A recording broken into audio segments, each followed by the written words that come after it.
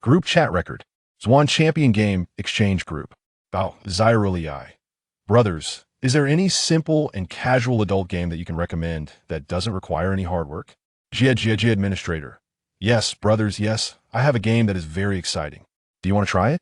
Bush Goman. Zunda Fake Do? How exciting is it? Jia Administrator. A 100 real holographic simulation game with visual, auditory, olfactory, tactile, taste, etc.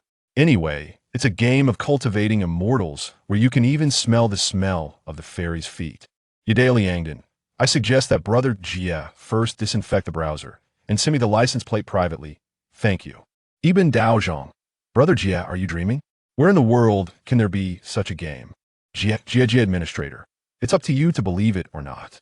This game is just about to be closed beta. I'm also comparing it with you stupid people. I'm just familiar with it. It'll give you 5 closed beta test spots. It'll send the link to the group. Be quick and you'll miss it. Jia Administrator. Virtual reality cultivation game Tianling OL. Tang San Zong Group Leader. Ajay, your account has been hacked? Don't send viruses. Go Sheng. 1. Brother Jia's computer must be infected. Jia Administrator. Brother San, the pattern is open. Have you forgotten that in the game planner? This game is absolutely real. You try it. They'll keep 1 spot for you. Tang San Zong Group Leader. Don't make a fuss. The link is reborn as a dealer in northern Myanmar. I'm busy attacking the desert. I'm gone. Ibn Taoist. My computer is installed with 360 Kingsoft antivirus Whirl. Let's try the virus first to see if this game is powerful enough. Bush Goman. I suggest that the Taoist wear a chemical protective suit to log in funny. Current number of reservations, 9. Tianling Continent, Yin Country, deep in the 10,000 mountains. I've really taken the bait. Su Jia looked at the number of reservations displayed on the screen, and a smile appeared on his lips. There must be a few curious people in the 2,000-person Zwan Champion Game Exchange Group.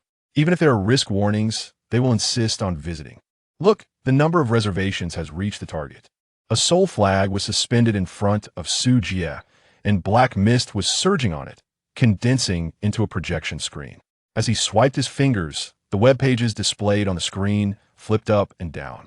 Tianling OL official website version announcement cultivation occupation player forum.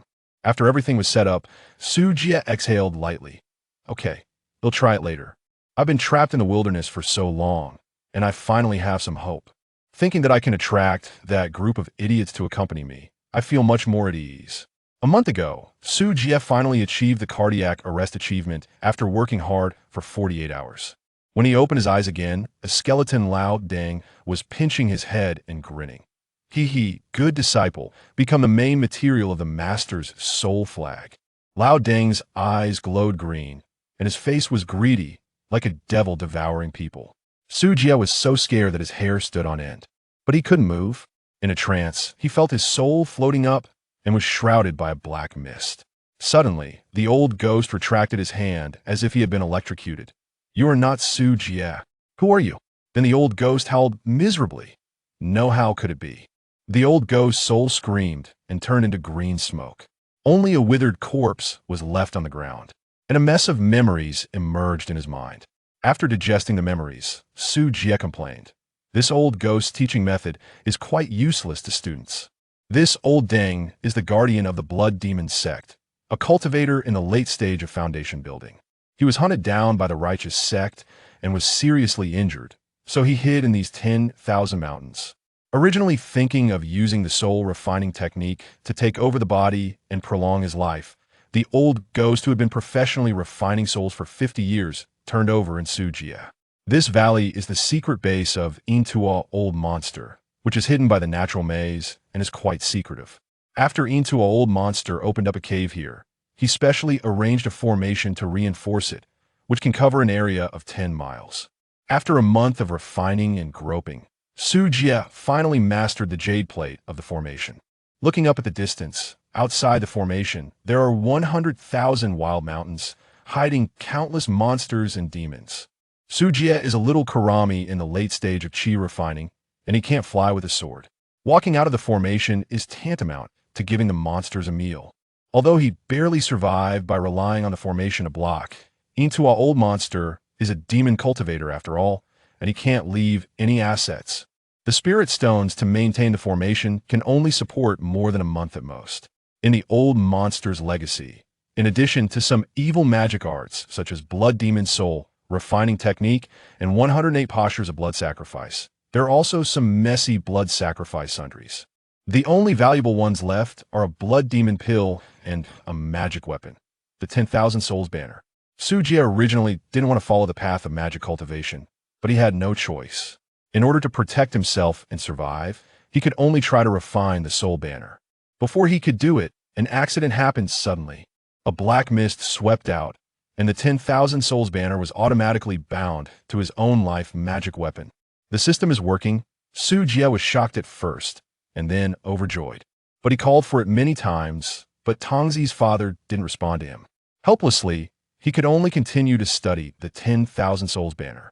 This research found a big problem. This 10,000 Souls Banner is actually soul-bound, and it can connect to another world through itself. Could it be that the golden finger I traveled through is swallowed by the 10,000 Souls Banner? Not sure. Let's see. Continuing to study, it was found that this Soul Banner had indeed mutated. It is similar to a game simulator that describes code generation, automatically improves logic, perfectly adapts values, and generates with one click. Lao Tong, did you send the wrong goods? Others traveled through time and received a system grandfather, but I received a fourth disaster login device. Is this right? Stupid player summoner? Fourth disaster breeder. Despite complaining, Sujie was still very satisfied with this life weapon. Because the level of the recruited players increased, the Soul Banner would feed back to him. In other words, the stronger the player, the stronger Sujie. In addition, he felt that this mutated Soul Banner still had many functions to be developed.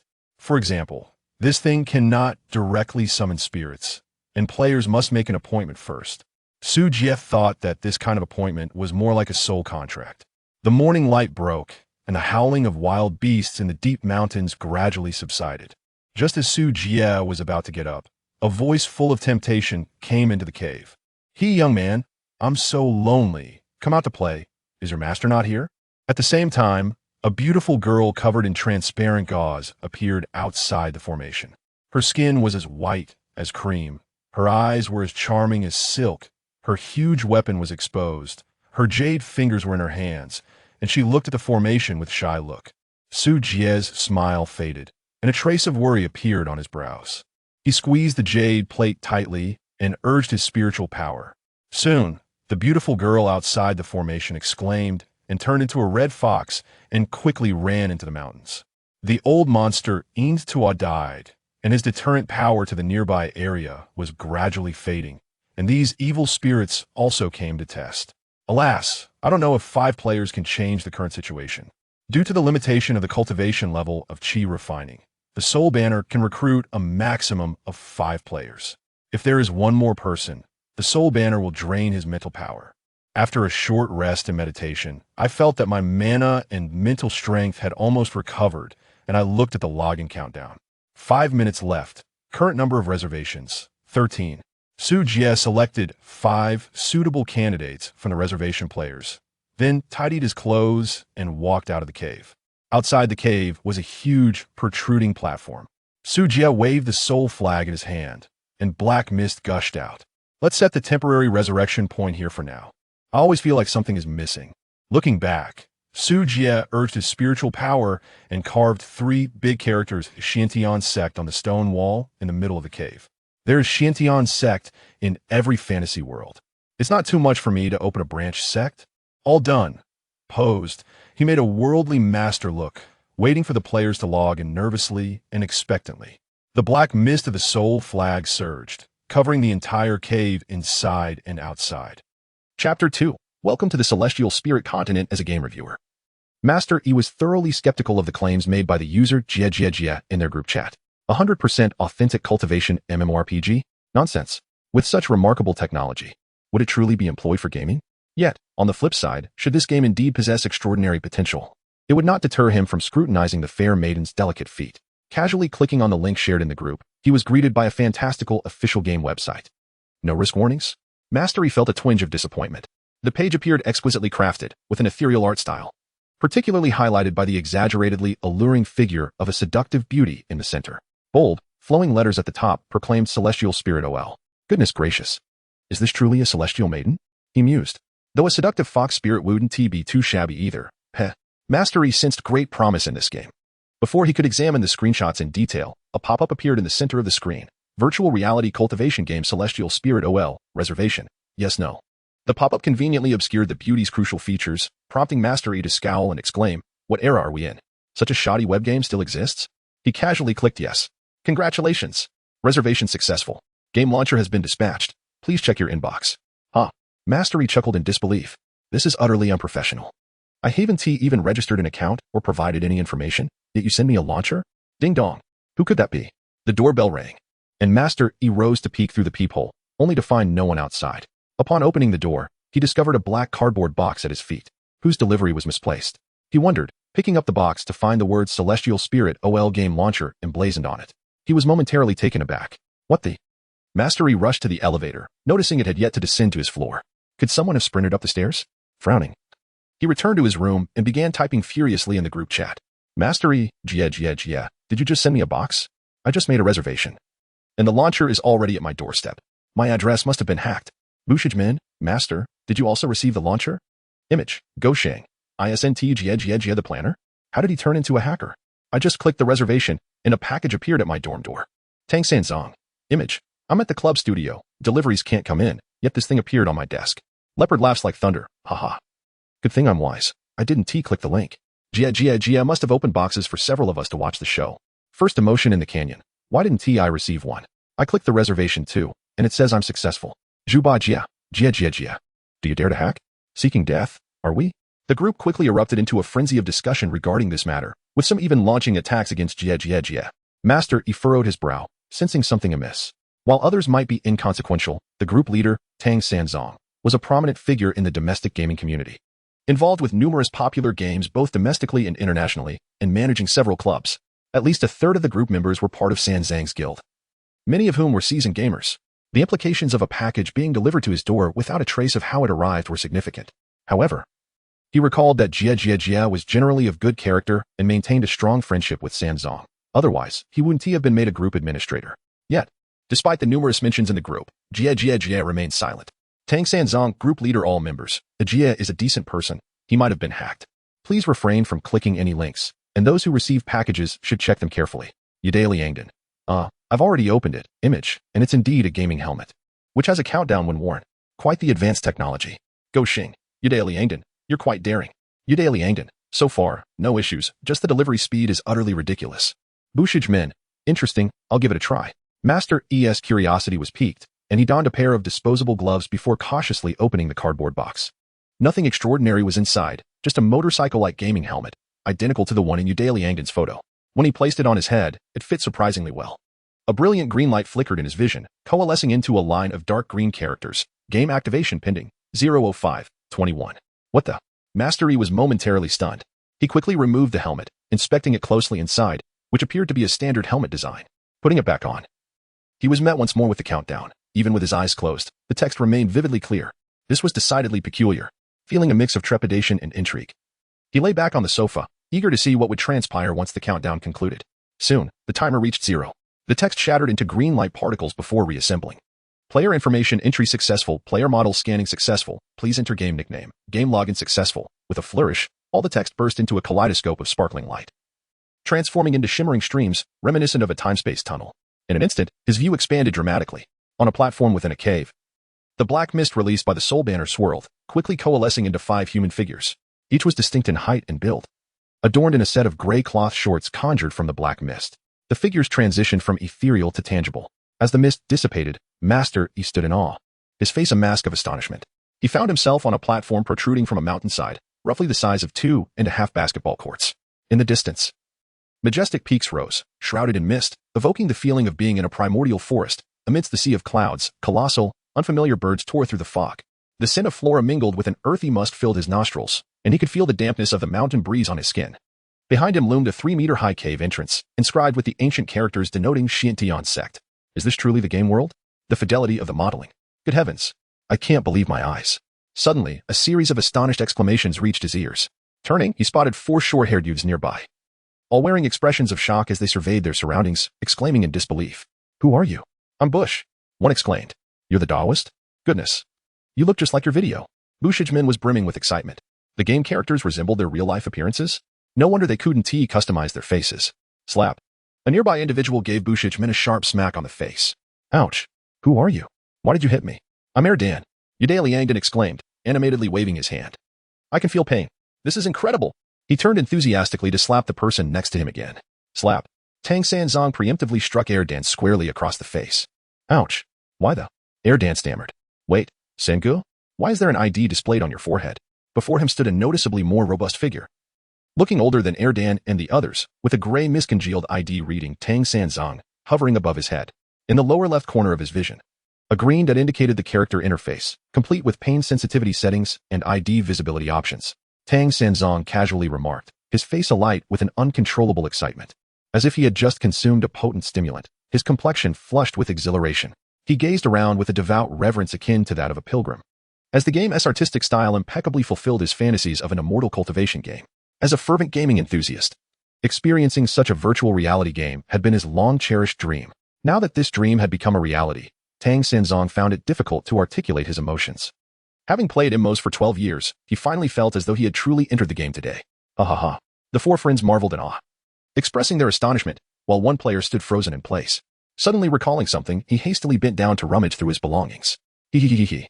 The sound of his excited yet somewhat lewd laughter drew the attention of the others. "Damn, is that guy Dogshang? How many are you looking at?"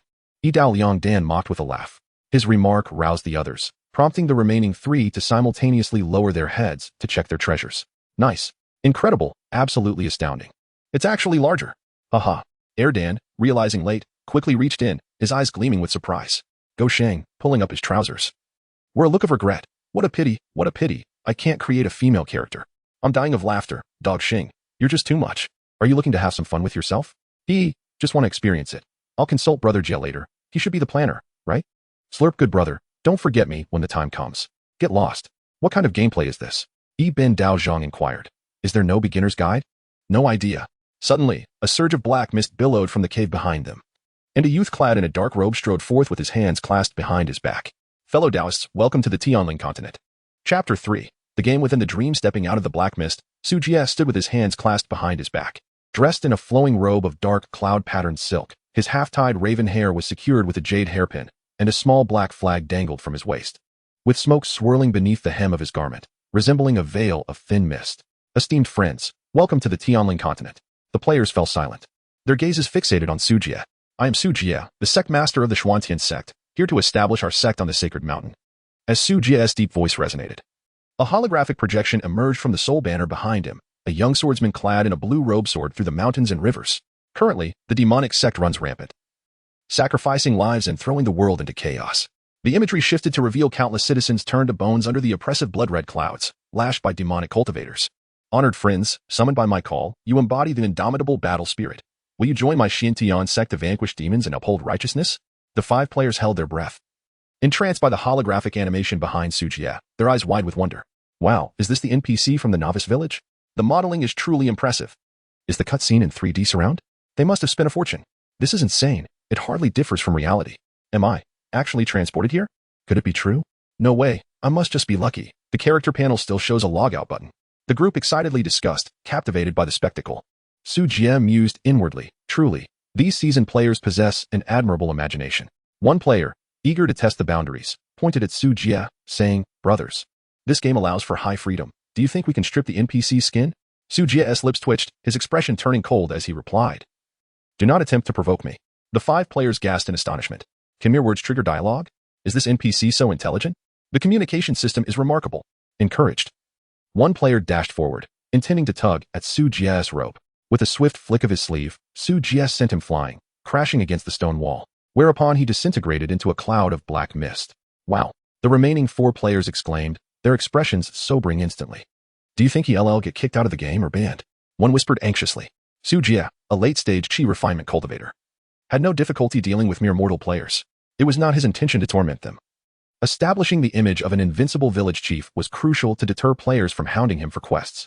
Moreover, it would enhance their immersion in the game. As mist swirled on the platform, the player reformed, albeit now in a translucent state, resembling a specter. The others quickly gathered around him. How did you become a ghost? What is the death penalty mechanism? You look like you're about to run away? Run away? His body was turned to mist. The player hastily checked his character panel. Lamenting, I've suffered a great loss. My experience points are in the negatives. He shared his panel, which could be viewed by players within 3 meters. ID, 1 knife 2 eggs. Race, Indomitable Battle Spirit. Human form, level, Mortal Stage, -510. Faction, none identity, none basic skills, none main profession, none secondary profession, none equipment, gray cloth robe. Now everything looks blurry, and my sense of touch feels dulled. It's unbearable. Oh, so the death penalty reduces experience, affecting gameplay perception. If I die again, will I be banned? That shouldn't be the case. Perhaps only restricted from logging in. Without the attribute panel or health bar? Don't you feel a heightened sense of reality? That is a valid point. Let us see if we can level up by fighting monsters later. The level system is intriguing, Mortal Stage, and later there should be Chi Refinement and Foundation Establishment stages, right? After all, it's a cultivation-themed MMORPG. And the levels align with the background. Look, there's a cave behind this NPC. Should we explore? Brother, diving into every hole will only lead to trouble. Can't you see this NPC is blocking the way? One player, cautious, approached Sujiya and asked, May we enter? Not at all, that is my cultivation cave. Sujiya replied, adhering to his NPC duties. Follow me. With that, he circumvented the cave and proceeded towards the rear mountain. The novice guidance had begun. The 5 players eagerly followed. In the rear mountain, trees stood tall, sunlight filtering through the leaves and casting dappled shadows upon them. Wow, the lighting effects are phenomenal. Look at the mountains, the grass, the trees. This visual, every frame is a work of art, worth every penny. This is absolutely stunning. Check out the shadows. One player exclaimed, pointing at the ground. The players' hair and clothes swayed in the mountain breeze, their shadows moving synchronously. Such natural physics in the visual effects was truly remarkable. Observing the players' astonished expressions, Sujiya smiled nostalgically, channeling his spiritual energy to leap forward, covering several yards in one bound. Wow, he is sprinting. I want to learn this skill. The players shouted, racing after him. Upon reaching the rear mountain, a pungent, bloody scent assaulted their senses. Is that the smell of blood? It seems the sensory system can't be adjusted. Goodness, this pool of blood. Have we entered the territory of the Tiger Vanguard? Before them lay a depression in the mountainside, a pool of dark red blood bubbling ominously. The surface was coated with a murky film, and viscous bubbles burst, releasing a nauseating stench. This blood pool was a remnant of the sinister rituals left behind by the ancient demon, who knew how many lives had been sacrificed. Now, I shall impart the breath absorption technique to enhance your strength. Sujiya extended his finger, and 5 streams of dark mist entered the players' foreheads. You have learned a new skill, breath absorption technique. Gray text appeared before the 5 players simultaneously. A novice skill? It seems to be a passive one. What about novice equipment? Ignoring their exclamations, Sujiya waved his sleeve, causing the blood pool to surge, dark red energy flowing towards the players. This is the blood pool. You can utilize the blood energy within to cultivate. One player checked his panel, noticing a swirling icon in the skill section, but no description of the skill. Nearby, another exclaimed excitedly, look, the experience bar is rising. They hurriedly checked, and indeed, on the panel, the experience points had changed to 110. A passive skill with such an effect? Does that mean we can level up just by standing still? Haha, you can tell you've read too few novels.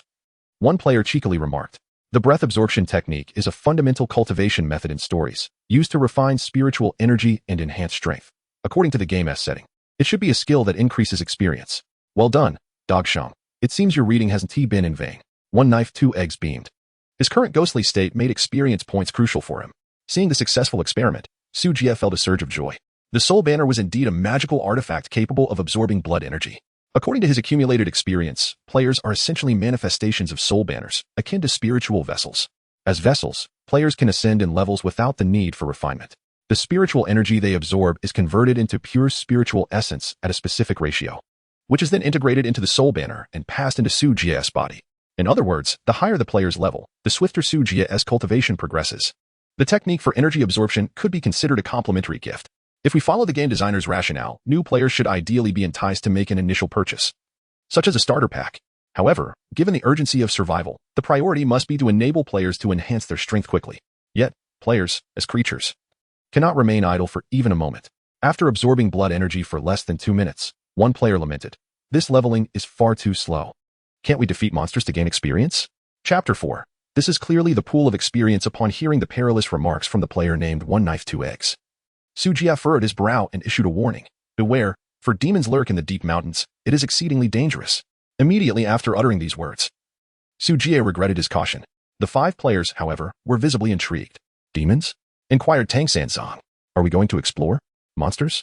Chandani bin Daozhang. Experience points? Added 1 knife 2 eggs. Equipment drops? Questioned Bush Gamin. Game currency? Concluded Gosheng. Su Jie remained silent.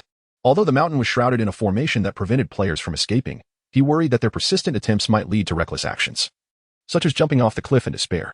To remedy the situation, Su Jie pointed to the mountain peak beneath the cave and proclaimed, "My sect is newly established and in need of recruits. Would you be willing to join my Shantian sect? By becoming a member, you will learn spells and enhance your efficiency in slaying demons." Joining the sect equated to learning skills. The 5 players nodded in agreement, and immediately, gray misty characters materialized before them. "You have joined the faction Shantian sect." They glanced at their status panel, which now indicated their identities as disciples of the Shantian sect. Su Jie waved his hand, conjuring several plants. The players immediately gazed at the storage pouch at his waist. How did he produce that? A magical artifact? I recognize it. It's a storage pouch from novels. It must be a game item, right? A game backpack? Without elaborating, Su Jie seized the opportunity to entice them further. As disciples of this sect, if your contributions are sufficient, you may exchange them for a storage pouch. Tang Senzong promptly inquired, "Master, how do we earn contribution points?" The others fixed their eager gazes on Su Jie. They were seasoned players, highly attuned to the intricacies of game currency. Although they were uncertain whether contribution points constituted the game's currency, the mere possibility of obtaining a backpack was enough to motivate them to grind tirelessly. The significance of a backpack to players was akin to that of divine equipment. Especially in such an immersive and realistic game, it was an indispensable asset. Moreover, ingrained in the instincts of the fourth catastrophe, the players were inclined to hoard items regardless of their immediate utility. Su Jie, clearly aware of this, continued, "The sect requires ample materials and the cultivation of spiritual fields. You may collect items such as Endapos, Wind Whispering Grass, Endapos, Blood Dew Flower, Endapos, 3-leaf Spirit Vine Endapos, from the back mountain." He handed the plants to the 5 players as references and assigned them tasks of logging and clearing land. The 5 players accepted their assignments and promptly set to work, vigorously scraping away at the grass. Without proper tools, felling trees and clearing land was cumbersome. Gathering plants was evidently the simpler option. Observing the industrious players, Su Jie felt a sense of relief and returned to the cave. The name Shantian sect was chosen at random, intended to instill a sense of belonging among the players. Assigning tasks would channel their abundant energy and keep them near the blood pool to absorb vitality and level up, ultimately aiding Su Jie in enhancing his own spiritual power. After all, the primary objective remained to survive in the treacherous mountains. Back in the cave, Su Jie adjusted his posture and summoned the soul banner, which materialized in his hand. This innate magical artifact had already been refined into his dantian, nurtured by his spiritual energy. As the players leveled up, the soul banner would reciprocate. With a swift motion, the soul banner unfurled, and Su Jie mused, "The players have successfully logged in. Let us see if the soul banner has acquired any new functions." Since refining the soul banner, he had been aware of its independent space within. However, he had yet to ascertain its true dimensions as it harbored numerous terrifying spirits and other sinister entities.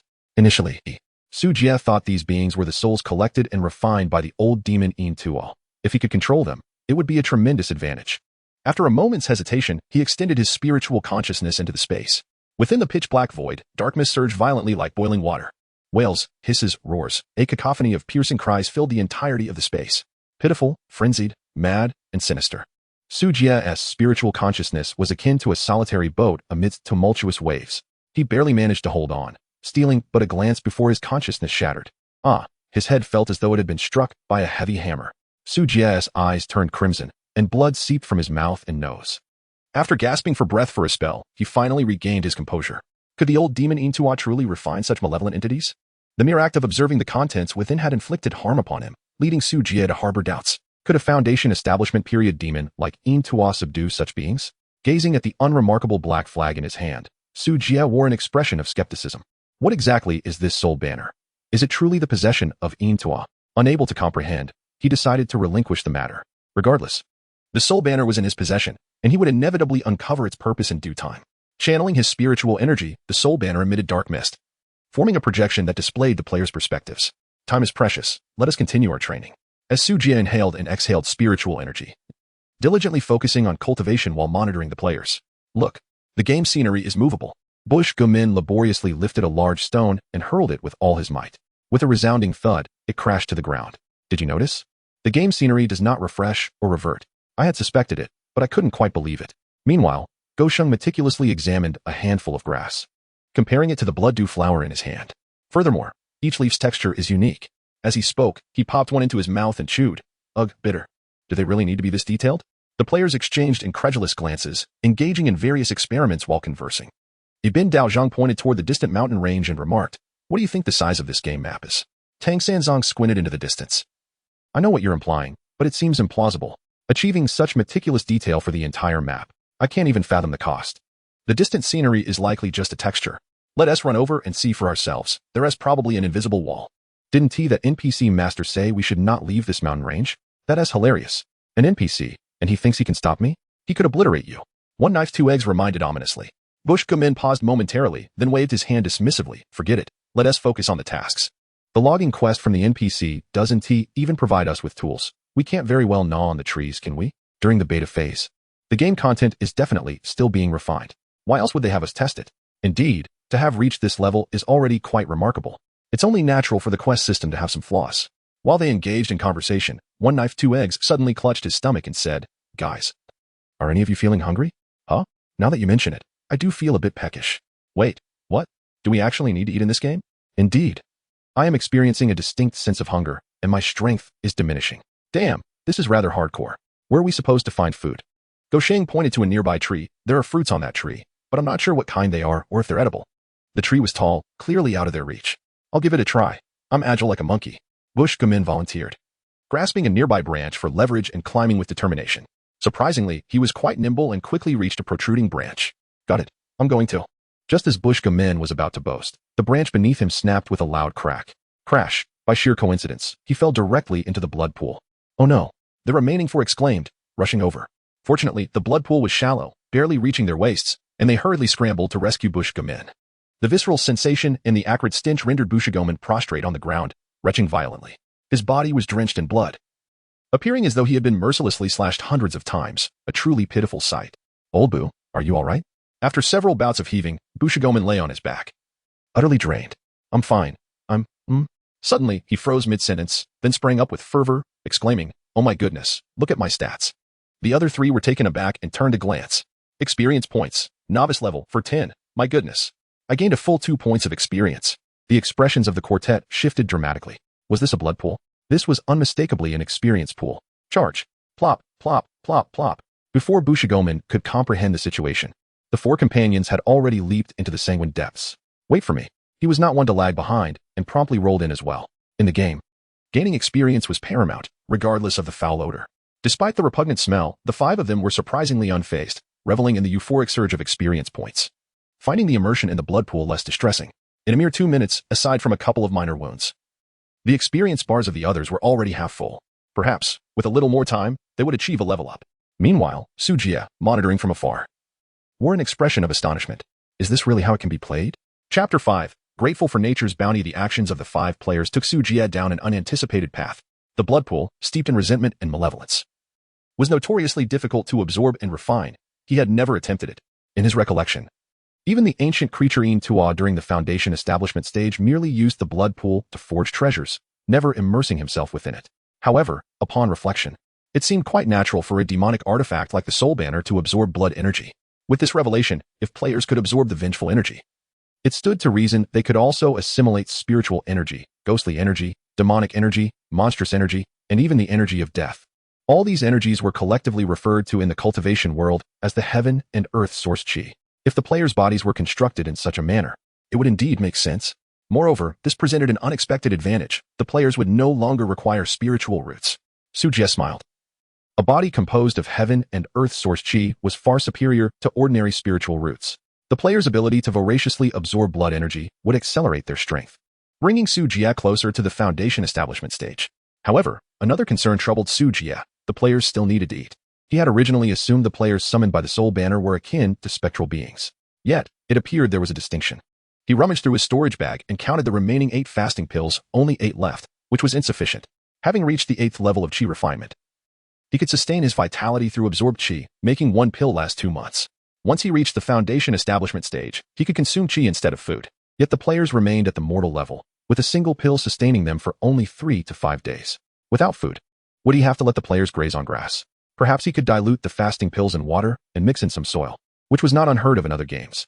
As Su Jie contemplated solutions, he underestimated just how far players would go for the sake of leveling up. In the blood pool, Gosheng suddenly exclaimed, "Brothers, I have a bold idea." The other 4 turned to him. Gosheng continued earnestly, "According to the game S setting, We need to absorb the blood energy from the pool to gain experience, right? It's slow on the shore. That means we're digesting too slowly. But if we immerse ourselves, our experience will soar. What if we drink the blood directly from the pool? Wouldn't that level us up faster? The four stared at Go Sheng in astonishment. No way. You're actually going to drink that bloody slush? What's wrong? If it levels us up, that's what matters. Old Bu drank some earlier, and he didn't die? Go Sheng bent down, scooped a handful of blood water, and shouted, brothers, I'll be the first to honor this. With a slurp, the remaining four gaped in disbelief as he took a large gulp of blood. Go Sheng, are you serious? Go Sheng smacked his lips, grinning with blood splattered about, an unsettling sight. It's not bad, just a bit tangy, like watermelon juice. Yi Dao Dan couldn't help but retort, yuck. Go Sheng, that's just like you. Bu Shijman quipped, you don't have some weird food fetish, do you? Tang Xinzong asked, so, did you gain experience? Go Sheng glanced at his status panel, excitement lighting his face. Effective. Experience is rising faster. He took 2 more large gulps, and feeling unsatisfied, he plunged his head into the blood pool. Glub, glub. The others wore expressions akin to subway commuters staring at their phones. Though this was a game, it felt exceedingly real. They simply could not bring themselves to join in. Burp. Go Sheng stood up, letting out a hearty belch and patting his belly, now no longer hungry. Just as he finished speaking, he suddenly shivered as if struck by electricity. A euphoric sound escaping his lips. Oh yeah, this feels fantastic. Bu Shijman shuddered in disgust. Get lost. Did you just urinate in the pool? Suddenly, Yi Dao Dan pointed at Go Sheng's head, exclaiming, Go Sheng? Why did your ID change color? The others also noticed. As his ID shifted from grayish-white to a pale cyan, Yi Dao seemed to realize something and hurriedly said, Go Sheng, check your experience points. Go Sheng, momentarily stunned, quickly opened his panel. To his astonishment, his level had risen from mortal rank to Qi refinement stage 100. Holy cow, I leveled up. Go Sheng exclaimed with glee. The four exchanged glances, astonished at the effectiveness of this method. What changes come with leveling up? Yi Dao pressed. Oh, it feels amazing during the upgrade. Go Sheng squinted, relishing the memory. How amazing. Incredibly amazing. Super amazing. More exhilarating than shooting down a plane, though. It was just that one shiver. Unbelievable. This game really knows what players want. A neural interaction system? What kind of black technology is this that it can simulate such pleasure? Enough nonsense. Go Sheng. Did anything else change? I think my strength increased. Go Sheng scratched his head uncertainly, then pointed toward the distant mountains. I feel like I can see further and hear better, though I haven't tested it yet. Attribute enhancement? Improved visibility? Well, is this all the benefits of reaching the Qi refinement stage? Hearing Go Sheng's descriptions, the others could no longer hold back and promptly dove into the blood pool, gulping it down. Su Jie observed the surveillance footage, slowly closing his agape mouth in disbelief. Well, this temporarily resolved the food issue. With their Qi refinement cultivation, at least the player's need for food would gradually diminish. Given the blood pool's reserves, it should suffice for a while longer. The 5 players, now satiated, collectively ascended to Qi refinement stage 1. At this moment, the 5 sanguine figures were joyfully bouncing about, reveling in the thrill of becoming cultivators. While the Qi refinement stage did not fully transcend mortality, they were undoubtedly superior to ordinary mortals, albeit with limitations. The true distinction from mortals lay in their ability to harness spiritual energy to cast spells. Thus, Su Jie pondered whether he should impart skills to the players now. Once the players learned skills, their destructive potential would escalate exponentially. Perhaps he could withhold offensive spells or increase the cost of learning skills. Basic spells like manipulating objects, summoning winds, drifting clouds, and conjuring rain would suffice. As Su Jie contemplated which skills to offer the players, he remained oblivious to their perspective. Bloop. A series of bubbles erupted from the blood pool, bursting on the viscous surface and transforming into tendrils of black mist. As the bubbles multiplied, countless of them surged forth, enveloped in dark smoke. The once thick blood began to twist and writhe as if alive, coalescing into a vortex at the center of the pool. From the eye of the vortex, a pale, skeletal arm slowly emerged, droplets of blood trickling from its sharp claws back into the pool's depths. An eerie chill suddenly enveloped the area. Bu Shijman, closest to the blood pool, shivered and turned to look. Emerging above the surface was a ghostly figure with disheveled hair. The pale, mottled skin was laced with spiderweb-like black veins, and through the strands of hair, a ghastly white face was faintly visible. Blood streaming from the corners of its eyes, with a pair of crimson orbs radiating malevolence. It grinned, mouth stretching to its ears, emitting a sharp, monstrous laugh. However, before it could fully laugh, Bu Shijman let out a shriek sharper than the ghost's. Oh, what the hell? The ghost's smile froze, seemingly thrown off balance by the piercing scream. Attracted by the commotion, the others turned to witness the anomaly in the blood pool. What is that? A monster? A ghost? No way. Are undead creatures spawning in the newbie village? The players exchanged incredulous glances, hesitant to act rashly. The female specter fixated intently on the 5 players, emitting a piercing shriek before lunging towards the nearest Bushman. In an instant, her claws penetrated the heart of the Bushman, executing a lethal strike. She then fixed her gaze upon his eyes, savoring the terror that enveloped him in his final moments, believing such a display would yield a greater sense of intimidation. However, to her astonishment, the expression on this human's face, though tinged with fear, was predominantly exhilaration. With a sudden motion, he embraced her. What? A wave of genuine confusion washed over the female specter. The Bushman exclaimed with delight, "Brothers, this ghost can make physical contact. She doesn't phase through." Since the attack had been initiated, it was clear she was not an ally. Yet, the prospect of tangible interaction with the specter was intoxicating. Double the thrill. Nice. "I'm coming for you," cried one player. "Release that ghost. Allow me to take my turn," shouted another. "Demon, come at me," declared yet another. "Hee hee. Thank you, Mother Nature, for this gift." As the remaining four charged toward her with wild enthusiasm, the specter's eerie demeanor began to falter. How absurd. Who, in fact, is the true specter here? Chapter 6. The Emperor's banner emitting dark smoke is not my concern. The ghostly woman's claws remained embedded in Bushij's chest, as four renowned players lunged at her like famished wolves. Demon disciple, perish. Suddenly, a piercing shriek erupted from the ghost's lips, causing the four players to stagger and collapse as if they had been intoxicated. What kind of skill is this? A sonic attack? What is happening? The graphics are all distorted. Goodness, Taoist, your nose is bleeding. Is this how a boss in the novice village behaves? How are we supposed to deal with this? With a sudden motion, the ghost discarded Bushij and floated towards the quartet, her eyes filled with a venomous rage. Then, an overwhelming black mist surged forth, approaching in the blink of an eye. Into the old monster. The ghost screamed in terror, retreating in haste. Sujia, holding the soul banner, emerged from the black mist, his expression cold and fixed upon the ghost. He pondered inwardly, the blood transformation pool can actually condense vengeful spirits? The pool's dense malevolent aura was chaotic and murky. Sujia had never refined it before and was astonished to discover a Een spirit of the 7th level of chi refinement lurking within. What is your connection to Een the old monster? The ghost fixed her gaze on the soul banner, her voice dripping with hatred. The old monster has already been slain, Sujia replied coldly. He had yet to engage in a battle of spells, tension coiling within him. The ghost was momentarily stunned. Dead? No. How could he possibly die? She glared at Sujia's soul banner, her eyes radiating palpable animosity. The 10,000 souls banner. All demon cultivators must perish. You must die. Her shriek shattered the eardrums as she charged at Sujia in a frenzy. Sujia focused to block the sonic attack, finding it less challenging than anticipated. Easing his mind, he promptly formed a hand seal. 9 nether abyss. Yellow springs upside down. I command your vengeful bones. Enter my banner abyss. The soul banner summoned a chilling wind, dense black mist billowing forth. The frigidine energy coalesced into a vortex. The ghost screamed in agony as her form came into contact with the black mist, disintegrating like ashes in a fierce blaze. Her body, like wisps of silk, was instantaneously drawn into the soul banner, offering no resistance at all. The black mist surged forth, only to be swiftly drawn back, along with the ghost, into the depths of the soul banner. Is that it? Sujia found himself momentarily taken aback. He had expected this ghost, also at the peak of chi refinement, to engage in a fierce battle of spells. Yet, what transpired was an instant defeat. Just like that, she was refined? The soul banner is far more formidable than I envisioned. The spell he had previously used, the soul command, was not taught to him by Een the old monster, but rather was an inherent incantation of the refined soul banner. Additionally, there were further spells like the soul refining spell, the fiery karma spell, and the ghost command, which he was currently incapable of casting. Gazing at the soul banner in his hand, he noticed the faint outline of the ghost's soundless scream, soon to be engulfed by the black mist. Merit 0. 5. The faint golden characters on the banner flickered and vanished. Sujia blinked, almost doubting his own eyes. The previously unremarkable edges of the soul banner seemed to shimmer with a hint of golden light. Where is my ghost? The recently revived Bushij rushed over, eyes wide with confusion. There, taken by the NPC. A plot kill? Bushij glared at Sujia, indignation etched on his face. I was just about to touch it. Cough. Cough. Sujia addressed the 5 players. You all performed admirably, aiding in the eradication of the sect's malevolent entity. Taoist. Why did that ghost say we are demon disciples? Asked Ibn Taoist, suspicion lacing his voice. Utter nonsense. Sujia responded sternly. Our Xiantian sect is a righteous sect. Do not be swayed by the words of evil spirits. Tang Sanzang pointed at the soul banner in Sujia's hand. Master. She said that the 10,000 souls banner. Nonsense. Sujia retorted. This is the Emperor's banner, the treasured artifact of my Xiantian sect.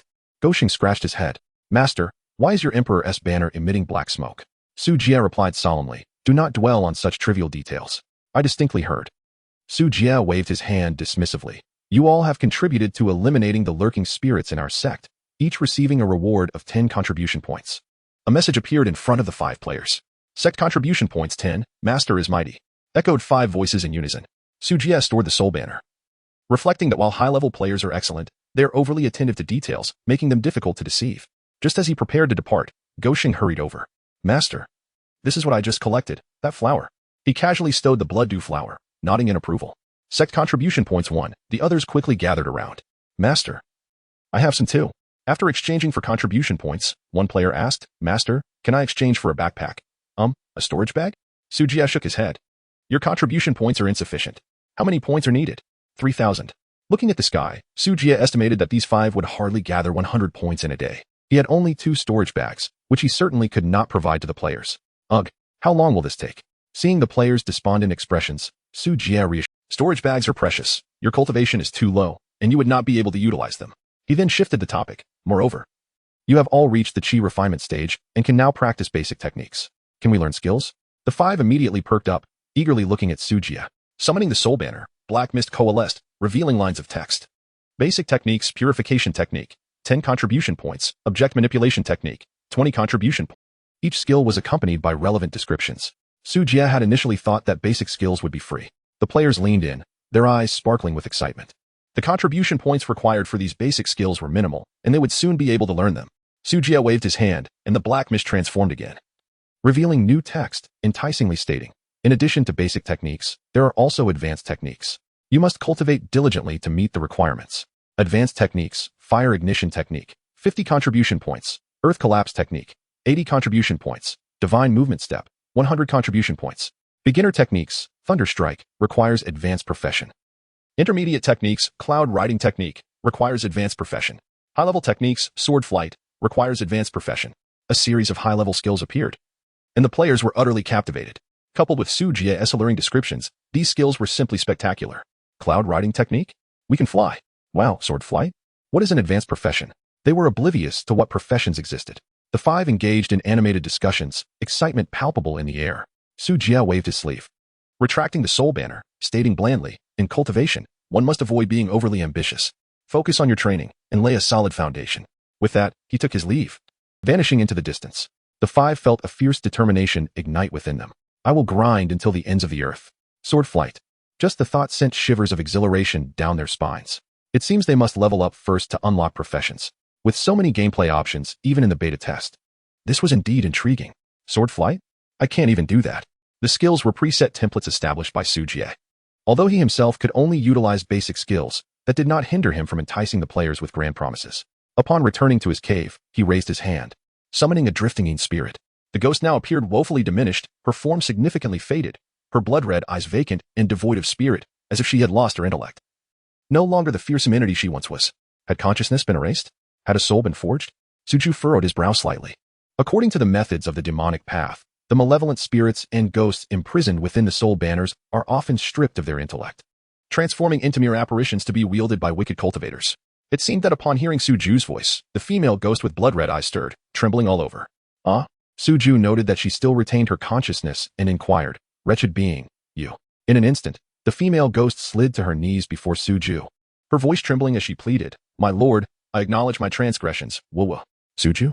Chapter 7. The new transformation of the soul banner and player class concepts. The female ghost glided rapidly, leaving even Su Jie at a loss.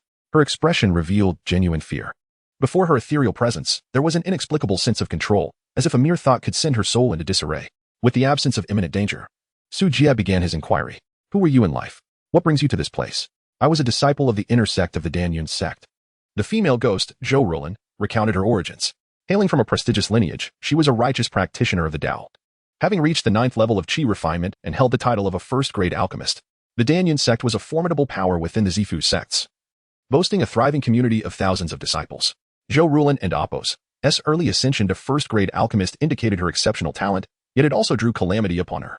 About a year prior, she had ventured into the 10,000 Great Mountains with a fellow disciple in search of medicinal herbs for alchemy. Shortly after entering the mountains, she was ambushed and rendered unconscious by her senior sister, who subsequently severed her tendons and subjected her to a month of inhumane torment. After crippling her cultivation, she discarded her body to be devoured by beasts. Just as her remains were being consumed, the sinister old monster, Yin Tuo, happened to pass by. Drawn by her intense resentment, he collected her with the intention of extracting her soul to refine it into the Wanhun banner. However, after a brief excursion, he left her fate hanging in the balance. In the blood transformation pool, suffused with dense Yin energy, Zhou Rulan's body was preserved and soon transformed into a vengeful spirit. When players inadvertently entered the blood transformation pool, Their energy resonated, leading to her emergence. Her tragic tale was one marked by profound misery, a stark reason for her transformation into a vengeful spirit. Curiosity piqued, Sujie asked, "Why does your senior sister harbor such hatred towards you?" Zhou Rulin's ghostly aura surged, her voice tinged with bitterness. "That wretched Lu Ningxuang coveted the Qing Nong Dan Jing, which my master entrusted to me. And she grew resentful, as brother Yuan Qing often worked with me in alchemy." "Enough, I understand," Sujie interjected, mentally concocting a melodramatic narrative of tragic love within the sect. "So, you possess alchemical skills?" Zhou Rulin retracted her ghostly essence, meekly responding, "Master, I have become a ghostly being and can no longer condense the alchemical fire for refining." Noticing Sujie's frown, Zhou Rulin, anxious about being soul-forged, quickly added, "Master, I can present the Qing Nong Dan Jing to you, a cherished secret text of the Danyun sect, a third-grade alchemical scripture containing 3 formulas. Third-grade scripture? A valuable treasure. Sujie's interest piqued. Does it include a foundation-building formula? And no, it does not. Sensing Zhou Rulin's uneasy demeanor, Sujie inquired, "What is it? Does the Zifu sect lack the capability to refine foundation-building elixirs?" In the Tianling continent, the ranks of sects were intrinsically linked to their top-tier combat prowess. For instance, there were foundation-building sects, Zifu sects, and Jindan sects. As for the Yuanying ancestors, they were powerful enough to establish nations and be revered by multitudes. "Oh, Master, you may not be aware, but the formula for the foundation-building elixir is a closely guarded secret held by the royal family of the Yin Kingdom. And no one in the Yin territory dares to covet it. Is that so?" Sujie pondered. "The saying goes that one spends 10 years in qi refinement and 100 years on foundation building. Many cultivators achieve full qi refinement early on. Yet they languish for centuries at the final bottleneck of foundation building. Without the assistance of a foundation-building elixir, ascending to that level is akin to scaling a mountain." The importance of the foundation-building elixir was becoming increasingly clear. To possess the foundation-building elixir is to grasp the lifeblood of cultivators, Sujie mused softly, except for demonic cultivators. Zhou Rulin nodded earnestly, gazing at Sujie with admiration. Indeed, demonic cultivators are less reliant on foundation-building elixirs.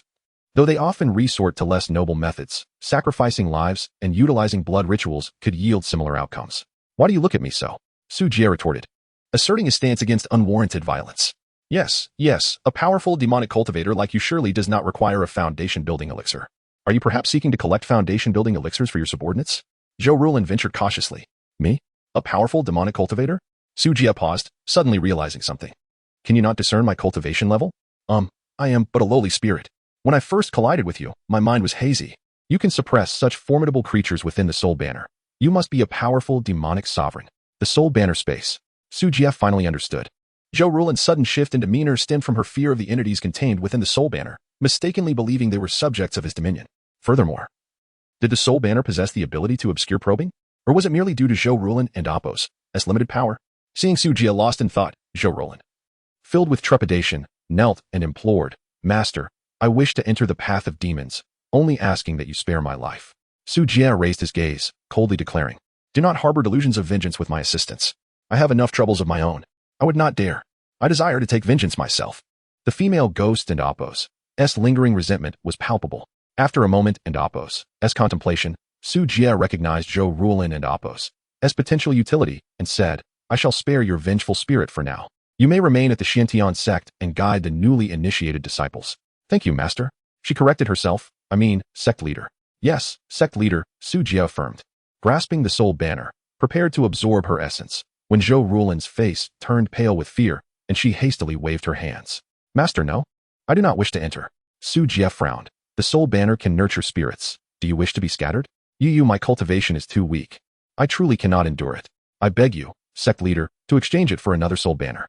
Faced with the tearful female ghost, Sujie reluctantly retrieved another, simpler Soul Banner, one he had crafted himself, devoid of any spirits. "Absorb." Zhou Rulin offered no resistance, dutifully entering the new Soul Banner. Having established her as an NPC, Sujie contemplated how to train her into a competent guide. With a clear plan forming in his mind, he gently stroked the banner and Apos' surface, and a black mist coalesced, revealing a line of faint golden text at the top. Merit 0.5. This was a novel change observed in his Soul Banner while absorbing the ghostly spirit. Does capturing vengeful souls yield merit? Sujie pondered. However, the merit was still too scant to discern its implications. Moreover, it was rather peculiar for a demonic artifact to accrue merit. In addition to the merit record, a tiny green light, the size of a soybean, flickered gently. Upon probing it with a spiritual sense, it unfurled into a line of text. Inheritance, alchemy, with the text, Qing Nong Dan Jing. Alchemy inheritance? Is it duplicating the ghost's knowledge? Su Jie beamed with delight. The Soul Banner's functionality was extraordinarily overpowered. If he could capture other practitioners in the future, could he not also acquire their legacies? Though his own journey into alchemy might be too late and lacking in talent, players could certainly learn. If he could establish it as a skill tree, would it not lead to the creation of an alchemist class? If alchemical inheritance was possible, could swordsmanship, talismans, formations, artifact crafting, and beast taming also be included? The myriad arts of cultivation, if they could all be transformed into inheritances, would that not open up a wealth of new classes for players? Su Jie's mind surged with inspiration, feeling he had grasped the essence of utilizing the Soul Banner. He immediately began exploring how to transmute the alchemical inheritance into a skill. In the rear mountain, a cluster of spiritual materials lay by the blood transformation pool. 5 players toiled relentlessly, from noon until dusk. When hunger struck, they would consume blood to replenish their energy before continuing their search for quest items in the forest. The surrounding grassland was left in disarray. Oh yeah, he. Bushigoman trembled all over, emitting a cry that was difficult to behold. Must you call out so ecstatically? Tang Xinzong sneered, expressing his disdain. Brother San, that's excessive. Your shout during your upgrade was even louder than mine. Regrettably, the experience bar for leveling up grew longer, making it increasingly challenging to savor such sensations in the later stages. This seemed to follow the traditional style of online games, where early levels yielded a straightforward 999 damage per hit, while later levels escalated to 9,999 damage for each progression. At this moment, the 5 players had collectively ascended to the second stage of Qi refinement, and the experience required for leveling had surged correspondingly, beyond their inherent desire for advancement. The exhilarating thrill of experiencing that fleeting moment of upgrade served as their principal motivation. To be candid, this game was nothing short of miraculous. Mastery, wiping the sweat from his brow, remarked, the brain-machine interface technology alone cannot possibly master such intricate neuronal reflex techniques. Where did this black technology even emerge from? Could it be extraterrestrial? What nonsense. If they were aliens, what purpose would they have in capturing us internet-addicted youths? Do aliens even understand cultivation? You might as well ponder whether the spiritual energy has revived. Why overthink it? We'll simply ask Brother Jia when we log off later. As the 5 continued their discussion, suddenly, Gosheng collapsed to the ground. What is wrong with him? The others turned to see Gosheng looking bewildered as he got back on his feet. The system just notified me that I need to log off and rest. What? This game has an anti-addiction system? No way. I don't want to log off. Huh. Why am I not affected?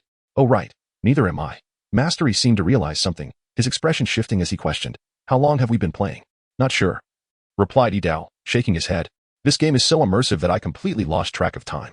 Tang Sanzong estimated. At least 10 hours have passed. Have you all eaten breakfast? Mastery inquired. The others also began to comprehend. No wonder they had consumed so much blood yet still felt hungry. After more than 10 hours of play without food or drink, if they didn't log off soon, they might genuinely starve to death. At that moment, Su Jie floated over and addressed the 5. It is time for you to enter meditation and cultivation.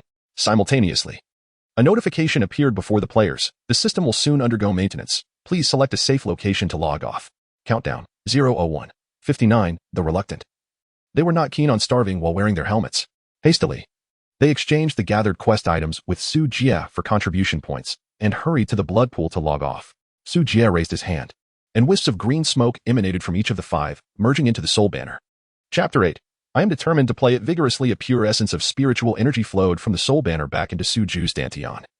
A sensation of comfort spreading throughout his entire being. Indeed, what kind of traverser would be without a cheat? The spiritual energy absorbed by the players was stripped of its impurities by the Soul Banner, allowing for immediate digestion and integration into his Dantian and bloodline, without the need for prolonged cultivation. Moreover, the feedback from the Soul Banner would not affect the player's experience points. The energy provided by the 5 players in half a day surpassed what he could accumulate through 3 days of meditative practice. The efficiency had multiplied several times over. At this rate, he would soon achieve the 9th level of Qi refinement. Perhaps he could recruit a few more players. If more players came to serve as blood bags, foundational cultivation would be within reach. Filled with anticipation, Suju glanced at the 5 players' bodies but chose not to collect them into the Soul Banner. They could still absorb the heavenly spiritual energy as they lay there. Indeed, even offline, they could gain experience. He retrieved the tattered Soul Banner and raised it, plunging it into the blood pool. Zhou Rulin's ethereal form emerged. Suju inquired, have you memorized the incantations I taught you? Master, I have remembered, Zhou Rulin replied obediently. Nodding. Good, you shall remain in the back mountain to assist the new disciples with their tasks. After issuing his instructions, Suju cast her a glance. Can you alter your appearance? Oh, I can do that. Zhou Rulin hastily nodded, retracting all her ghostly aura. Her numerous cracks mended, and her terrifying visage returned to its former state. This was my appearance in life. Is that acceptable, Master? Perfect, Suju thought to himself, satisfied with a nod. At that moment, Zhou Rulin, adorned in white garments, her brows resembling distant mountains, held a hint of moisture in her eyes. Her dark hair was elegantly styled, and though her complexion remained somewhat pale, it perfectly matched her ethereal grace. This appearance fulfilled the player's fantasies of a female cultivator. Now, cultivate in the blood pool and guide the new disciples as instructed. You will not lack the resentment needed. With that, Suju turned to leave. Zhou Rulin bowed deeply, her gaze flickering to the 5 players lying still, curiosity stirring within her. Why did the master establish a sect in such a secluded place? These new disciples are quite peculiar. The incantations are rather strange as well. Upon returning to his cave dwelling, Suju connected to the network through the Soul Banner. He first edited a draft for the alchemist profession in the cultivation profession section of the Tianling OL official website, then glanced at the number of reservations. Current reservations, 331. Such a sudden surge? He immediately thought of Tang Sanzang and the others who had logged off. They must have said something in the group. Opening his QQ account, a flurry of message notifications inundated him. Private messages were already over 99. And his group chat was filled with tags directed at him. The Zwan Scholars group chat was in an uproar. Suju opened the group chat, scrolling through the messages until he reached the point where the players had logged on that morning. Killing intent. Tang Sanzang, why have you gone silent? Leopard's laughter. Daoist. Da Sheng. Erden and Old Bu are also uncharacteristically quiet. Makabaka, could it be they VE really entered the game? Humorous. Fallen Sky. Surely the group leader and the dog admins are playing a prank. I see right through your little tricks. Exterminate the 8 realms. I couldn't reach 3 brother by phone. I'll check the base studio. Sun Shingo, I'm at the studio. 3 brother S office is locked, and I see him lying there with a helmet on, motionless. Killing intent. No way, something's not right. Should we call the police? Blood Butcher, admin, it's fine. Old Sun broke in through the window, got a good scolding from the boss, and told us not to disturb him. After that, the group engaged in casual chatter, largely speculating and jesting. Suju continued to scroll back. 10 minutes prior, after the 5 players had logged off. 1 blade 2 eggs. Jia, brother Jia, are you there? I'm kneeling before you. Bushage men, when this game is truly divine. Thank you, brother Jia. I bow to you. Horse. Leopard's laughter. Oh, the missing persons have returned? Ultra Egg. What game? Why is Old Bu so excited? Ding Dong Pig. What else could it be but the one brother Jia posted? Are you still acting? Tang Sanzang, group leader, all members, from now on. Jia is my true brother. Anyone who dares to speak against him will be kicked out. Cursing the heavens. What the hell? What happened? Fish see sorrow. Erha is baffled. JPG, Leopard's laughter. What? 3 brother. Are you serious? That game can't possibly be real, right? Tang Sanzang, group leader, I can only say, at the moment I entered the game, I thought, if I could play such a game in my lifetime, I would dedicate all my time and energy to it. Now that this game is before me, I must consider whether this is the only opportunity of my life. Therefore, I do not care who developed this game or what their intentions are. I am determined to play it vigorously. Not even Jesus can stop me, I declare. 1-bladed Taoist. 1 honestly, since entering this game, I can completely understand 3 brother S feelings because I still feel like I'm dreaming. It's no exaggeration to say this game has surpassed my understanding. It truly feels like I've crossed into the realm of cultivation. Bushage men, I feel the same. 1 blade 2 eggs, I feel the same. Cunning Sage, I feel the same. Tang Sanzang's explosive declaration left everyone in the group stunned. Even many seasoned players who had been lurking were drawn out. A strong curiosity compelled them to quickly scroll back through the chat records. Tang Sanzang, group leader, Old Sun. Old Zhu, Old Sha, from now on, compile a list of the top players in the company. Everyone from all branches is to reserve Tianling OL for me. Killing intent. Got it. 3 brother. Sun Shinger, received. Exterminate the 8 realms. I'll notify them right away. Tang Sanzang, group leader, Jia. You know the strength of my team. Let your company know that I can cover all the closed and internal tests. They're all seasoned players. Ensuring a smooth testing process. Tang Sanzang, group leader, Jia. By the way, does your company still need investment? If it's convenient, can I connect with the business department? I can invest or buy all the testing qualifications. I'm open to any price. Hinduoduo cut me. No way. 3 brother. Don't get scammed. There are all sorts of scams out there. How could such a game exist? Great Fool. Exactly. I don't believe it either. Great Fool was muted for 2 hours by the group leader. Tang Sanzang, group leader, you can doubt me, but do not question Tianling OL. Next time you're out. Anyone who feels there is a problem can leave the group now. Seeing Tang Sanzang so exhilarated, Suju felt it inappropriate to remain in the shadows any longer. So he began typing in the group. Jia, admin, had just clocked out and hadn't noticed the group during work hours. 1 blade 2 eggs, whoa. Brother Jia, all group muted. Tang Sanzang, group leader, Jia. Did you see my private message? Jia, admin, yes, I did. Apologies, 3 brother. But the number of qualification slots I can secure is limited, and this game project is confidential. The testing qualifications cannot all be given to your club. The company doesn't lack funds or investments. You should understand, 3 brother. Upon seeing Suju's reply, Tang Sanzang instantly comprehended. This game was indeed extraordinary, not lacking funds, requiring no investment, and was still under confidential development. This strongly implied that there was more to this game than just a simple company. And Su Ju's choice to speak of this in the group rather than in private was clearly a move to expose the situation. Tang Sanzang's group was indeed filled with experts. Attracting these individuals to make appointments is a lucrative endeavor.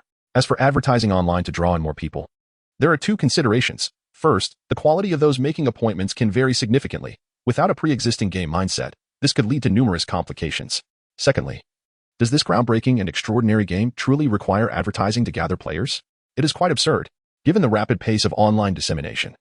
By the time the current group of individuals is fully engaged, the game will have already become a sensation across the internet. Group chat muted. Chapter 9. The new NPC launch and task system update. After Tang Sanzang lifted the ban on speech, the group fell into an eerie silence, as if everyone was processing the recent information. Noticing the quiet, Su Jie typed, I can still communicate in the group. In the future, if there are qualification codes available, I will prioritize sharing them with you all, as your collective gaming talents are indeed quite valuable. With Su Jie's efforts to enliven the atmosphere, the group soon buzzed with activity. One cut two eggs. Damn. Is Brother Jie using us as guinea pigs? Anal Sphincter God. I've made a reservation, Brother Jie. Please give me a qualification code. I know many techniques. Exterminate 8 realms. What talent does that 2-egg dog possess? Brother Jie, look at me. The national server's god of war, the strongest king. Please grant me a qualification code.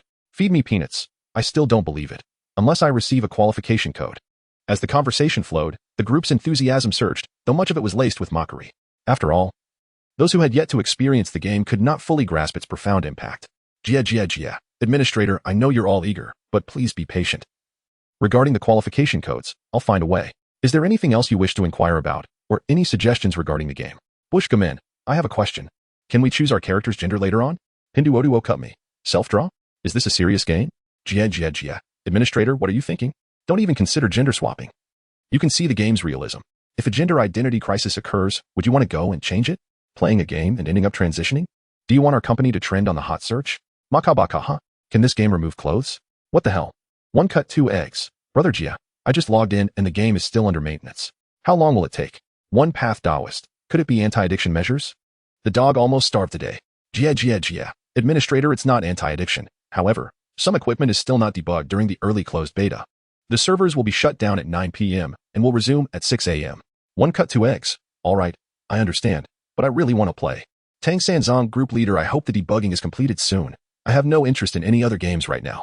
One path Taoist. When I'm no longer interested in my favorite teachers. Jie. Administrator, rest assured, once the equipment is debugged, the nighttime scenes will be available. Moreover, there is no need to worry about safety. The system will alert you if any physical abnormalities occur. You are in a state of deep sleep in the game, akin to slumber, and it will not affect your work the next day. 1,000 chickens transform. 666. Fortunately, our company doesn't have this equipment. Jian Dongshi, it's as if it's real. Does that mean we need to sleep every day? Bush Gamin, awesome. Incredible. Haha. Mom won't have to worry about my insomnia anymore. In response to the players' teasing and skepticism, Su Jie did not offer explanations. Limiting player access was a necessity. At night, darkness loomed and demons lurked outside the formation. If players stirred up trouble, it could attract formidable foes. For safety's sake, it was wise to restrict nighttime logins. However, this would only last 2 or 3 days at most. Once players improved their skills, there would be no need for concern. Dog Saint, Brother Jie. I discovered a bug in the game. Intrigued by the mention of a potential flaw, Su Jie promptly inquired, go ahead. Dog Saint, I found out that while we can remove clothes, we can't use them. They are merely a skin tube and cannot engorge. To clarify, I personally have no issues. I logged off and managed just fine. Low hair Seekpoo. Haha, it's still you, dog, who quietly indulged yourself. Leopard laughs like thunder. Ha. This is killing me. Su Jie, vexed, contemplated whether to revoke Dog Saint's qualification code. With irritation, he retorted. Can you play the game seriously? During the closed beta, we certainly cannot indulge in such matters. Do you still wish for an open beta? Dog Saint, cannot at this stage, which implies it may be possible later. Understood. Fuck me. Reasonable. Dog understands. Let us share some Risku images. I'll join you. Dog Saint, good brother, let us share the burden together. The group erupted in laughter as the conversation veered off topic. Inundated with a wave of suggestive images, Su Jie smiled knowingly and continued typing. The official forum for Tianling OL is now open. Those who have made reservations can register accounts there. Any game updates will be announced on the official site. I have to work overtime, so I'll take my leave. After closing the chat window, he logged off directly. Stowing away his soul banner, Su Jie gazed into the night beyond the cave. The distant echoes of roars from the depths of the mountains reached his ears. He had long since grown accustomed to it and began meditating. Although the players served as blood bags, significantly enhancing his cultivation speed, the imminent crisis remained unresolved, and he dared not relax. Moreover, Su Jie secretly yearned for the freedom of cultivation and immortality within this vast world. Since he was here, he ought to witness this realm for himself. The following day, as the morning light pierced through the mist, the roars in the mountains gradually faded. 5 players timed their logins perfectly. One Path Taoist opened the interface first, exclaiming, "Wow, I've been idle all night, and my experience only increased by 10 points? Tang Sanzong. It's okay. Being able to idle is already quite good. Alas, I wish we could stay online without logging off. I'm curious about the nighttime mode. I've contributed enough. I plan to learn 2 skills first. Absolutely, I want to learn as well." As they prepared to seek out Su Jie in the cave, a strand of black mist suddenly floated out from the blood transformation pool. Hey, did a monster respawn? The 5 stared in astonishment as the black mist swiftly coalesced into a graceful figure. Restored to her former appearance, Zhou Rulin left them all in awe. Wow, so beautiful. She doesn't look like a ghost at all. As they scrutinized her, a sense of familiarity washed over them. Isn't this the female ghost that was taken by the sect leader yesterday? Didn't you see the updates on the official website yesterday? At this moment, One Path Taoist cheerfully enlightened them. This is the female ghost from yesterday, named Zhou Rulin. Her backstory is quite tragic. She was captured and redeemed by the sect leader yesterday. In gratitude for her redemption, she has joined our Xuantian Gong. Now she is known as the Maid Spirit, assisting with sect affairs. In simple terms, she is a newly added NPC. The others were suddenly enlightened. Only players like One Path Taoist, who were avid strategists, would have the patience to read NPC background settings.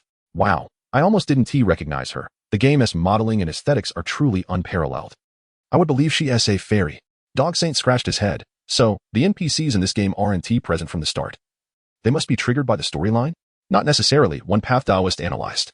From the updates on the sect's background, it seems the early game content involves assisting the sect leader in establishing the sect, and triggering NPCs might be a form of hidden plot gameplay. That makes sense. The others nodded in agreement. At this moment, One Cut Two Eggs mustered his courage and approached. "Hello, fairy sister. Do you have any tasks for us?" Zhou Rulin, adhering to the sect leader's instructions, ignored their seemingly nonsensical inquiries, her stiff smile remaining as she spoke. "Dear disciples, are you looking to purchase elixirs or learn spells?" As she spoke, she waved her hand, presenting the items Su Jie had given her the day before. This is a fasting pill, costing 20 contribution points each. Consuming it will satiate hunger and restore stamina. This is a hemostatic pill, priced at 50 contribution points each, effective for treating external injuries. This is a chi gathering powder, available for 99 contribution points per bottle, which aids in rapid restoration of spiritual energy and enhances cultivation. The 5 individuals gazed curiously at the antiquated and exquisite new props. Fatigue, blood vials, blue vials? Goshing inquired, "Is there no backpack?" The mention of a backpack triggered a keyword, prompting Zhou Rulin to promptly respond. "The storage artifacts are still being procured. Please be patient." Ibn Dao then asked, "Can skills be learned here?" "Well, I mean spells," he clarified. The keyword learned skills elicited a response from Zhou Rulin, who spread her hands and conjured words from ghostly energy, stating, "These are all fundamental spells. You may learn them as needed." The 5 immediately turned their attention, finding the offerings similar to what the sect leader had demonstrated the previous day. Fundamental spells, cleansing technique, 10 contribution points, object manipulation, 20 contribution points, wind summoning, 20 contribution points, cloud walking, 20 contribution points, rain weaving, 20 contribution points. 15 fundamental skills were available, all of which they wished to learn, yet their contribution points were insufficient. After a day's hard work, their points hovered around 70, allowing only selective learning. At that moment, Zhou Rulin suggested, "Given the nascent establishment of the sect and the myriad of complex matters that require attention, I recommend prioritizing the learning of object manipulation, cloud walking, and rain weaving to cultivate spiritual fields, which will yield greater contributions to the sect." As she spoke, she conjured new text. Daily tasks. The 5 players' expressions brightened with joy. Was this an update to the task system? Chapter 10. Are they all geniuses? Daily tasks, collecting spiritual materials, whispering grass, blood dew flower, 3-leaf spirit vine. Reward, 1 contribution point per plant. Cultivating spiritual fields, utilizing techniques to summon clouds and rain, infusing with spiritual energy. Reward, 10 contribution points per acre. Establishing caves, creating residences for disciples at the sect's main peak. Reward, 30 to 99 contribution points depending on the cave specifications, maintaining the sect's great array. Disciples with Chi Refinement Stage 4 can infuse spiritual energy into the array. Reward, 20 contribution points per hour. The abundance of daily tasks ignited the enthusiasm of the 5 players. "Let us grind. I must unlock all the skills." Yi Dao Liang Dan exclaimed excitedly, rushing towards Zhou Rulin. "I want cloud technique, rain technique, and object manipulation technique. All of them. Zhou Rulin rolled her eyes inwardly, thinking, though these foundational techniques seem simple, mastering them requires months of practice. How could they possibly grasp them? Yet, she maintained a stiff smile as instructed by Suju, watching the five with feigned enthusiasm. Simultaneously, a prompt appeared in Yi Dao Liang Dan line of sight. Would you like to learn cloud technique? Yes, no, without hesitation. Yi Dao Liang Dan chose yes. You have learned cloud technique. Sect contribution points. -20, gazing at the skill bar. A misty icon representing the new skill materialized next to the chi gathering technique. Haha, the skill has been unlocked. Let me try it out. Yi Dao Liang Dan activated the skill, feeling a warm current surge through his body. His arm instinctively lifted as he pointed. Wisps of white mist quickly coalesced above him, forming a cloud the size of a mattress, hovering approximately 10 meters overhead. Wow, a celestial technique. Haha. The cloud looked rather insubstantial, as if a strong breeze could disperse it. Yi Dao Liang Dan, still brimming with excitement, jumped around like a child. The others' eyes sparkled as if they had discovered a new world. Incredible! Are the effects of basic skills this extravagant? This is exhilarating. The four wasted no time and rushed to exchange for their skills, depleting their contribution points. Bushijmin waved his hand with enthusiasm. Rain technique. A gentle dampness quickly emerged, coalescing into a small drizzle at the tip of his fingers. The rainfall appeared insufficient to fill even a bucket. Tang Sanzang pointed at a nearby stone and uttered, "Rise." His face flushed crimson, but the massive stone remained immovable. Reluctantly, he shifted his focus to a smaller target, causing a fist-sized rock to wobble and lift off the ground, eliciting a series of startled cries from him.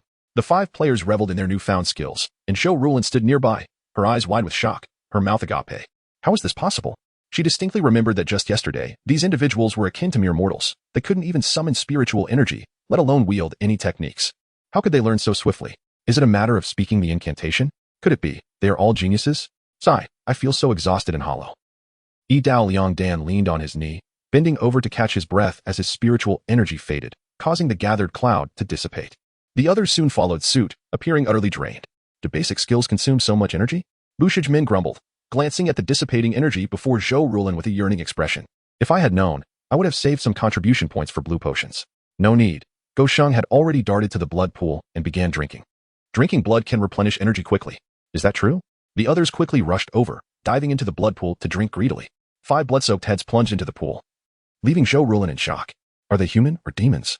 Do they dare consume the blood energy directly? Just as she was about to caution them, Go Sheng raised his head and burped. Though a bit pungent, once you get used to it, it's quite sweet, like watermelon juice. Upon hearing Go Sheng's words, Zhou Rulin closed her mouth. The sect leader had advised against excessive interaction with them. After the five had their fill, they approached Zhou Rulin, covered in blood, to collect their tasks before eagerly dashing off to further grind. Since discovering the truth about the game, the five had lost interest in NPCs, wholeheartedly focusing on completing their tasks. These five? No, they are certainly not human, nor are they mere specters. Is the sect leader's purpose in establishing this hidden sect related to these disciples? The terrifying demon lord with undetectable cultivation, the exceptionally gifted and peculiar disciples, concealed within the depths of the 10,000 Great Mountains. Zhou Rulin's mind wandered, conjuring various scenarios. Her excitement escalating as eerie energy began to manifest above her head, nearly revealing her true form. Inside the cave, Suju observed the player's skill acquisition process from their perspective. Everything proceeded smoothly. The player's ability to learn skills instantly was, of course, due to Suju's advantageous position. The soul banner recorded the incantation processes and energy flow, creating a skill tree. All Suju needed to do was replicate it and paste the process for the players to complete their learning. In simple terms, the soul banner functioned as a server, allowing players to download skill data to illuminate their skills. Naturally, players executed these skills rather clumsily, lacking any finesse, and could not compare to true practitioners who grasped the techniques. However, players did not need to comprehend. They merely needed to be able to unleash the skills. Watching the five players enthusiastically working on the mountainside, Suju retrieved a glistening blood-red pill from his storage bag. The energy replenished by the soul banner was unexpectedly pure. It effortlessly transformed into his cultivation. Approaching the 9th level's bottleneck, perhaps he would break through tonight. This blood demon pill. Suju felt a conflict within.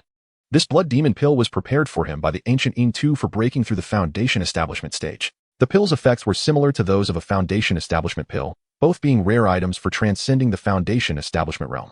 However, its potency was far more perilous. Should he fail to establish a foundation, the blood energy in the pill could taint his Dantian, leading to madness at best or exploding his body at worst. After all, this was a product forged from blood by a demon cultivator, which made Suju feel somewhat repulsed. The foundation establishment pill was no longer an option. Must he truly tread the path of darkness? Or should he venture outside? Perhaps fortune would favor him, and he could escape the 10,000 Great Mountains? Unfortunately, Zhou Rulin had no recollection of how she arrived here. Various thoughts flitted through his mind, but in the end, Suju opted for caution and development. He did not even know the way out. Entering the 10,000 Great Mountains, he could only flounder like a headless fly, hoping for luck. Stowing the blood demon pill away and suppressing his tumultuous thoughts, he focused his mind and prepared to cultivate. Suddenly, a melodious laughter echoed from outside the formation. Hee, young gentleman, you seem unfamiliar. Would you like to come to my joyful cave for some cultivation? Suju's eyes snapped open. Damn that fox spirit. She just wants to leave him alone. Black mist surged forth, enveloping Suju as he was whisked away towards the back mountain. Chapter 11. They are indeed not human in the rear mountains of the Xiantian sect. 5 players were diligently attempting a new quest, cultivating spiritual fields. Cloud walking technique. The Taoist raised his hand to conjure a tuft of clouds, swiftly following it up with a rain-dispensing technique. The cloud transformed rapidly into dark, ominous clouds.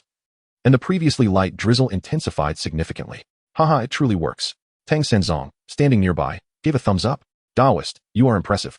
You even managed to devise a combination technique. Following the designated plan, the 5 diligently cast their spells, soon clearing a patch of spiritual field. When their spiritual energy was depleted, they rushed to the blood pool for a drink, never pausing. Observing them from a distance, Zhou Rulin felt both astonished and disheartened. Aren't they tired? They're indeed geniuses, and so hardworking. She reminisced about her own 2-month struggle to master the same cloud and rain techniques. Just as she was lost in her thoughts, a faint red mist suddenly appeared in the mountains. The mist coalesced into the form of a provocatively dressed, alluring woman. Zhou Rulin's expression shifted slightly. Her gaze darted not towards the red mist, but fixated on the bushes to her right. A demon. The demon's target was clearly the players. From 100 meters away, the enchanting figure called out seductively. Hee, you young lords look unfamiliar. Would you care to join my blissful sanctuary for training? The 5 players looked up, their eyes wide with astonishment. Is this a serious game? Brothers, that woman looks anything but trustworthy. Don't be fooled. The Taoist wiped away a trickle of blood from his nose and declared with righteous fervor, allow me to be the first to test her blissful sanctuary. Step aside. Let me go first. Slurp, is this part of the game test? Hee, here I come. A new NPC had appeared. They rushed forward, eager to see if there were any rewards to be triggered. The fox demon, standing outside the formation, did not initially use her charm spells. Taken aback as the 5 players charged towards her. At that moment, Zhou Rulin swiftly floated forward, blocking the players, and sternly warned, stop. That is a fox demon's illusion. A fox demon? The 5 paused, their expressions shifting to excitement. Nice. My paper figure wife can finally materialize. If the sect master can collect ghosts, surely it's reasonable for me to have a fox demon as a pet? Indeed, I believe this is part of testing the pet system. With no system prompts, they decided to give it a try. Ignoring Zhou Rulin, the 5 dashed down the mountain. As she prepared to intervene, she heard Su Jia's voice. No need to interfere. She halted abruptly, turning to see a mass of black mist surging towards the large rock. Sectmaster. Zhou Rulin quickly bowed her head. Within the swirling black mist, Su Jia fixed his gaze on a red fox outside the formation. The valley was shrouded in a natural illusion, making it difficult for ordinary demons to enter. However, a month after the demise of the old monsterine Tua, this fox had repeatedly come to probe. The fox's cultivation was not profound, equivalent to the late stage of qi refinement. Knowing the fox's cleverness, Su Jia dared not recklessly venture out to eliminate it. With players present in the formation, it was only a matter of time until they encountered each other. Rather than wait for a surprise attack, it was better to leverage the players as a front line and catch the fox off guard. At that moment, the 5 players had reached the formation side. Bang! Wu Shijming collided head-on with the protective array. The protective array, composed of spiritual energy, rippled with waves. The others quickly halted, cautiously reaching out to touch it. An air wall? Damn, I almost broke my neck. Wu Shijming clutched his head, standing up. Go Sheng, relishing the moment, remarked, not my fault. Buddy, your neck is already broken. Tang Sanzong nodded in agreement. It's broken. Can't you lift your head? Wu Shijming struggled to straighten his neck. No. I feel I can still be saved.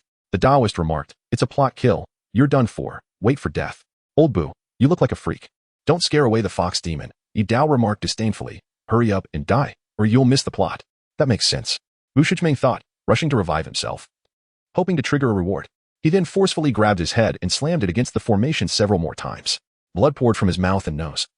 But he was still alive, anxiously calling out, why am I not dead yet? Brothers, hurry and help me. The 4 looked at him sideways, unmoved. Wu Shijming, feeling touched, said, I didn't expect you guys to be so loyal. You wouldn't even kill me in the game. Old Boo, you're overthinking it, the Taoist explained. We're on the same team. What if attacking you triggers the PK mechanism and you turn red? Right. Wu Shijming exclaimed. Damn it, you bastards. Before he could finish, he finally breathed his last. His body quickly softened, dissipating into a cloud of black mist. Tang Sanzong commented. That death animation is quite spectacular. The Taoist nodded, Analyzing, it appears there's no corpse revival mechanism. By the blood pool, Su Jie felt somewhat speechless. They hadn't even started fighting, and one had already killed himself. Relying on these foolish players to eliminate the fox demon was far too unreliable. Zhao Rulin, meanwhile, was dumbfounded. Her ghostly aura spiraled out of control, her previously graceful appearance rapidly disintegrating into that of a vengeful spirit. Sect master, that disciple. Silence. Maintain your appearance. Su Jie reprimanded coldly. Zhao Rulin quickly closed her mouth, steadying her chaotic emotions, swiftly reverting to her former self. Her mind racing with astonishment. They are indeed not human. My fellow disciples are gravely injured yet still joking around. Could they be demonic beings?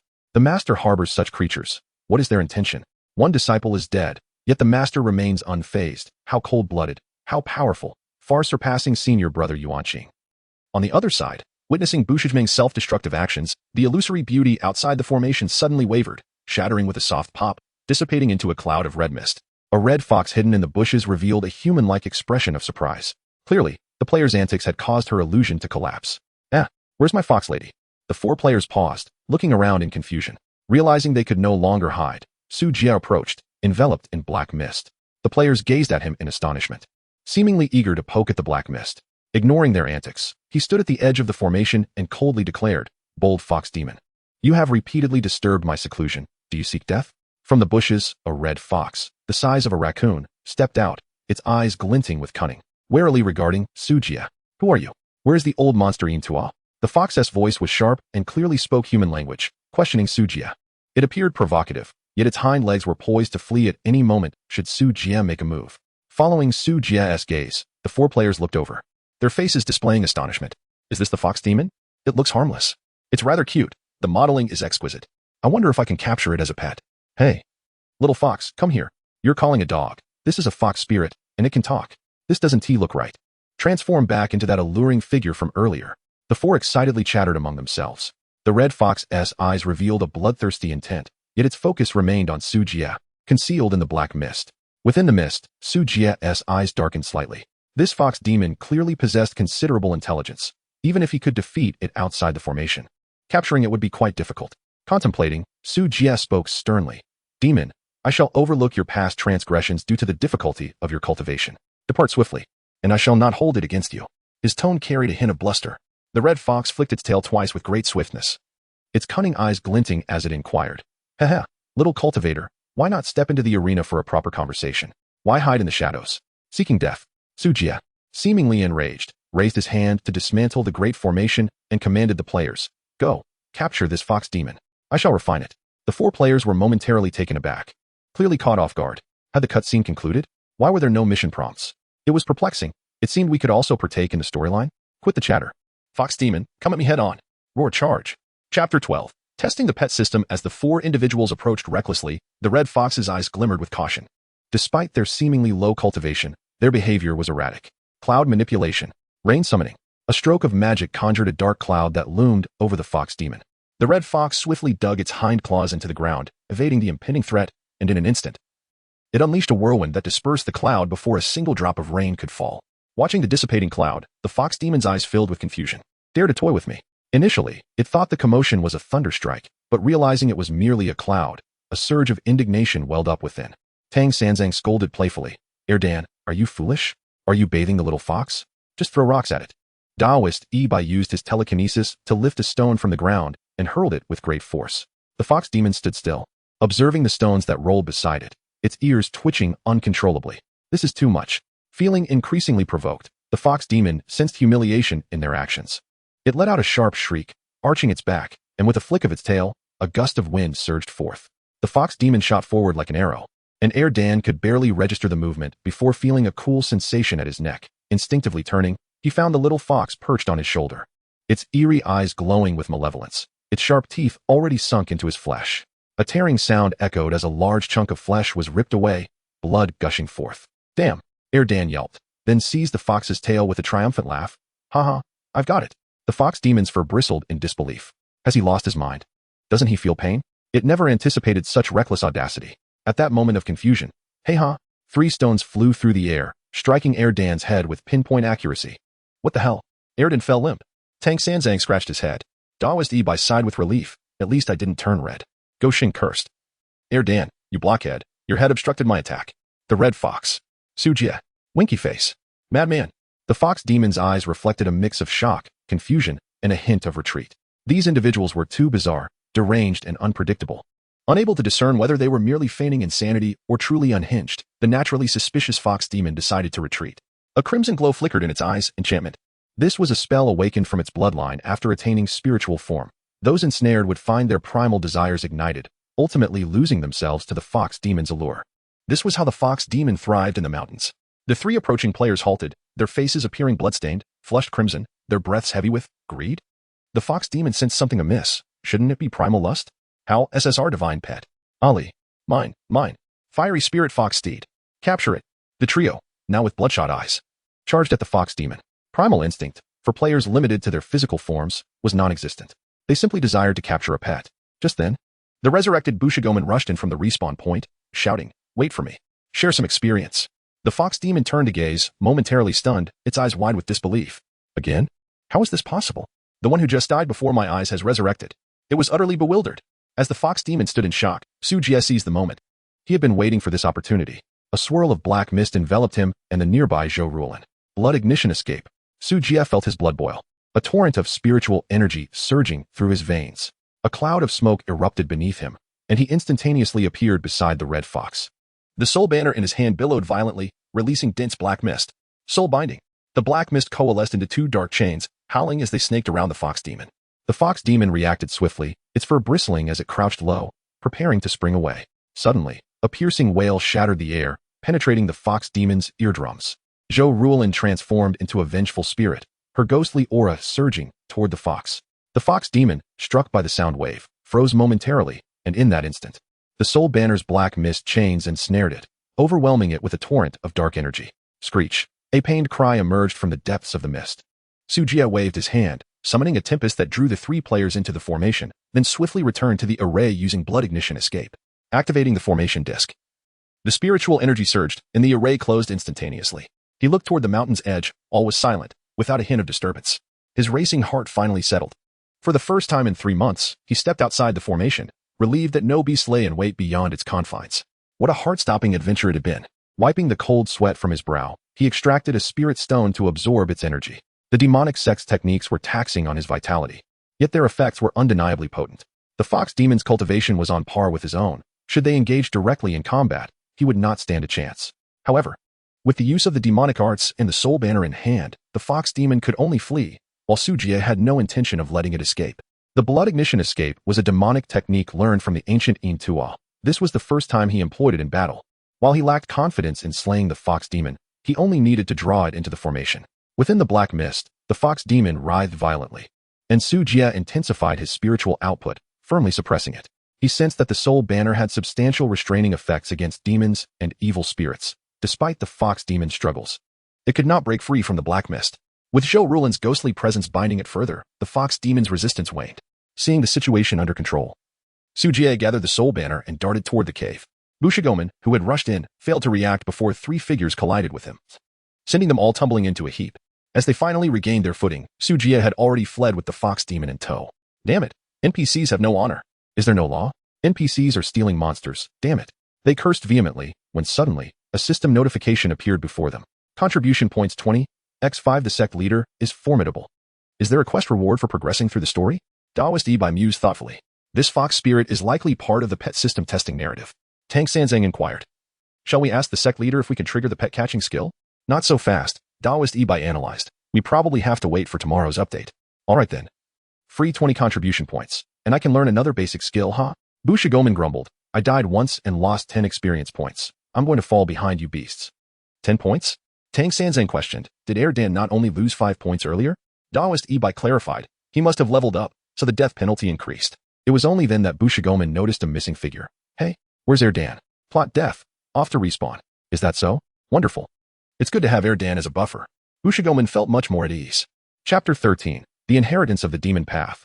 Unlocking the Fox Demon Race. Release me. If you dare to kill me, you will surely perish. My ancestors dwell in the 10,000 great mountains. The small cultivator pleaded with desperation. We bear no grudge against each other. Spare my life. And I promise never to return to this place. Oh, my young lord, how can you be so cruel? I know of a secret realm within the mountains. I beg you, do not take my life. Inside the cave, the fox demon resorted to threats and temptations, struggling incessantly. Su Jie remained silent, only intensifying his grip, urging the soul banner to extract and refine the essence of the fox demon. He trusted not a single word from the demon's lips. The cultivation world is fraught with peril. Even a hint of greed can lead to one and Appo's demise. After an hour, the fox demon gradually fell silent, no longer moving, appearing as if lifeless. Playing dead? Su Jie scoffed, refusing to relent, continuing the refinement process. Realizing that deceit would not work on Su Jie, the fox demon gave a final, desperate cry. From its body, an ethereal spirit floated out, drawn into the soul banner. Merit 0.6. Upon seeing the inscription appear on the soul banner, Su Jie finally exhaled in relief. A glimmer of golden light flashed across the surface of the banner, revealing a red fox, silently screaming amidst the swirling black mist. Su Jie did not hasten to release the fox demon's soul, but allowed it to experience the oppressive presence of those terrifying entities within the soul banner's space. You have endured much, now return to your mountain, he said. Beside him, Zhou Rulin watched the fox demon with malicious glee, bowing respectfully. Yes, sect master. After dismissing Zhou Rulin, Su Jie began to restore his spiritual power while inspecting the soul banner. If vengeful souls could trigger inheritances, could demons do the same? With a hypothesis forming in his mind, he gazed at the black mist emanating from the banner. The first appearance was still merit value 1. Below, along with a green dot representing alchemical inheritance, there was indeed an additional tiny red dot. He touched it lightly to expand the information. Race, demon bloodline, fox demonic skill, enchantment, non-derivable. It differed from the previous inheritance. When he had captured Zhou Rulin's soul, it revealed an inheritance, while the fox demon had transformed into a race. Furthermore, the demonic skill section included a non-derivable option. Su Jie felt a stir within him and clicked on the adjacent green dot. Inheritance, alchemy text, Qing Nong Dan Jing, derivable. As expected, a derivation option appeared.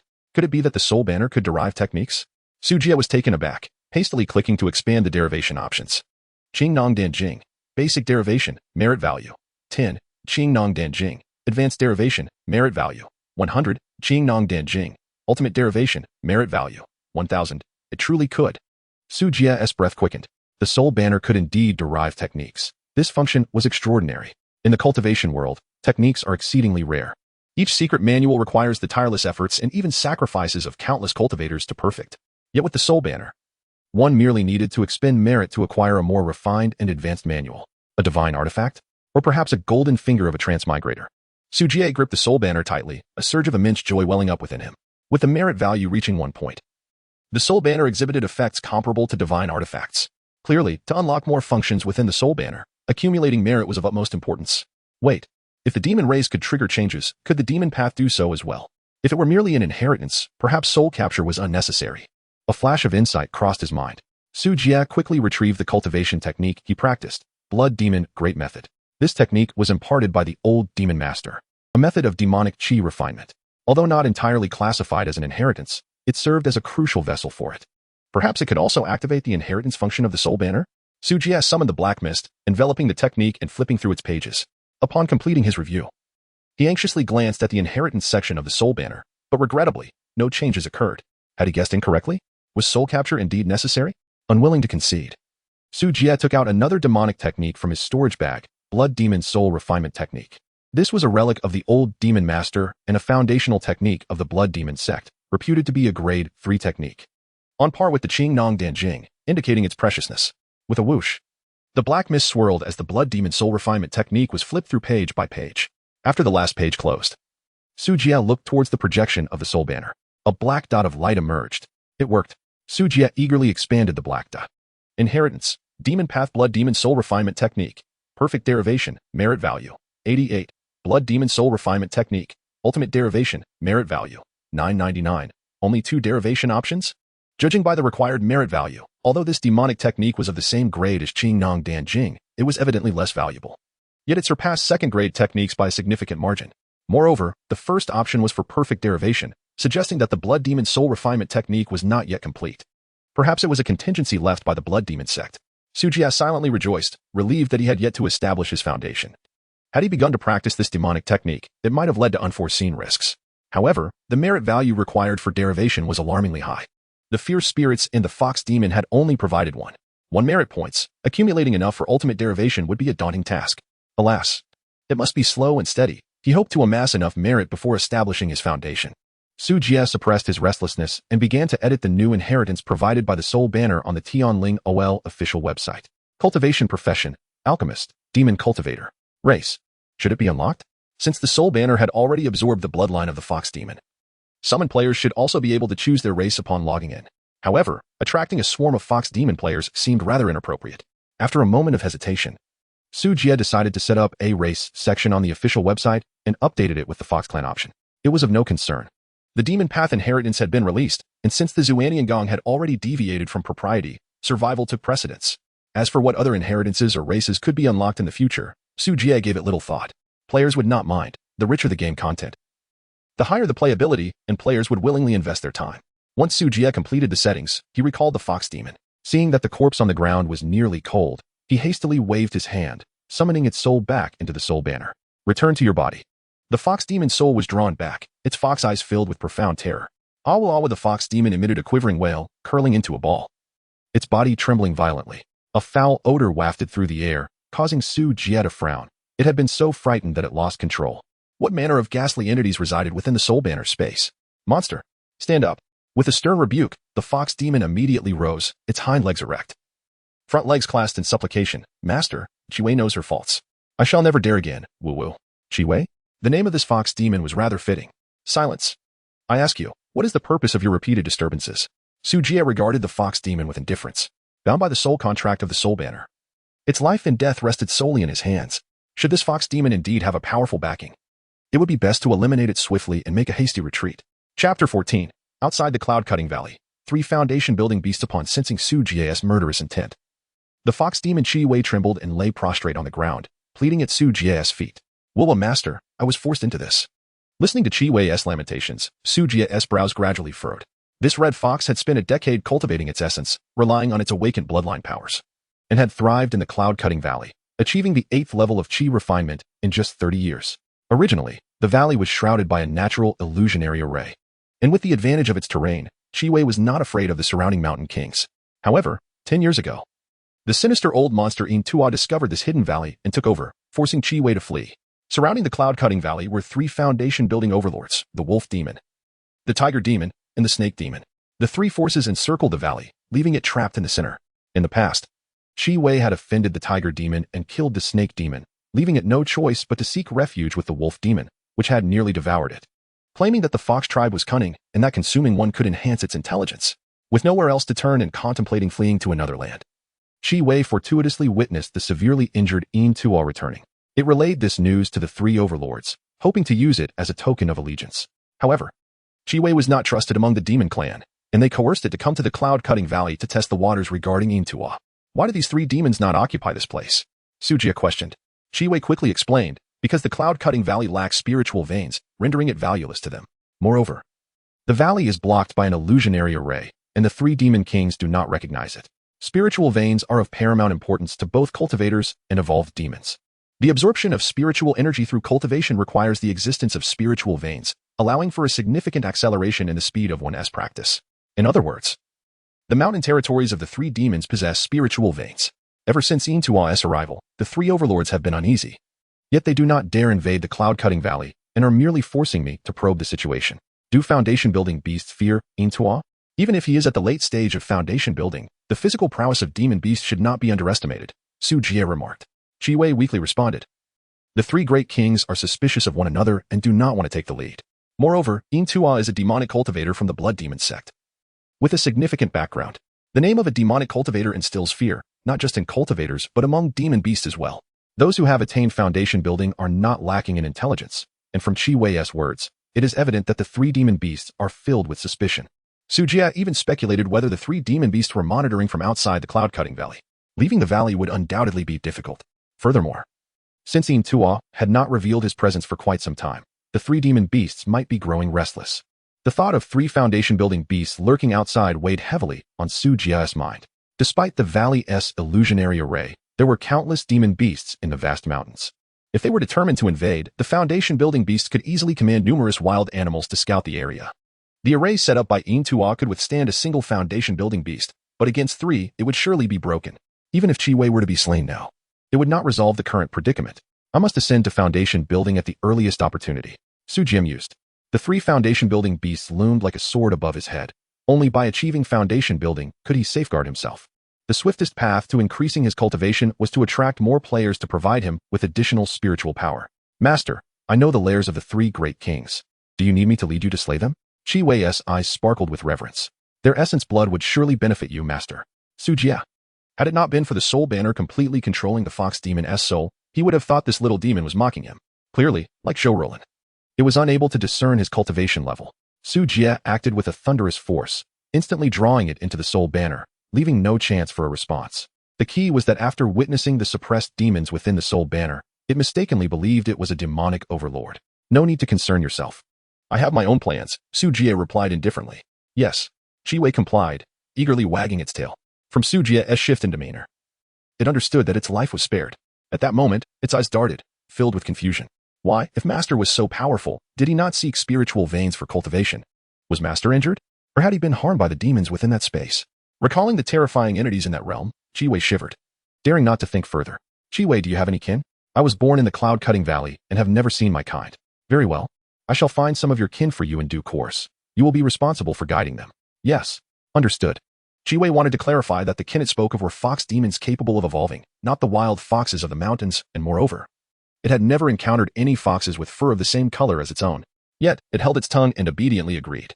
In the rear mountains, Tang Sanzang plunged headlong into a blood pool, gulping down several mouthfuls. After filling his stomach, he abruptly raised his head, trembling with ecstasy. So refreshing. Wushige enviously remarked. Third brother, you're too dedicated. You've leveled up again. I Haven T died once, yet I'm still 19 experience points away from leveling up. Third brother, share some insights with me. Daoist Yabandeo humbly inquired. Haha, that's because you're not drinking enough, Tang Sanzang replied with a calm smile. You need to feel the blood filling your throat, overflowing from your mouth, to know you've truly filled up. Such intensity. Aren't you afraid of bursting your stomach? Dying once would be a huge loss. Not at all, Tang Sanzang confidently stated. Once you're filled with blood, quickly unleash your skills to deplete your mana. This method can yield an extra point or two of experience for each belly full of blood. 666, Third Brother's experience is top-notch. I just need 2 more bellies full of blood, and I should be able to level up. If I work hard today, I can reach the 4th level of Qi refinement and take on the task of maintaining the Sect's Grand Array. Not far away. Zhou Rulin listened to the conversation of the others, her gaze vacant, a wisp of ghostly energy rising above her head. 2 days. 4th level of Qi refinement. In just 1 day, as a fierce ghost, she felt her worldview shatter. Initially, she had emerged from the blood pool, lured by the player's aura, believing they were human. After all, at first glance, these disciples appeared no different from ordinary people. However, everything that transpired today struck her with overwhelming shock. The filthy blood aura of the blood pool, who better than she to understand that this was something no human could consume. Even a demonic cultivator like Yin Tual would not dare to directly refine it, let alone drink it. Yet these individuals not only drank it but could also elevate their cultivation. They were advancing faster than she, a fierce ghost, could absorb and refine. Moreover, they could truly resurrect, not merely transform into fierce ghosts. This bizarre phenomenon left Zhou Rulin's mind in a haze, unable to comprehend. At that moment, Goxing cheerfully approached, presenting her with a handful of spiritual herbs. Hello, Ghost Sister. I'm here to submit a task. Zhou Rulin mechanically accepted the herbs, inspecting the quantity and quality, before proficiently stating, reward, 8 points of sect contribution. Goxing's face lit up with joy, and he danced away in delight, leaving Zhou Rulin stunned. She had repeated similar phrases throughout the day, yet she had clearly given them nothing in return. What exactly were contribution points? Chapter 15, Version 0. 01 Update of the Ceiling Test. Are new players beasts? As night descended, it was time for you all to enter meditation and cultivate your skills. With Su Jie appearing on the back mountain, the 5 players reluctantly logged off. At his feet, the red-tailed fox demon sniffed the air and muttered, "No more energy?" In its eyes, the 5 players sat cross-legged, seemingly in deep meditation, like puppets endlessly absorbing spiritual energy. Su Jie unfurled the soul banner in his hand and pointed at it. Collect. Instantly, the 5 players transformed into black mist and surged into the soul banner. Pure spiritual power flowed through the banner into his dantian, filling him with a sense of comfort. Upon closer inspection, he realized that the players' bodies had not entered the space of the soul banner. Rather, they had transformed into its essence. Should Su Jie desire, he could extract the physical forms of the 5 players to provide himself with even more spiritual energy.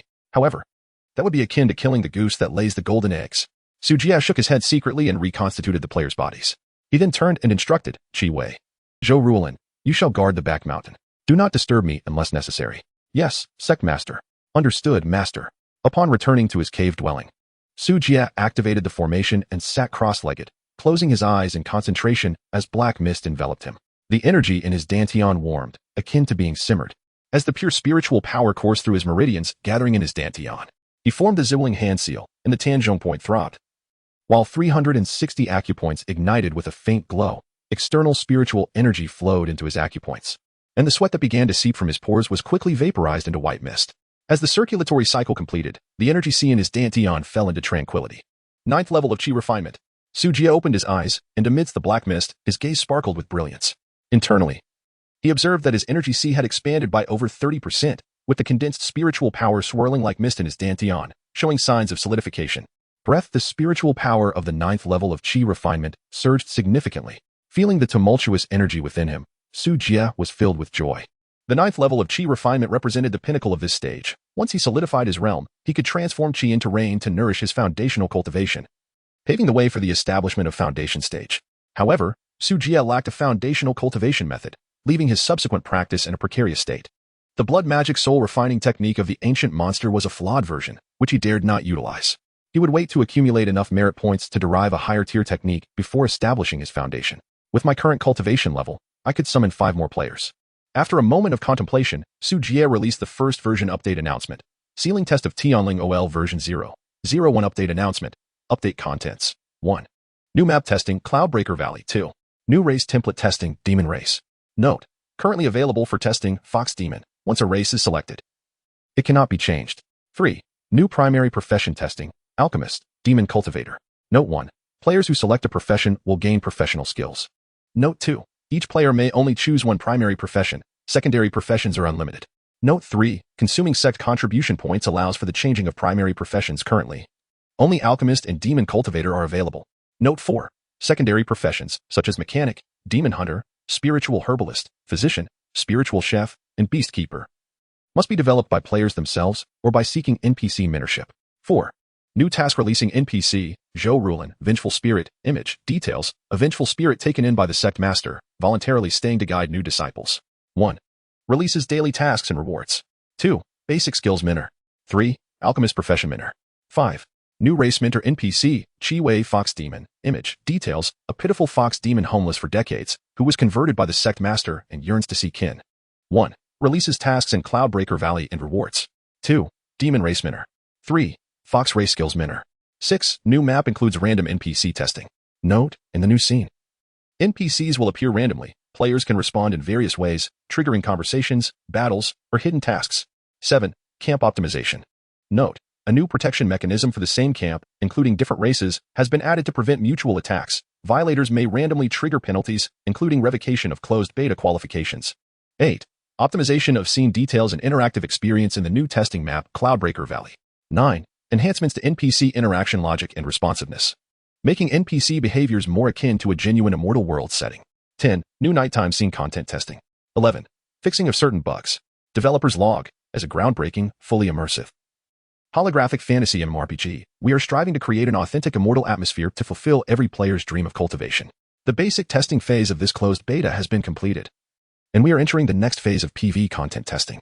Considering the diverse backgrounds of immortals, demons, and beasts, not only cultivators exist, therefore, we have added a race testing phase, requiring more players to participate.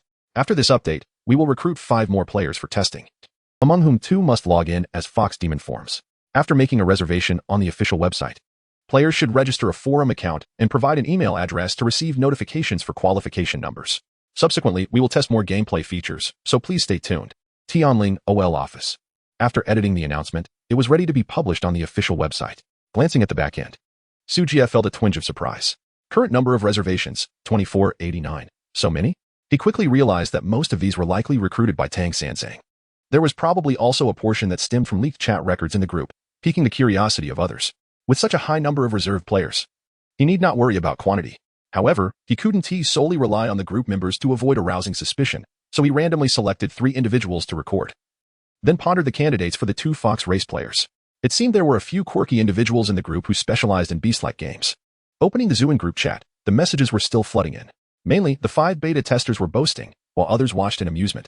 Su Jie typed in the group: all members, brothers, the game version has been updated, and I have obtained 2 closed beta slots. Luo Tua Xiang Zi. Wow. Brother Jie. Fa Kumi. Me. Brother Jie, let me show you, come at me. Bao Xiao Ru Lei. Brother Jie. I reserved on the first day. Please give me a slot, I beg you. Jian Dongshi, so, how much is the qualification number? Funny, as Su Jie just commented in the group. He was immediately bombarded with questions, the messages flying so fast he could hardly keep up, ignoring the banter from the crowd. He continued typing. The announcement states that there are a total of 5 slots, and I have secured 2 race testing slots. Meaning that the players logging in cannot be in human form but must take on the appearance of a fox.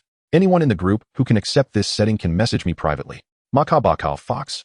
A beast form? Never mind. I still want to be human. Qianjibian. I can do it.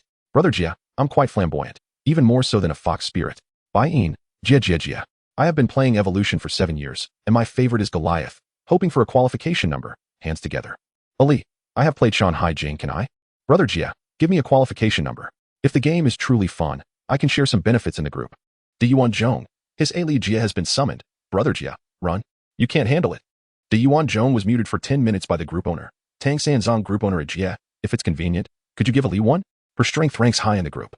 Chapter 16. 5 novices go online. Suju was well aware that this charming sister, Ali, was reputed to be a master of the Tang Sanzong Guild, having engaged in professional play. Among female players, her gaming talent was indeed remarkable. Initially, she came to his mind, and he was pleasantly surprised when she volunteered herself. Jia. Administrator, I have no objections, but Sango. This test is in the form of a beast, and you are aware of the game's realism. I wonder if Ali can accept transforming into a fox.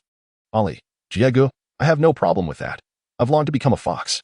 Kisses, Suju contemplated briefly and replied, this test mission indeed requires female players. Ali, please leave your email address on the official website. Ali, really? Thank you, Jiego.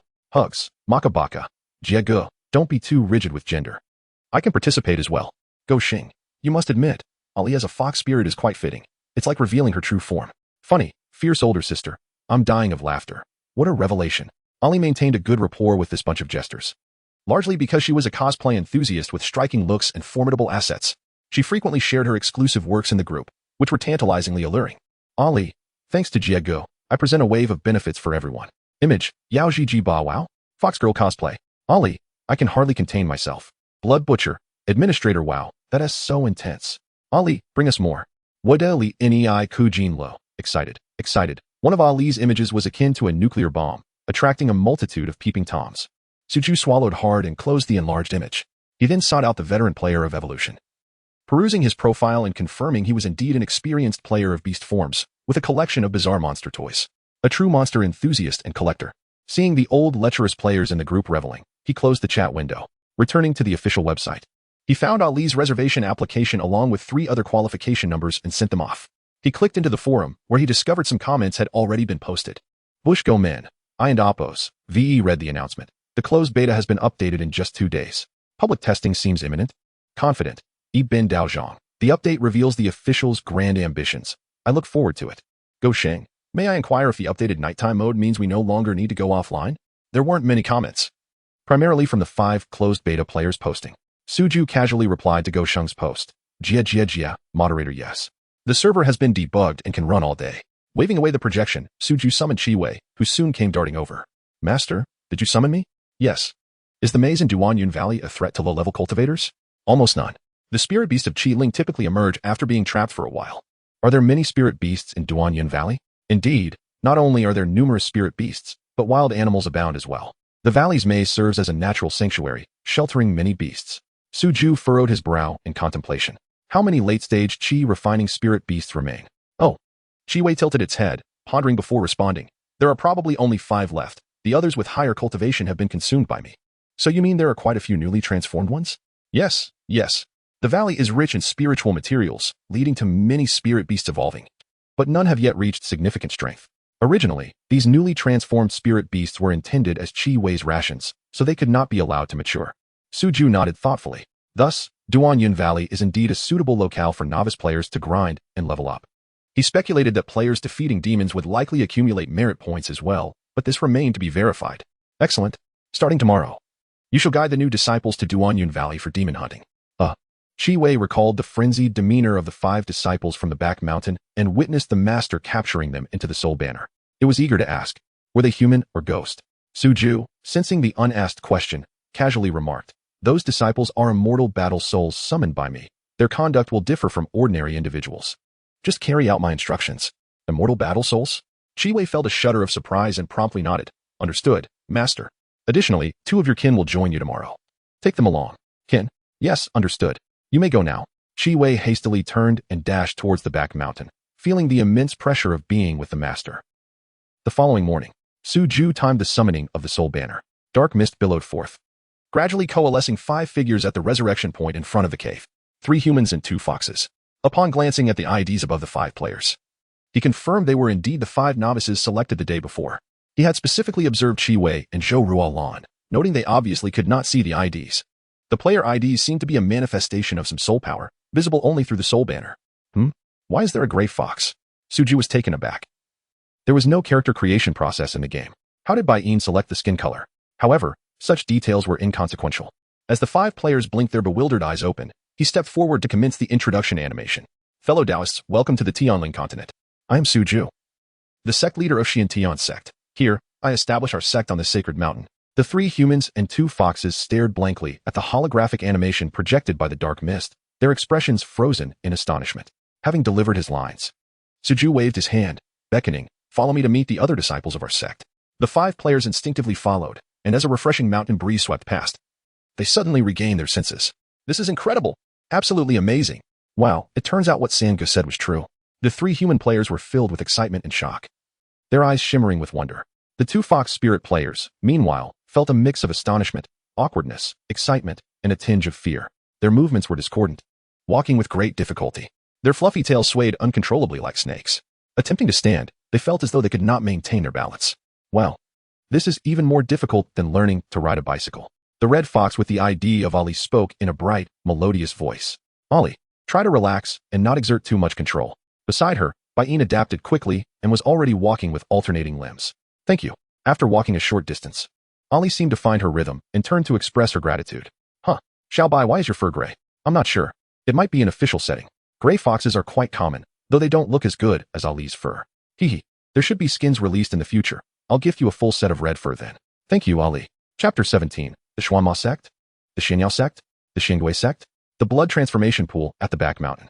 When Su Jia arrived with 5 novices, Tang Sanzang and his companions were already gathered around the red-tailed fox demon, observing intently. I recall it previously possessing some rather enticing skills. Oh.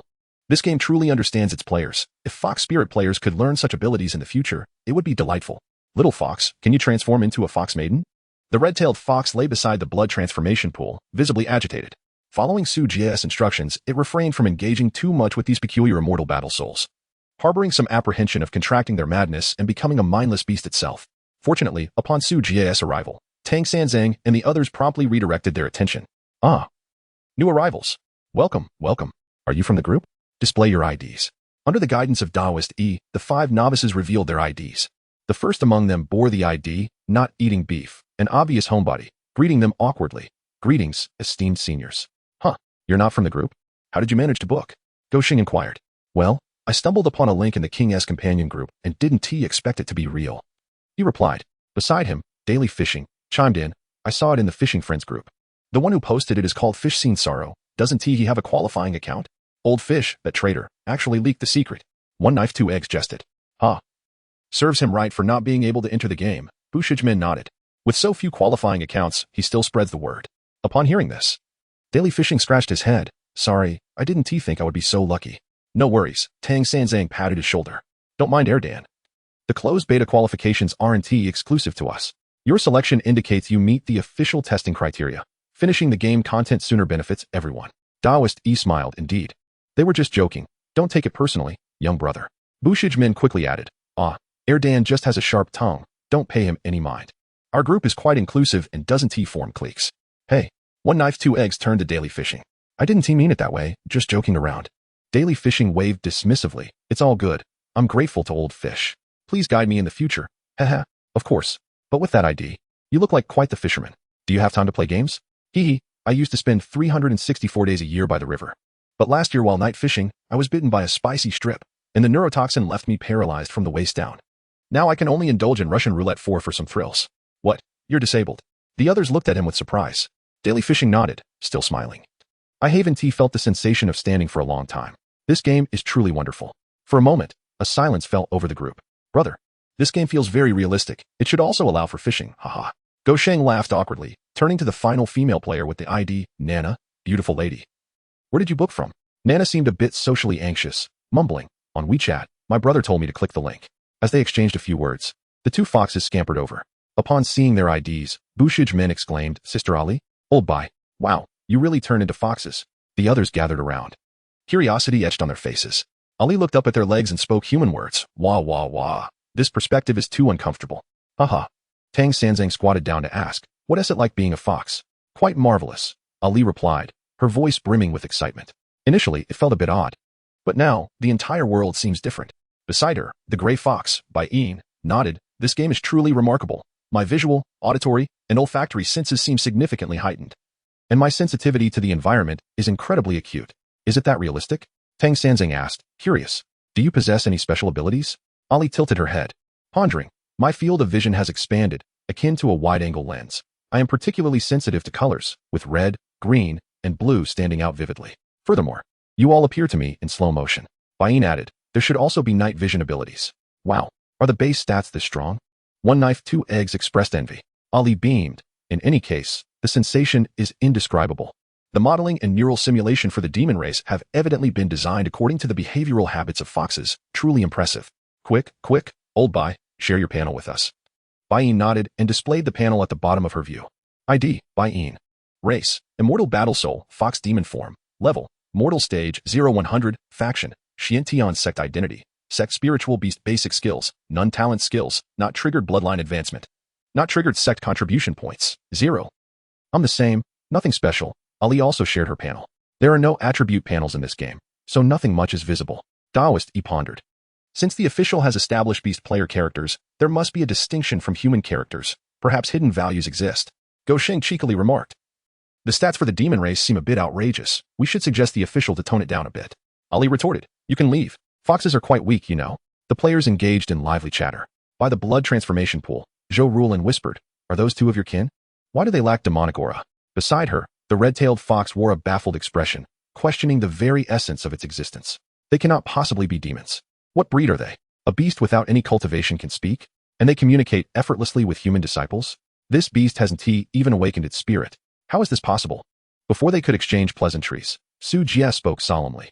These three, along with the two spirit foxes, have all entered under my Xiantian sect. From now on, you shall be fellow disciples. Upon hearing the NPC speak, everyone turned their attention toward him in unison. As the sect was newly established and surrounded by demonic threats, all of you must strive diligently to cultivate, slay demons, and uphold the dignity of our sect. Is this a quest being issued? Not Eating Beef inquired, intrigued. Daoist explained, the version was updated yesterday. It should be a job transfer mission. Is there a fishing profession available? Daily Fishing asked. Currently, they're ISNT. The main professions available are alchemist and demon cultivator. Su Jie seized the moment to interject. For the path of alchemy, you may seek guidance from Roland. The sect's spiritual beast will be directed by the red-tailed spirit fox. I possess some knowledge of demonic arts. Not Eating Beef expressed surprise. Demon cultivator? ISNT the Xiantian sect a righteous sect? Go Sheng added. I feel this sect ISNT exactly righteous. What is righteous about upgrading through blood consumption?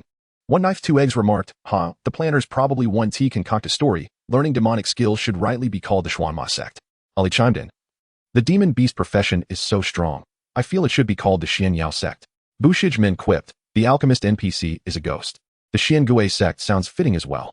Faced with a barrage of player mockery, Su Jie felt rather helpless. However, if players perceive themselves as part of the demonic path, it could lead to perilous consequences. The gameplay of a faction representing justice would vastly differ from that of an evil faction. It was imperative to correct the players' dangerous misconceptions. Su Jie immediately reprimanded sternly. Ignorance. What has cultivation to do with righteousness or wickedness? When the mind is tainted with dust, even Buddhist scriptures become shackles. Yet, when the mind is clear, even demonic texts can illuminate enlightenment. This seat has immersed itself in the demonic, tempering its will and deciphering the arcane arts, solely to vanquish demons and eliminate evil. Remember, regardless of the righteousness or malevolence of the technique, performing just deeds constitutes the true path. Chapter 18. Professional Skills. Players mobilized. Su Jie delivered a speech with great fervor, striving to salvage the reputation of his planning. The players, however, were left bewildered and astonished. Could it be that the NPC was eavesdropping on our conversation? Is this an AI program set up by the cunning developers? It seems remarkably intelligent. Just look at his expression, he appears genuinely anxious. On a side note, this setting is quite intriguing. Based on what he described, We must belong to the benevolent and orderly faction, despite the banner. Tang Sanzang and his 4 companions ultimately chose the primary profession of demon cultivator. After all, the alchemist profession lacks combat prowess and resembles more of a lifestyle vocation. The 2 Fox players had no choice but to seek out Qi Wei. Meanwhile, the remaining trio, under the enlightening guidance of Yidao Zhang, gained a brief understanding of the game's content. The daily grind of farming might be rather tranquil. I personally prefer games without excessive violence, so I shall choose Alchemist. Nana also opted for Alchemist. Not eating beef, with a humble demeanor, inquired, Masters, can we change professions in this game? Tang Sanzang responded. The official website has stated that profession changes are possible, but they require contribution points. Oh, that is good to know. I will stick with Alchemist for now. Bro, are you a lifestyle player? No, not eating beef chuckled. This game is extraordinarily crafted. Combat professions will undoubtedly require substantial funds later on, and I lack the means for microtransactions. In the early stages, alchemy should also yield experience. As my skill proficiency increases, I can sell red and blue potions. Once I save enough, changing professions will not be a problem. Impressive, my friend. You seem to be an experienced online gamer. Sujia did not anticipate that all 3 new human players would select Alchemist. He silently lamented that players recruited from outside the group were still not as amusing as the members within. However, relying solely on group members for recruitment could lead to a monopoly during the closed beta, prematurely introducing guilds that might hoard resources, potentially marginalizing new players later on. Although Su Jia was eager to accumulate merit points, he had no intention of disrupting the game's ecosystem. He would consider recruiting guild players only once he had achieved sufficient cultivation. You have transitioned to the primary profession Demon Cultivator, as the notification appeared before the 5 players. They glanced at their character panels. Primary profession, Demon Cultivator. Professional skills, none. The primary profession skill column has been unlocked. Seizing the opportunity, Su Jia projected a portion of the demonic spells he had learned. Advanced spells, Fire Invocation, 50 contribution points. Earth Trap, 80 contribution points. Divine Movement, 100 contribution points. Demon Cultivator spells, Demonic Flame Finger, 100 contribution points. Soul Capture, 200 contribution points. Blood Burning Escape, 200 contribution points. Boiling Blood Technique, 200 contribution points. The 5 players gazed in awe at the rows of advanced skills. However, their contribution points were insufficient to exchange for many high-tier skills. At that moment, Su Jia suddenly spoke. In light of this being your first cultivation, I shall make an exception and impart a skill. With a wave of his hand, 5 black mists entered the foreheads of the players. Simultaneously, a notification appeared before them. You have triggered the initial profession transfer reward, receiving Boiling Blood Technique for free. Master is so generous. Nice. What a delightful surprise, haha. Awesome. Let us check the skill description. Boiling Blood Technique LV1, 010, burn your internal essence to gain double speed and strength. Can be cancelled at any moment, or until your blood is exhausted. At max level, LV10, you will achieve 10-fold speed and strength. Effective below foundation establishment level. Does the professional skill require proficiency? This skill is incredibly powerful. The attributes are directly doubled. Tang Sanzang exclaimed with enthusiasm, with the skill, we will be well prepared for exploring the new map. If you all still have contribution points, you should learn skills first. Advanced skills are also quite useful. Let us allocate them wisely. I can learn Earth Trap. I will learn Fire Invocation. That should be a ranged attack, right? Soul Capture should be a control skill. I'll take one. Demonic Flame Finger should also be an attack skill. Let us try to coordinate our efforts. Professional skills require proficiency, but basic skills and advanced skills do not. The 5 seasoned players quickly allocated their skills. After distributing the skills, Su Jia returned to his cave, awaiting the players' next exploration endeavors. Meanwhile, Ali and Bai Yin approached Qi Wei, their amber eyes filled with curiosity. This was their first time regarding a beast NPC from such a perspective. Qi Wei regarded them with the unique vigilance and scrutiny characteristic of demonic beasts. Circling around the 2 players, it flared its nostrils, seemingly discerning through scent whether they were indeed demonic beings. How do we initiate a conversation? Should we call you Master or Fox Mother? Bai Yin asked, somewhat perplexed. It should be Master, right? Ali uncertainly called out. Qi Wei halted, gazing at them for a moment before speaking. The Master has instructed that you 2 will henceforth train with me. Upon hearing the fox demons speak human language, Ali was filled with wonder and excitement. Yes, Master. Please begin our training. Bai Yin hurriedly inquired, can we learn skills? What tasks can we undertake as fox demons? Qi Wei felt quite uncomfortable under their gaze. In the demon realm, a hierarchy is an unyielding law etched into the very fabric of existence. Low-tier demonic beasts are considered prey in the eyes of high-tier ones, possessing absolute life and death authority. Naturally, this hierarchical oppression does not apply to certain noble bloodlines within the demon realm. Such beings can instill terror in countless low-tier creatures merely by revealing their aura. Qi Wei did not sense any special bloodline from the 2 foxes. In fact, they emitted no demonic energy. In its understanding, creatures of their kind should prostrate themselves in submission. not daring to raise their heads in its presence. However, these peculiar foxes exhibited no reverence whatsoever. Remembering the Master's instructions, Chiwei suppressed its discomfort and explained, "We demons absorb the essence of the sun and moon and refine our blood through consumption. You have not yet awakened your spirits, so you cannot practice demonic arts." It intended to say that they were mere beasts. Yet they did not seem to display the ignorance typically associated with chaos. However, without cultivating demonic power, it was indeed impossible to learn demonic arts. Unlike humans, demons do not possess the intelligence to quickly master spells. Even somewhat skilled demons often know only a handful of techniques, which they have painstakingly developed over the years. Most demonic beasts rely on their robust physique, channeling all their spiritual energy into honing their physical forms. Those like Chiwei, who can wield enchanting spells, are considered exceptionally gifted among demons. Thus, their primary focus is on physical strength. Ali and Baiyin were oblivious to these nuances. Not high enough level? Then we should level up first. Let us go find Brother San to guide us. The two foxes turned and sought out Tang Sanzang and his group. Tang Sanzang pointed to the blood transformation pool, saying, "Go drink the blood. It's the fastest way to level up." Ali approached, lowering her head, only to be overwhelmed by the pungent odor, nearly causing her to roll her eyes in disgust. "EW, Brother San, this stuff is absolutely revolting." Baiyin shook his head vigorously. "I can't stomach this. Is there any other way?" Foxes have keen senses, and this substance was akin to a tear gas bomb for them. Tang Sanzang shrugged. Who knows why the developers chose such a grotesque method? It's the quickest way. You'll get used to it eventually.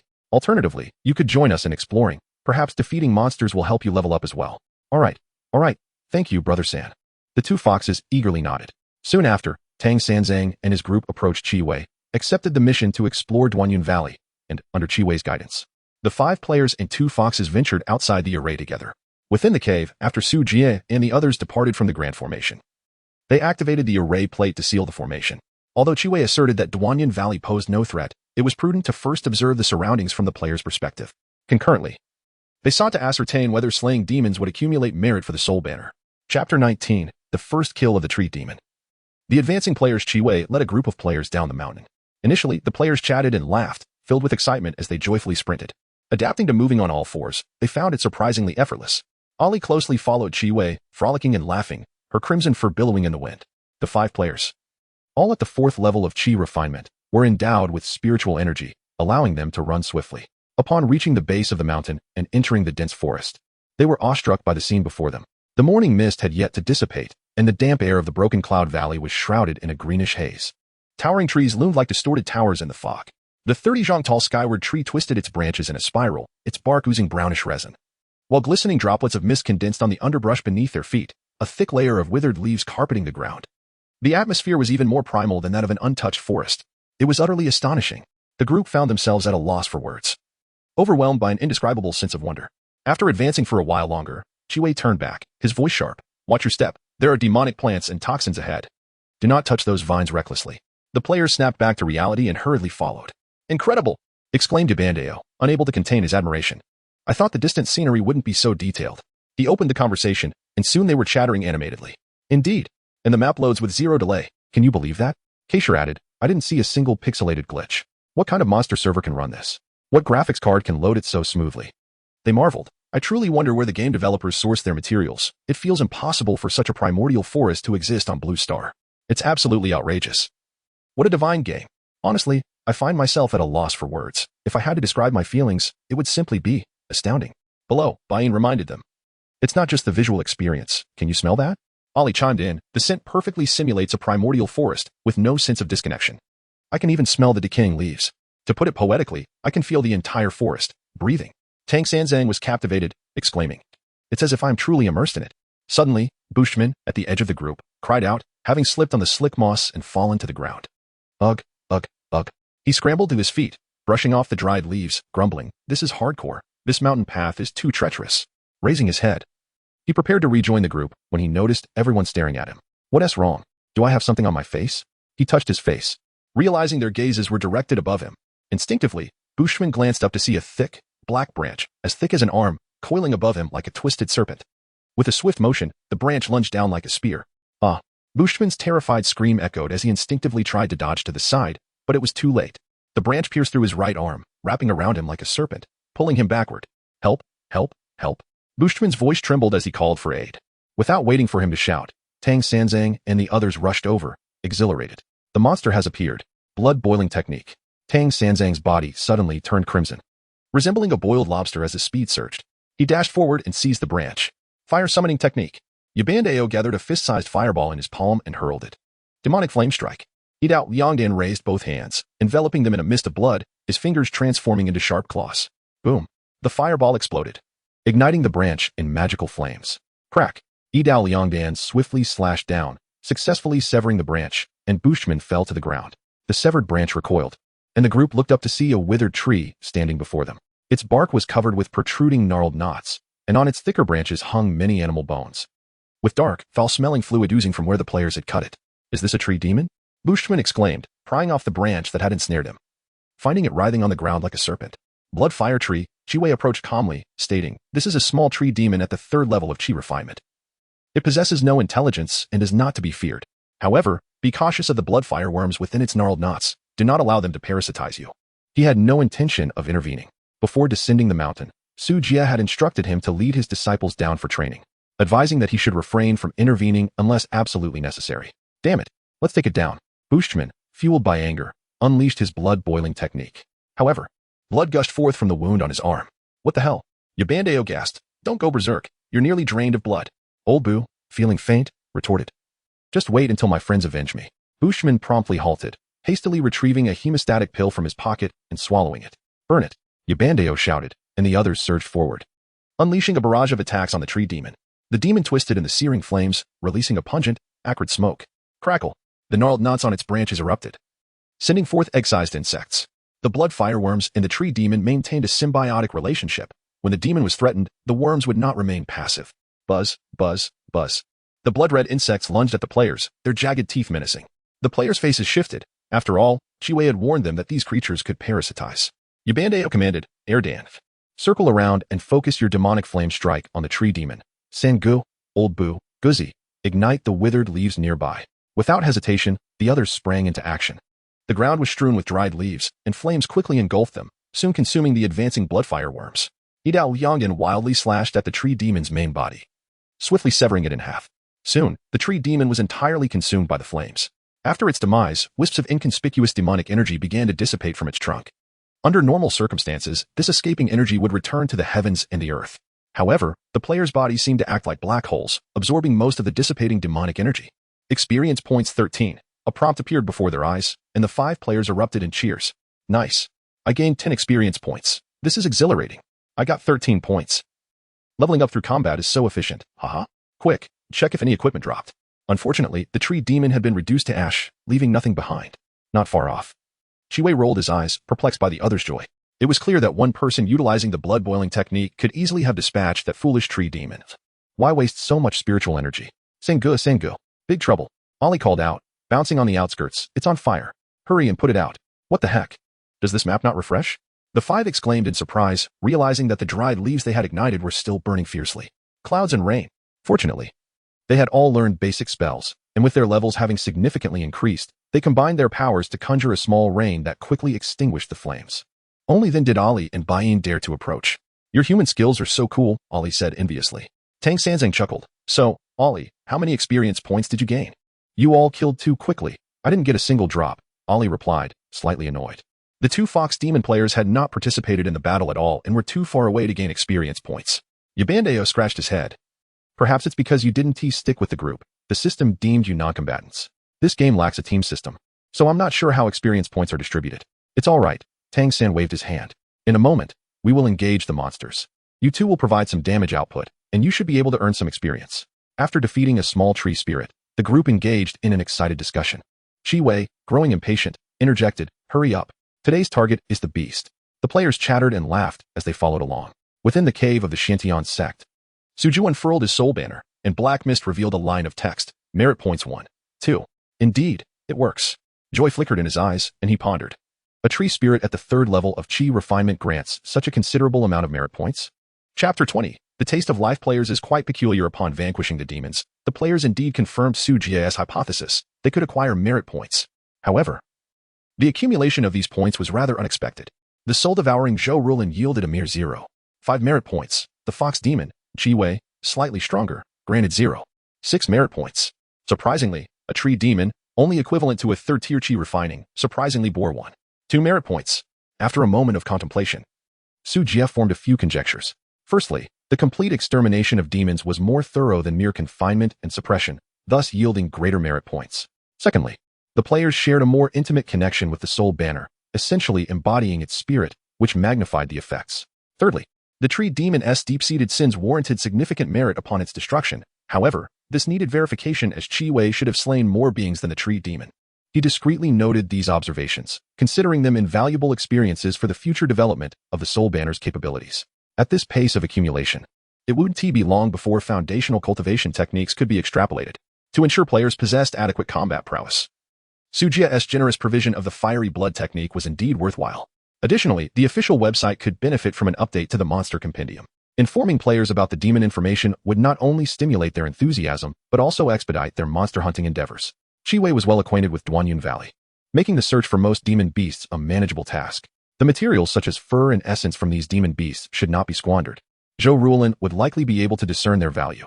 Currently, Su Jie found himself devoid of resources, lacking even a single flying sword, and thus had nothing to equip the players with.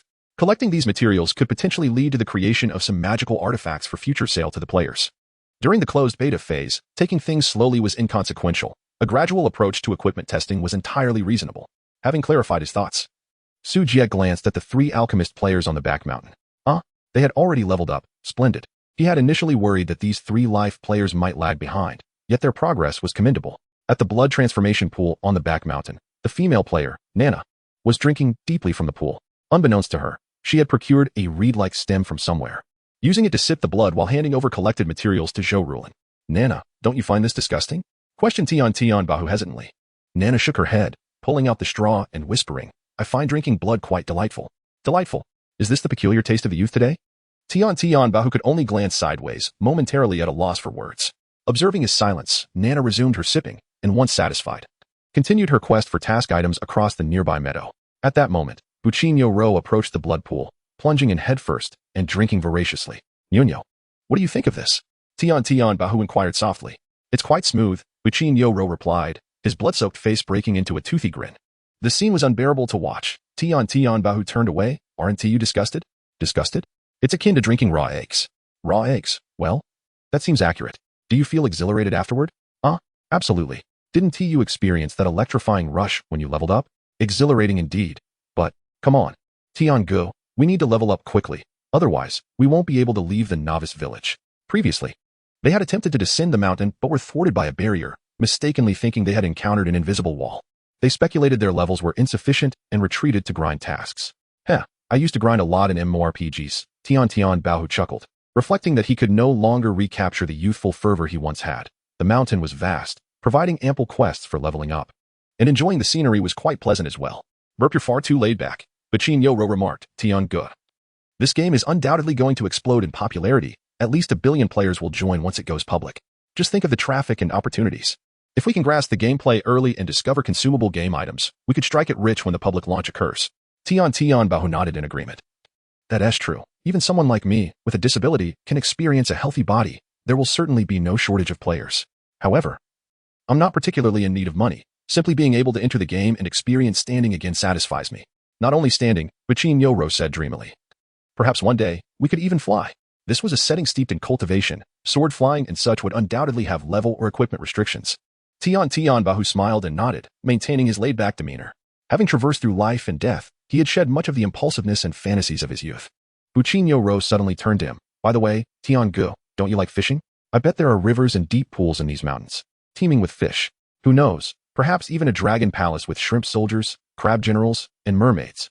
Moreover, the official grant of your qualification code might very well be for testing leisure gameplay. If you excel, you might even develop a fishing profession.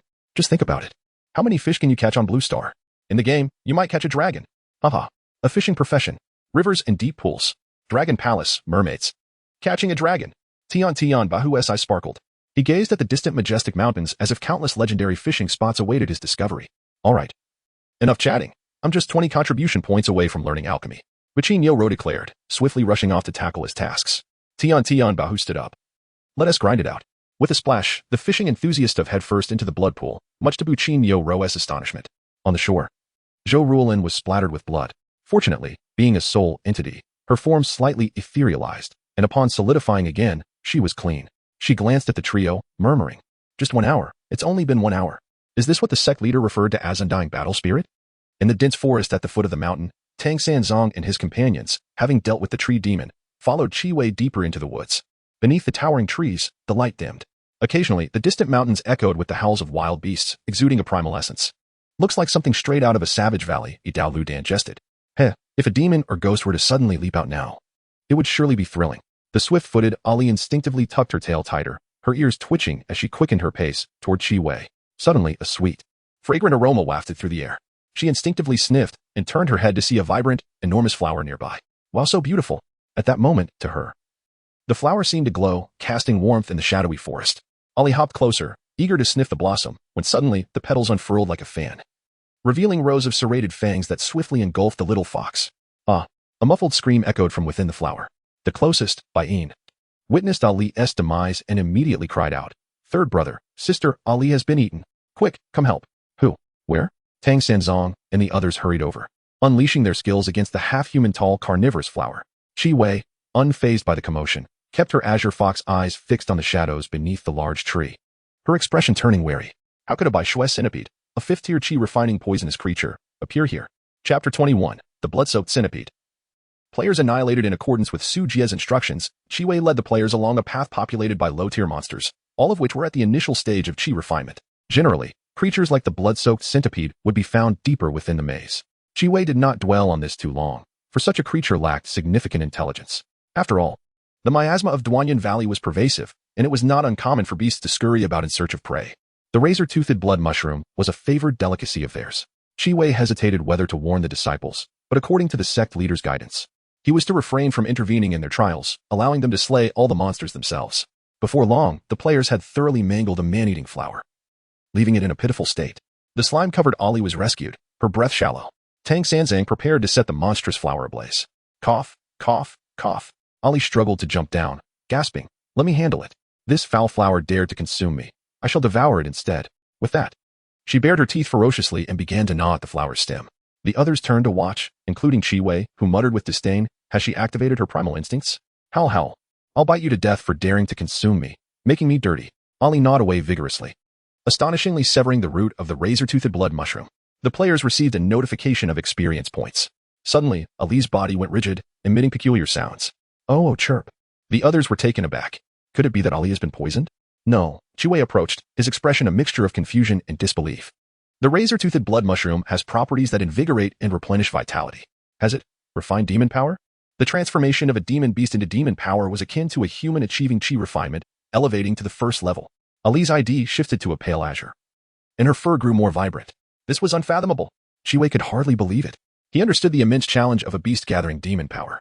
While humans have the advantage of cultivation techniques to aid their progress over mere decades, each demon beast had to consume vast amounts of flesh and blood, absorbing the essence of the sun and moon to store even a trace of spiritual energy within.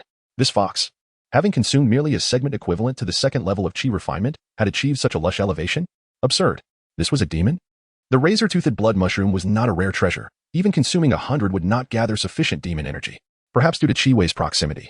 The hidden blood-soaked centipede began to stir, contemplating escape. The silver-eared figure nearby twitched, quickly turning to observe. Look, what is that moving? The others immediately turned their gaze.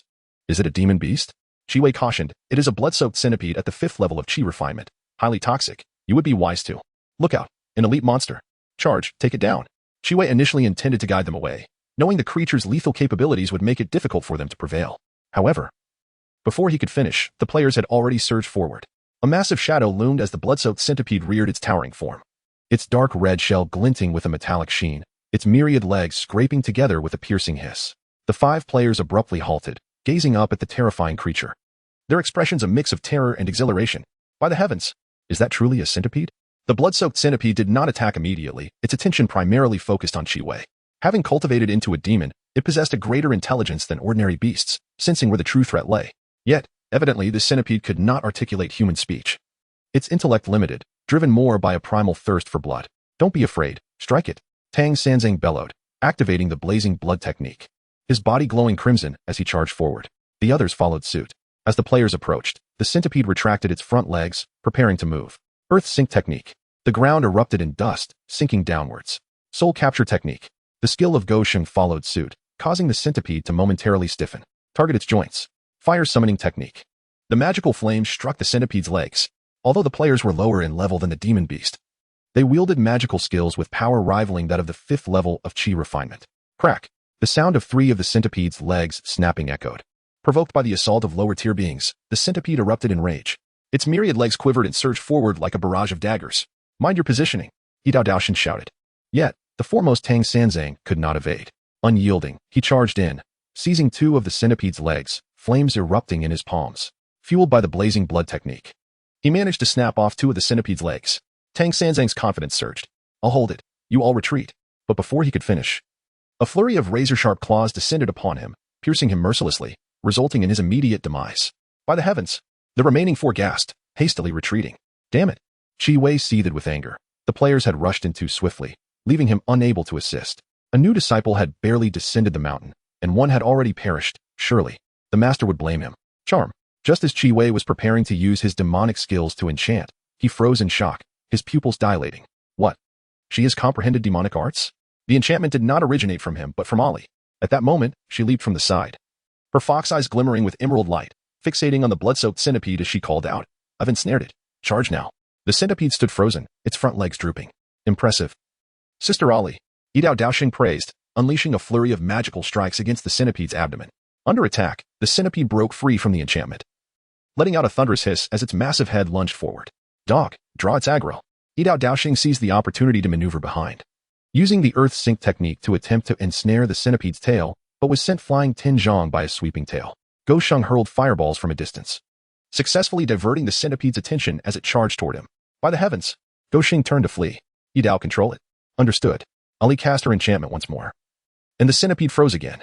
Yidao Daoshing immediately attacked with magical strikes, while Bu Shijmin, ignoring the blood streaming from his shoulder, advanced to deal damage. Don't be greedy. Once it breaks free, retreat. Yidao Daoshing commanded while unleashing the earth sync technique. The group, seasoned players with undeniable gaming prowess, recognized the patterns and frequency of the monster's attacks, perceiving that they could inflict damage.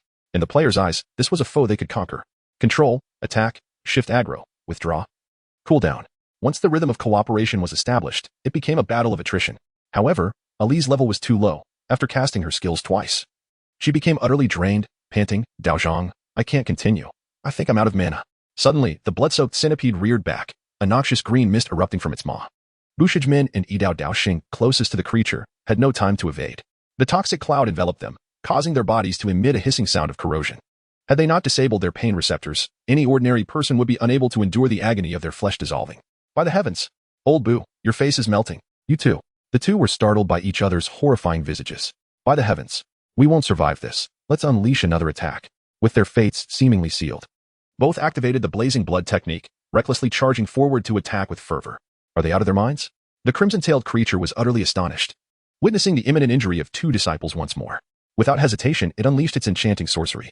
Withdraw at once, commanded the Taoist priest. As he and Go Sheng prepared to retreat, the head of the bloodied centipede fell heavily to the ground, its body curling up and trembling incessantly. The players were momentarily taken aback, believing that Lao Bu and Air Dan's desperate assault had proven effective. Is it severely injured? They exclaimed, turning back to charge forth with fervent attacks. Ari, unwilling to be outdone, leaped onto the centipede's back, viciously biting at its antennae. Seizing the opportunity, the silver-clad player, who had been lurking on the periphery, surged forward, burrowing into the centipede's abdomen and tearing away a substantial chunk of flesh. It was evident that the bloodied centipede could not break free from the enchantment cast by the Crimson Tail. It lay curled on the ground, allowing the players to unleash their fury upon it. After a quarter of an hour, the players combined their efforts to shatter the pale, soft shell, and the demonic flames surged into its innards. They severed the centipede's head, and foul, green blood sprayed forth. Experience points 36. The remaining players erupted in cheers. Haha. We leveled up. Wait, Taoist, why has your face changed color? One asked in shock. Oh no, is he poisoned? At that moment, the faces of the Taoist priest and Go Sheng had turned a ghastly shade of blue, resembling that of a zombie. Ari and the silver-clad player also felt dizzy and disoriented. This is it. We're done for. The experience points are decent, and surely this centipede will drop some gear. Let us search quickly. Yet, before the players could dissect the bloodied centipede, they all collapsed to the ground, lifeless. The crimson-tailed creature watched as they transformed into black mist and vanished, its fox-tail instinctively curling. These lunatics. After a moment's hesitation, it coiled its tail and, harnessing its demonic power, whisked the corpse of the bloodied centipede up the mountain. Chapter 22. Developing the corpse of a monster is irresistibly tempting. At the resurrection point square in front of the cave, Tang San's corporeal form materialized. Experience -40. Glancing at the lost experience points, he could not afford to lament. He hurriedly dashed toward the back mountain. Arriving by the blood pool, he slurped greedily. Hey? Brother San, you just revived? Buchinyo Ro exclaimed in surprise. Can wild monsters in the novice village really kill you? Tang San sighed. You have no idea. The wild monsters here are unlike any other game. They are exceedingly realistic. Buchinyo Ro was about to inquire further, but Tang San waved his hand. We'll talk later. I need to join my team to tackle an elite monster. Just as he prepared to leave, Bushigoman and Yidao Liangdan rushed over from the resurrection point. Upon seeing them, Tang San instantly knew they had faced a total wipe. What happened? Yidao Liangdan exclaimed, Brother San, that centipede is utterly absurd. It has area of effect skills, and there is poison damage too. Bushigoman nodded. It has high defense, thick health, and formidable attack power. Without proper gear, it's exceedingly challenging. This monster is somewhat overpowered. I suspect Dao Zhang and the others couldn't withstand it either. They must be on the verge of demise. After a brief wait, they indeed spotted Yidao Zhang and his group rushing from the resurrection point. Haha. We managed to take down the centipede. For some reason, it ceased its resistance, and after eliminating it, we all gained experience points. The trio of Tang San, who had died first and returned to the city, could only sigh. It appeared that the game's experience point acquisition mechanism favored those who survived with their teams. Unfortunately, no equipment dropped. I suspect the equipment system in this game isn't even installed. Not a single novice sword was dropped. Nearby, Buchinyo Ro and Tian Bahu had also gathered. Nana hesitated for a moment before standing at the edge of the crowd. A group of players began to converse. Suddenly, Yidao Zhang asked, By the way, Ali, do you get skills upon leveling up? Yes. It seems to be a talent skill, Ali replied. Silver, feeling dejected, interjected, Why don't I have any? After defeating the centipede and accounting for the experience lost upon resurrection, he had successfully leveled up but had not acquired any talent skills. Hiki. Perhaps my character possesses a hidden talent, Ali boasted. No worries, I can still learn skills from the mentor, just need to grind a few tasks. Tang San nodded. Old Bai, go learn your skills first. We need more crowd control, and it would be best to learn soul capture. As they were summarizing their experiences, they turned to see Chi Wei returning from the mountains, dragging a massive centipede corpse behind him. The three novices gazed in awe at the gigantic monster's corpse. Chi Wei noticed the resurrected players and instinctively trembled, even subconsciously avoiding them, daring not to greet them. Indomitable battle spirit. So eerie. Without delay, he hastily dragged the centipede corpse towards Su Jia's cave. Do NPCs in this game actually steal monsters? Meritorious value 4. 1. Su Jia observed the accumulated meritorious value on the soul banner, nodding in satisfaction. The combat prowess of the players exceeded his expectations. Encountering the 5th stage Chi refinement blood centipede, if Chi Wei hadn't intervened, the players would have surely faced annihilation. This also made Su Jia realize that players unarmed were significantly limited in their combat abilities. Master, Chi Wei seeks an audience. Come in. Upon allowing Chi Wei into the cave, before it could utter an apology, Su Jia stated, You did well. Put the centipede corpse down. Chi Wei breathed a sigh of relief and complied. The soul banner unfurled, black mist enveloping the corpse, and a grayish-white centipede spirit emerged, vanishing upon being absorbed by the soul banner. Was it devoured? Su Jia's mind stirred, discovering that the centipede's spirit had been refined, and the black mist of the soul banner had thickened slightly. No new race had been produced. Failure to manifest? After a moment of contemplation, Su Jia speculated that the blood centipede might not have gained sentience. Perhaps its bloodline and tier were insufficient, causing its spirit to dissipate too quickly. Alternatively, players might be unable to transform into certain bizarre forms of monsters. After all, the structural differences were vast, with those hundreds of legs being beyond player control. The specifics remained to be confirmed. Internally noting this, Su Jia summoned Zhou Rulin, pointing to the centipede corpse on the ground, asking, Is this centipede corpse of any use? Zhou Rulin nodded. Indeed, Sect Master, this is a blood centipede. Its poison sac can be refined into a poison potion. Its essence can be used to concoct obstacle avoidance pills, and its eyes can be refined into awakening pills. Excellent. Su Jia rose, commanding, Chi Wei. Hand over the centipede corpse to the disciples for disposal. The two of you come with me down the mountain. As they passed the back mountain, several players were diligently grinding tasks, nurturing spiritual fields to infuse spiritual power into the sect's formation. These players were seasoned veterans, understanding the principle of sharpening the axe without wasting time on the wood. Witnessing the ferocity of the monsters below, they decided to first accrue contribution points, allocate skill points, purchase some potions, and then proceed to slay monsters. Chi Wei discarded the centipede corpse, and Su Jia spoke. You all have contributed to slaying the monsters. This is your reward. Having said that, he led Chi Wei and Zhou Rulin down the mountain.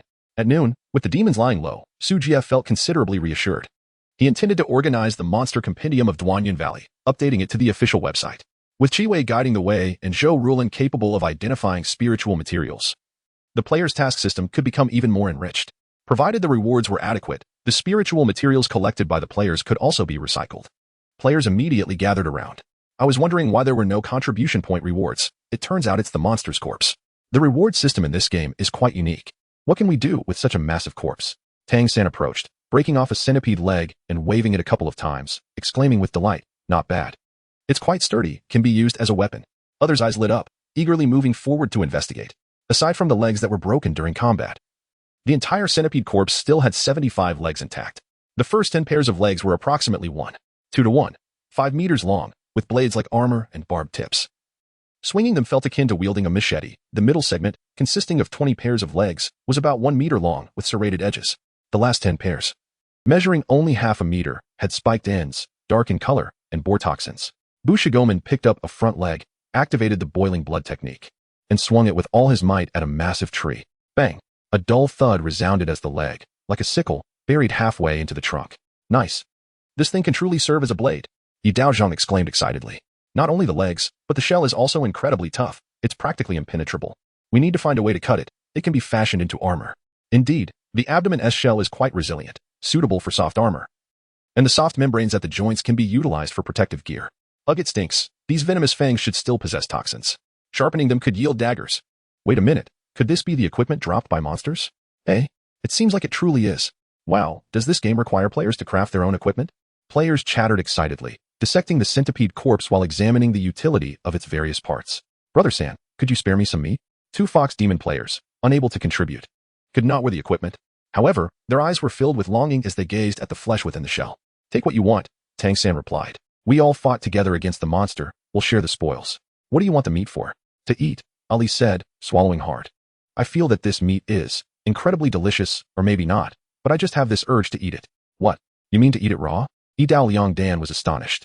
Ali, your taste is a bit extreme. Silver interjected. No, Ali and I instinctively feel a craving for the blood meat. Is that so? Yi Dao Zhang pondered. It might be a difference in game settings. Perhaps the demon race gains enhancements from consuming blood and flesh? It should grant experience. Ali added, earlier, I leveled up after consuming that man-eating flower. Tang Sanzang reminded, this item is likely toxic. What should we do?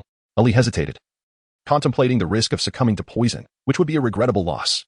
At that moment, Buqin Yo-ro rushed over, saying, esteemed colleagues, I can assist you in testing for toxins.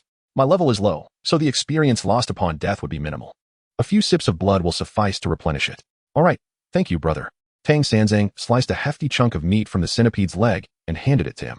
He then beckoned Tian Tian, Bao Hu, and Na Na, inviting everyone to partake freely. The others expressed no objections. Without an equipment slot or a place to save, they could hardly exhaust the resources from such a massive centipede. Thank you, esteemed colleagues. Buqin Yo-ro continued. The centipede's head could serve as a pot. Cooking the meat should be more beneficial. Indeed, I shall gather some firewood.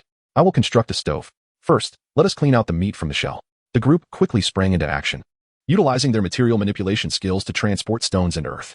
In no time, a rudimentary stove over 2 meters tall was erected.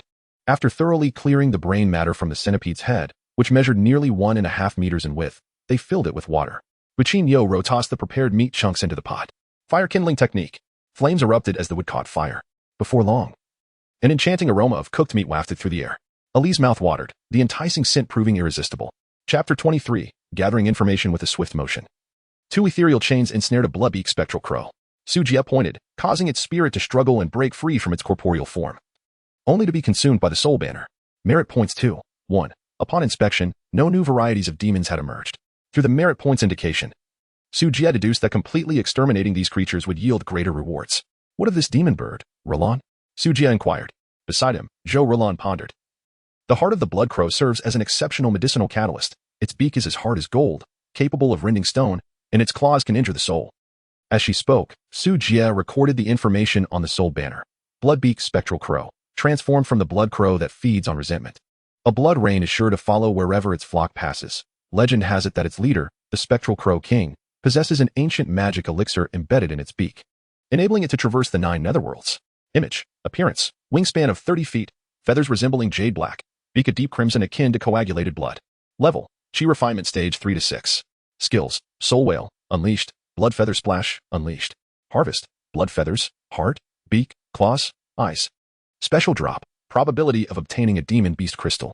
At that moment, Chi Wei scampered over, a vibrant plant clutched in its mouth. Master. This spirit herb emanates a rich aroma, sweet to the senses. I've tasted it, and it is non-toxic. Zhou Rulan exclaimed in surprise. Is that a second-grade saliva fragrant vine? Its sap is a primary ingredient for the second-grade harmonizing pill. Be more specific, Su Jie urged, prompting Zhou Rulan to elaborate.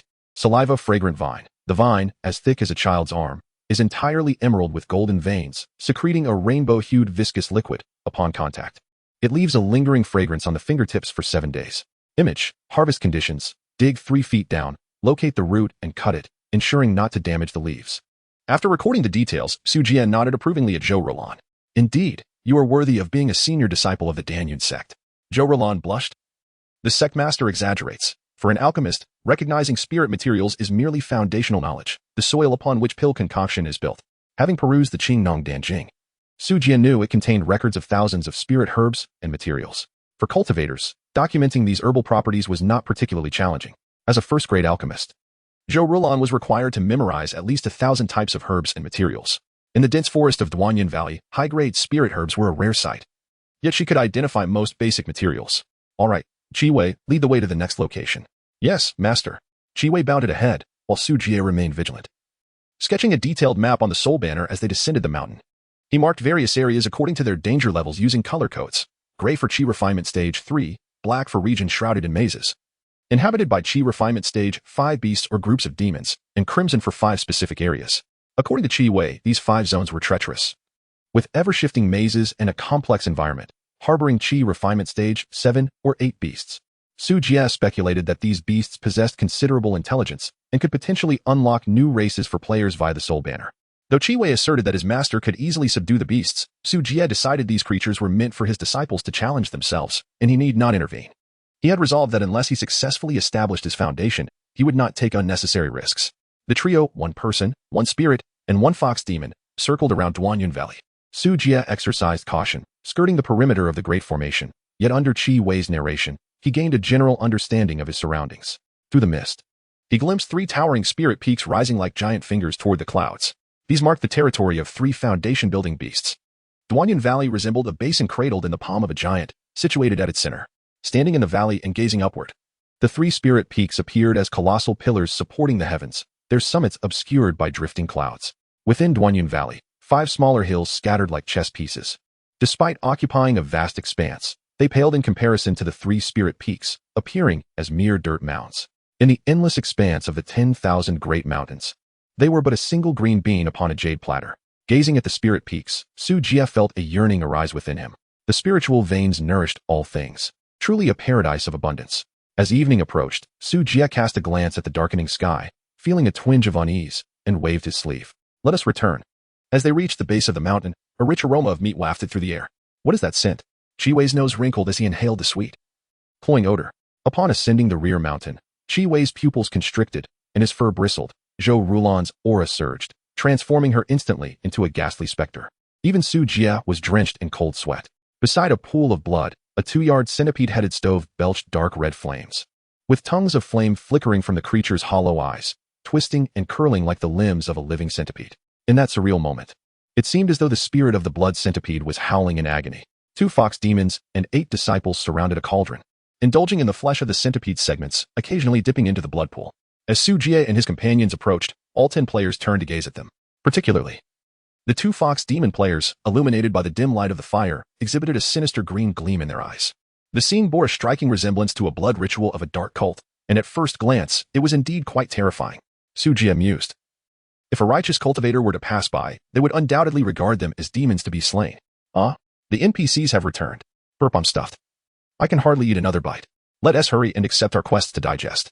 The centipede meat grants more experience than the blood pool. I'm nearing another level up. I'll log off for dinner and continue grinding later. I almost forgot. The nighttime scene is opened. Let us light a bonfire. Ollie and Laobai can see in the dark, but we haven't learned any night vision skills yet. Perfect. The NPCs are back. We can learn the skills and then hunt some monsters tonight. All right, let us go. Players, carrying centipede legs, chattered and laughed as they approached. Chi Wei and Zhou Rulan nearly sprang into action. Fortunately, Su Jie spoke first. The new disciples have a unique training approach. You may continue as usual. The fox demons and the specters exchanged glances, both sensing a degree of trepidation in one another's eyes. However, as Su Jie had already spoken, they could only muster the courage to advance. Sect Master, I wish to learn a skill, no, an incantation. After illuminating the incantations for Tang San and the 5 others, Su Jie contemplated for a moment and opened a corner of the rear mountain formation, instructing Qi Wei to inform the players of the entrance's location. Qi Wei, if any disciples wish to descend the mountain, guide them through here. Qi Wei nodded, albeit with concern. Master, at night, the demon beasts emerge to forage, and the miasma thickens. I fear I may not be able to ensure their safety. No matter, you need only assign trial tasks. There is no need for you to accompany them. Understood. Su Jie turned to Zhou Rulan. Rulan, Duanyan Valley abounds with spirit herbs. Please compile a list of the materials required for concocting gathering qi powder, obstacle avoidance pill, and antidote pill, and allow the disciples to gather them, presenting their contributions accordingly. With the valley's miasma and numerous toxins, the obstacle avoidance pill and antidote pill were essentials that would significantly ease the player's journey. Zhou Rulan carefully noted the instructions and cautiously reminded, Sect Master, do the new disciples not need to learn alchemy? Not necessary, Su Jie replied. Isn't the method for concocting pills detailed in the recipes? Indeed, but refining pills requires extensive practice to master the proportions and timing. You need only teach them, they shall practice on their own. But the sect lacks any alchemy furnaces. Su Jie pondered briefly, teach them to condense the pill fire first. While I do not possess a furnace, players may not require one for alchemy. With the instructions given, night had fully descended. Except for a player named Nana, who continued to gather herbs. The others had logged off near the blood pool for dinner. Su Jie returned to his cave and unfurled the soul banner. Merit points, 26. 5. In addition to the demons slain by players, Su Jie himself had vanquished numerous fiends during his descent from the mountain. In just half a day, with players engaging in further slaying at night, he could accumulate around 50 merit points in a single day. He opened the demonic inheritance section, Inheritance, Demonic Path, revealing the blood demon soul refinement technique, perfect derivation, merit points, 88, and blood demon soul refinement technique, ultimate derivation, merit points, 999. In just 2 more days, he would have sufficient merit points to perfect the blood demon soul refinement technique. A smile graced Su Jie's face, yet his gaze inadvertently drifted towards the ultimate derivation. Perhaps it would be wise to wait a little longer? Chapter 24, The Night Scene, Monsters Gathered Foundation Establishment is not merely a quantitative accumulation of spiritual power. It signifies a qualitative transformation of one's very essence, underscoring its paramount importance for cultivators. The foundational techniques are akin to blueprints for infrastructure. The more meticulous and comprehensive they are, the sturdier and more secure the foundation will be. Consequently, one can confidently and audaciously venture into the Zifu realm, and the condensation of the golden core within the Zifu will proceed with greater ease. Initially, Suju intended to utilize his merit points to enhance the blood demon soul refining technique, as it is a third-tier skill, far superior to ordinary techniques. However, a more enticing option has emerged, and Suju finds himself captivated. The limitless derivation. This requires nearly 1,000 merit points, based on the player's monster slaying speed. He could amass enough within less than 20 days. Moreover, as players progress, their leveling speed will only increase, potentially shortening this time frame. With life-type players infusing spiritual energy into the Sect's grand formation, the duration of its maintenance will extend, having just broken through to the 9th level of Qi refinement. Solidifying his realm will also take half a month. The Zifu stage is manageable, but the Golden Core stage necessitates transcending tribulations. Thus, a robust foundation is indeed advantageous. The hesitation in Suju's eyes dissipates, replaced by resolve. To ascend to immortality, one must embrace risks. Rather than hastily establishing a mediocre foundation, it is far more prudent to knock upon the gates of immortality with a flawless Dao foundation. With clarity of thought and fading doubts, Suju feels the flow of spiritual power around him becoming increasingly smooth. The previously turbulent energy has entirely stabilized. At this moment, should he consume the blood demon pill, he could attempt to establish his foundation. With a serene smile, Suju remains unhurried, continuing to meditate and cultivate, accumulating spiritual energy. He is astonished to see how quickly players level up by consuming the blood and flesh of monsters. The 5 members of Tang Sanzang have already successfully advanced to the 5th level of Qi refinement. The 5 novices of Ali are even more extraordinary, achieving the 3rd level of Qi refinement in just half a day. This pace of cultivation surpasses that of the direct disciples of Golden Core sects. It is likely that even the royal bloodlines of the Yin Kingdom cannot compare. However, he refrains from hastily gathering the spiritual energy accumulated by the players. He is waiting until after the limitless derivation to extract it all at once on the day of foundation establishment. As the soul banner unfurls and his consciousness connects to the official website, Suju begins editing the information about the demons and spiritual materials he has collected today in the monster compendium. Thus far, There are only over 30 types of monsters and more than 90 types of spiritual materials, with plans to continue descending the mountain for further collection tomorrow. The 10,000 Great Mountains are teeming with demons, and Su Ju intends to gather more in the Duanyun Valley, with the intent of replenishing his stock whenever necessary. On the back mountain, the blood transformation pool, the 5 players of Tang Sanzang have assembled. Each carries a centipede knife, adorned with large carapaces on their chests, evoking the image of mountain patrollers. Additionally, a player named Buqin Yo Ro, who does not consume beef, has taken on a trial task and requested to join their party, eager to experience the descent together. Tang Sanzang and his companions did not decline the offer. Brother Tian, are you truly not going to take a look? Buqin Yo Ro inquired, turning his head. Everyday Bohu waved his hand, saying, it's pitch black. I think I shall pass. There's plenty of centipede meat left, and wasting it would be a shame. The others said nothing further and proceeded down the mountain. Torches in hand, Everyday Bohu glanced back at Nana, who lay sleeping a short distance away. Although she appeared to be offline, she was merely asleep within the gang. The youth's internet addiction is truly severe. Even in slumber, they remain logged in. He then accepted the task and continued to drink blood and consume flesh, contemplating that he would log off to sleep after completing this task. The night was as dark as ink, with players trudging forward, torches illuminating their path. In the distance, the mountains echoed with ghostly howls. The flames illuminated the fiery red fur of Ali, while the silver-gray fur shimmered with a metallic sheen in the shadows. 2 fox demon players, possessing night vision, led the way at the forefront of the group. The early advantage of the demon race is quite evident. This night vision capability is of utmost importance. In other online games, nighttime scenarios afford some visibility, but this game is decidedly hardcore. In the mountains at night, one truly cannot see their hand in front of their face. It must be said, this setting would suffice for a horror game, not to mention the exquisite visuals. Even the audio of ghostly cries is sufficiently terrifying. Without night vision, I would hesitate to venture out alone to slay monsters. Hehe, you all possess night vision skills as well. Perhaps you should activate them first. Indeed, I feel it is imperative to learn the night vision skill at once. However, the mana cost is somewhat high. I cannot maintain the Spirit Eye state indefinitely. Among the advanced skills is the Spirit Eye technique, requiring 100 contribution points. This technique not only enables night vision but also grants the ability to perceive illusions and dispel enchantments. Nonetheless, considering the player's current cultivation levels, maintaining the Spirit Eye technique would swiftly deplete their spiritual energy. The group converses and shares encouragement. Suddenly, Ali halts and exclaims, there are monsters ahead. The edges of the player's torchlight flicker with dozens of eerie green glimmers. Rustling sounds clearly reach their ears. Ali screams, so many snakes, and scorpions, and rats. Fire ignition technique. Demon Flame Finger.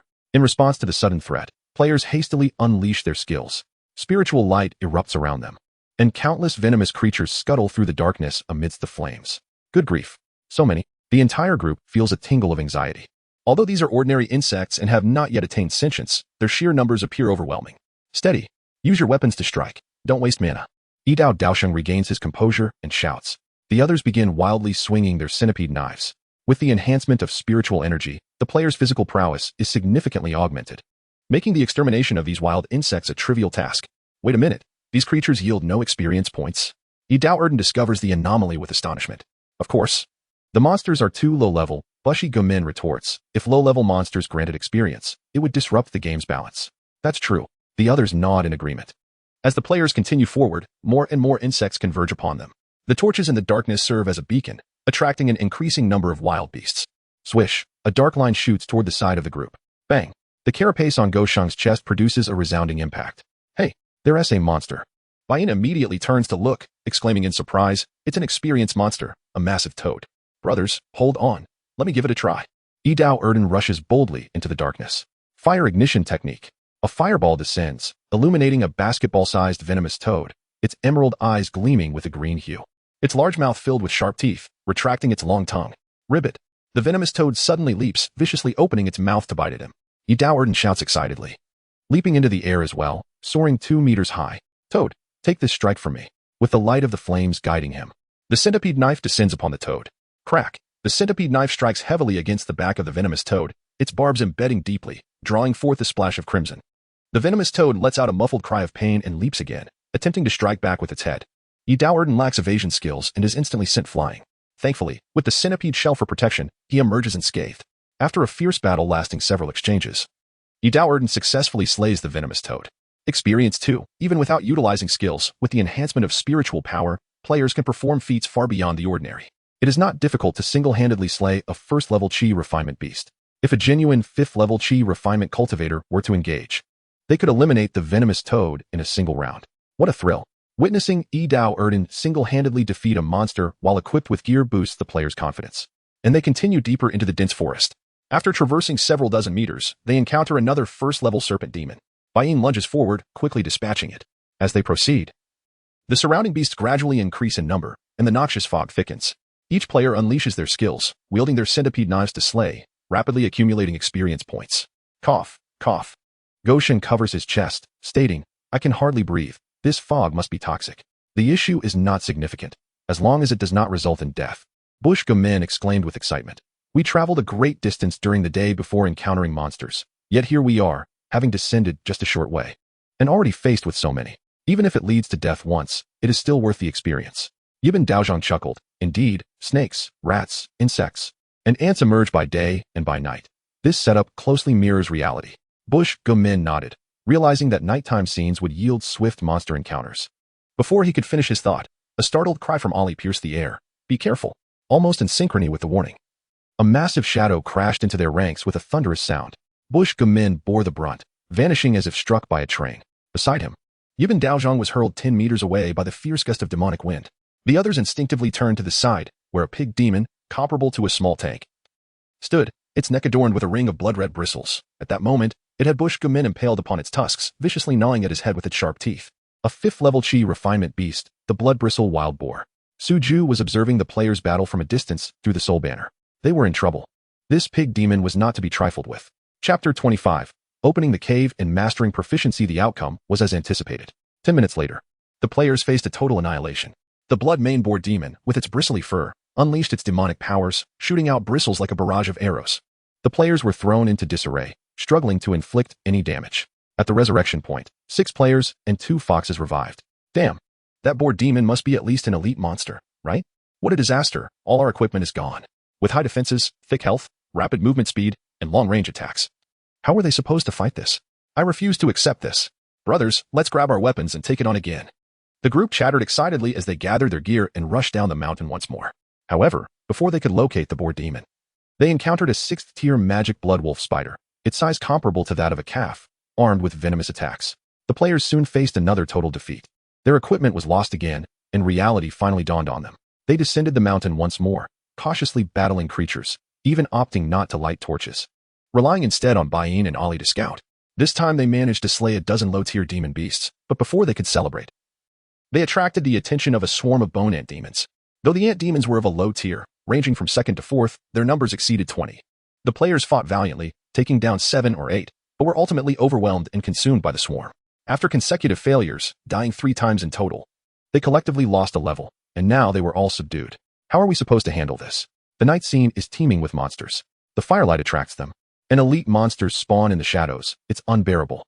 The nighttime debuff was exceedingly harsh. Excessive exposure to the mist led to severe negative effects. There was also an abundance of toxins. A single sting could lead to rapid health loss from poisoning. Forget it. We've lost 4 or 5 sets of gear already. Let us grind during the day instead. The nighttime beasts are far too numerous, and with toxins everywhere, the mortality rate is excessively high. We've even lost several sets of centipede blades. It's just not worth it. After some deliberation, they decided to focus on completing tasks to accumulate contribution points. Prioritize leveling up their skills, and most importantly, learn the spirit vision technique before considering grinding in the nighttime scenarios. The group made their way to the back mountain, where Dao Yodwan began striking at the blood pool, calling out, "Sister Ghost, stop sleeping and come out." Zhou Rulin emerged, her aura heavy with resentment. "What do you want?" She had followed Su Jie around during the day, depleting much of her ghostly energy. Now, during the night, the Yin energy was ripe for cultivation, and she was disturbed. "I want to take on the task of building a cave." Dao Yodwan, undeterred by Zhou Rulin's grievances, said playfully. Tang Sanzang and the others also expressed their desire to undertake this task. Among the daily tasks, aside from replenishing the sect's grand formation with spiritual energy every hour, this task offered the highest rewards. Previously lacking suitable tools for the task, they now had centipede legs sufficient for excavating a cave. Moreover, with no anti-addiction mandatory logout in effect, they wished to construct a dwelling for themselves. Currently, the backpack system had not been implemented, and they would need a place to store materials acquired from future monster hunts. Zhou Rulin suppressed her grievances and recalled the task guidelines given by the sect leader, then used her ghostly energy to display the task. Daily task: construct a cave. 1. Cave for disciples. Specifications: diameter of 10 zhong, approximately 130 square meters. Layout: A single-layer simple cave blueprint. Location, at the mountain's waist, where the Earth's energy converges. Map. Task reward, 30 contribution points. 2. Cave for Outer Disciples Dash. The players had already perused the task details and quickly accepted the task to excavate a cave for the disciples. Following the task prompts, they arrived at the designated area on the mountainside and began digging with their centipede legs. The task of constructing the cave was specifically arranged by Su Jie. The planned area was sheltered from the wind and exposed to sunlight, closely connected to the mountain's protective formation, ensuring that players could channel their energy within the cave, reinforcing the array's effects. Furthermore, their haphazard presence in the back mountain was not conducive to management. By creating a private space, they would foster a sense of belonging. In the future, they would have the opportunity to set up simple gathering arrays, allowing them to draw upon the formation's spiritual energy based on their ranks within the sect, thus accelerating experience accumulation during their idle moments. Of course, the gathering arrays would come at a cost. Ali and Bain, as members of the demon race, could not utilize tools. However, upon reaching the 4th tier of Qi cultivation, their claws became exceptionally sharp, making the excavation of rock even easier than for Tang Sanzang and the others. Not eating beef, whose level was low, decided to run off to consume meat for leveling up and to accept the task of cultivating spiritual fields. Hey, Tian Ge, it's only 4 o'clock. You're online so early? Tian, who had been grinding all night, chuckled. I couldn't sleep. Lying in bed every day is just dull. Oh, let me tell you. The monsters down the mountain at night are terrifying. Not eating beef excitedly shared his nighttime monster hunting experiences with Fishing Guy. Tian asked, have you discovered any rivers or streams? Not yet, but there's likely a water source nearby. Given the game's meticulous design, if there were no water source, those monsters would have died of thirst long ago. Oh, then we should level up quickly and see if we can find one. The two chatted for a while, and Nana, lying on the ground, sat up, pretending to have just logged in. Good morning, Nana. Not eating beef greeted her. Ah, morning. Hello, everyone, Nana responded softly, getting up to accept a task. At the mountain's waist, Go Sheng, his body flushed red, activated the blood-boiling technique. Wielding a centipede leg to strike fiercely into the ground, uprooting a large chunk of rock. He tossed the rock down the mountain, wiped the sweat from his brow, and gasped, Third brother, what's your proficiency level? Others nearby were also busy digging. Occupational skills required proficiency. They aimed to enhance their skill levels while excavating. Among them, Tang Sanzang's digging speed was particularly swift. Within an hour, he had already penetrated deep into the mountain. Tang Sanzang turned around to check his panel. Blood-boiling technique LV2, 9100. Not bad, just leveled up to 2. Level 2 proficiency grants a 3-fold increase in movement speed and attack power. Wow, no wonder you're so fierce. I'm envious, another player remarked. Tang Sanzang chuckled. But the mana is too low, it's completely insufficient. If I had enough contribution points, I could buy some health and mana potions. I'd probably max out my proficiency in no time. Ollie teased. Third brother is eagerly awaiting the official recharge channel. Huh? I wish, Tang Sanzang shrugged.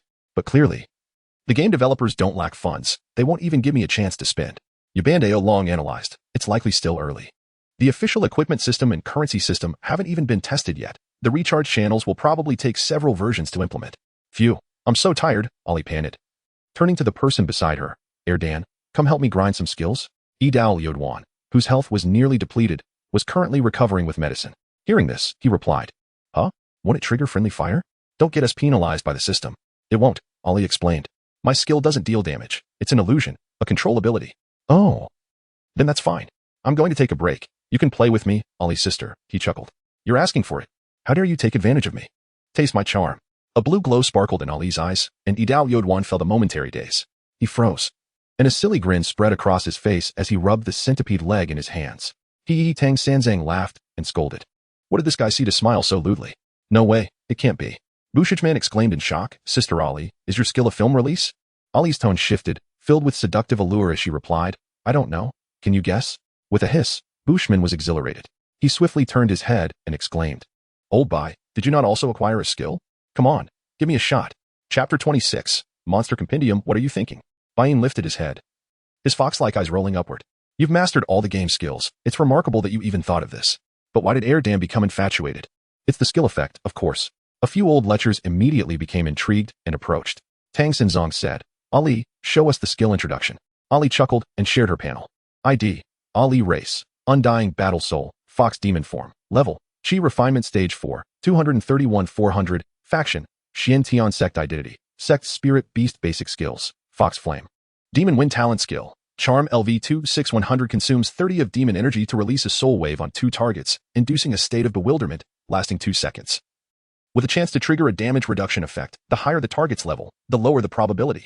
Targets above her level have a high chance of backlash, resulting in a weakened state. Skill level has no upper limit. Bloodline advancement, not triggered. By Ian explained, this bewilderment effect is quite unique. It seems to create different illusions based on the targets. His panel was similar to Ali's, having learned all currently available skills. The others were astounded. Although it dealt no damage, the effects were outrageous, locking targets and reducing damage with no cap on skill level. Moreover, the higher the skill level, the more targets could be affected. Controlling targets of the same level for 2 seconds while standing idle to eliminate them, truly invincible. A definitive strong control skill. Your demon race is truly impressive. Ali's fox eyes curved into crescents as she feigned a sigh. Alas. It's a pity, I only possess 1 talent skill while you all can learn multiple. How enviable. A bit of humble bragging, isn't it? If you level up, you might acquire more talent skills. The 2 seconds passed swiftly, and Dan, regaining consciousness, wiped his drool and excitedly exclaimed, Sister Ali, your skill is amazing. Use it on me a few more times. Bush come in, feeling quite intrigued, asked, What on earth did you see? Dan chuckled, the fox immortal. Just like the one with the red tail, it was explosive. And you still claim the skill ISNTA show? Bush come in grasped by Yin's foxtail. Hurry. Charm me. Don't tug on my tail. Let me down. Ahem. I'm a bit tired. Ali, let me also practice my proficiency. I have some blue potions here. Ali, replenish your energy first, and I'll also try your demon skills. I'll try too. I do like a bit of resistance against fox demons in the future. Ali rolled her eyes and retorted, I'm offering benefits to you all in the group. And you expect me to put on a show while gaming, huh? A bunch of old lechers, get lost. Bain and Ali activated their skills, charming the 5 men. Although the 5 were of higher level, without any resistance, the skills easily succeeded. Observing the 5 infatuated men with starry eyes, Bain turned to Ali and remarked, Sister Ali, it seems our kind can charm each other as well. Ali swatted at him. Well, look at you. Old Bai, with those big eyes. I didn't expect you to be a lecherous fox too. Oh come on, Sister Ali. I'm just experimenting with the skill effects. It's good to have some knowledge for the future, right? Fair point. Then charm me first. Oh. How lecherous of you. Well, I'm a fox spirit. What's wrong with being lecherous? Stop dawdling. Hurry up. Bain activated his charm, and another red fox, squeaking and rolling on the ground while clutching its tail, appeared. The red-tailed fox, dead to the idea. Never imagined that its hard-earned talent skill would be used for such antics. In the cave, Su Jia was utterly astonished. This group of fools had even turned demon arts into a spectacle. It was truly absurd. The black mist surged, obscuring the surveillance footage. As he became disinterested in their antics, he then summoned the Soul Banner to call upon the red-tailed fox and Zhou Ruolan. Redtail, how does your fox clan practice? Replying to Master, before awakening, demon beasts absorb the essence of the sun and moon, but the speed is slow. Therefore, they mostly rely on hunting and devouring other demon beasts for faster growth. It did not mention that demon beasts particularly favored humans. Not only do they provide substantial nourishment, but they are also easy to digest and can enhance intelligence. Naturally, practitioners are even better. Su Jia nodded inwardly, realizing why most demon beasts are fierce, as those who become great demons are not to be trifled with. However, there are also some refined beasts whose temperament is gentle, not feeding on blood but absorbing the essence of the sun and moon or consuming spiritual materials, known as spiritual beasts. Some major sects keep such spiritual beasts. Well, in the future, new disciples will hunt many demon beasts. You and Ruolan will be responsible for collecting the beasts they bring back, rewarding them with sect contributions. Ruolan, carefully assess and preserve the spiritual materials brought back by the disciples. Su Jia meticulously assigned the task of collecting player spoils to the 2 NPCs and handed Zhou Ruolan a storage bag for gathering spiritual materials. He only possessed 2 storage bags, one being the legacy of Yin Tua. By the way, Ruolan, as a vengeful spirit, how do you cultivate? Replying to the sect master, I am currently refining the Yin Sha Qi in the blood pool. I can absorb all forms of negative energy, resentment, and death energy. So that's how it is. Su Jia pondered, unsure if the resentment from future players would be absorbed by Zhou Ruolan. Returned to the rear mountain. After giving his instructions, he allowed them to head back, and Su Jia connected to the official website to update the monster compendium information. All players online were greeted with a prompt. Game update complete. See the official website for details. At the mountainside, players engrossed in tasks and skill proficiency paused in shock. What? An update? Incredible. They didn't even go offline for it. This server is more impressive than I imagined. It's already 5 in the morning. The official hours were quite eerie. Haha, perhaps the dog planners have been burning the midnight oil coating the update. Let us go. Let us log off and check it out. I'll grab a bite too. The 5 players and 2 fox demons, having excavated half of the cave, directly logged off. Upon viewing the updated monster compendium on the official website, the players were elated. In the compendium section, the first row featured a striking title. Monsters recorded in the compendium can use Spirit Eye technique to obtain information. The Soul Banner can already display panels for players, so showcasing partial monster information is certainly feasible. It's like a pillow for a sleepyhead. With these monster compendiums, they wouldn't be utterly in the dark while battling monsters. Moreover, the quest system was also updated in tandem, allowing players to hunt demon beasts, collect materials, and earn contribution points as rewards. The players who had grinded through the night felt invigorated, hastily finishing their meals before logging back in the game as promotion. Sujia boasted about the advanced technology, claiming that the game would not encroach upon sleeping hours and would not induce fatigue. However, in reality, the soul banner inherently nourished the soul. Even if players remained online for extended periods, they would not suffer any harm. Within half an hour, all 10 closed beta players were back online. Tang San Zong and the others arrived at the rear mountain blood pool, all eyes fixated on the corpse of the azure blood centipede on the ground. Previously, they had only consumed a small portion. The remaining could be exchanged for contribution points. Chapter 27. The Price of the Immortal Battle Soul. After perusing the monster compendium, the players finally grasped the value of the blood-soaked centipede. If entirely exchanged for contribution points, it would amount to over 200, a sum equivalent to the labor of an individual completing tasks for 2 or 3 days. Mastery spoke up, suggesting, "Let us divide the centipede. The contribution points shall be shared." The exploration team had no objections, for the centipede had been retrieved by an NPC. Otherwise, they would not have obtained it. "No, that won't be necessary. We have already garnered plenty," the 3 alchemist players said with a hint of embarrassment. Moreover, contribution points cannot be traded, leaving them unsure of how to reciprocate. "Do not be modest," Ali cheerfully interjected as she hopped over. "We still need to venture out and battle monsters, and we will require your assistance in handling the spoils." "Indeed," Tang San nodded. "The alchemist profession will inevitably involve crafting red and blue potions, and your aid will be essential." "Thank you, esteemed ones.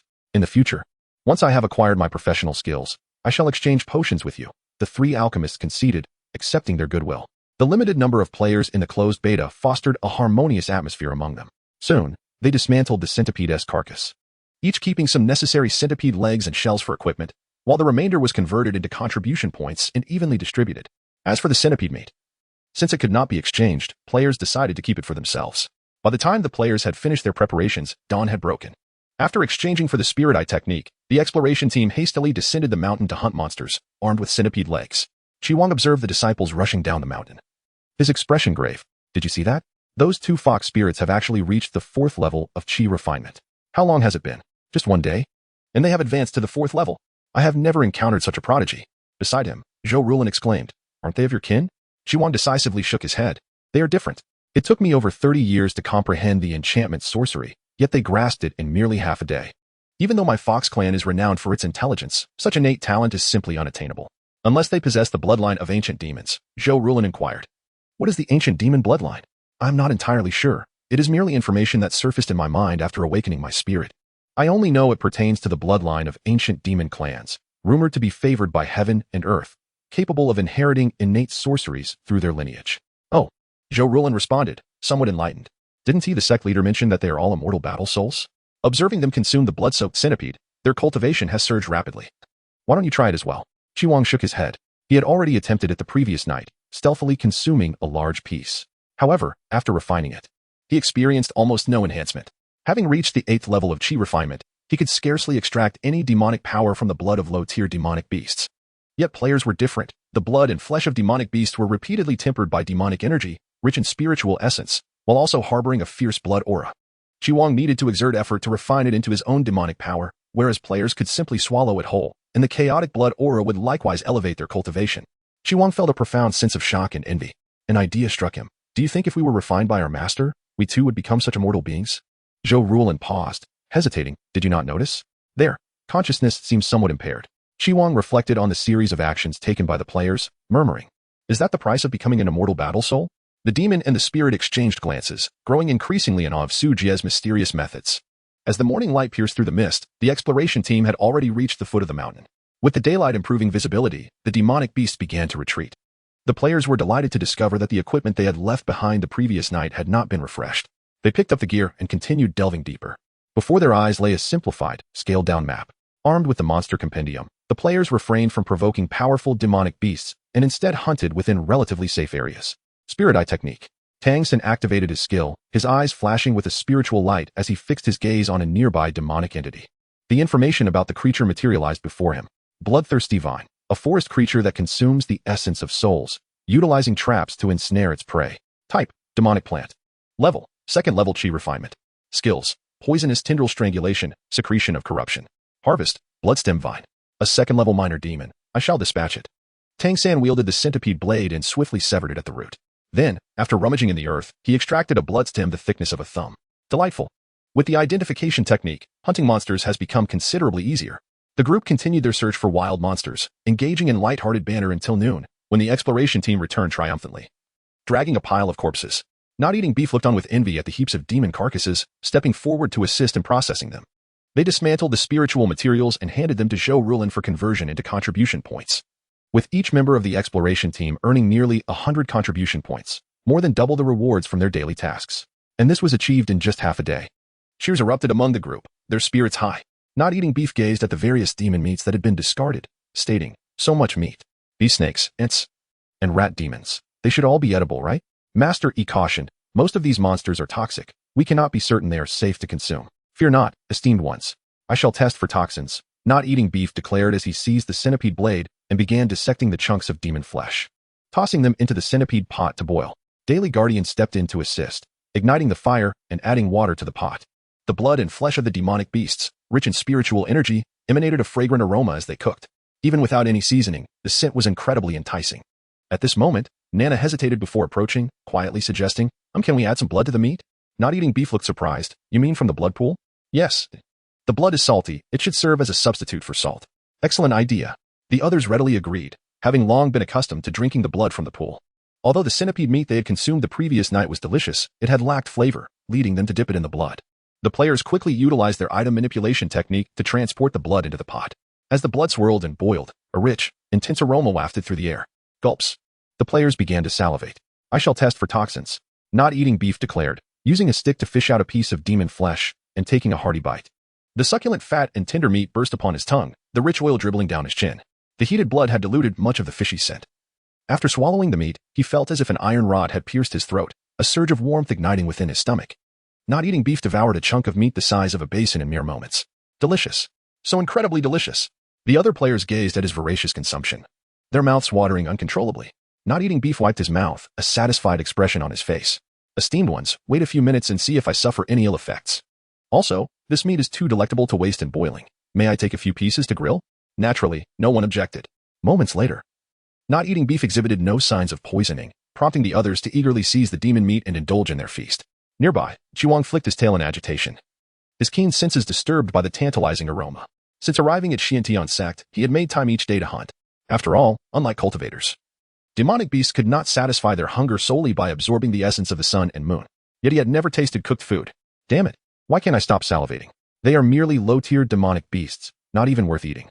Suddenly, the world around darkened, and a female disciple crouched down, placing a piece of cooked meat before Chi Wei, then gently caressed her head with a playful grin. Little fox, do indulge, she said, before bounding away with buoyant joy. Chi Wei was taken aback. How dare she touch me? Such audacity. This disciple is utterly unrestrained. In a swift motion, she rose, baring her teeth, before casting her gaze upon the morsel at her feet. Humph. For the sake of my master, I shall spare you this time. Let this piece of meat serve as a fitting punishment for your impudence. With that, Chi Wei delicately picked up the meat and swallowed it whole, her fox eyes widening, as if a new world had just been unveiled to her. Chapter 28. The player's efficiency in monster farming time flies. And 5 days pass in the blink of an eye. Xiaoyo, Tienga, Nana, come help. A shout echoed from the foot of the mountain. Without hesitation, Buchinyo Ro rose and beckoned Nana to join him. Wow, today's haul is impressive, he praised, as the group struggled to pull 2 long vines uphill. The vines were laden with the corpses of rat demons, snake demons, rabbit demons, and other beasts. A cursory glance revealed more than 20 bodies, beside a pool of blood. Chi Wei and Zhou Rulin stared in a daze, already accustomed to the sight. In just 5 days, these disciples had brought back over 100 beast carcasses. Branches nearby were adorned with strips of demon meat. Considering the bodies that could not be transported back and those deemed inedible, they had likely hunted nearly 300 monsters. In the initial 2 days, their pace had been slow, managing only about 30 small demons a day. However, they hunted by day and discussed techniques by night, honing their skills. As their strengths grew rapidly, their coordination improved, and familiarity with the terrain led to a remarkable increase in their efficiency in monster hunting. Zhou Rulin appeared bewildered, her forehead glistening with sweat. Chi Wei, they have already reached the 6th level of Chi refinement. Chi Wei, too, was taken aback, feeling a mix of fear and helplessness rising within, while simultaneously yearning to become the indomitable battle spirit of the master. Yet, without significant accomplishments, the master would surely not consent. With a sigh, Chi Wei relinquished his fantasies. Sigh, No use in overthinking, let us get to work. Each time the players returned, they needed to collect and organize the spiritual materials. Though not of high grade, their accumulated quantity was substantial. At that moment, Buchinyo-ro had already seized a bone knife, expertly dismembering the beast corpses, with daily efforts yielding meat cuts. Nana strung the pieces on vines while others utilized their object manipulation techniques to hang them on trees for drying. Demon meat does not spoil easily. Sun-drying it transforms it into jerky, offering a unique flavor. Once they had tidied up, distributed the useful materials, and exchanged contribution points, the 10 players gathered around the campfire to grill meat, while a pot of broth simmered beside them, filled with mushrooms and other exotic herbs. As they feasted and chatted, it resembled a delightful picnic. Bushijmen asked in surprise, "Hey, Shunyo, why did you drop a level again? Did you eat poisonous mushrooms again?" Tian Bahu chuckled. That guy bled from all 7 orifices and died a miserable death.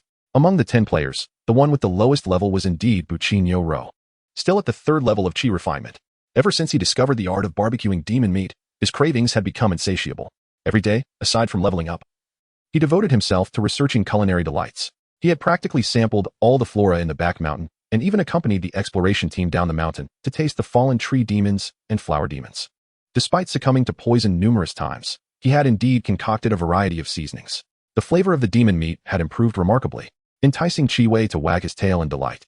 Buchinyo-ro remained unfazed, reveling in his culinary pursuits. Haha, I just relish this. I may not have learned any combat skills, but I can certainly enhance everyone in Apos' meals. Suddenly, he pointed at the fire and exclaimed, "The corpse of this Apos, twisted tree demon Apos, burns well. It can fuel a fire through the night." Nana whispered, "Could it be used for alchemy?" Buchinyo-ro chuckled, "That's precisely what I meant. The alchemy fire consumes too much mana. This should do just fine." Yabandeo Daosher nodded, "Good, let us gather more next time we encounter them." Tian Bahu raised his hands in defeat. "Even if we have firewood, we lack an alchemy furnace." Among the life skill players, Nana had the highest level. Already at the 5th level of chi refinement, and had learned alchemy skills. She had exchanged recipes for gathering chi powder, obstacle avoidance pills, and antidote pills, however, lacking an alchemy furnace. She had yet to have the opportunity to utilize her skills. "That will come soon," Tang Sanzong said with a smile. The 3 life skill players were astonished. "Third brother, where did you get that?" Nearby, Ali interjected, "We discovered an elite monster, a giant turtle. Its shell is quite hard. It should be suitable for alchemy." Go Sheng teased Tian Baohu. "Moreover, there is a large pond in that area." "A turtle demon? A pond?" Tian Baohu could no longer sit still. "Brothers, take me with you this afternoon. I want to check it out." Tang Sanzong waved his hand. "No rush. This turtle demon isn't in the compendium. And our spiritual sight technique can't glean any information. We've tried several times, but none of our skills can breach its defenses." Su Jie had updated the official compendium with information on over 100 types of monsters and more than 300 types of spiritual materials in recent days. However, due to the vastness of Duanyun Valley, he was unable to identify every rare beast. Is it an elite monster? Not exactly. It seems to be around the 5th level of chi refinement, significantly weaker than the previous pig demon. This creature moves slowly but possesses high defense, and they had yet to find a way to penetrate its defenses. The centipede knife was effective against ordinary flesh and blood demons, yet it struggled against armored beasts. Buchinyo-ro had a sudden thought. Could it be a special monster that drops unique items or opens a dungeon upon defeat? It's possible, but the likelihood is slim, Yabandeo Daosher replied. After killing so many monsters these days, not a single gold coin or piece of equipment has dropped. I suspect either the equipment system is not well developed, or the game lacks a setup for item drops. He pointed to the centipede knife and continued. Our equipment is still self-made. If monsters dropped gear, it wouldn't feel as authentic. The others nodded in agreement. After slaying a monster, hearing a chime as gold coins and clothing fell from it would be rather jarring. Tian Baohu, deep in thought, gazed at the bubbling mushrooms in the pot. Suddenly, he slapped his thigh. What if we use poison? Everyone turned to him, and he excitedly explained. Let us gather everything that can poison Xiaonyo and set a trap for the turtle demon. If it eats it, could it be poisoned? Hey, you might be onto something. This plan is worth a try. Indeed, even if it doesn't die from the poison, we could at least stun it or reduce its defenses with a negative buff. As they pooled their ideas, they quickly devised a plan. After satisfying their hunger, they scattered to find poisonous herbs, toxic mushrooms, and similar items. In recent days, they had approached difficult-to-kill monsters with such strategies. Once a monster was targeted, unless it fled its lair, survival was unlikely. Soon, several of them had gathered a substantial amount of poisonous materials. Tian Baohu even dried some, grinding it into powder or extracting juices.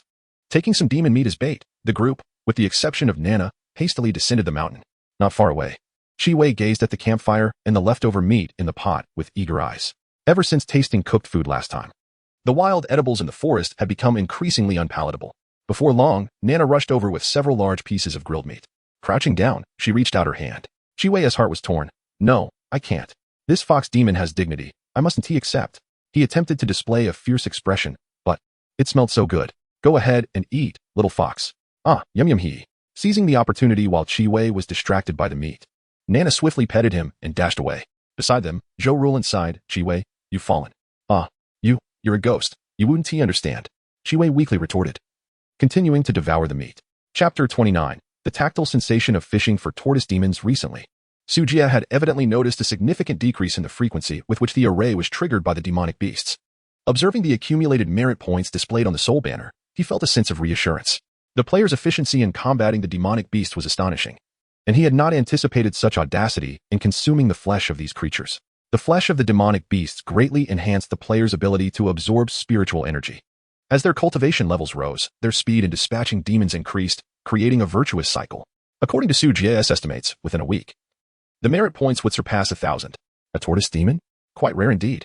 With a flicker of thought, the soul banner projected the player's perspective. Su Jie was eager to ascertain whether this tortoise demon was a foe manageable by the players. The image revealed players relentlessly engaging any encountered monsters. Even passing small animals suffered kicks, and sparrows flying overhead were struck down. If it were a mere wild beast, it might stand a chance at survival. However, if it were a demon, they would chase it down for 2 miles to ensure its demise. With their enhanced cultivation, the players, and Oppo's physical prowess was incomparable. Even without the aid of spiritual energy, they moved at remarkable speeds, leaping several yards high. Initially, Su Jie had harbored concerns that the sudden surge in strength and speed might overwhelm the players, rendering them unable to control their own bodies. In reality, he had overthought the matter. It remained uncertain whether it was the player's exceptional adaptability or the soul banner's compatibility adjustments that facilitated their swift acclimatization. Regardless, even with rapid upgrades, the players quickly adapted and exuberantly bounded about. In this chaotic yet exhilarating manner, the players swiftly arrived before a towering cliff. In the distance, a silver-white waterfall cascaded down, converging into a deep pool the size of a basketball court. Just ahead, the tortoise demon might be lurking beneath the water's surface. There was no rush.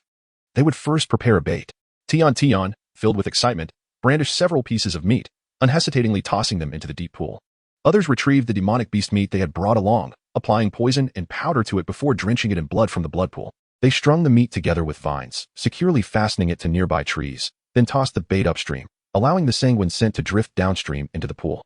The players concealed themselves within the adjacent thicket, patiently awaiting their quarry. Regrettably, lacking suitable fishing gear, they pondered the tactile delight of dropping some meat into the water, hoping for a successful catch. Tian crouched in the grass, whispering excitedly. Beside him, Gusheng teased, "Brother Tian, this tortoise demon is about your size.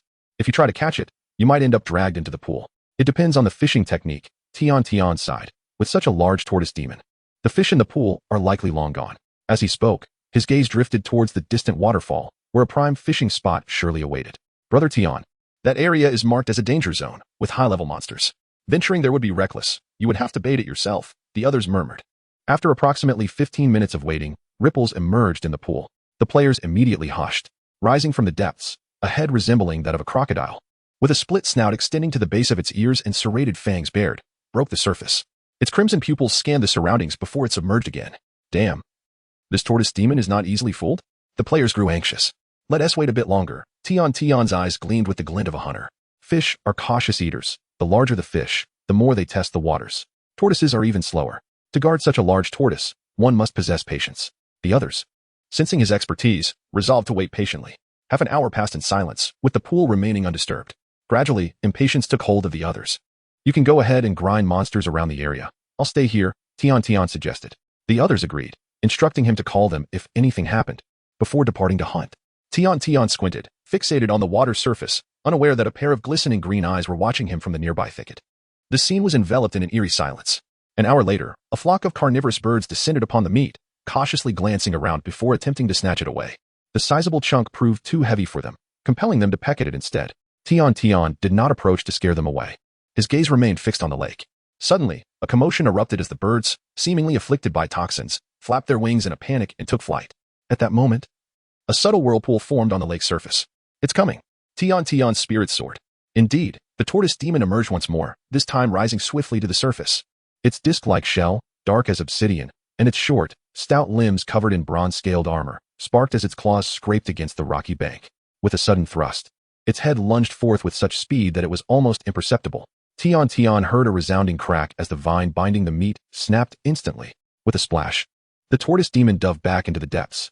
"I've hooked it," Tian exclaimed with fervor, for the meat he had cast upstream had vanished. The poison would take time to act, so he hurriedly dashed out of the thicket to gather his teammates. At that moment, a thick mist swirled behind him.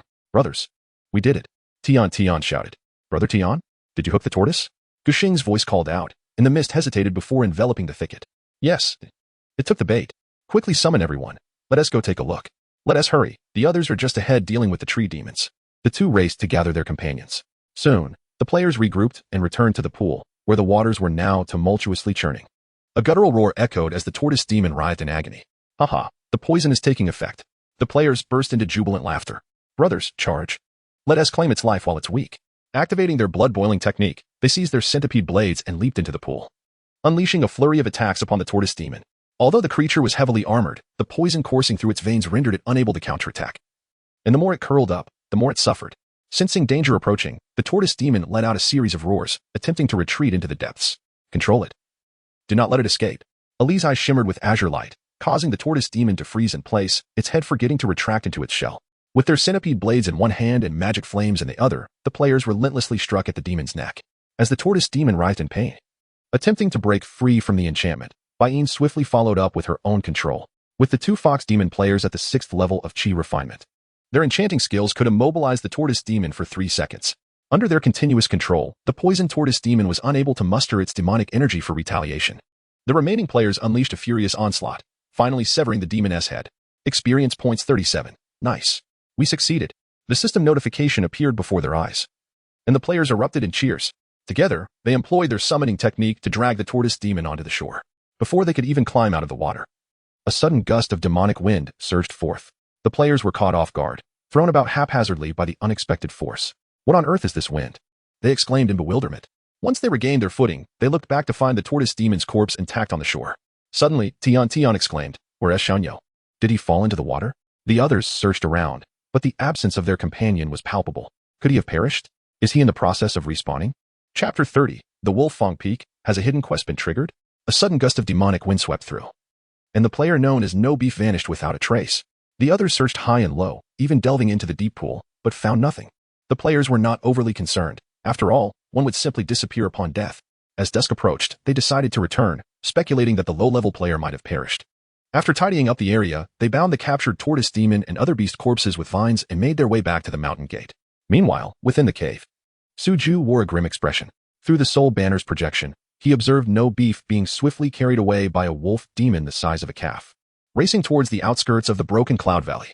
This wolf demon, at the 8th level of Qi refining, hailed from Wolfang Peak. Though Suju had never encountered this creature, he immediately recognized its origins. In the entirety of Broken Cloud Valley, wolf demons and tiger demons were nearly non-existent, and even ordinary wolf packs were rare. Chiwei had previously mentioned that the 3 spiritual peaks with spirit veins were occupied by 3 foundation-building demon beasts, one of which was Wolfang Peak. Thus, both of these demon races had pledged allegiance to the Mountain King. The audacity of the wolf demon to venture into Broken Cloud Valley to capture humans enraged Suju. At that moment, he contemplated summoning No Beef back to the soul banner with a mere thought. After a brief pause, he refrained from hastily disconnecting him, choosing instead to observe the wolf demon's intentions. He had prepared himself. If a foundation-building wolf demon had indeed entered Broken Cloud Valley, he would retreat first, directly exchanging merit points for techniques, break through to foundation building, and then return. On the other side, No Beef felt the scenery rushing past him, with fierce winds assaulting his face, rendering him unable to speak. After a considerable distance, the wolf demon abruptly halted and dropped No Beef onto the ground. "What is this place? Have I encountered a boss?"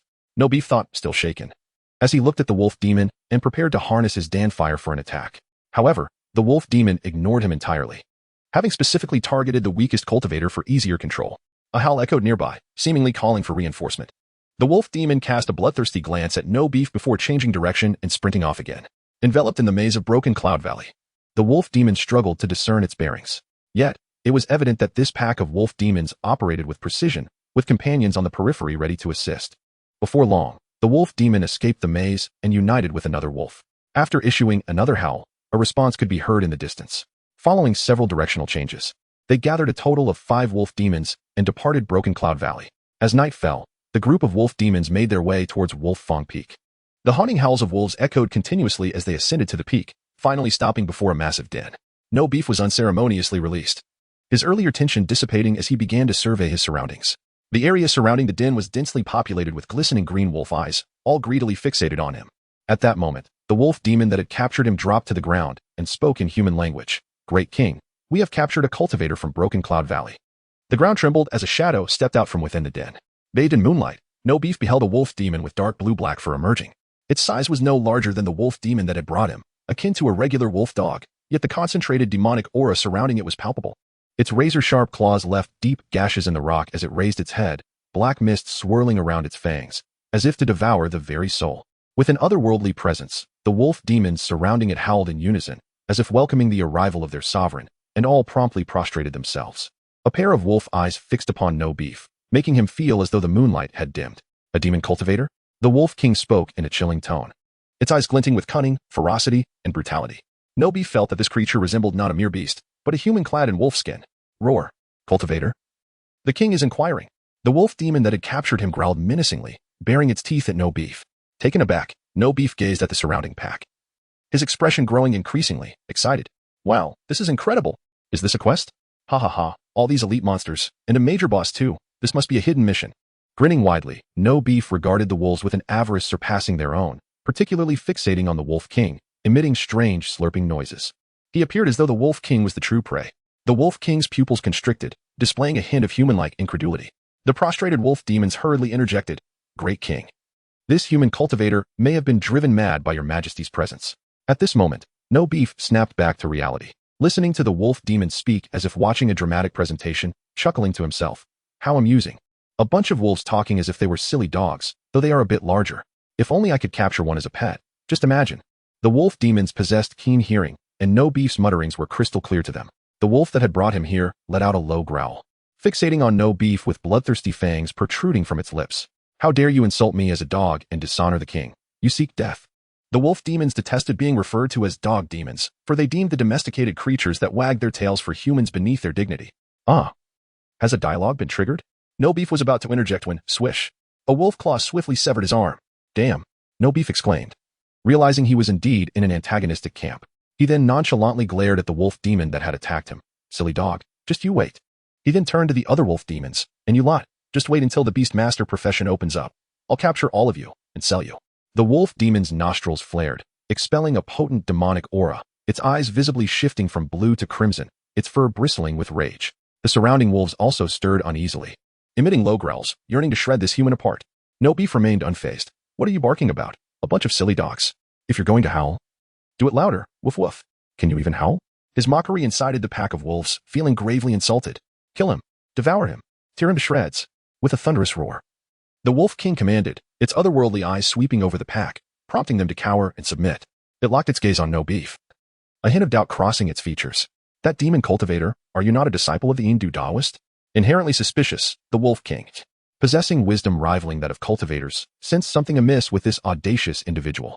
Despite losing an arm, he exhibited no sign of fear, which struck the Wolf King as peculiar. No Beef shot a sideways glance. "You're not bad yourself. With such fine fur, I'll eventually capture you as my mount." Even the cunning Wolf King could not tolerate such an affront. Its expression darkened, and with a slight lift of its forepaw, it unleashed a razor-sharp wind blade. Thud. No Beef's legs were severed at the knees, blood gushing forth.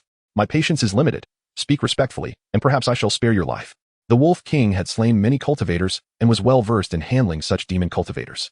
Some righteous cultivators would stubbornly resist, refusing to yield even unto death. Yet demon cultivators were typically cunning and self-preserving. Apply a little pressure, and they would capitulate. However, the Wolf King had no intention of letting this one go. His insolence warranted death. It eagerly anticipated the cries and pleas for mercy to follow. Yet, a mocking laugh broke the tension. "Is that all you've got? Come on. Make my legs neat and tidy while I watch." No Beef, having long since dulled his sense of pain, taunted with sarcasm. The Wolf King's pupils narrowed, shock coursing through its mind. The agony of a severed limb is unbearable for most, yet this demonic cultivator remains unfazed. The Wolf King realizes his miscalculation. Such a resilient spirit cannot be easily broken. Thus, he abandons his masquerade, revealing his savage nature. "Kill him, and let the pack feast." A fierce howl erupts, and the pack charges forth. "Do not let him perish too swiftly. Gnaw at him bit by bit. Leave his mouth intact. I shall savor it." The defiant one, unperturbed by the prospect of death, bellows, "Fine, a bunch of foolish hounds. I shall remember you. You have stirred my ire. Await your reckoning. Once I am strong enough, I shall return with my brethren to annihilate you." The foul language grated on the Wolf King's ears, prompting him to roar and swiftly sever the head of the defiant one. Silence enveloped the world, just as the Wolf King prepared to relish his conquest. Contemplating the potential gains of consuming this head, a startling crunch echoed. The creature froze, for the head had inexplicably vanished. His own fangs shattered from the force of his bite. Master, the body of that demonic cultivator is gone. The Wolf King's eyes darted, spotting a wisp of black mist that vanished in an instant. A specter. Enraged, the Wolf King felt the sting of mockery. A chilling, savage howl resonated from Wolfang Peak. Chapter 31. The Fox's Deception in the Wolf King's dread. As twilight descended, the atmosphere grew tense. The resurrected player, spitting in disdain, recoiled from the repugnant stench of carrion emanating from the wolf demon. Alas, he was on the verge of losing a level. After voicing his grievances, he dashed excitedly towards the back mountain. "Oh ho ho, brothers, I've triggered a hidden quest." Within the cave, Su Jie appeared deep in thought. 4 wolf demons at the 8th level of Qi refinement, alongside a foundational Wolf King. Not to mention nearly a dozen other wolf demons, this formidable force was beyond his current capabilities. With a flicker of intent, he summoned Chiwei. Shortly thereafter, the fox demon arrived at the cave. "Chiwei, how much do you know about the Wolf King of Wolfang Peak?" Without hesitation, Chiwei replied, cunning as a fox, inherently suspicious. "And its strength? Well, it is comparable to the initial stage of Foundation establishment, the weakest among the 3 major kings. Yet, it commands a wolf pack and wields wind-based demonic techniques, rendering it a challenge for both the Tiger and Serpent Demon Kings. Would it dare enter the Cloud-Breaking Valley? Certainly not. With the Master present, why would it seek its own demise?" Su Jie pondered for a moment before stating, "Today, a disciple was abducted by a wolf demon and subsequently slain at Wolfang Peak." "What?" Chiwei exclaimed, her tail flicking in agitation. "The audacity of this wolf demon to affront the Master. When shall we slay it?" Observing Chiwei's fervent excitement, Su Jie felt a twitch at the corner of his mouth. "Me? I have pressing matters to attend to and have no intent to engage with the wolf demons. Would it dare to provoke again?" Chiwei's eyes darted. Could it be that the Master is suppressing the demonic forces and lacks the energy to deal with the wolf demon? Or does the Master simply find this small wolf demon unworthy of his attention? Answering the Master, the wolf demon is suspicious and greedy. If we do not retaliate, it will undoubtedly seek to covet the remains of the ancient specter and will test us again. Su Jie felt a tightening in his heart, already contemplating whether to shut down the server. Chiwei continued, "If the Master is occupied, I would be willing to confront the wolf demon at Wolfang Peak and demand its submission. I appreciate your offer." Su Jie thought to himself, rolling his eyes. "There is no need for that. You may go and issue a warning. Should it dare to tread into the Cloud-Breaking Valley again, we shall sever its limbs and extract its soul." "Understood." Chiwei replied enthusiastically, ready to dash out of the cave. "Wait. Take a disciple with you. Summon the one named No Beef from the back mountain." Chiwei paused, almost failing to comprehend. "At once, I shall do so." Once Chiwei departed, Su Jie quietly unfurled his soul banner to observe Chiwei's spirit state. It was not that he intended for Chiwei to face death, but action was necessary. The wolf demon was sly and treacherous, already aware of the Cloud-Breaking Valley's maze. Even his protective formation might not withstand it. The ludicrous actions of No Beef had already sown seeds of doubt within the wolf demon. If they showed weakness now, the wolf demon might appear at the formation's outskirts that very night. Sending Chiwei with a recently fallen player might serve to intimidate the Wolf King. However, should they fail, without means to attack the spectral form, Chiwei's essence could still return to the soul banner. The fox's spirit lingered. There would be future opportunities to forge a corporeal body. The impact would be minimal. At the blood transformation pool on the back mountain, No Beef animatedly recounted his recent encounter. "That Wolf King was incredibly imposing. I executed a sliding maneuver that nearly took it down in an instant. Unfortunately, I was besieged by a horde, and my fists were no match for their multitude. Otherwise, The other players listened intently, captivated by his bravado. After all, defeating a group of elite monsters would undoubtedly yield significant rewards. At that moment, Chiwei appeared abruptly. "Where is No Beef?" "The Master commands you to accompany me to Wolfang Peak." Simultaneously, No Beef received a notification, "Random quest. Follow Chiwei to explore Wolfang Peak. Accept decline, quest reward. 100 sect contribution points." No Beef exclaimed with glee, "I've received a quest notification. Haha." The others looked on with envy, wishing for a stroke of luck as he had. Ollie rushed to Chiwei's side. "Master, I wish to join as well. Is that permissible?" "And I too, and I." The rest of the players gathered around, except for Nana. Chiwei felt overwhelmed by the noise, growling, "Only one may accompany me." All other disciples stepped back. No Beef quickly interjected, "Brothers, don't fret. I'll lead the way with the fox spirit, and you can follow behind." The others nodded eagerly. Yes, we'll follow along. However, you haven't accepted the quest, so you might miss out on the rewards. No matter, let us scout ahead. We can't contend with the elite monsters at this stage. Qi Wei, exasperated, thought, how infuriating. Do you take me for a fool? The players exchanged glances, realizing they had been discovered. Oh no, has this NPC become sentient? Surely not. Fox Spirit Sister, I was merely jesting. Unable to endure any longer, Qi Wei swept her tail, conjuring a whirlwind as she whisked No Beef down the mountain. Wow, she runs so fast. Alas, my speed cannot match hers. Old boy, why don't you and Ollie have this skill? How would I know? NPCs don't possess speed skills either. Perhaps your levels aren't sufficient yet. Let us go, let us go. First, let us recover some health, eat some meat, and then log off for a meal. Qi Wei was well acquainted with the maze within the cloud-breaking valley. Racing forth, she swiftly brought No Beef to Wolf Fang Peak. Upon reaching the mountainside, they encountered wolf demons blocking their path. Qi Wei shouted imperiously, "Wolf demon, why do you not come down to face me?" In that moment, Qi Wei exuded confidence. Having been pursued by the wolf demon on multiple occasions, were it not for her demonic arts, she would have long been devoured. Now, emboldened, she relished the sensation of returning home in triumph. Suddenly, a thick mist enveloped the area. The wolf demon, riding the wind, approached without acknowledging Qi Wei's taunts. Its wolf eyes fixed menacingly on No Beef. Not dead. Even if the spectral form is slain, it would be severely injured. How is it possible that he still lives? No Beef maintained his swagger, challenging. What are you staring at? I'm back. Prepare to meet your end. Unaware of the quest's intricacies, he intended to observe the unfolding narrative, waiting for Qi Wei and the Wolf King to complete their animated exchange. Suddenly, the wolf demon lunged, moving so swiftly it left only an afterimage. Appearing before Qi Wei in an instant, with its claws brimming with demonic energy, it struck viciously towards Qi Wei's head. Qi Wei found herself ensnared by the foundational aura and could not resist. Yet, she had no intention of retreating. With a mocking glint in her eyes, she scoffed. Should you dare harm me, wolf demon, Wolf Fang Peak shall meet its demise. As the demonic wind surged and sharp claws sliced through the air, Qi Wei narrowed her eyes. The wolf claw, akin to a sharp spike, halted mere inches from her gaze, unable to advance further. Qi Wei raised her own paw, deflecting the wolf's strike, and declared with authority, "Dare to sever my fur, wolf demon? You possess great audacity. Sever one of your own limbs as an apology, or I shall compel my master to extract your soul." Far away in the cloud-breaking valley, Su Jia wiped the sweat from his brow. The moment the wolf demon made its move, he had already fled to the cave's entrance. Observing Qi Wei's audacious stance, it appeared that she had indeed intimidated the wolf demon. Glancing around, Su Jia decided to position himself at the formation's exit, ready for a blood escape at any moment. Chapter 32, Capturing the Wolf King as a Guard Dog. On Wolf Fang Peak, the air seemed to have solidified. The pack of wolves sensed the oppressive and tyrannical aura emanating from their king, and not a single sound dared to escape their lips. In the midst of this tension stood Qi Wei and the unyielding beef-eater, exuding an air of confidence, completely unfazed. Wolf Slaughter retracted his sharp claws, a low growl rumbling in his throat. Qi Wei, when did you acknowledge the human race as your master? Is it Yin Tua? The old one? Qi Wei knew it was a test and scoffed. That old monster Yin Tua? He is unworthy. He has long since been refined by my master. Wolf Slaughter's pupils constricted. Yin Tua was a late-stage Foundation Establishment demon cultivator, his methods more brutal than those of demonic beasts. What kind of cultivator could have refined him? If such a practitioner were in Duanyun Valley, they could easily obliterate Wolf Fang Peak and seize the spiritual veins.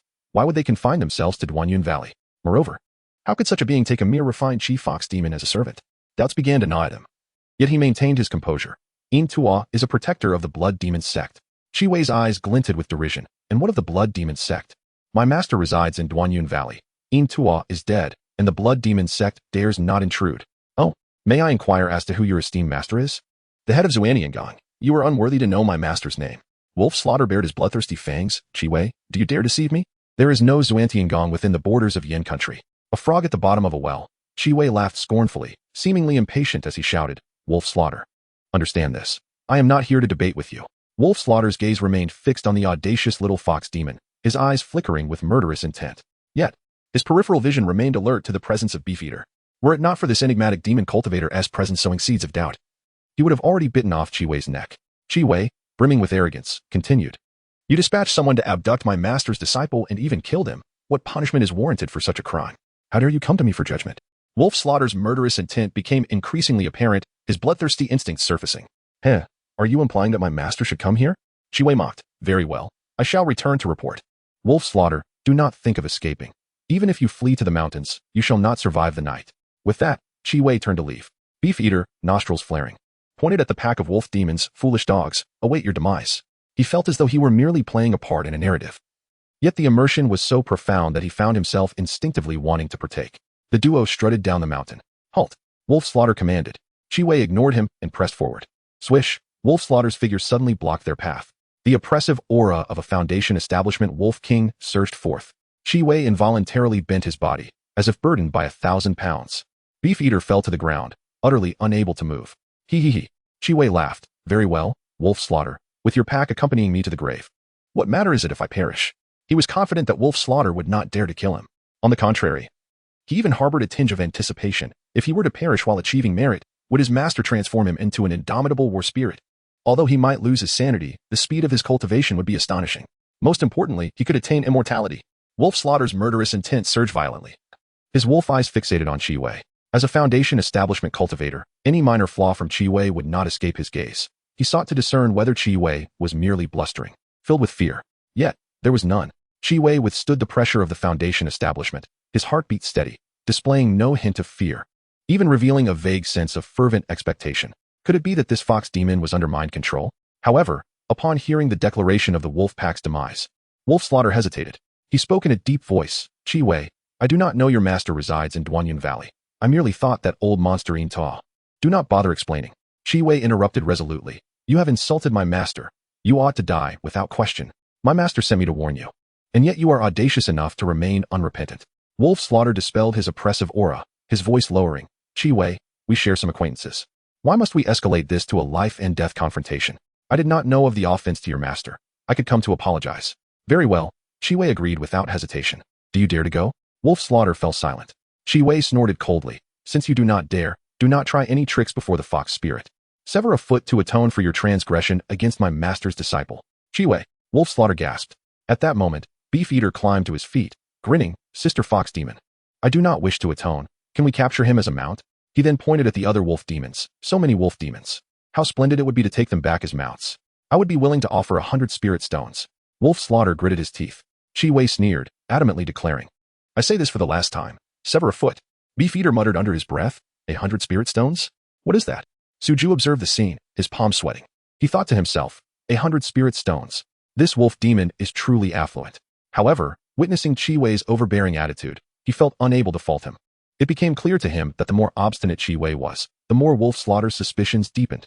Were there even the slightest sign of fear, Wolf Slaughter would undoubtedly kill them and head straight for Duanyin Valley. At this moment, a struggle flickered in Wolf Slaughter's eyes, as if caught in a difficult dilemma. Leave. Chi Wei mocked with a smile, leading Beef Eater down the mountain. Wolf Slaughter remained motionless, merely watching them depart from Wolf Fang Peak. Suju's expression gradually relaxed. Observing Chi Wei and Beef Eater's safe exit, he felt a slight sense of relief. A Foundation establishment great demon possessed its own dignity, merely through Chi Wei's intimidation.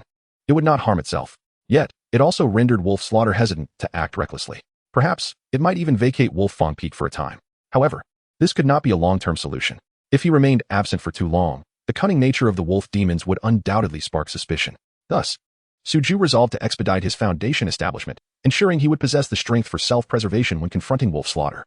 As for fleeing Duanyin Valley, that was a last resort. The worst choice. Not to mention whether the other two Spiritual Peaks Foundation establishment great demons were watching Duanyin Valley, even if he miraculously escaped. The vast mountains were riddled with lurking demons and peril at every turn. Finding another concealed and suitable refuge would be exceedingly difficult. Therefore, while Duanyin Valley appeared fraught with danger, it at least had a maze and protective formations. As long as he could survive within the Great Formation, venturing outside was a gamble on luck and life. Unless the situation became dire, and there were no other options, Suju would not easily leave this place. With steadfastness in the face of uncertainty, Suju organized his thoughts and retrieved the Duanyin Valley map. He intended to seek an opportunity to eliminate the 5 demon beasts at the 7th or 8th level of Qi refinement. Additionally, he needed to descend the mountain by day to slay demons, striving to accumulate sufficient merit as swiftly as possible. Suddenly, the jade talisman for the Great Formation at his waist began to flicker violently. Suju was taken aback, and his expression shifted drastically. He hastily grasped the formation's disc, and upon discerning the details, the color drained from his face. Yet, he clutched the disc tightly, refusing to activate it. It was too late. At that moment, outside the Great Formation, Chi Wei and Beef Eater had returned. In the night, behind them, a ghostly wolf shadow stealthily crept, already looming in the shadows outside the formation. Chi Wei and his companion were utterly oblivious. The Foundation establishment great demon, Wolf Slaughter, had followed them. Chapter 33. What a deceptive and malevolent wolf. Upon sensing the presence of the wolf, Su Jie's first instinct was to activate the Grand Formation. However, he forcefully suppressed his rising panic, steadied his mind, and allowed his thoughts to race. Steady, I underestimated the cunning of the foundational demon. Su Jie could scarcely believe that this wolf dared to follow him so closely. The display of weakness back on Wolfang Peak had merely been a ruse to lull Qi Wei into complacency. This creature was patient, deceitful, and malicious. It was hell-bent on exterminating his lineage. Su Jie had gained a vivid understanding of the intelligence possessed by foundational demon beasts. Had it not been for its proximity to the Grand Formation, which triggered the alert mechanism, he might not have sensed the wolf's presence until it breached his lair. Yet by the time he did realize, it was already too late. If he activated the Grand Formation now, the wolf's cunning intellect would undoubtedly unveil the situation. If there were truly experts in Duanyan Valley, they should have sensed its presence by now. To activate the formation would be tantamount to admitting that no experts resided within Duanyan Valley. At that point, the wolf, unencumbered by caution, could easily guard the formation's perimeter or summon a pack of wolves to launch an assault, even if Su Jie confined himself within the formation. Abandoning his extreme calculations to forcibly establish a foundation, he would still require time. The wolf's assault on the formation would soon exhaust his spirit stones. Even if he were fortunate enough to establish a foundation successfully, he might not be capable of contending with the wolf. Activating the Grand Formation would effectively trap himself, leaving him with meager prospects for survival. Thus, Su Jie boldly left the door open, hoping that the wolf would hesitate. He was gambling, betting on the wolf's suspicion. He hoped it would retreat instead of entering the formation. However, if the wolf truly did come inside, Su Jie retrieved the soul banner. Clutching the blood demon pill in his palm, a fierce glint emerging in his eyes. In that case, he would have to fight to the death. At that moment, the wolf did not follow Qi Wei into the formation but remained outside, observing. The night posed no hindrance to its sight. It could see everything on the back mountain of Xuanyangong clearly. Its spiritual awareness spread out, revealing all the wolves within the mountains. 8 Qi refining demon cultivators, a shadowy spirit, and 3 Qi refining fox demons not detecting the aura of the elder Yintua. The wolf's pupils glinted with mockery.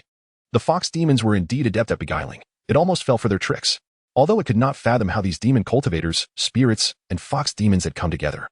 In the wolf's eyes, they were merely insignificant creatures, easily dispatched. Long-standing suspicion held the wolf back from attacking recklessly. After all, the elder Yintua was powerful. It had to be cautious of potential traps. As the demonic wind surged, the wolf's form drifted like a wisp of smoke, slipping inside. Buzz, the moment it stepped in, the protective mountain formation abruptly sealed shut. The wolf was taken aback, but without hesitation, it turned to flee. Boom! In a resounding crash. The wolf collided with the formation. Such a little wolf dared to act recklessly. A cold voice echoed from behind, causing the wolf to whirl around. It beheld a young, handsome cultivator striding forth, enveloped in dense black mist. Behind him, Qi Wei trailed submissively, her head bowed, whimpering. Woo, master. I deserve death for failing to notice the wolf's stealthy approach. Please punish me, master. The wolf's pupils dilated in shock. Its spiritual awareness surged forth. Yet it could not ascertain the cultivator's strength. Even upon approaching the black mist, it felt a burning sensation upon contact, mysterious and unknown. An inexplicable pressure filled the wolf with a sense of dread. Had he already discovered my presence? Could Qi Wei's words truly be accurate? It turned its head, lowering its voice. Predecessor, please do not take offense. The wolf came solely to offer apologies. Though the wolf feigned humility, its gaze remained fixed on the movements of the cultivator and Qi Wei. Qi Wei's eyes glimmered with derision, as if gazing at a dying wolf. The cultivator, expressionless and with icy eyes, revealed nothing of his depth. At this moment, Su Jie felt markedly calmer.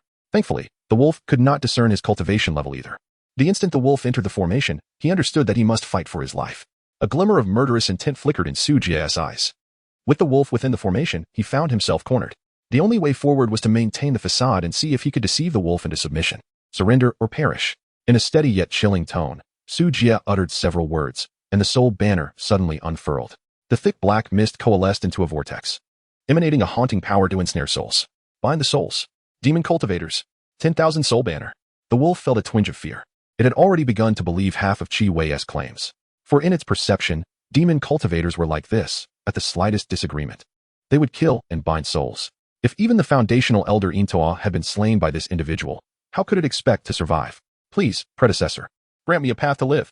The wolf is willing to offer all treasures from Wolfang Peak. The wolf dared not resist, immediately prostrating itself on the ground. Whimpering in supplication. It worked. Su Jie felt a flicker of joy within, but he did not let down his guard, remaining silent.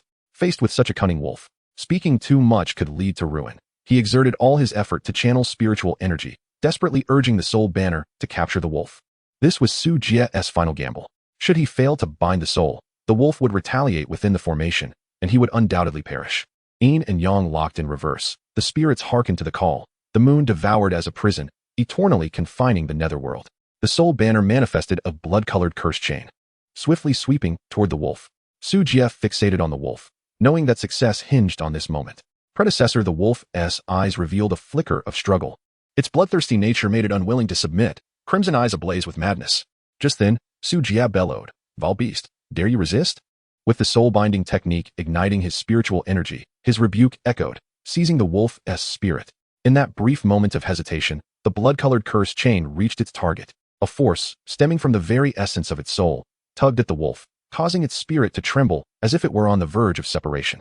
Yet, this power was not as overwhelming as the wolf had anticipated. Roar, the wolf howled, beginning to struggle violently. Its form swelled like an inflated balloon, rapidly expanding to a height of 10 feet, resembling a massive rhinoceros. A thick aura of demonic energy surged forth, the pressure of its foundational cultivation enveloping the entire mountain peak. Su Jie's expression shifted dramatically. He poured every ounce of his being into channeling his spiritual energy. With a resounding clatter, the blood-colored curse chain suddenly tightened, pulling the wolf's spirit back. A phantom wolf head had already emerged from the wolf's corporeal form. But Su Jie was nearing his limits. He could not extract the wolf as spirit. A frenzied glint appeared in Su Jie's eyes, his demeanor remaining composed. Enchant. Qi Wei, excited, rushed forward to cast her demonic spells.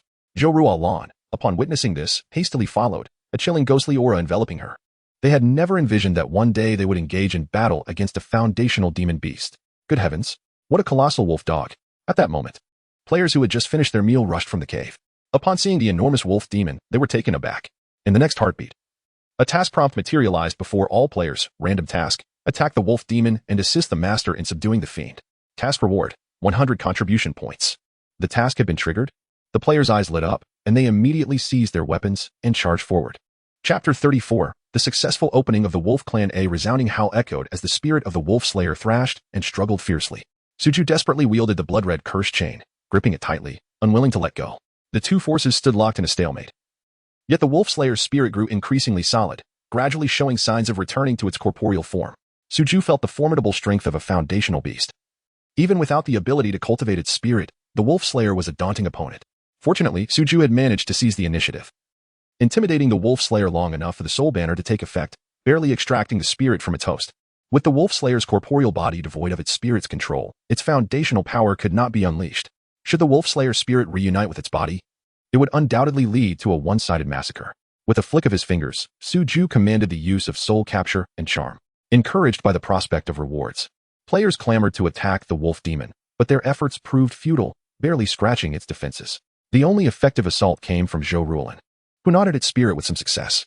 The chasm between the levels of chi refinement and foundation was akin to a vast gulf, rendering the transformation of life forms nearly insurmountable. Attacks on the Wolf Slayer's physical form yielded little result, prompting Suju to shout, "Use soul capture and charm. Focus your attacks on its spirit." The Wolf Slayer's spirit fought desperately against the soul banner's grasp, its corporeal form convulsing as it awkwardly swung its tail like an iron rod. Several players were instantly turned to black smoke. Qi Wei let out a cry as he was swept away, while Zhou Ruolin found herself bitten on the arm by the Wolf Slayer's spirit, resulting in a gruesome tear and a piercing scream. The Shantian sect poured all its might into the fray, yet it could not budge the Wolf Slayer even slightly. Stripped of other constraints, the Wolf Slayer's spirit forcibly pulled at the soul banner, gravitating towards its corporeal form. Suju's complexion turned pale as he strained to maintain control. But he could not alter the course of events. "You insignificant pests, do you think you can bind my soul?" The Wolf Slayer's ghostly eyes gleamed with mockery, its tone dripping with bloodlust. Suju's eyes blazed crimson as he swallowed a blood demon pill, unleashing the boiling blood magic technique. Scorching energy tore through his meridians. By sacrificing his essence blood, he barely halted the Wolf Slayer's spirit from returning to its body. The Wolf Slayer sneered, "Let us see how long you can endure." Silence enveloped Suju. He understood he was nearing his limit. Just as the two forces remained locked in struggle, a cacophony of voices erupted nearby. "Damn it! Am I being killed by the plot again? What is this wolf? It doesn't lose any health. Stay back.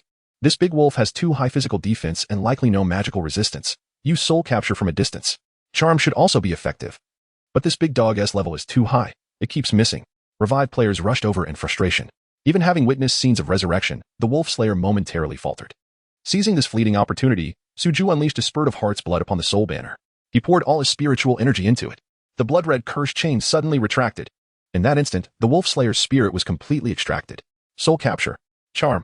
The players unleashed their techniques simultaneously. The Wolf Slayer's spirit, severed from its corporeal anchor, held as it was engulfed in black mist. Merit points 124. 9. A flash of golden light flickered within the black mist of the soul banner. Suju sighed in relief, feeling a wave of dizziness wash over him. He barely managed to distribute the player's rewards before waving his hand, swiftly retracting the soul banner and its black mist back into the cave. Aha. Is this it? Task completed? Fantastic. I get to watch a cutscene and gain 100 contribution points. The players cheered, oblivious to the fact that they had nearly faced a complete server shutdown. Gosheng turned back, puzzled. Huh? Where did all the NPCs go? Nana, who had been watching from a distance, dashed up from the hillside, cradling the unconscious Chi Wei. The little fox had been knocked away. Players gathered around to investigate. Is there a problem with the NPC program? It must have been knocked out. Oh no, the little fox can't have been killed off by the plot, can it? Players began to chatter anxiously, unsure of how to proceed. As for Zhou Rulin, having been bitten by the Wolf Slayer's spirit, her essence had nearly dissipated, leaving her as a mere wisp of ghostly energy blending into the blood transformation pool. Coughing violently upon returning to the cave, Suju spat blood, his expression pained. Yet he could not suppress his laughter. Haha. His voice resonated with the relief of having survived a calamity. I did it. I actually captured a foundational great demon. Leaning on his knees, Suju gasped for breath, his racing heart gradually calming. Upon introspection, he found his Dantian in disarray, chaotic demonic energy saturating his bones, with his meridians having ruptured by 70%, even the slightest movement sent searing pain coursing through him. This injury could cost me my life. Though grievously wounded, it was still better than being dead. The blood demon pill was not a foundational pill. Its potency was wildly uncontrollable, akin to a beast rampaging through his meridians. Moreover, it was likely a product of blood sacrifice, its essence chaotic and tainted with demonic energy. Had he not been compelled, Suju would have hesitated to consume it. The lingering potency could not be resolved by chi refinement techniques, only foundational methods could refine it. Suju unfurled the soul banner. Within the black mist, the wolf spirit still thrashed, seemingly attempting to break free from the banner. The 10,000 Souls banner, a magical artifact of the demonic path, could lead to the consumption of its master if the wielder's strength was inadequate. Yet, Suju felt no concern. He had repeatedly tested it. The demons he had suppressed in the soul banner were far more potent than the Wolf Slayer. Those entities had never escaped, and the Wolf Slayer stood no chance of doing so either. Suju now pondered whether to annihilate the spirit entirely. After all, capturing the spirit would yield only a little over 100 merit points. However, eradicating it completely could double that amount. Senior, Master, spare me. Please let me go. Sensing Suju's murderous intent, the Wolf Slayer within the soul banner wailed and begged for mercy. Although Suju's innate soul banner was somewhat unique, it still possessed similar functionalities to the demonic path's 10,000 Souls banner. The 10,000 Souls banner captures and refines souls, brutally destroying their consciousness and filling them with resentment, reducing them to mere instruments of slaughter. In contrast, Suju's innate soul banner could retain the intelligence and memories of the captured souls, whether it was Zhou Rulin, Chi Wei, or the Wolf Slayer. Even if their minds remained intact, they were destined to be unable to betray Suju. With a mere thought, he could render them soulless. This direct imprinting of soul spells upon the essence of their being was both tyrannical and enigmatic. It bore resemblance to the methods of the demonic path. Yet it was not devoid of compassion. Slaying the Wolf Slayer would expedite the accumulation of merit points, enabling the exchange for foundational techniques. Conversely, sparing it and binding its soul could provide a formidable ally, akin to Chi Wei, for Suju to command. The prospect of wielding a foundational Wolf King was evidently more beneficial. After clarifying his thoughts, Suju first opened the inheritance panel to take a look. Upon clicking the red dot representing the race, he indeed observed new changes emerge. Race, Demon Bloodline, Wolf Demon Techniques, Moon Invoking Demon Body, Derivable, Frenzy, Non-Derivable, Wind-Shadowed Moon, Non-Derivable. Suju smiled faintly. Excellent. The Wolf Clan has successfully opened. Furthermore, it had granted an additional derivable demon technique. Chapter 35, The Treasures of the Wolf Den and the Moonlight Spirit Liquid Wolf Slaughter similarly triggered the Soul Banner's recording of racial characteristics, which indicated that Suju could recruit another batch of Wolf Tribe players. Moreover, there were 3 demonic arts available for learning. After careful consideration, he decided to spare Wolf Slaughter's life. He accessed the Moonlight Demon Form, Evolution, Moonlight Demon Form, Basic Evolution, Merit Value, 20, Moonlight Demon Form, Advanced Evolution, Merit Value, 200, Moonlight Demon Form, Ultimate Evolution, Merit Value, 2000, Such a high requirement? Suju was slightly taken aback. This demonic art required twice the experience points compared to the 3rd tier Qing Nong Dance Sutra. This meant that the Moonlight Demon Form could indeed reach the 4th tier of secret arts. There must be numerous treasures on Wolf Fong Peak. Recalling how casually Wolf Slaughter had once promised 100 spirit stones, Suju felt a stir in his heart. If he were to eliminate the 4 chi refining wolf demons atop Wolf Fong Peak, he should accumulate enough merit value. Time was of the essence.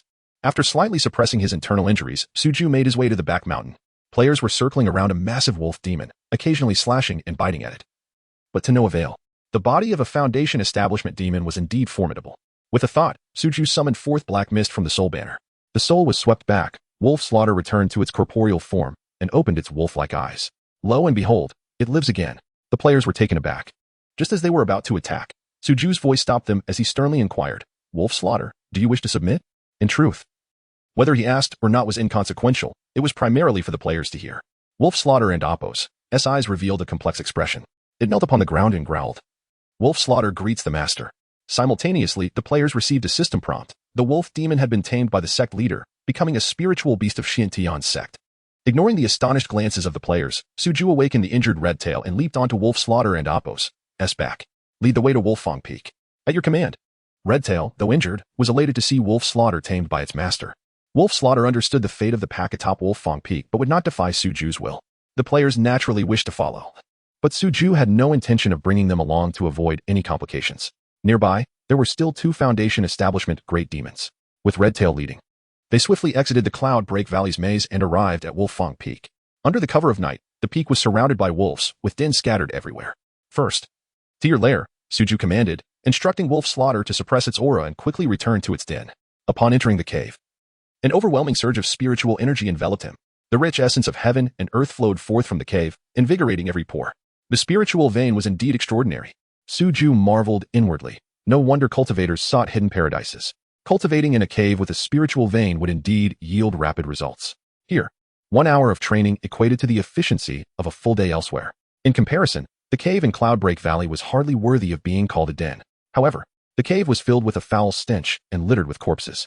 At Suju's command, Wolf Slaughter exhaled a wave of demonic energy. Deep within the cave, a stone chamber was revealed. Master, all that I have collected over the years is here. Under the suppression of Suju's soul, Wolf Slaughter's life hung by a thread, and it dared not withhold anything. Suju stepped into the chamber, which was roughly the size of a classroom. At its center rested a large cauldron. A beam of cold moonlight pierced the chamber, illuminating the cauldron and revealing a thin layer of silvery liquid within. Moonlight spirit liquid. Redtail stared at the cauldron, swallowing hard. To his surprise, you possess such a treasure. The Qingnong Dan Sutra records that this substance is condensed from the power of the Yin Moon, capable of cleansing the meridians and counteracting heavenly obstructions, serving as the primary ingredient in the crafting of marrow-cleansing pills. Due to the stringent conditions for its condensation, it is incredibly precious, produced only once a month. Consuming it allows demonic beasts to refine their bodies and accelerate their cultivation speed. Clearly, Wolf Slaughter had relied on this substance to advance to Foundation Establishment. Additionally, in a corner lay a small pile of spirit stones, radiating a soft glow. Beside it were various broken weapons such as swords and bows, appearing to be magical artifacts. Suju approached to inspect them one by one. Most of these artifacts were nearly destroyed, their spiritual light extinguished. Wolf Slaughter quietly explained, "Master, these are the possessions of the cultivators I hunted, many of which I've shattered." As it spoke, its paw dug through the debris, unearthing 5 storage bags, which it respectfully presented to Suju.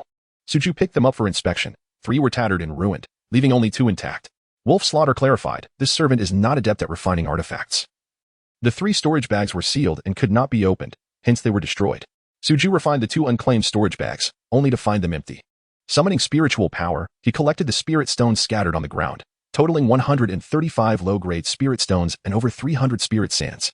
Indeed, high risk begets high reward. Suju reflected, had he not been forced into a desperate situation, it would have taken him a long time to amass such wealth. Spirit stones serve as the universal currency in the cultivation world, with fixed specifications. Low-grade spirit stones are about the size of quail eggs, translucent, containing stable heavenly and earthly spiritual energy. Spirit sand, on the other hand, is the size of a fingernail, consisting of fragments from unconsumed low-grade spirit stones. Most wandering cultivators are reluctant to use spirit stones, opting instead for spirit sand in transactions. 10 pieces of spirit sand are roughly equivalent to 1 low-grade spirit stone. The wealth amassed by Wolf Slaughter over a century exceeded expectations, surpassing even that of the notorious Intuo and far exceeding the savings of most Foundation Establishment cultivators. After all, demonic beasts do not need to purchase pills, artifacts, techniques, or talismans. Having collected the spirit stones, he also gathered over 50 fragments of magical artifacts from the ground. Although these artifacts were broken and useless, they still held value, worth at least 50 spirit stones. Are there books as well? Suju glanced at 2 wooden boxes in the corner, which were disorderly filled with stacks of paper, wooden slips, and animal hides. Wolf Slaughter spoke up, "Master, these were collected from cultivators and mortal villages." Suju casually flipped through them, astonished. "You can read?" The human race is wise, and Wolf Slaughter desires to learn more. But there are many things it cannot comprehend. Wolf Slaughter's tone carried a hint of envy. To think there was a wolf demon who enjoyed learning. No wonder it was so cunning. Suju casually stored the 2 boxes of books and took out the porcelain vials he carried. The Moonlight Spirit liquid almost filled 3 vials. Each vial was worth at least 100 spirit stones, while the gains from Wolf Slaughter's lair were abundant. Suju still had one crucial matter to address. He suddenly asked, "Wolf Slaughter, how many humans have you consumed?" Wolf Slaughter's eyes quivered, immediately prostrating itself. "Before my foundation establishment, this servant consumed over 200 humans. After obtaining the Moonlight Spirit liquid, aside from those cultivators who sought me out, I have not consumed any others." "Mortals?" "Indeed." Suju narrowed his eyes. A foundation establishment wolf demon could devour over 200 people. Had it not been for the Moonlight Spirit liquid, the number might have been several times higher. Given Wolf Slaughter's nature, it would undoubtedly not share the Moonlight Spirit liquid with other wolf packs. How many humans had the pack on the mountain devoured? Wolf Fong Peak's wolves must have feasted upon countless mortals. Wolf Slaughter lowered its head, murmuring, "Countless." Wolf Fong Peak lies deep within the 10,000 Great Mountains. Where could so many mortals come from? Where do you typically hunt? On the periphery of the 10,000 Great Mountains, there are villages and towns of the Yan Kingdom, and occasionally hunters venture into the mountains. How far from here? Over 3,000 miles. Suju was astounded. You travel such a distance? Aren't you afraid of being attacked by other demonic beasts? Redtail interjected, "Master, these Foundation establishment great demons operate in organized groups, hunting in human territories together. Why? To gain intelligence. Demons are ignorant, and consuming humans can accelerate their awakening. There are even demonic creatures lurking within human cities." After Chiwei finished explaining, he expressed his relief by saying, "Master, I have never consumed human flesh." Suju was taken aback. Simultaneously, he contemplated the merit points associated with the Soul Banner. The beasts hunted by players generally yielded minimal merit. Moreover, the creatures of Duanyun Valley found it exceedingly difficult to venture out of the mountains, resulting in a low level of slaughter. However, the merit provided by the wolf slaughter was likely not solely due to its high level of cultivation, but also related to the bloodshed it had caused. The concept of merit is enigmatic and ethereal, intricately tied to the causes and effects of karma, with significant implications for tribulation crossing. It is a manifestation of heavenly authority. Ordinary cultivators remain entirely disconnected from matters pertaining to merit. Could it be that the Soul Banner holds some connection to the heavenly path? The notion that a demonic artifact could accumulate merit is simply unfathomable. Suju was astounded, swiftly retracting his thoughts, and coldly commanded, "Wolf Slaughter. Summon in the wolf demons above the 3rd level of Chi refinement." Regardless of the circumstances, the Soul Banner had become his intrinsic magical treasure, and the collection of merit was imperative. Today, he would first gather this batch of wolf demons. Chapter 36, The Bloodseed Path. The true inheritance of the demonic Tao on Wolf Fong Peak, a horde of wolf demons, driven by the force of slaughter, entered the cavern. Inside the cave, chilling howls echoed relentlessly. The wolf demon, Wolf Slaughter, was mercilessly killing, incapacitating lower-tier wolf demons or severing their necks. In the stone chamber, a dark mist swept forth, extracting the souls of the dying wolf demons. "Great King, why must you slay us?" A wolf demon at the 9th level of Chi refinement was bitten through the neck by Wolf Slaughter, and in its final moments, it cried out in anguish. Wolf Slaughter and Appo's icy gaze showed no hint of emotion. Such intramural slaughter was commonplace among beasts. Wolf Slaughter had feasted on its kin before, in its perception. The notion of kinship was non-existent. Since entering the Foundation establishment stage, any creature below the Chi refinement level was merely sustenance to it. When Suju commanded it to kill its own kind, it executed the order without hesitation. Of course, it did not deliver the final blow directly. That was reserved for Suju, who would extinguish the last breath and then ensnare their souls with the Soul Banner. Merit value 58. 6. Merit value 78. 3. Merit value 187. 7. Merit value 174. 5. The golden light within the Soul Banner flickered, continuously updating the merit values. Suju held nothing back. Every soul of the wolf demons drawn into the banner was annihilated, doubling the merit value. From the wolf demons at the 3rd level of Chi refinement onward, nearly all yielded double-digit merit points. This clearly indicated the heavy blood debts of the wolf demons occupying Wolf Fong Peak. Suju had contemplated subjugating all the wolf demons to serve him. However, he lacked the resources to sustain such a multitude. It was far more convenient to extract their souls and transform them into puppets for the Soul Banner. Additionally, after forming certain conjectures regarding the merit values of the Soul Banner, he decided that extermination was prudent to avoid entangling himself in karmic retribution. After a stick of incense burned, the wail ceased. The cavern was awash in blood, littered with the corpses of wolf demons. Wolf Slaughter felt little emotional impact, even experiencing an inexplicable lightness. This could be considered an act of atonement, he mused. Exiting the stone chamber, Suju commanded, "You shall guard the entrance of the cave." Yes. Wolf Slaughter, relieved to be alive, hurriedly retreated with the red-tailed demon outside. Suju unfurled the Soul Banner, revealing howling wolf souls on its reverse side, all devoid of intellect. Aside from a few weak souls that had been entirely extinguished, he had acquired 26 wolf soul puppets. The Soul Banner had finally begun to take on the semblance of a demonic artifact, with some resentful souls contained within. With a mere thought, the wolf souls vanished, and faint golden characters materialized on the front. Merit value, 4279. 8. In this massacre, Suju had slain 4 wolf demons above the 7th level of Qi refinement, each contributing 170 to 80 merit points. There remained 54 lower-tier wolf demons. This accumulation allowed his merit value to surpass 4,000 in one fell swoop. He opened the demonic inheritance. Blood Demon Soul Refinement Technique, Limitless Derivation, merit value, 999. After a moment's contemplation, Suju retrieved a wealth of scrolls obtained from the Wolf Den Stone Chamber. With a sweep of his spiritual awareness, he quickly perused the texts, seeking any orthodox teachings. He wished to explore the possibility of legitimate cultivation methods, for he was compelled to practice the demonic arts. Given the opportunity, he would certainly prefer the righteous path. Having experienced the demonic arts through the memories of his original self, he did not wish to become a tyrant who sacrifices countless innocents. Moreover, demonic techniques often harmed one's essence, frequently requiring the burning of vital blood and lifespan. After a cursory scan, he found 2 Qi refinement techniques focused on swordsmanship and talismans. But regrettably, there was no foundation establishment method. With no other choice, Suju resolved to proceed with limitless derivation. Merit value -999. The black mist within the soul banner surged as the light of the demonic inheritance flickered. Moments later, the derivation was complete. The Blood Demon Soul Refinement Technique transformed into a brand new method, the True Scripture of the Blood Sea of 9 Hells. The True Scripture of the Blood Sea of 9 Hells, non-derivable. Suju's spirit jolted, and his consciousness delved within. In the next instant, an intricately complex technique was imprinted in his mind.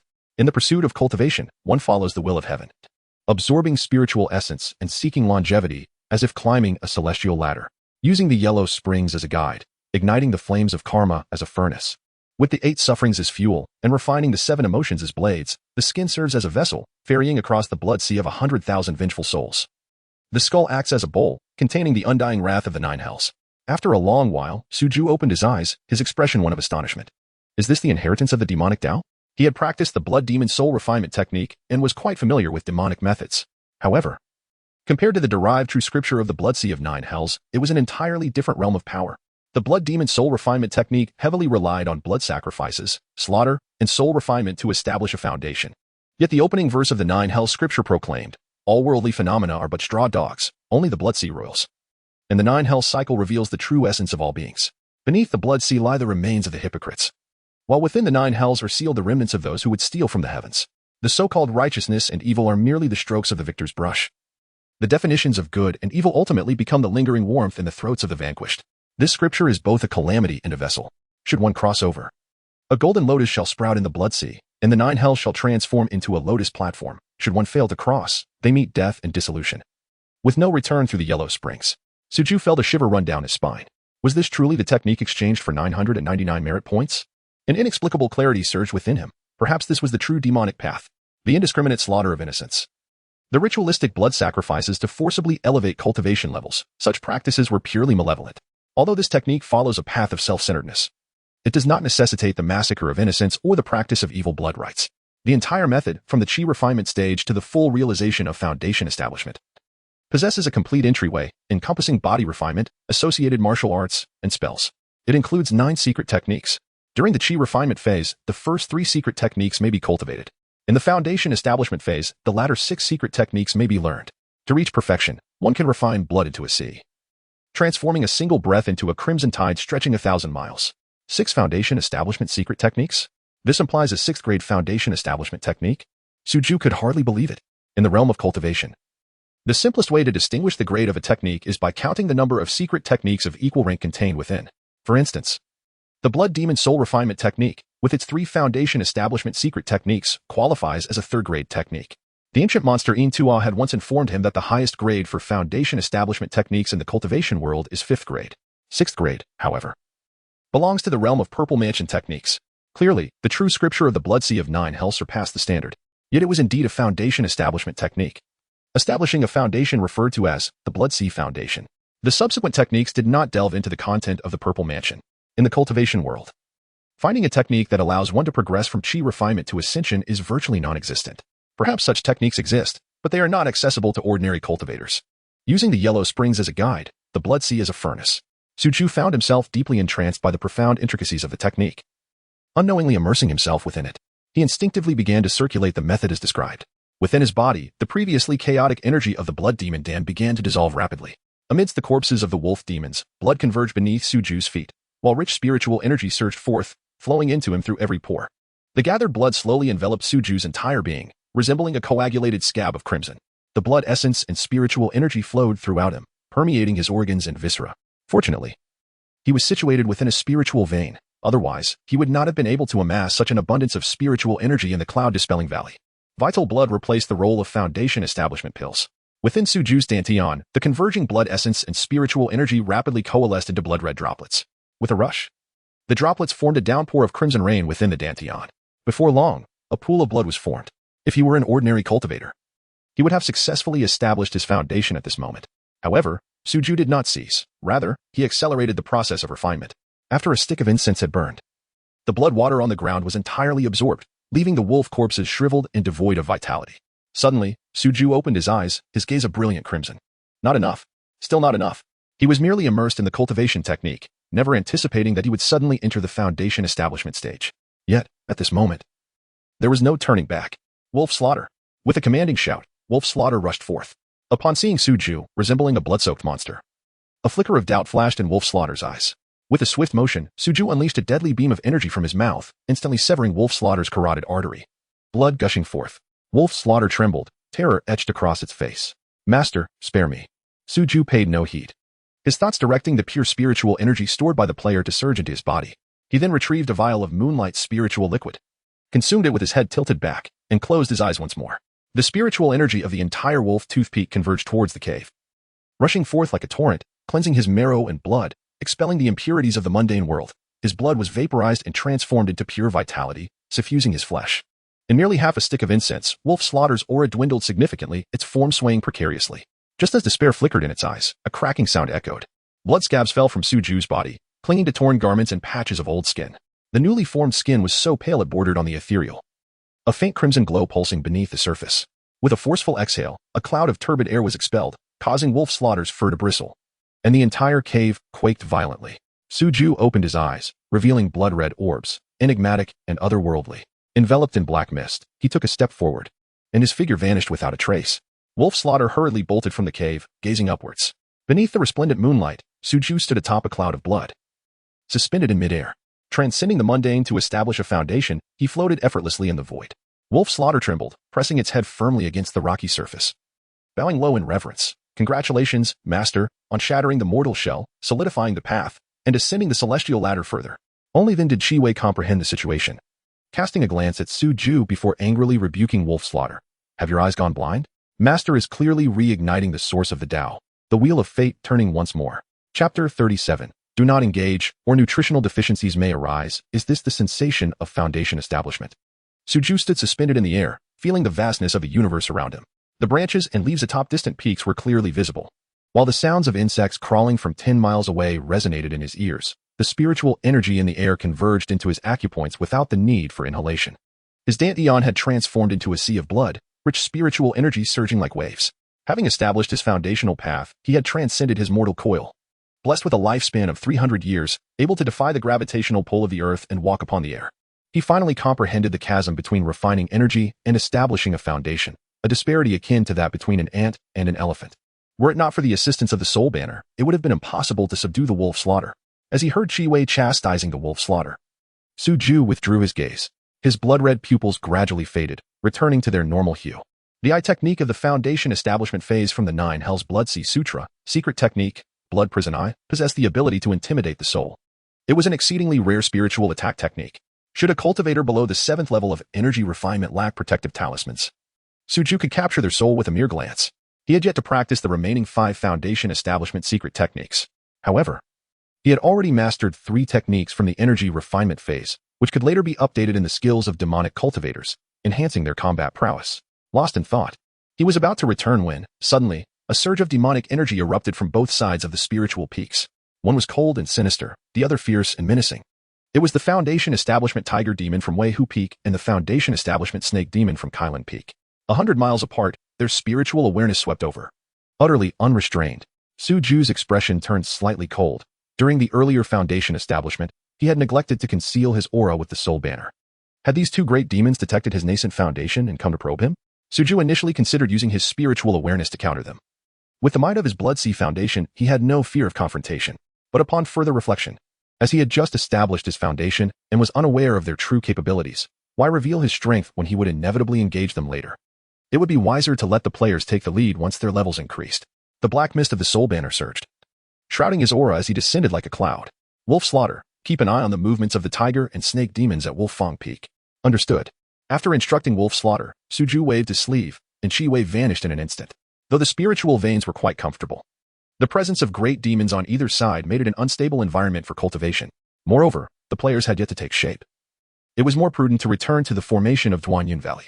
After establishing his foundation, he would be able to recruit another batch of players. How many Wolf Clan players would be needed this time? When Suju returned to the sect, he found Go Shing, who was beating a tree branch against the blood pool. Sister Ghost, come out quickly, I have a task to submit. Nearby, Yi Dao and others were grumbling. Damn. Have the NPCs vanished without a trace? The NPC system needs optimization. I can't even find anyone to submit my task. Just days ago, everything was fine. How did it suddenly go awry? It must be related to the task triggered by the little ox. Only then did Suju recall that Zhou Rulin had been bitten by Wolf Slaughter and wondered how she was faring. He hurriedly cast aside Chi Wei, raised his hand, and summoned a soul banner from the blood pool. Upon checking with his spiritual awareness, he was relieved to find she was not entirely dead. Chi Wei, arrange a new disciple task. After giving this brief instruction, he took the soul banner back to his cave dwelling. Inside the dilapidated soul banner, Zhou Rulin's spirit appeared on the verge of dissipating. Suju retrieved his life-bound soul banner and summoned a wolf soul puppet, exerting pressure with his fingers to shatter it in an instant. Go. The essence of the wolf soul was sealed within the tattered soul banner, nourishing Zhou Rulin's spirit. Thank you, Sect Master. Seeing her stabilize, Suju finally exhaled. Among all the souls he had captured, Zhou Rulin contributed the least merit value. A mere 0.5. This indicated that she had not committed any misdeeds in life, and her background was quite pure. He felt reassured about using her as an NPC. Soon, he would be able to recruit a new batch of novice players. The task mentor NPC was crucial. Thinking of player recruitment, Suju retrieved 2 boxes of books from his storage bag. Some of the paper books had decayed, while the animal skins and bamboo slips remained intact. Most of these texts were written by mortals, containing tales of the martial world and records about the Yin Kingdom, as well as methods for body refinement and hunter traps.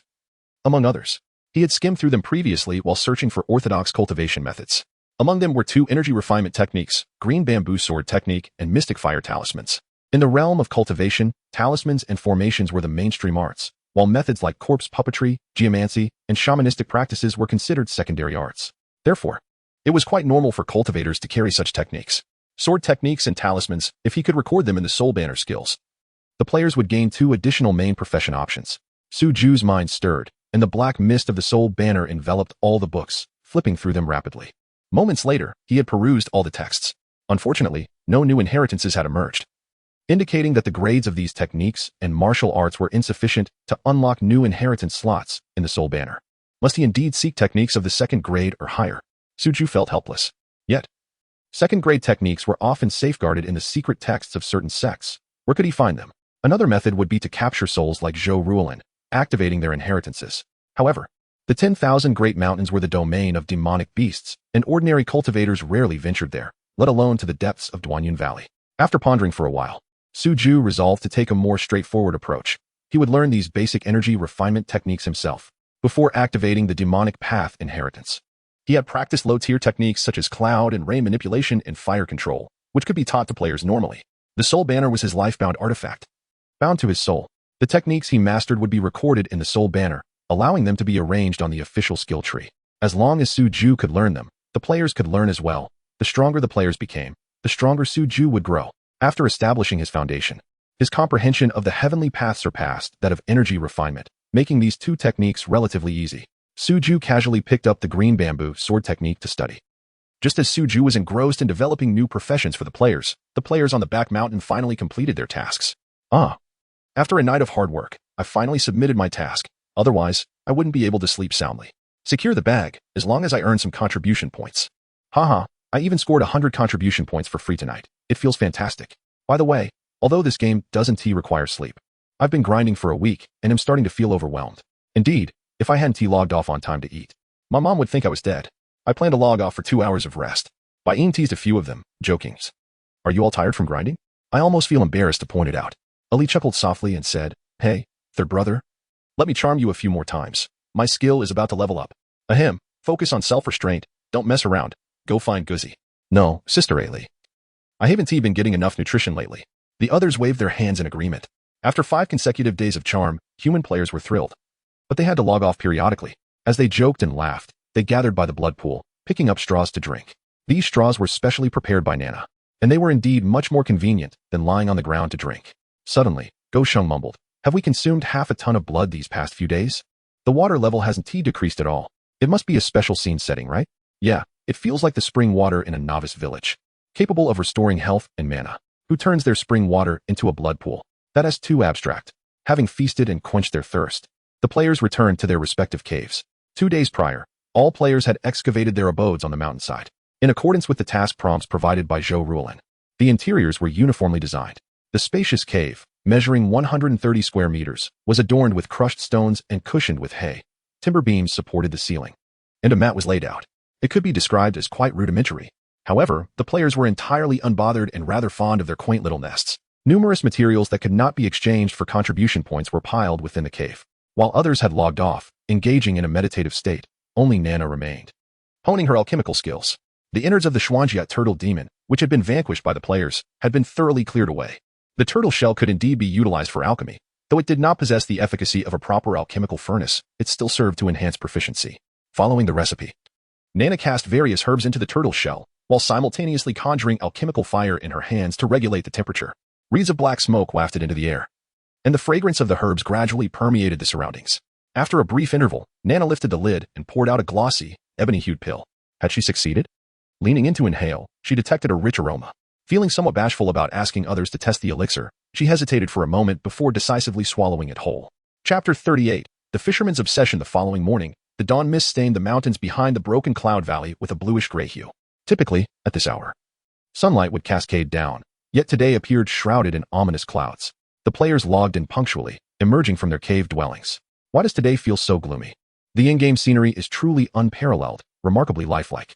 Could it be that rain is imminent? Perhaps a new weather scenario is being tested? Upon reaching the back mountain, they encountered Bu Chao and Tian Baohu, who were diligently pressing a large spider into the ground. Go Sheng inquired, "Xianyo, what are you up to?" "Collecting spider silk," Bu Chao replied. "What do you need that for?" Tian Baohu exclaimed excitedly, "To make fishing line. This spider silk is quite sturdy and should be perfect for fishing." "Wow, Tian Gu, your obsession is quite intense," Bushy Gu Min remarked with a thumbs up. "There's a waterfall above Turtle Demon Pond. There should be a water area. Let me craft a fishing rod first, and then we can give it a try." Ibn Daozhang chuckled, "Tian Gu, this spider isn't powerful enough. Today we can help you catch a spider essence. Its silk should be even tougher." "That sounds wonderful. Thank you all." Tian Baohu quickly nodded in gratitude. At that moment, Nana approached, holding a large handful of round pills. I brewed some obstacle avoidance pills. I'm not sure if they work." The eyes of Tang Sanzong and the others brightened as they hurried over. "What a treasure." "Nah, you've done well. With these pills, we won't have to constantly stack negative statuses." "Impressive, Nana." Surrounded by them, Nana felt a bit flustered and said, "I've tried them. They're not poisonous, but they do have some side effects. They might make you thirsty." "Huh, what is there to fear? Even if we die, we can just respawn. A little thirst is nothing. We can use some rain to quench it." Tian Baohu chimed in, Nah, give me 2 as well. I'll head down the mountain later to look for bamboo spirits to make a fishing rod." He had reached a respectable level and was now at the 5th stage of chi refinement, capable of handling ordinary beasts. "Xianyo, do you want to join?" No. My level is too low to be of help." Bu Chao also wished to accompany them but felt his low level would hinder them. So he shook his head in refusal. The group divided the obstacle avoidance pills among themselves. "Thank you. Nah, I'll be sure to share more with you later." She smiled and nodded, her heart fluttering with joy at being able to assist everyone. After a night of nurturing, Zhou Ruolin could barely condense her soul body. Once the group finished their tasks, they gathered their weapons and continued their descent to battle monsters. The miasma on this overcast day seemed to thicken. The players each consumed their obstacle avoidance pills. Nana's pills are a bit bitter, Yi Dao said with a grimace. Tang Sanzong nodded. They are indeed somewhat bitter, but the effect is quite good. After swallowing the pills, they immediately felt their senses sharpened, and their breathing became much smoother, effectively reducing the miasma's effects. Once down the mountain, Tian Baohu waved farewell to the members of the exploration team. "Brothers, I'm off to check out the pond." The exploration team's goal for today was a boss in a dangerous area, so they parted ways. "All right, Tian Gu. Take care. Don't worry, it's no big deal. I've learned divine movement. If I can't fight, I can just run." Parting ways. Tian Baohu made his way to the pond where he intended to capture the turtle demon. After searching the pond for a while without spotting a single fish, he followed the stream upstream. He was not interested in grinding for experience. Whenever he encountered low-level monsters along the way, he merely activated his skills and fled. After walking several miles, the stream widened and merged into a larger tributary. Tian Bahu looked up and noticed the distant waterfall still seemed far away. The map is truly vast. If not for the changing scenery in his line of sight, he might have thought the waterfall was merely a background image. Suddenly, the leaden clouds, saturated like soaked cotton, released raindrops that pattered down through the forest. The humidity rose from the decaying leaves, coalescing into a milky white mist halfway up the mountain. Ah, how refreshing. It's been so long since I've been caught in the rain. Tian Bahu tilted his head back, allowing the raindrops to kiss his face, a nostalgic look washing over him. For a fisherman, rain or shine, he would cast his line. Before succumbing to paralysis from the poison, he often braved the rain to fish, and rainy days typically yielded abundant catches. Wiping his face, he pressed onward. The fishing spot just ahead, no obstacle, be it treacherous terrain or fiery trials, could deter his steps. After trudging for over 10 miles, the rain intensified, and the forest beasts concealed themselves, leaving only the crisp sound of raindrops hitting the banana leaves. As the rain swelled the mountain stream, Tian Bahu finally spotted a reasonably wide water channel. His spirits lifted as he approached the channel, which had been carved out over the years. About 3 meters wide. Peering into the murky depths, he found it approximately 2 meters deep by probing with a long branch. Suddenly, a splashing sound echoed from above the channel. Tian Bahu quickly looked up. That was the sound of fish leaping from the water. Rushing forward, he noticed ripples on the surface, and in the next instant, a half-meter-long carp sprang from the water. Well, yes. Tian Bahu exclaimed joyfully, his excitement bubbling over. The water flow ahead grew stronger. Spotting the fish ignited a surge of adrenaline, and he sprinted forward. The ground was muddy, and in his exhilaration, he slipped, tumbling into the water channel with a splash. Surfacing, he decided to stay in the water, swimming vigorously upstream. With the enhancement of spiritual energy, his physique rivaled that of a martial artist, allowing him to navigate against the current with impressive speed. He swam and swam, the channel widening further, occasionally catching glimpses of fish leaping to the surface for air. By evening, he finally heard the thunderous roar of the waterfall. I'm almost there. Climbing ashore, he hastily advanced. After a short while, he gazed at the water channel ahead, his expression one of bewilderment. What the heck? Am I caught in a wall of illusions? Or have I encountered an invisible barrier? The place he had just climbed up from bore the muddy prints of his ascent. Unconvinced, he pressed onward. Yet, no matter how he walked, he always found himself back at the spot where he had emerged. Most would feel a sense of dread encountering such an eerie phenomenon. But the perseverance of a fisherman is difficult for the ordinary person to comprehend. The sound of water was undeniably ahead. Tian Bahu was convinced there must be a small lake there, rich in resources compared to the channel. After a moment of contemplation, he surmised that the issue lay within the water. When he had climbed ashore, everything had been smooth sailing. He should have traversed via the waterway. With this thought, he leaped back into the channel and swam forward once more. However, despite his continuous forward motion, he still found himself unable to escape. Damn it, is this game bugged? Tian Bahu cursed as the sky darkened and his fatigued spiritual energy dwindled. He decided to make one last attempt. With determination, he plunged into the water, relying on his instinct to swim against the current. If he drowned, so be it. At least he could respawn at the resurrection point. The murky water obscured his vision, and he kept his eyes shut as he swam. Gradually, the force of the current diminished. Suddenly, he felt something brushing against his face, causing a slight itch. Was it water plants? Reaching out, he grasped it. The texture felt slick and was unlike any vegetation. Unable to resist, he opened his eyes, and to his astonishment, the bottom of the water was remarkably clear. A massive fish had loomed directly in front of him. In his hand, he grasped the whiskers of the large fish at its lip, extending over half a meter in length. Gurgling sounds escaped his lips, his eyes wide with astonishment, forming an expression of utter disbelief. Chapter 39. The Serpent Cave Altar, establishing the sword cultivator and talismonger professions. My goodness, that catfish must be 10 meters long. Tian Bahu was simultaneously astonished and exhilarated. Feelings of fear overshadowed. He promptly employed the spirit eye technique, yet no information materialized beneath his gaze. This indicated that the colossal fish before him was not updated in the monster compendium. With a sudden rush, the giant fish opened its maw underwater. Tian Bahu was utterly defenseless against the creature's voracious appetite. Rows of sharp teeth clamped around his waist, and he could even glimpse the phosphorescent glow of undigested fish deep within the creature's throat. He did not struggle as the chilling realization of impending death washed over him. As an angler, being devoured by a fish was the utmost humiliation. This was far too intense. It was clear that his previous strategies were futile. Ordinary fishing rods and lines were utterly inadequate for such a beast. He pondered the size of rod required to catch this creature. The catfish, instead of swallowing him whole, twisted its slick body and rapidly swam deeper. Soon, they arrived beneath a waterfall, continuing into the crystalline depths. Tian Bahu observed schools of fish darting about, excitement swelling within him. What a treasure trove! Such divine resources! Given the profound depths, it was no wonder there were such large fish. What gauge line would suffice? What size hook? As his vision dimmed, he felt his consciousness fading, on the brink of drowning. Suddenly, he spotted a chasm akin to an abyss below. The catfish wriggled its slippery form and dove inside. A rush of fresh air greeted him, and Tian Bao felt he could breathe again. He was being held in the fish's mouth, emerging from a small pool. The light source was unclear, but the scenery before him transformed dramatically. Not far away, on the ashen ground, stood a dilapidated hexagonal altar, entwined with serpentine black-scaled vines. Upon the altar lay a robust man, bound by chains inscribed with arcane symbols. With a thunderous clatter, the chains trembled, and a massive emerald-scaled python reared its head above the altar, its eyes splitting into 4 segments, revealing golden vertical pupils within. Before he could examine further, the catfish seemed startled, abruptly snapping its jaws shut. With a crack, darkness engulfed him, and Tian Bao was severed in 2. Dying instantly. In his final moments, he heard a hissing sound echoing in his ears. When he opened his eyes again, he found himself at the resurrection point. Tian Bao blinked, still reeling from the visual shock he had just experienced. Looking up, he noted the rain above had diminished. Yet not a drop fell upon the peak of Xuanian God. Goodness, was that a dungeon? What a pity Yen Ti triggered a quest. He thought to tell Go Sheng and the others about it. He muttered to himself as he made his way toward the back mountain. Within the cave, Su Jie frowned. The fish demon at the 9th level of Qi refinement, the red tail, had not been mentioned before. The angler-s entrapment in the maze had piqued his interest. Normally, the maze would dissipate after a while, allowing him to escape. However, he did not expect this individual to take a different route and plunge into the depths, inadvertently being led out of the broken cloud valley by the fish demon. Was that serpent cave the domain of the rainbow scale peak-s snake demon? Due to Tian Bao's swift demise, he had not gleaned much information. Yet, the foundational pressure from its cultivation was unmistakable. Within 1,000 miles, only the snake demon from Rainbow Scale Peak could possess such foundational prowess. Su Jie was also astonished that the waterfall beneath Broken Cloud Valley connected to Rainbow Scale Peak. No, upon careful reflection of the earlier scene, that altar appeared somewhat bizarre. Not resembling anything from the 10,000 Great Mountains. It seemed more akin to a blood ritual of the demonic path. He had never visited the Serpent Cave of Rainbow Scale Peak and could not ascertain its nature. The cultivator bound upon the altar was an enigma.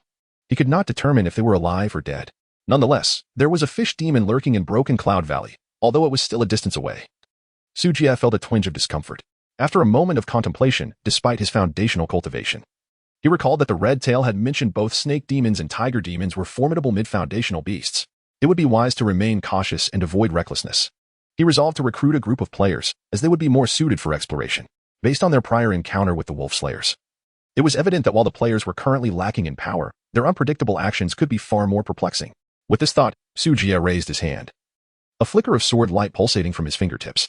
With a swift motion, the sword light shot forth, leaving a hole in the rock face. The Qingzhou sword technique was rather ordinary. It appeared to be a standard sword cultivator's technique. From his assessment, this sword technique likely fell short of first-grade standards and was probably a common practice among loose cultivators. Nevertheless, it could be utilized to establish the sword cultivator profession for players. Following this, Su Jie retrieved a piece of beast hide from his storage pouch. Channeling the blood sea within his dantian, a surge of vitality manifested at his fingertips. The vivid runes of the Su Inhu talisman scripture illuminated his mind as he swiftly inscribed upon the hide. After 10 breaths, a flash of red light flickered across the hide. Success. Su Jie smiled with joy. The Su Inhu talisman scripture was likely a first-grade secret technique, encompassing the crafting methods for 2 types of talismans.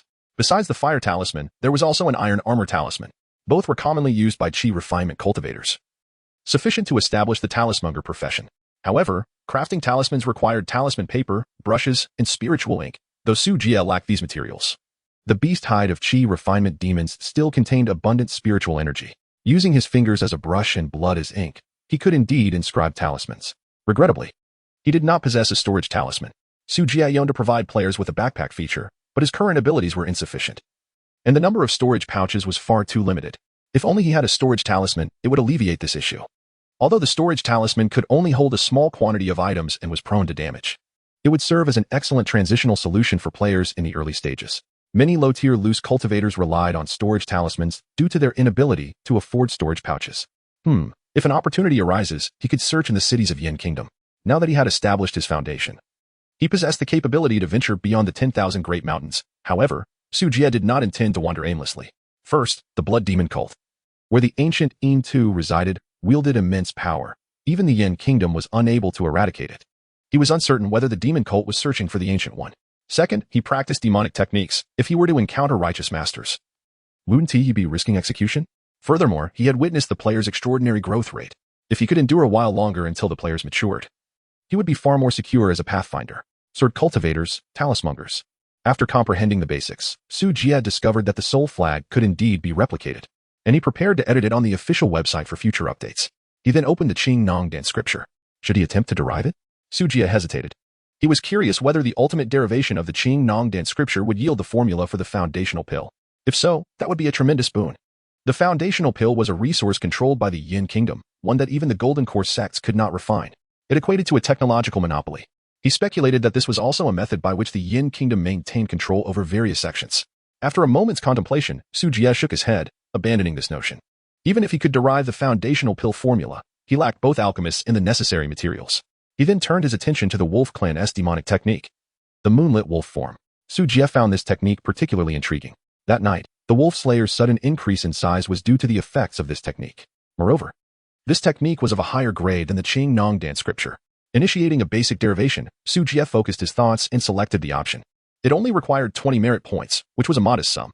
Additionally, he wanted to see if the demonic technique could similarly be inscribed within his consciousness after derivation. Chapter 40. Bestowing demonic techniques, enhancing the demon race players. The soul banner swirled with black mist, a fleeting flash of golden light vanished. The derivation had been completed. Su Jie extended his consciousness to investigate, sensing only a particle of golden light, yet unable to draw it into his sea of consciousness. It appeared that cultivation was beyond my reach. A thought stirred, and Qi Wei felt the summoning, swiftly arriving at the cave. Master, did you call for me? Su Jie remained silent, waving the soul banner, causing a particle of golden light to instantly penetrate Qi Wei's mind. Qi Wei stood frozen, as if struck by a heavy blow. An extremely complex technique flooded into the sea of consciousness. After a moment, clarity returned to his fox-like eyes. Thank you for bestowing this technique, Master. Qi Wei prostrated on the ground in reverence, his eyes betraying an unmistakable joy. Su Jie glanced at the soul banner. Confirming his thoughts, the Fox clan had acquired an additional demonic technique. Race, demon bloodline, Fox. Demonic technique, Silver Moon Dharma body, derivable, bewitchment, non-derivable. The Silver Moon demon body transformed into the Silver Moon Dharma body, and it could also be derived. Silver Moon Dharma body, advanced derivation, merit value, 200. Silver Moon Dharma body, ultimate derivation, merit value, 2000. The initial derivation had vanished. Yet the cost for subsequent derivations remained unchanged. Arise, Su Jie beckoned Qi Wei, show me the technique. Yes. Qi Wei immediately stood up. Demonic energy surging to envelop his body, in the blink of an eye, the little fox doubled in size. Master, this technique can condense the Dharma body, doubling my strength. Quite impressive. Su Jie nodded. While the Dharma body seemed smaller than the moondrawn demon body of Lang Lu, Qi Wei was merely at the Qi refining stage. Naturally inferior to the Foundation Establishment Lang Demon. If Fox Demon players acquired this skill, their combat prowess would ascend to a new echelon. After a moment of contemplation, Su Jie focused on the Silver Moon Dharma body, advanced derivation, merit value, 200.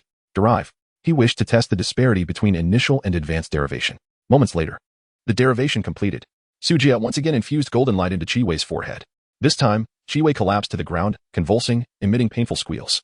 The moondrawn demon body could not be sustained and reverted to its original size. What is happening? Su Jie hastily reached out, channeling surging spiritual energy into Qi Wei's body. After a brief incense sticks time, Qi Wei ceased his struggles, falling into unconsciousness. Su Jie glanced at the race section. Race, demon bloodline, Fox. Demonic techniques, bewitchment, non-derivable, Silver Moon Dharma body, Howling Moon Dermic aspect, derivable. Dermic aspect? Su Jie revealed a look of surprise. He recalled the celestial art of law of heaven and earth. He quickly summoned Qi Wei back to consciousness using his blood sea spiritual power. Qi Wei rose. Both moved and ashamed. Thank you, Master, for bestowing this technique once more. My cultivation is insufficient to wield the Howling Moon Dermic aspect. Su Jie realized that the technique's level was too high, likely requiring the Foundation Establishment stage for execution. Do you know the effects of this demonic technique? Qi Wei hastily replied, the Dermic aspect can expand my body threefold or reduce it fivefold, with a fivefold increase in physical strength. It can grow or shrink at will. A fivefold augmentation. Remarkable. This 200 merit value is indeed worth it. Su Jie silently praised. As for the ultimate derivation, he decided against it. It was simply too costly.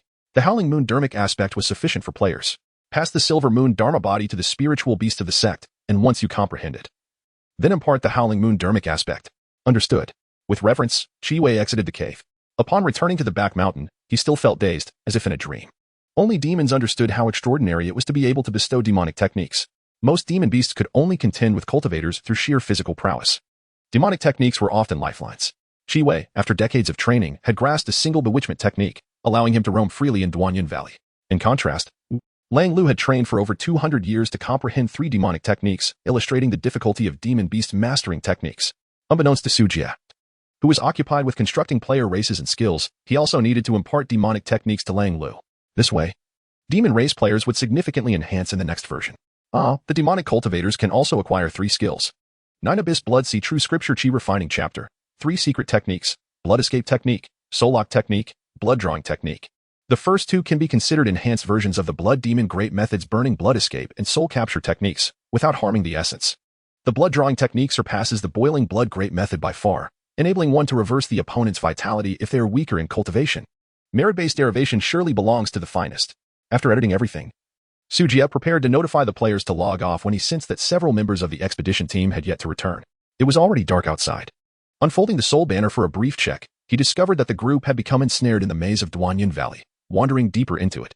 That rat demon was quite troublesome, leading players into a trap. The expedition team had ventured to conquer the dangerous area boss, which was a late-stage Qi refining demon beast marked by Qi Wei. This rat demon was at the 7th level of Qi refining. Qi Wei had entangled with it for years but could never catch it, as the rat demon was exceedingly timid and had dug numerous hiding caves, making it difficult to capture. Players engaged in a fierce battle with it, only to end up in disarray. It seemed a safe route needed to be devised, at least connecting to Wolf Fang Peak. In Su Jie's plans, the spiritual vein of Wolf Fang Peak could assist players in leveling up rapidly, and thus it could not be neglected. While Duanyin Valley housed numerous demon beasts, the next batch of players logging in might not suffice for them. Wolf Fang Peak, aside from the pack of wolf demons, also contained plenty of spiritual materials and demon beasts. Therefore, he decided to summon Lang Lu. Su Jie refrained from logging off the players. If they logged off in the wild, they would merely be devoured by demon beasts. He then instructed Qi Wei to head to Wolf Fang Peak, requesting Lang Lu to come over and bring the players back. The wolf race players still needed a mentor. After a brief incense sticks time, Qi Wei and Lang Lu returned with the players. Su Jie addressed them in the back mountain. Return to the cave to cultivate. New disciples will be initiated tomorrow. You are not permitted to venture outside tonight. Simultaneously, players received a notification. The system is about to update. Please log off from a safe location. Offline countdown, 001. 59. The players looked astonished, speculating on the contents of the new version. Another update? A weekly update is considered good. Some games update twice a day. What does new disciples entering mean? Are there new closed beta players? Darn. It's only been a week, and I haven't widened the gap yet, and now new players are coming. Tiangu, I know. It's surely related to the instance I triggered today. Others instantly became interested. What instance? Tiangu, weren't you looking for the bamboo spirit? Come on. Let us head to the cave first. We'll log off later. Tiangu, you join the group chat. We can discuss after logging off. Small Cow and Nana. You come too. All right. As players chatted and made their way to the cave on the mountainside, the countdown ended. Su Jie noticed that everyone had logged off except for Nana, who remained connected. She lay quietly in the cave, appearing to be asleep. Is this girl trying to exploit a bug? Su Jie, with a flick of his thought, kicked her offline. Chapter 41.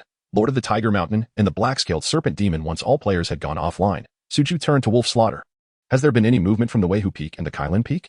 Wolf Slaughter lowered his head and replied, Master. Today Lord of the Tiger Mountain sent a ghost to probe, but the Black-Scaled Serpent remains inactive. Lord of the Tiger Mountain and the Black-Scaled Serpent, both mid-stage Foundation establishment great demons residing next door, left Su Jie feeling somewhat restless. How much do you know about them? Wolf Slaughter pondered for a moment before answering. The Lord of the Tiger Mountain appears crude and fierce. He is, in truth, cunning and ruthless, employing insidious methods. Su Jie raised an eyebrow. More cunning than you? Wolf Slaughter displayed a human-like wry smile. I am no match for Lord of the Tiger Mountain. Continue. Yes, Lord of the Tiger Mountain commands 8 ghosts, all of whom were human cultivators in their past lives, each possessing a cultivation level of the 9th layer of Qi refinement, capable of providing him with strategies. 8 9th layer Qi refinement ghosts. All human cultivators? This tiger demon is rather formidable. Su Jie expressed his surprise. Why haven't the righteous sects come to exterminate the demons? Purple Mansion cultivators do not dare to venture deep into the 10,000 Great Mountains, and ordinary Foundation establishment cultivators cannot compete with him. Besides, Lord of the Tiger Mountain seldom enters the human territories. Oh, why do Purple Mansion cultivators fear coming here? Because there are also great demons from the Purple Mansion within the mountains. Should they enter, they would be besieged by a horde of demons.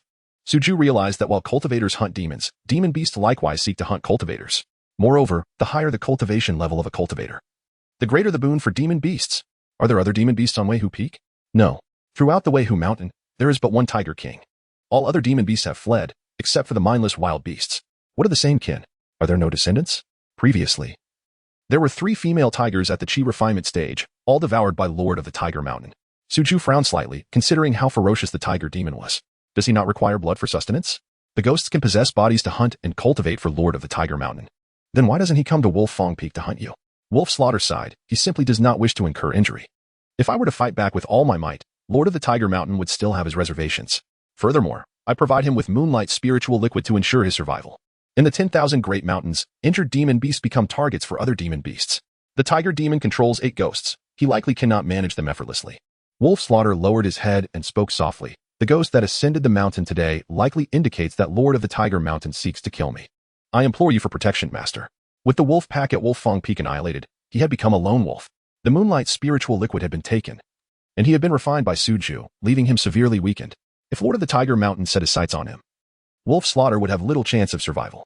Suju spoke reassuringly. Do not fret. Tomorrow a wolf pack will ascend the mountain. You need only guide them. He continued. Moreover, I shall bestow upon you 2 demon techniques for your protection. Upon finishing, he waved his hand to summon the soul banner. 2 streams of spiritual light entering Wolf Slaughter's mind. Wolf Slaughter trembled all over, frozen in place. Once he assimilated the 2 demon techniques, he was filled with astonishment and joy, bowing deeply in gratitude. Initially, he had harbored some doubts about Suju, but at this moment, he regarded him with reverence akin to that of a deity. Wolf Slaughter, possessing greater depth in his cultivation and longer experience than Chi Wei, had a more profound understanding of the demon race. He had never heard that demon techniques could be transmitted. Moreover, it was a human who was imparting them. Some high bloodline great demons could awaken innate demon techniques from their bloodline after giving birth to offspring. However, that was among kin and not a transmission. Wolf Slaughter pondered. Could it be that the master was a high-tier bloodline great demon who had transformed into human form? Now, tell me about the black-scaled serpent. Yes. Wolf Slaughter replied with increasing respect. As for the black-scaled serpent, I know very little. I only understand that it is lustful, spending its days reproducing at Kailin Peak, seemingly growing stronger the more it breeds. Are these 2 great demons capable of consuming humans? Absolutely. Within 1,000 miles. There is scarcely a soul, and during demon hunts they can slaughter over 1,000 mortals. Suju narrowed his eyes. When do these demon hunts commence? Every 3 years. A minor hunt is led by some foundation establishment demons, primarily surrounding the border villages and towns of the Yin Nation, every 10 years. A major hunt is commanded by a great demon from the Purple Mansion, targeting cities. The ghost that ascended the mountain today indicated that 3 months from now, during the end of summer, is the time for the decadal great demon hunt. Suju furrowed his brow. Are the human cultivators unaware of how to defend against this? The guards of the Yin Nation can be quite troublesome, but the scope of the hunt is too broad for them to manage entirely. A glint of derision flickered in Wolf Slaughter's eyes. Other sect cultivators only care to protect their own sects. They have little regard for mortals. Additionally, they seek to take advantage of the situation to hunt demon beasts for gain. I have heard great demons say that mortals are like bait for cultivators. Otherwise, why would they repeatedly establish mortal villages on the outskirts of the 10,000 Great Mountains? Doubt began to stir within Suju. With such hunting, do mortals not face extinction? Not to that extent. Wolf Slaughter shook his head. I do not know about other nations, but the mortals of the Yin Nation have a bountiful grain yield. The court does not impose grain taxes, allowing them to reproduce rapidly. They do not collect grain taxes? Then what do they collect? They impose a spirit tax, which means that mortals with spiritual roots or special constitutions must cultivate in the Yin Nation. If a generation fails to produce mortals with spiritual roots, they keep producing. 1 generation equals 1 spirit tax. If this generation lacks them, the next must make up for it. Wolf Slaughter quietly inquired. To cultivators, mortals are akin to ants. Why does Master find it puzzling? It's nothing, merely quite intriguing. It sounded as though the Yin Nation was not so bad, yet Suju felt there was something amiss. Chi Wei had been listening nearby, her eyes filled with curiosity. At that moment, Suju produced a sketch and asked, Chi Wei, can you mark a safe route leading directly to Wolf Fong Peak? Without hesitation, Chi Wei replied, that is quite simple. I am well versed in maze formations. Good. Then take the map with you shortly and work with Wolf Slaughter to establish the route. Understood. Furthermore, there is a waterfall here, within which resides a 9th layer Chi refinement fish demon. You and Wolf Slaughter shall go together and see if you can catch it. Yes. Suju handed the sketch to Chi Wei and continued, tomorrow, new disciples will be entering the sect. You have experience. Please instruct Wolf Slaughter on how to guide the new disciples. Yes, Master. Turning to Wolf Slaughter, Suju asked, is there a way to deal with the Moonlight Spiritual Liquid? The Moonlight Spiritual Liquid can only be gathered at Wolf Fong Peak. Lord of the Tiger Mountain and the Black-Scaled Serpent will not destroy it. Well then, you shall remain at the sect for the time being. Yes, Master. After issuing instructions to the 2 demon beasts, Suju summoned Zhou Rulin with the soul banner. I shall grant you another essence of spirit. Take care to cultivate well, as new disciples will soon be entering. Zhou Rulin bowed in gratitude. Thank you, sect leader. Following this, Suju crushed another demon wolf's essence, sealing it within the tattered soul banner. Zhou Rulin, being a human soul, was originally unable to absorb the essence of demon beasts. However, After being refined by the soul banner, this wolf spirit was even purer than a mortal's essence, allowing Zhou Rulin to assimilate it with ease. Once all preparations were complete, Suju returned to his cave dwelling, unfurling the soul banner with a grave expression. Would there be any new changes in the soul banner's space upon advancing to Foundation establishment? Before recruiting players, he aimed to make a trial attempt, perhaps yielding new discoveries. Resolute, Suju held his breath, focusing intently as his spiritual consciousness cautiously probed within. Chapter 42, Version 0. 02 Update of the closed beta, New Professions, Swordmaster. Runemaster. In the ink-black expanse of space, a viscous black mist writhed and churned, emitting hissing sounds reminiscent of splattering asphalt. The cacophony of frenzied, eerie, and bizarre noises seemed to penetrate the eardrums, striking at the very soul. As Suju's consciousness entered, he immediately felt a heaviness in his chest, a strong urge to cough up blood. In the next moment, thin strands of golden light unfurled, enveloping his consciousness. With a sigh, the peculiarity seemed to be isolated by the golden light, and his consciousness felt significantly more at ease. Is this the radiance of meritorious deeds? Upon seeing the familiar golden glow, Suju instinctively thought of the golden brilliance on the soul banner. Before he could ponder further, the scene before him struck him like a thunderbolt, leaving his mind blank. Directly ahead stood a colossal black Buddha statue with a severed head. The once golden body had become soiled and corrupted, entirely covered in rust. Gurgling sounds echoed as the black mist surged like waves, and the once serene reliefs of the Buddha on the walls morphed into countless twisted faces. Some bore 3 eyes with blood trickling from their sockets. Others had lips split to their ears, devouring their own serpentine tongues. Many appeared as amorphous lumps of flesh, marked with infant-like handprints. That is, Suju recognized a cluster of familiar wolf demon specters.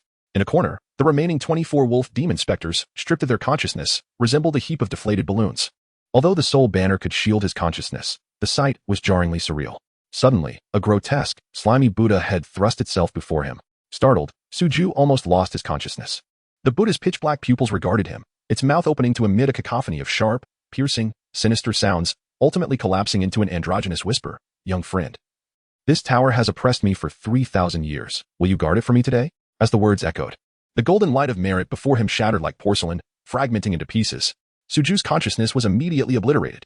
Just before his awareness dissipated, another eerie sound reached his ears, rising from a wail to a fox demon's seductive giggle. Wah! Hee. Meritorious deeds fulfilled. 10,000 demons arise. Yet, Suju could no longer perceive what monstrous entity it was.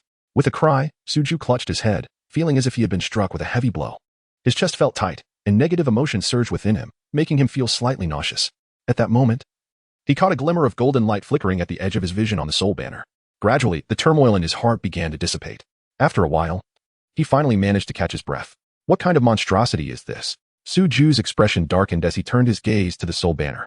Upon seeing the information, his countenance stiffened. Merit points, 999. 8. What? In just a few fleeting moments, nearly 3,000 of his merit points had been consumed. The soul banner, as his life-bound artifact, naturally shielded him when his consciousness suffered a severe blow.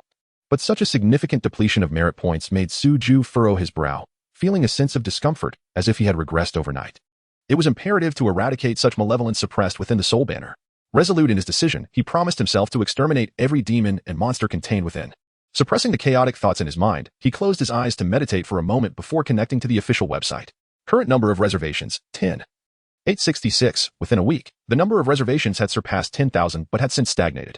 During this time, the 10 closed beta players had been intensely engaged in the game, scarcely logging off except for meals. Consequently, the spread of the game had significantly declined. However, Suju was unconcerned, as these players were already sufficient. After advancing to the Foundation establishment stage, his strength had surged, allowing him to recruit an additional 100 players. Along with the previous 10 players, the total count reached 110. After confirming the organized version information on the official bulletin board, he proceeded to publish it. Tianling OL closed beta version 0. 02 update announcement. Update contents. 1. New map testing Wolffang Peak. 2. New demon clan testing Wolf Clan. 3. New main professions added Swordmaster. Runemaster. Note: players who have already selected a main profession may use sect contribution points to change their profession. Current options available: Demon Cultivator, Alchemist, Swordmaster, Runemaster. 4. New Wolf Clan Mentor NPC, Wolfslayer Image. Details: once the Wolf King at Wolffang Peak, he recognized his profound sins and was later enlightened by the sect leader. To accumulate merit, he voluntarily eradicated the wolf demons and willingly joined the Xuanyangong to contribute to the sect. 1. Release of wolf demon hunting tasks at Wolffang Peak. 2. Wolf demon skill mentor. 5. Addition of new hostile factions, Weihu Peak, Kalen Peak. Note: the current hostile factions are in preliminary testing, with a high difficulty level. Please proceed with caution and prioritize information gathering. 6. Addition of player team formation functionality for testing. Details 1. Players can freely form teams of up to 10 members, with the interface displaying green dots for team members. Details 2. Teams cannot set experience points, loot, or other resource distributions. 7. Updated behavior detection system. Details. Engaging in inappropriate behaviors such as streaking, suicide, theft, harassment of NPCs, and other players will result in login restrictions. 8. Updated monster compendium and spirit materials. 9. Map scene optimization, adding seasonal and weather testing. 10. Enhanced NPC intelligence. 11. Fixed various bugs. Developer S-Log. Following the last version update, the majority of game content testing has been remarkably successful. For instance, Fox Demon players have adapted seamlessly to their new forms, exhibiting growth attributes comparable to human players. Alchemist profession players have successfully concocted elixirs without the equipment system being online. Furthermore, players of the Demon Cultivator profession have showcased commendable combat capabilities. Overall, the completion rate for race and main profession testing has reached satisfactory levels, with balanced power values among players. Thus, we have proceeded to launch new profession testing, hoping that the Sword Master and Rune Master professions will provide players with an enjoyable gaming experience. However, certain aspects of the game content testing have been less than satisfactory. For instance, in the last version, no player was able to acquire a secondary profession. Feedback indicated that the expansive testing map combined with the limited number of players resulted in the non-triggering of secondary professions. Therefore, we have decided to recruit more players for testing. Following this update, we will once again recruit 100 players to distribute qualification numbers. Players who have made reservations, please check your email notifications. Additionally, due to the addition of race testing, players will need to select their race upon logging in. A gentle reminder, once a race is selected, it cannot be changed. Of course, we will also explore adding shape-shifting skills for demon races, allowing for a second transformation and customization after reaching a certain level, encouraging enthusiastic participation in demon race testing. Regarding the testing of inventory and equipment systems, we require substantial data and information collection and are actively preparing, so please be patient. Finally, we assure you that the closed beta server will not delete any data and will remain open, eventually merging into the internal test and even public test servers. Wishing everyone an enjoyable gaming experience. Tianling OL Office. Chapter 43, A Surge of Novices Logging In. The Xiantian sect bustles with activity upon the release of the update announcement. Suju glanced at the number of reservations, which remained unchanged. Yet, to his surprise, comments began to appear beneath the announcement. Nana, can you let me into the game? One Daoist, is the job change expensive? I wish to play as a mage. Is that a setting for talisman cultivators? Tang Sanzang, when will the recharge channels be opened? Idal Aiden, this is hilarious. That wolf was captured by the NPC leader. How could it possibly volunteer? Ushigomen, where's the NPC? I entered the game and only saw one human NPC, the rest are all monsters. How do I trigger a secondary profession? Ali, can I change my race? I don't want to play as a wolf demon, just curious to try it. Bain, Ali. If there's no update, then no, you can't. Tiantian Baohu. I hope there will be more water domain dungeons tested, and that bamboo spirits and spider spirits will respawn more frequently. Thank you.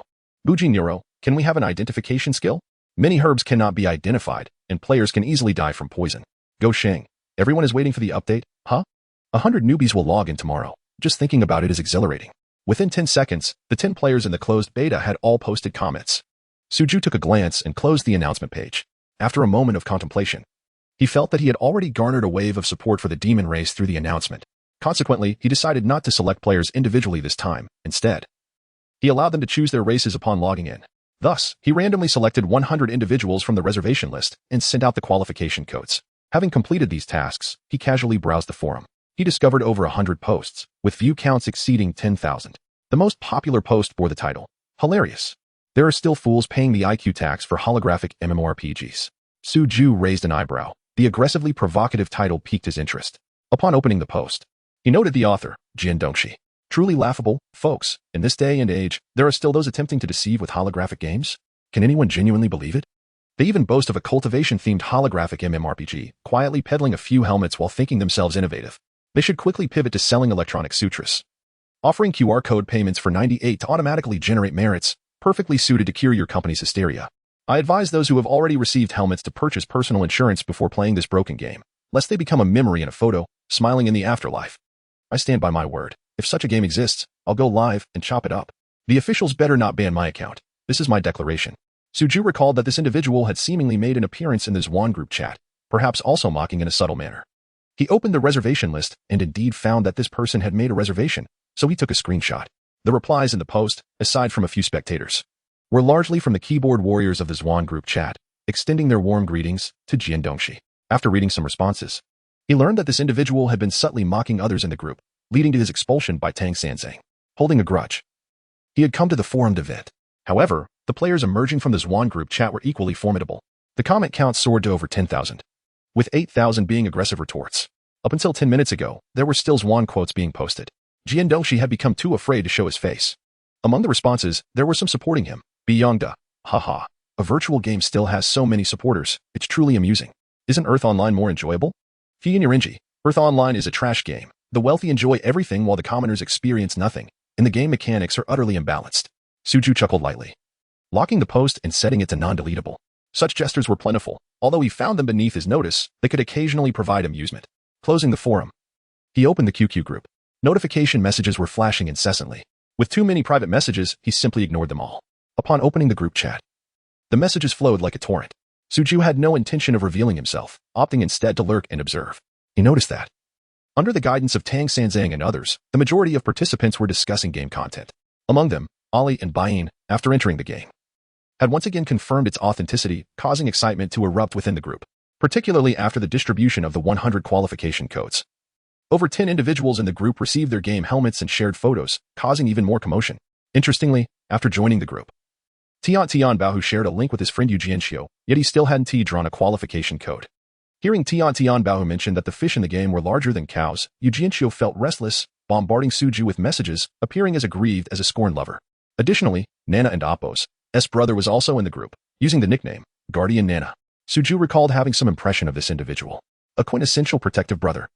He seemed to have undergone modifications in the past, and was quite formidable. Unfortunately, he was also not included in this batch of qualification codes.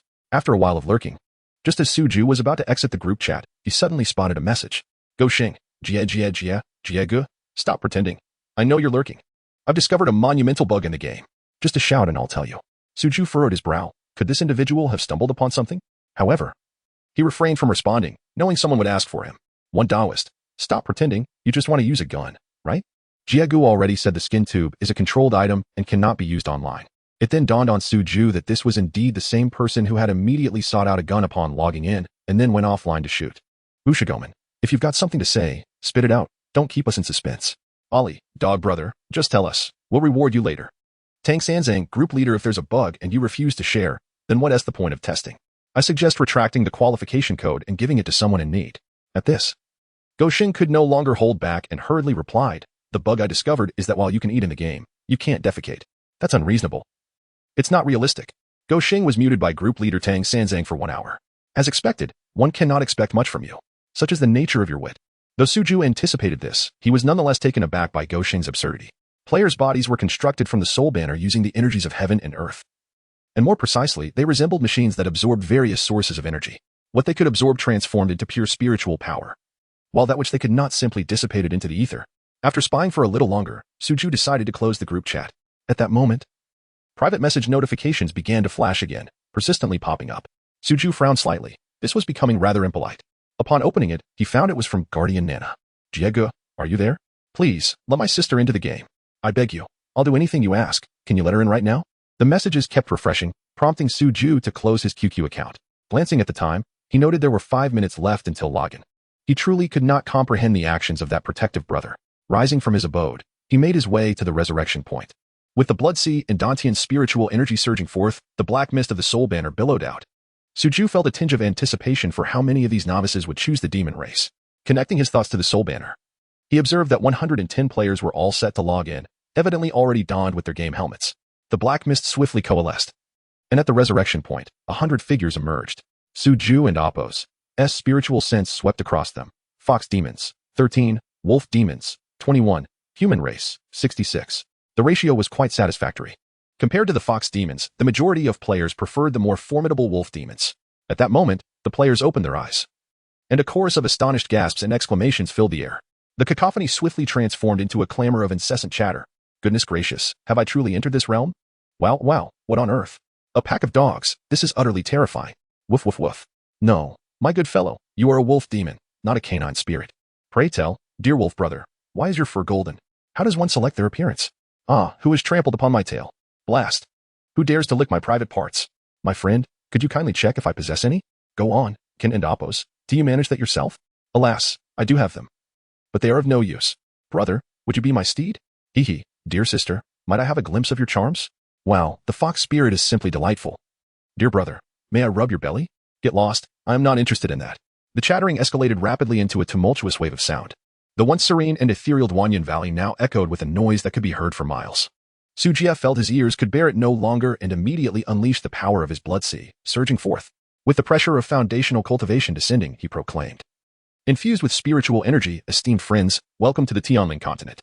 Chapter 44, The Absurd Player's Broad Mind. Can the blood pool ever be drained? Su Jie recited his lines with utmost seriousness. The novice players were utterly engrossed, their eyes fixed on the cinematic sequence unfolding behind him. Under the oppressive aura of foundational cultivation, they found themselves rendered immobile, unable to utter a word. In the rear mountains, Zhou Ruolin, Qi Wei, and Lang Lu heard the commotion and hurried over. Upon witnessing the sudden influx of people, they were momentarily paralyzed with astonishment. Lang Lu, experiencing this scene for the first time, felt a sense of bewilderment. Where on earth had the sect leader summoned so many mortals from? After all, this was the depths of the 10,000 Great Mountains, where humans were a rare sight. How had these individuals seemingly materialized out of thin air? Qi Wei and Zhou Ruolin, having encountered players before, were somewhat prepared for the spectacle. In the presence of such formidable foundational demons, they felt a flicker of superiority. Mortals? Ah, Lang Lu, you have misjudged. These are the indomitable souls of warriors. Qi Wei raised his head, his tail proudly erect. Indomitable souls? Lang Lu had never heard of such beings. Did you remember the lines your master instructed you to convey yesterday? Lang Lu was perplexed but, seeing Qi Wei's smug demeanor, chose to ignore it and quietly observed. At this moment, Su Jie concluded his opening remarks. A sweeping gesture releasing the pressure of foundational cultivation like a receding tide. Do you wish to join my Shantian sect to vanquish evil and restore balance to the world? Simultaneously, a system prompt materialized before the players.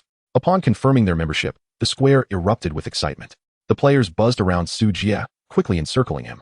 Yet an invisible barrier kept them at bay. Wow, is this the village head of the novice village? So handsome. This NPC exudes such a strong presence. And there is an air wall beside him? A crowd of ordinary folk, eager for quests. Following the established protocol, Su Jie welcomed all players into the sect and directed them to the 3 NPCs observing nearby. Beast of the Demon Clan, seek out spirit beasts for your training. Those wishing to master alchemy should find the attendant ghost. Sword cultivators, magic cultivators, talisman cultivators, I can guide you. Most players promptly followed the novice guidance and rushed to find the NPCs. Su Jie swiftly addressed the player's choice of primary profession and generously bestowed upon them the breath collection technique. As anticipated, the highest number of players opted for sword cultivation, totaling 66, with 33 selecting the sword cultivator path. New players, lacking contribution points, could not yet learn skills, but they eagerly dashed off to claim their quests. Some players lingered near Su Jie, attempting to trigger a dialogue. He advised them to seek Zhou Ruolin. However, a few remained relentless, persistently questioning him. Sect leader, is there anything we can assist you with? Go capture Tang Sung and his disciples. Irritated, Su Jie offered a curt response before turning back to his cave, activating a barrier to isolate the players. He mused that it might be necessary to introduce a favorability prompt in the next version. Wow, this NPC plays with glitches too? The players grew increasingly intrigued, yet, finding themselves unable to enter the cave, they soon became distracted by other novel occurrences and dispersed. On another front, Lang Lu, Qi Wei, and Zhou Ruolin found themselves under the intense scrutiny of a throng of players. Wow, the modeling of the demon clan looks fantastic. The wolf demon model is so cool. I chose the wolf clan, yet I look like a husky. Indeed, I chose the fox clan. Why can't I select this skin? I need a blonde, looking like a weasel. Gosh, the alchemist looks stunning. This was Lang Lu's first experience being so closely observed by both beasts and mortals. It was unfathomable to him how these insignificant creatures dared to speak loudly in his presence. Some even attempted to reach out and touch his tail. Even the wild beasts of the forest would not permit strangers to approach. Lang Lu found it utterly intolerable, just as he prepared to issue a warning. He caught sight of a black-furred wolf gazing intently at him. Oh, a male. Finally unable to contain himself, Lang Lu extended his claws, the ground cracking beneath him with 3 deep gashes, and with a low growl, he warned, stay away from this king. Even without channeling his demonic energy, the aura of a foundational demon was enough to cause the surrounding players to instinctively retreat. His silence had been tolerable, but upon speaking, the players erupted into even more fervent cheers. Wow, it can speak. This AI has a reflex, remarkable. So fierce, it won't bite me, will it? Fear not. I am a dog trainer. This is merely its instinctive reaction to protect its territory. Everyone should stand back. In contrast to Lang Lu's agitation, Qi Wei remained composed. Calling over 13 foxes. Young ones, I am Qi Wei of the spirit beast of the sect. From now on, you shall be my kin. Our fox clan progresses slowly at first. Go to the blood pool for training to earn contribution points. and then seek me to learn demonic techniques after delivering his speech. The foxes became much more subdued, scattering to engage with other players. Observing Lang Lu's discomfort, Qi Wei took the initiative to assist him, as it was essential to fulfill their master's task without delaying the new disciples' training. Meanwhile, Zhou Rulin was overwhelmed with inquiries from the human players, who surrounded her in clusters, eagerly asking about quests. Oh no, the experts have arrived. Suddenly, someone exclaimed, drawing the attention of many. Emerging from the cave on the mountainside were 10 players, their demeanor and weaponry starkly different from the novices. Tang San and his companions smiled at the lively scene unfolding in the rear mountains. Ah, the newbies have arrived. Finally, the game has some liveliness. Hey, I see Lao Zhu. Familiar players rushed over, while bolder novices eagerly sought their guidance. Experts, how do we level up in the early stages? The breath collection technique is too slow for grinding, and daily quests yield no experience. Brothers, can you help us level up?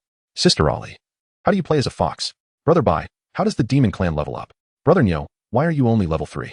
Nana, feeling rather shy, hurried off to tackle her quests. Tang San and his companions were accommodating, sharing strategies for leveling up, such as engaging in blood drinking, noting the requirements for quests, and advising against leaving the novice village too soon. They had no intention of personally guiding the novices. Such endeavors were too time-consuming. They needed to level up quickly and explore the new gameplay of the version. Gosheng asked, Daoist, are you truly considering a class change? Let me first inquire about the required contribution points. Ibn Daoist nodded. Magic cultivators rely on melee skills. They are not suitable for me. Wu Shichman added. I also wish to become a sword cultivator. San Ge, are you changing classes? Tang San shook his head. For now, magic cultivation suits me well. I'll see if there is a more appropriate profession later. Besides, after grinding for so long, changing classes would be a waste. Ibn Daoist chuckled. Precisely because we must grind our profession skills, it is better to do so sooner rather than later. Developing new profession gameplay early on is advantageous. As they conversed, they arrived before Su Jia's cave to inquire about class changes. Changing cultivation methods requires 5,000 sect contribution points, Su Jia stated flatly before retreating into the cave. Damn, is it really that expensive? The others immediately lost interest and turned to hunt monsters instead. Su Jia intentionally set high requirements for class changes to prevent players from frivolously switching, which would waste their energy and hinder their leveling speed.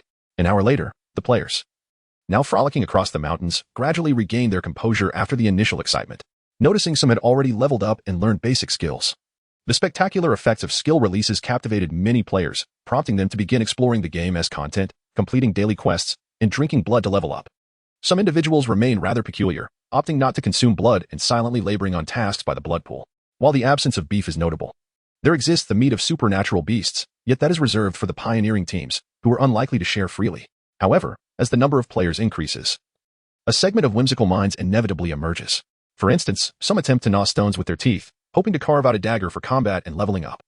Others pursue small creatures wielding sticks. Some excavate mouse holes in search of dungeons, while others leap from cliffs in pursuit of hidden quests. There are even those who, without leveling up, descend the mountain only to meet their demise from poison or be devoured by beasts.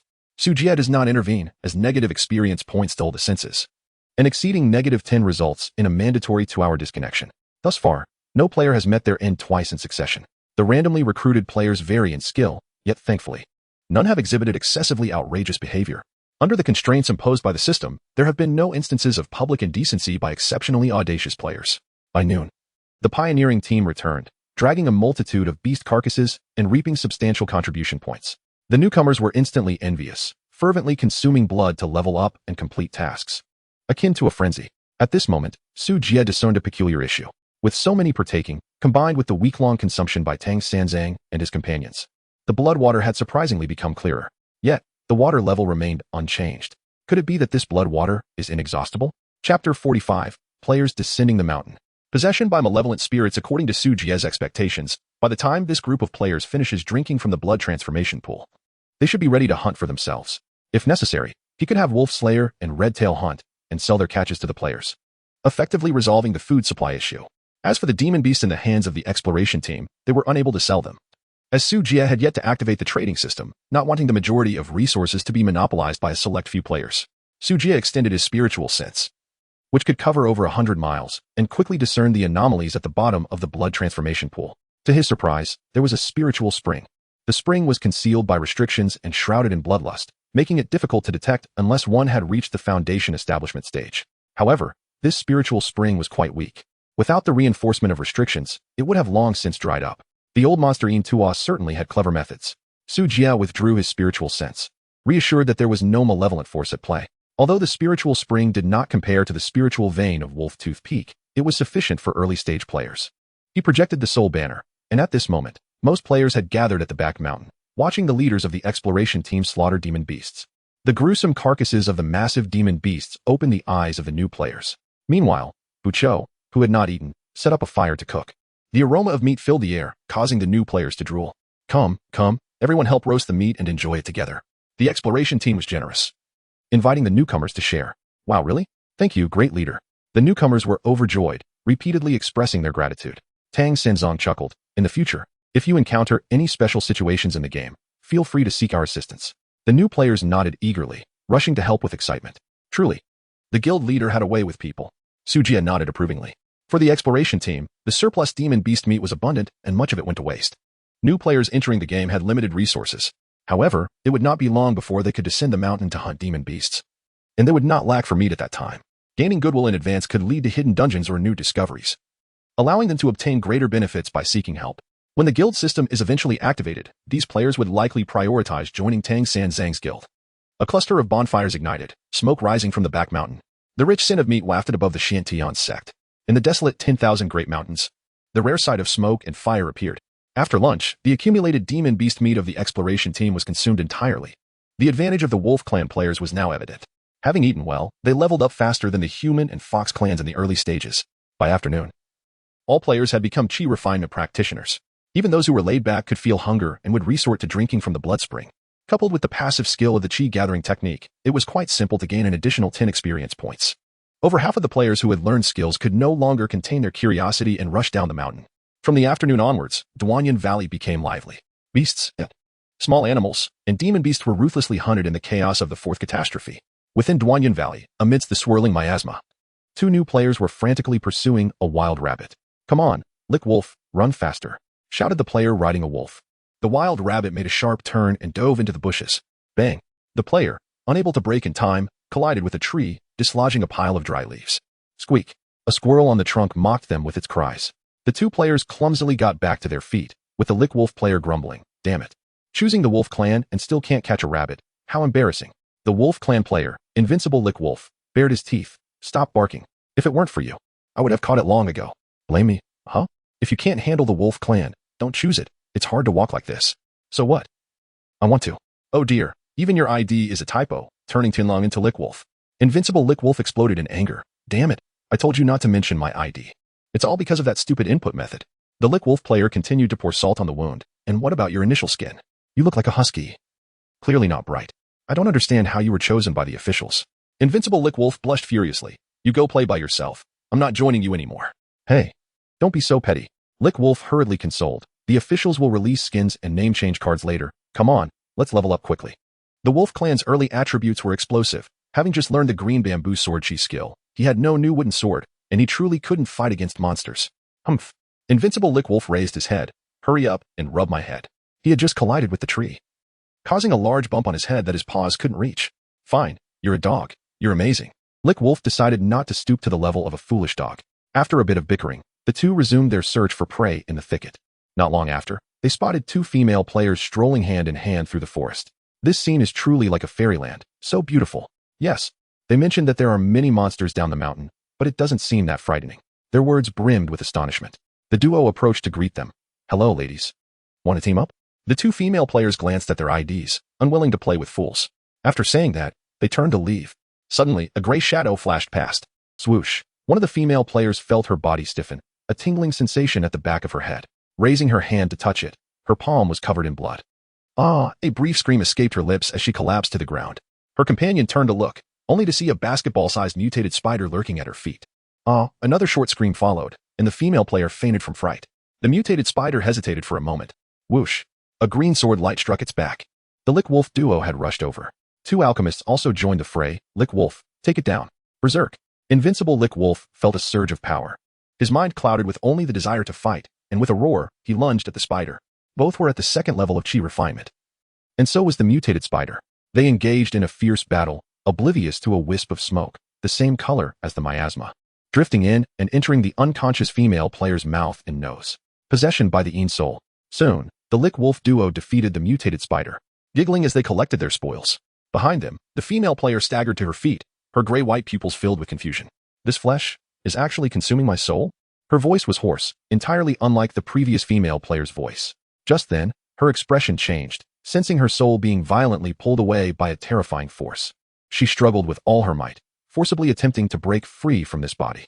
The female player transformed into black mist and dissipated, leaving behind a translucent, ethereal soul. The soul, previously dressed as a scholar, now had blood-red eyes and a twisted face, emitting a painful wail.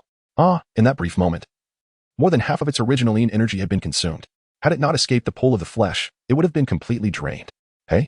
A necromantic creature. Hearing the commotion, Lickwolf turned his head and exclaimed in shock. Roar! Without a second thought, invincible Lickwolf pounced. The scholar and Apo's Essene soul, now filled with terror, became disoriented and instantly transformed into a wisp of gray smoke, fleeing deeper into the forest. Wow, it can run that fast? Quick, chase it! The Lickwolf duo shouted as they pursued. Within the Xiantian sect's cave dwelling, Sujia focused his thoughts and retrieved the unconscious player's body back into the soul banner. Unfortunately, this player was too feeble, allowing that wraith to escape. He gazed towards the direction of Weihu Peak, frowning as he murmured, Lord of Tiger Mountain, unable to contain himself any longer? Chapter 46, The Assault of the Novice in the chaotic Cloudbreak Valley. Long before the soul-hunting wolves had their massacre, Sujia had no intention of sparing the Tiger Mountain Lord. After all, if the wolf hunt could give rise to a new race within the soul banner, it was highly probable that the Tiger Mountain Lord could also succeed in opening a path. Yet, he did not anticipate such a swift response. Having summoned the wolf hunt yesterday, today he sent forth wraiths to probe the situation. The wraiths were significantly weakened, which suggested that the Tiger Mountain Lord would not recklessly approach Cloudbreak Valley. It was prudent to allow the players some time to develop further. As for the Tiger Demoness wraiths, Sujia displayed a hint of derision. His innate soul banner was particularly lethal to spectral entities, capable of annihilating them upon exposure. The wraiths that had possessed players today were akin to weaving their own demise, nearly being refined by the soul banner from afar. After advancing to the Foundation establishment stage, Sujia no longer held back. Coupled with the wolf hunt, even if he could not defeat the tiger demon, he could still retreat unscathed. It was wise to remain vigilant against potential defeat. With his right hand forming a seal, he concentrated, causing droplets of crystalline blood to coalesce at his fingertips. Go! Flicking his finger, the blood droplets transformed into a scarlet ribbon, swiftly morphing into a shadow clone. As he altered the seal again, the red shadow split apart. In the next moment, Sujia vanished from his original spot, seemingly teleporting to the edge of his cave. What a splendid technique! A flicker of excitement glimmered in Sujia's eyes. The secret art of the Nine Hells Blood Sea Classic, red shadow splitting. This technique, once mastered, could divide into 9 identical red shadows, indistinguishable from the original, allowing instant interchange. When perfected, it could yield 900 red shadows. If combined with another secret art, Blood Prison Burning Heaven forming a blood sea red tide, as long as Sujia retained even a single drop of blood, he could not be slain. However, Blood Prison Burning Heaven could only be cultivated in the late Foundation establishment stage, and for now, Sujia could only manifest 3 red shadows. Once he reached mastery, his survival abilities would be maximized. Following this, Sujia devoted himself to practicing the secret art. Although Cloudbreak Valley lacked spiritual veins, it was enriched by the pure essence of the players, albeit in limited quantity. As evening approached, most players returned to the mountains. Time indeed flew. It felt as though they had barely played when darkness descended. According to the veterans, there were more wild monsters at night, so they planned to eat first and then engage in an all-nighter. I too received a fatigue warning. If I didn't eat soon, I might starve. I still needed a bit more contribution points to exchange for the Spirit Eye technique. You demon folk have it easy with your innate night vision. Enough talk. I'll log off quickly, scribble a note, and appease my girlfriend. Bro, you're a bit over the top. Spending time with your girlfriend is a waste. No way. I'll be quick, 2 minutes to finish the task. As night fell, a bonfire party ignited on the back mountain of the Xiantian sect. Players roasted their catches, rapidly gaining experience points.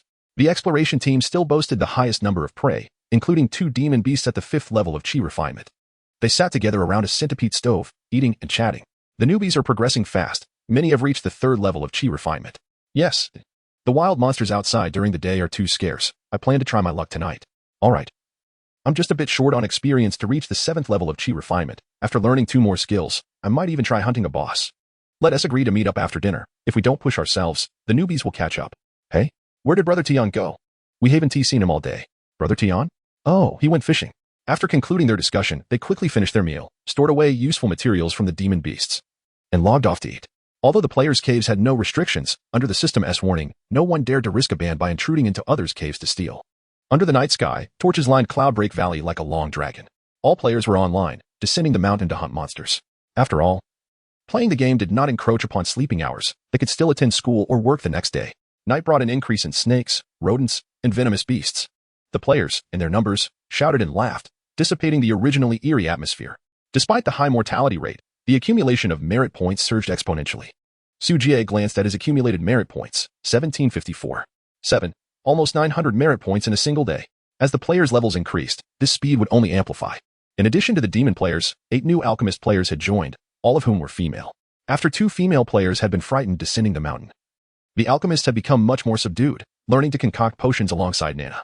The fishing enthusiast, who had been catching plenty, eagerly fashioned a simple fishing rod and rushed to the waterfall pool to fish. He chopped some demon beast meat to create bait, hung a piece of meat on his line, and sat there all day without catching a single fish. Though he saw fish leaping before him, they simply wouldn't bite. The good news was that the 9th level Chi Refinement Fish Demon had not reappeared. After the wolf hunt and the red tail had patrolled the area yesterday, they had not seen any trace of it. After all, neither of the 2 demons was adept in water, and Su Jie had not allowed them to dive deep. As night fell, the fishing enthusiast, using a fire-starting technique for illumination, remained resolute at the water's edge. It was only an hour ago that he was ambushed and bitten to death by a snake demon before he returned to the resurrection point. The fishing rod he had painstakingly crafted was thus destroyed. Darn it, I will not rest until I've avenged my rod. On the left side of Cloudbreak Valley, atop the Weihu Peak, a massive figure akin to a mountain hammer slowly emerged from a cave. Its forelimbs, thicker than those of an adult man, pressed down with claws as hard as dark gold iron, embedding into flesh. Its black and white fur, seemingly soaked in blood, wore the appearance of charred coal, with each tuft of hair ending in sharp, steel-like spikes. Hundreds of vengeful faces writhed and howled upon its tiger hide, as if it were a malevolent creature crawling forth from the abyss. Its head, resembling an inverted cauldron, bore a writhing character resembling King between its eyes, as if alive. The instant it appeared, all shadows seemed to twist and retreat. The aura of death was overwhelming. Crunch. Crunch. The sharp teeth of the tiger demon chewed upon a severed human torso, savoring its meal. Scholar, where is my blood feast? The Tiger Mountain Lord's voice rumbled like thunder, its gray-white demon eyes fixed upon the 8 kneeling wraiths before it. The scholar wraith trembled, wailing as it bowed. My lord, spare me. I was ambushed in Cloudbreak Valley, nearly losing my soul. The chewing paused. Ingtu? It inquired, returning to my lord. This servant did not sense the presence of Tuesday. However, there are nearly 100 human cultivators in Cloudbreak Valley, and they behave most peculiarly, hunting mountain beasts and consuming their flesh and blood. I risked possession and nearly had my soul devoured. Could it be the Blood Demon sect? What are their cultivations? Most are at the early stages of Chi refinement. There are both demonic cultivators and righteous sword cultivators. They seem to get along quite well, even frolicking with fox and wolf demons, slaying beasts side by side. Demonic cultivators and righteous cultivators getting along? Slaying beasts alongside demon beasts? The other wraiths exchanged glances, their eyes filled with ridicule. The Tiger Mountain Lord swallowed the corpse, and its demon eyes glinted with ferocity. Do you understand what you were saying? The scholar wraith cried out in a high pitch. My lord, please see, every word I say is true. They truly are most peculiar. With a roar that echoed through the mountains, the tiger's howl rendered the surroundings silent. The scholar wraith ignited in ghostly flames, rolling on the ground, emitting silent cries of despair. The other wraiths bowed their heads, trembling in fear. Intong, where's the wolf hunt? Below. A wraith resembling a child with oozing orifices hastily replied, returning to my lord. The wolf hunt entered Cloudbreak Valley yesterday, and has not reappeared. The wolves of the Wolf Tooth Peak have been drained of their essence and are all dead. The Tiger Mountain Lord slowly lowered its head, gazing towards the valley concealed by the illusion formation below. Its piercing demon eyes seemed capable of penetrating the mist to see the bonfires ignited within the valley. Go to the colorful scale peak to deliver the message. The wolf has been captured, and there is something unusual in the Broken Cloud Valley. Please summon the Black Scale Serpent Matriarch to investigate. Chapter 47. The player shatters the Wolf King's dream and advances the alchemical technique's time flows like a fleeting shadow. In the blink of an eye, a fortnight has passed since 100 novice players logged into the game. Oh, my goodness. The comical time space emitted a series of enchanting moans. Beside it, Invincible Lick Wolf disdainfully remarked, you worthless fool. It took you this long to reach the 9th level of Chi refinement, while I surpassed you by a full 2 days. You are but a dog. I shan't compare myself to you, the comical time retorted, raising a middle finger with a face full of reminiscence. Not far from them lay the formidable foundational demon wolf. Lugu, its eyes vacant and expression dazed, as if it had lost its very soul. Half a month of perfecting Chi refinement. What does that make me? What is the worth of my 200 years of cultivation? Heh. Beside it, the red tail empathized, refraining from mockery for once, and lamented. This is the terrifying aspect of the indomitable battle spirit. Cultivation is as effortless as sipping water. Of the 15 fox demons it led, half have already caught up to its level. Both demons felt their resolve crumble, spending their days watching the player's cultivation soar, utterly devoid of motivation to train. Meanwhile, Redtail, often fed by alchemist players, had grown considerably plumper and was progressing swiftly in its cultivation. Lugu turned its gaze toward Redtail. Are you on the brink of establishing your foundation? Redtail nodded. My master's bestowed wisdom has granted me some insights, yet I remain uncertain. I shall wait a while longer. Lugu's eyes darkened, further disheartened. It had fought tooth and nail in the great 10,000 mountains, bearing numerous scars, enduring countless life and death trials for over 2 centuries, only to become a foundational demon. While this filthy fox, pampered with delicacies, is poised to establish its foundation in a mere few decades. Where is the justice in that? Suddenly, a thought struck Lugu, and it asked, Has my master's disciples fed you any miraculous elixirs? Just some cooked food, Redtail replied. Then became vigilant. Are you attempting to steal my food? Lugu turned away, adopting a different posture, ignoring Redtail entirely. It seemed to hear a shattering sound. The dream of becoming the Wolf King was utterly crushed. Well then, if cultivation proves futile, I might as well linger by my master's side and beg for scraps. Previously, it had held on to the pride of being a foundational demon, dismissing every offering from players with disdainful growls. Now, it found itself on the verge of being surpassed by a mere filthy fox demon. Why should it be so? If that fox can eat, why can't I, Lugu? With this thought, it felt an expansive sense of relief wash over it, letting go of its pride and sinking into a deep slumber on the ground. Humph, foolish wolf. Trying to vie for my master's favor? Redtail inwardly cursed but felt a tinge of urgency. After all, Lugu was a foundational demon. Should it abandon its dignity to curry favor with their master, it might indeed threaten Redtail and Apos, as standing. I must strive to cultivate. With this determination, Redtail commenced its diligent practice. 3 minutes later, soft snores began to emanate from the fox demon, with drool trickling from its mouth. Nana, observing the little fox asleep, hesitated briefly before turning away with a piece of meat in hand. By the blood pool, the player who refrained from beef remarked, Nana, should I add some blood to the pool? It lacks flavor. Nana glanced at the blood transformation pool, which was crystal clear, devoid of any blood traces. Perhaps not. Brother Tian said he plans to raise fish. In these 2 weeks, the blood transformation pool had become increasingly pristine, ultimately containing only spiritual spring water, devoid of any sanguine scent. Nana felt a pang of disappointment. She relished the taste of blood. Alas, Brother Tian caught a fish in just half a month. And it's quite large. The pool can't contain it. The player refraining from beef chuckled. You little rascal, are you speaking ill of me again? Just then, Tian, holding a fish rod crafted from beast bones, approached. Why is Brother Tian back so early today? Don't mention it. It's a stroke of bad luck. The waterfall area is infested with snake demons. Too many players are hunting, making it impossible to fish. Are you frightened of being bitten by a snake? Oh, I forgot. You've changed your class to a talisman master, haha. Stop laughing. The talisman master is a formidable profession. You will understand in due time. Tian feigned bravado, yet inwardly felt quite disheartened. Previously, he had been ambushed and killed by snake demons, and now he sought a way to fish peacefully without fear of threats. It was then that he encountered the talisman master's iron armor talisman skill. Passive activation formed an iron shield. He was instantly captivated and devoted 7 or 8 days to completing tasks, borrowing numerous spiritual materials and beast corpses from Tang San and others to accumulate contribution points. Upon successfully changing his class, he was taken aback to discover that drawing talismans required a talisman brush, spiritual ink, and specially made talisman paper. The Xuantiangong did not possess such items. When he sought an NPC, he was informed that they had yet to be stocked. The sect leader mentioned that beast skin and blood could serve as substitutes, albeit with a low success rate. Tian attempted several times, but could only produce 2 flame talismans and 3 iron armor talismans. At that moment, the exploration team approached. To be fair, the talisman master is indeed somewhat impressive. Talisman paper can be activated instantly, without consuming mana. If one could draw hundreds or thousands of them, they would be invincible in one-on-one duels and unleash explosive area damage. Once the system updates the talisman drawing items, I plan to change my class, said Yidao Daoist earnestly. Why are you all back so early today? Inquired the player refraining from beef, astonished. Tang San sat down, gesturing to his green ID above. We have all reached max level and won't compete with the novices for monsters. We plan to explore a new map. The new map, Wolffang Peak? Yes. In Duanyan Valley, the bosses flee upon seeing us. They are too difficult to catch. Having reached the level cap, my experience points are maxed out. Either the new level test hasn't been opened yet, or it requires triggering a promotion quest, most likely on the new map. The Duanyan Valley map is vast, yet it is still a novice area, much like an online game, where second transformations require going to the main city. That makes sense.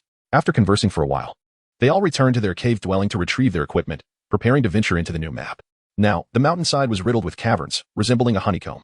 Some players, driven by unknown motivations, had transformed their dwellings into tunnels. It was rumored they sought to dig into the sect leader's cave, hoping to uncover hidden class scrolls or similar treasures. Several players had buried themselves multiple times in their tunneling endeavors but remained undeterred. In the cave, Sujie glanced at the soul banner. Merit points, 18866. 5. The merit points were on the verge of surpassing 20,000. It was easy to imagine how many demon beasts the players had slain during this time. Within the vicinity of the mountain peak where the Xuanian Gong resided, not a single rabbit could be spotted. Players had begun to delve deeper into the maze. It seemed that the 5 demon beasts at the late stage of Qi refinement could not hold out for much longer.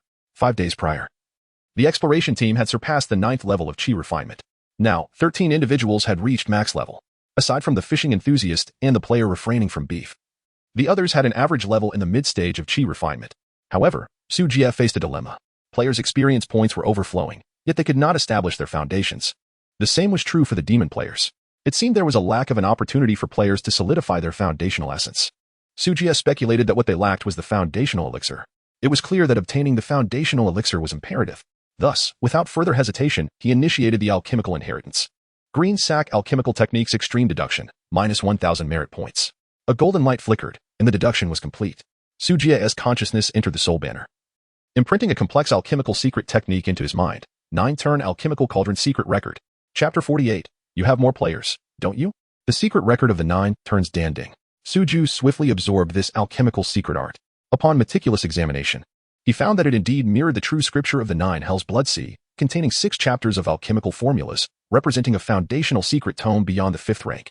Each chapter within the tome held immense value for alchemists, yet none were the formulas Su Ju sought. To his surprise, there was no formula for the And Appos, Foundation Establishment Pill, and Appos, consequently. He retraced his steps and re-evaluated both the basic and advanced versions of the Qing Nong Dan Jing. Still, he found no such formula. Pondering deeply, Su Ju summoned Zhou Rulin and projected the tome into her consciousness. Moments later, as she finished digesting the material, she exclaimed with excitement, "Master, these formulas are incredibly precious." Although she had transformed into a vengeful spirit and could no longer practice alchemy, her discerning eye as an inner disciple of Dan Yun's sect remained intact. Zhou Rulin enthusiastically extolled the value of these formulas, stating that the first 5 could fetch at least 1,000 spirit stones each at auction. The final formula. The 9 turns Fetal Breath Pill could resurrect the dead from mere bones, saving any cultivator beneath the Purple Mansion stage as long as they retained a breath of life. Most astonishingly, it could even repair shattered dantians. The value of this formula was no less than 3,000 spirit stones. Su Ju had anticipated this and remained composed. He mused that should an opportunity arise, he might consider exchanging for some resources. 8,000 spirit stones was no trifling sum. A typical foundational sect would likely take decades to amass such wealth. Even the 200-year cultivation of Lang Lu had yielded only a little over 100 spirit stones. The old monster In Tua, in the late stage of foundation establishment, had accumulated even less than Lang Lu. Only a sect like Dan Yun, classified as a Purple Mansion sect, might be capable of producing such a sum. Thus, it could be inferred that the Qing Nong Dan Jing primarily focused on healing and salvation rather than on breaking through realms. After listening to Zhou Rulin's account, Su Ju grasped the underlying reason. The formulas derived from the Qing Nong Dan Jing predominantly pertain to detoxification, healing internal injuries, and restoring meridians. Conversely, the Foundation Establishment Pill served as a means for cultivators to transcend their boundaries, placing the two in distinct categories. To derive the Foundation Establishment Pill's formula, one would need a secret tome of alchemy ranked 3rd or higher. Such tomes were exceedingly rare, typically guarded by Purple Mansion cultivators. Su Ju speculated that the formula for the Foundation Establishment Pill would likely necessitate a Purple Mansion-level alchemical tome to derive. The pursuit of these secret tomes was arduous, yet not entirely hopeless. Su Ju recalled the Blood Demon Pill. The Blood Demon sect and Appos' concoction could aid cultivators in breaking through the Foundation, albeit with significant risks. Nevertheless, Su Ju harbored no concerns, as players were not afraid of death, and he could refine the formula himself. Even if the Blood Demon Pill's tome failed to yield the Foundation Establishment Pill's formula, it could potentially produce an alternative. It seemed the time had come to venture forth. Having resided in the cultivation realm for so long, he had yet to encounter a living soul, regardless of the player card level issues. Su Ju intended to seek an opportunity to resolve the player's inventory and equipment concerns, now that he had established a foundation with a bit of caution. Departing the 10,000 Great Mountains was not insurmountable. It was time to put an end to the Tiger Mountain Lord and the black-scaled Serpent Demon. A cold glint flashed in Su Ju's eyes. Recently, the number of serpent demons in Duanyan Valley had noticeably increased. Moreover, several players had encountered attacks from vengeful spirits. Undoubtedly, the tiger demons and serpent demons were conspiring. It appeared they had learned of Lang Lu's troubles and were colluding to incessantly devour Duanyan Valley. The exploratory team had already attracted the attention of the vengeful spirits. Su Ju rose with a cold smile, black mist enveloping him as he vanished in an instant. Simultaneously, Lang Lu sprang to his feet, hearing Su Ju's voice. "Lang Lu, follow me to Wolfang Peak." "As you command." Meanwhile, the exploratory team had traversed most of the map for half a day, finally exiting Duanyan Valley. "You have entered a dangerous area." A system notification appeared before several players simultaneously. Haha, we finally escaped the novice village. It's a bit overwhelming. I've never seen such a vast novice village before. The issue is, we don't even have a teleportation item. If it weren't for learning speed skills, it would take us a whole day to run this map. Damn. When will I learn the flying skill? The moment sword riding flight becomes available, I'll immediately switch to a sword cultivator. As the group chatted and surveyed their surroundings, they wandered around for quite a while, encountering only small animals and no wild monsters. Thus, they proceeded towards the red dot marked on the map, heading for the mountaintop. Along the way, they sporadically encountered a few demon beasts, all swiftly dispatched by the players. By evening, they finally reached the summit of Wolf Fang Peak. Hey? An NPC? Baiyin exclaimed in surprise. The players turned to see a child, appearing around 7 or 8 years old, standing at the entrance of what was once Lang Lu's cave. Gazing at them with deep-set eyes. Haha, we finally encountered a new NPC. Let's go take a look. The players laughed and rushed forward. Wait, Ali suddenly shrieked. That's not an NPC. It looks like a monster. The group immediately halted, realizing the child's abnormality. Its skin had a corpse-like pallor, and its face was festering and oozing pus, tilting its head to display a sinister smile. The realization came too late. Scholar, mirror spirit, woodcutter puppet, attack. They've already fallen victim to my plague poison. As the plague child vengeful spirit spoke, 6 vengeful spirits emerged from various directions on the mountaintop, encircling the players. At the same time, the players felt an intense itch all over, and upon scratching, their skin began to peel away like rotting flesh. What the hell? Continuous health loss. Yidao and Erdan looked at the wounds on their arms, wondering how many layers of this debuff had stacked. It was utterly grotesque. Brothers, grab your weapons. They are all elite monsters. Tang Sanzong shouted excitedly, activating his blood-boiling technique and charging toward the nearest scholar vengeful spirit. The scholar vengeful spirit conjured ink and brush in its hands, casually sketching a blood-red character that fell toward him. Activate. Bushijmen. Instantly, he transformed into a blood shadow, hurtling toward the plague child. The plague child vengeful spirit crawled spider-like up the rock face, avoiding direct confrontation, while the plague continued to corrode. Charm. On the side, Ali unleashed her skill, immobilizing the mirror spirit vengeful spirit, its body rapidly expanding as it revealed its end Appos, moon-inviting demon form and Appos, and charged forward with bared teeth. The mirror spirit vengeful spirit suddenly opened its mouth, its jaw splitting to the roots of its ears, revealing a mouthful of sharp fangs. An ear-piercing shriek erupted, breaking the charm and countering with claw strikes toward Ali. Take my fire talisman. Yidao, the Daoist priest, flung a beast skin talisman, igniting a fierce flame that engulfed the woodcutter puppet vengeful spirit before him. Surrounded by vengeful spirits, the players could only fight individually. 7 against 7, the battle escalated rapidly. What the hell does this mean? Tang Sanzong and Appos. S strike against the scholar ghost left merely a faint black mark, 90 physical damage reduction. Other players noted the same issue.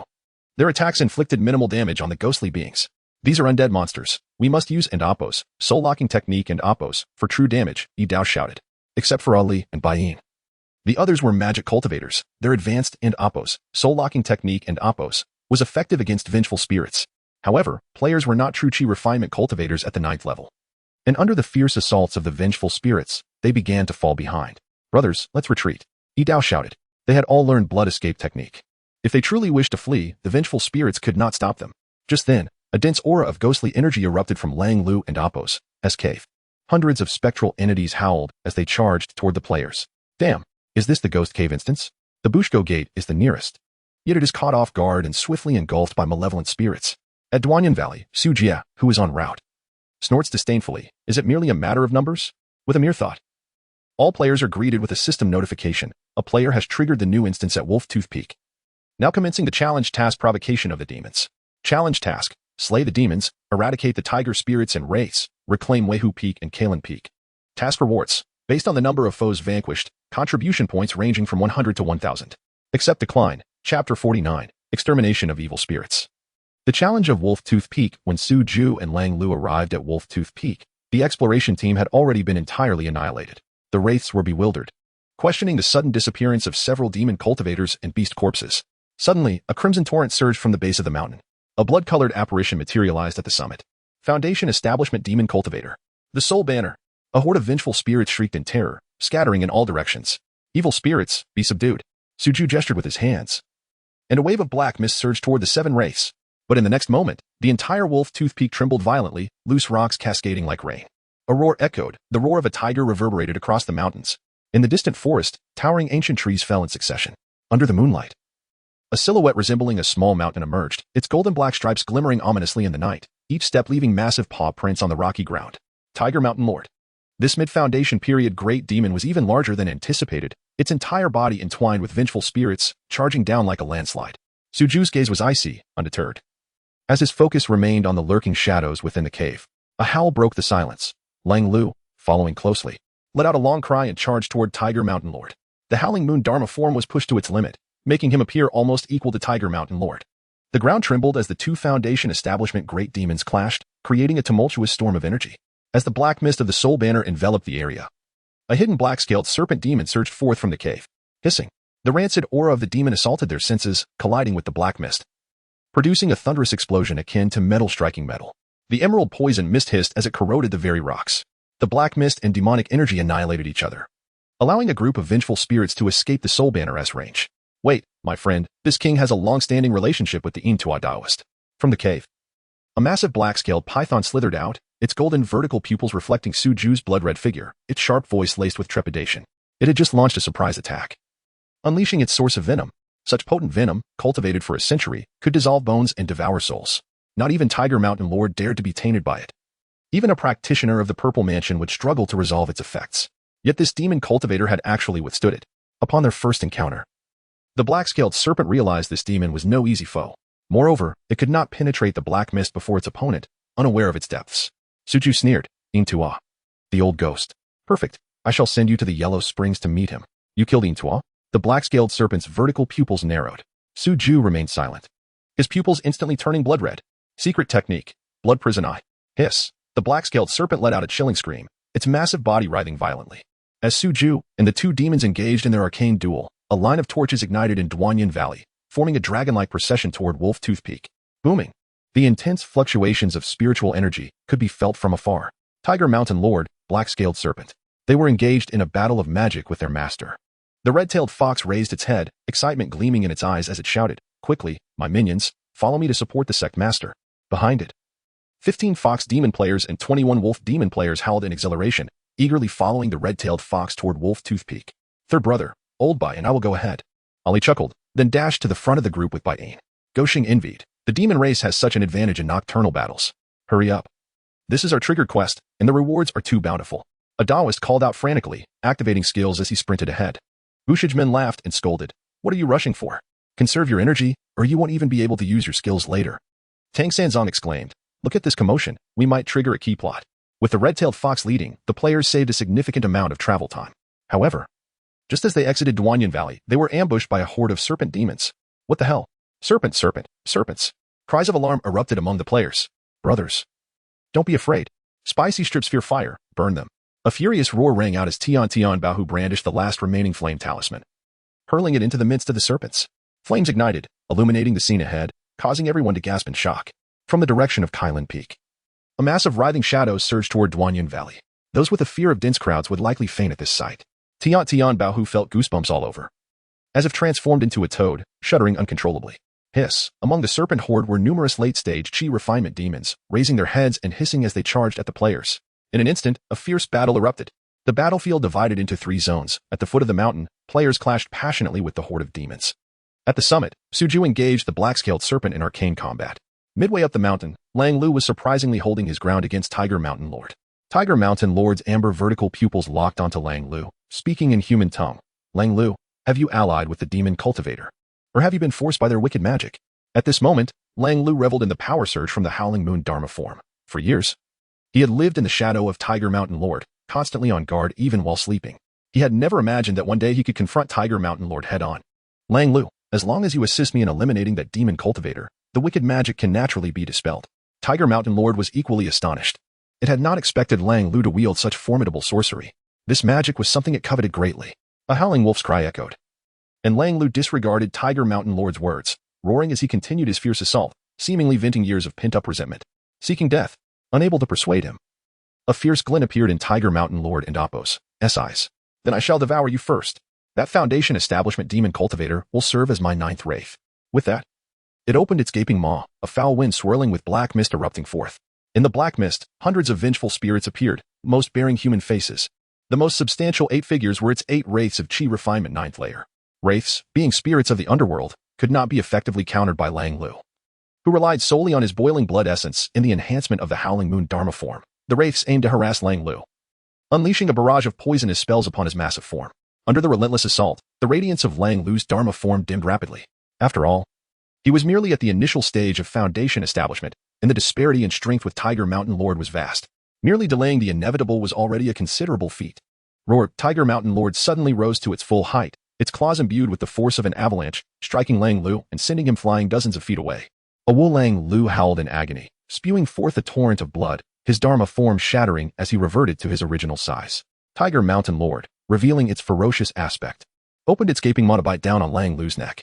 If bitten, Lang Lu would meet his demise on the spot. Mesmerize! A sharp, piercing scream rang out as the red-tailed fox, in its silver moon state, appeared like a small wolf. Its fox eyes glowed crimson, trembling all over. Yet it still attempted to charm Tiger Mountain Lord. The massive body of Tiger Mountain Lord stiffened for a moment.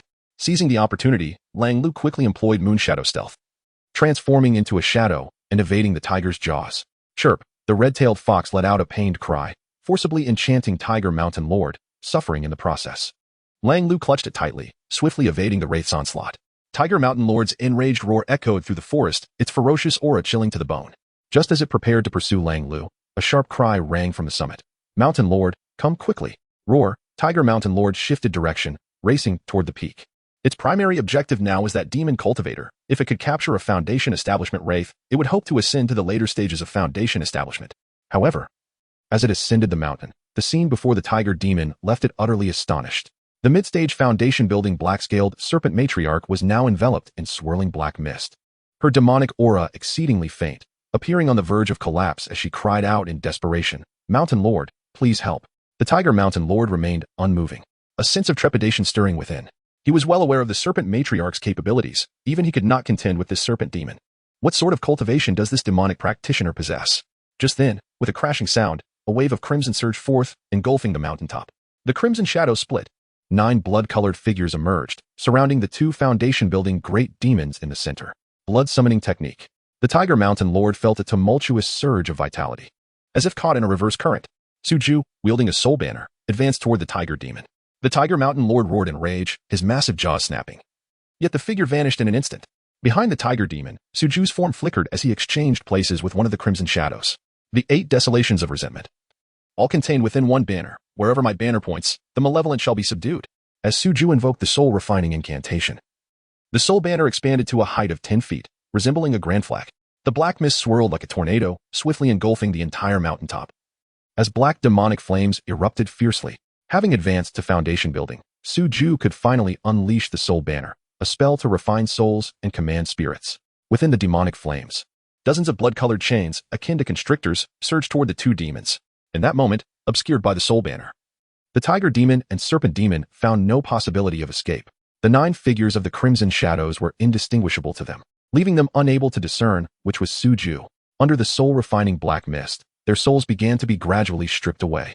Amidst the rolling black mist, piercing shrieks and agonizing roars echoed. Fellow Taoist, I am the vassal of the Lord of Endopos, Chiyun City Endopos. Please spare me.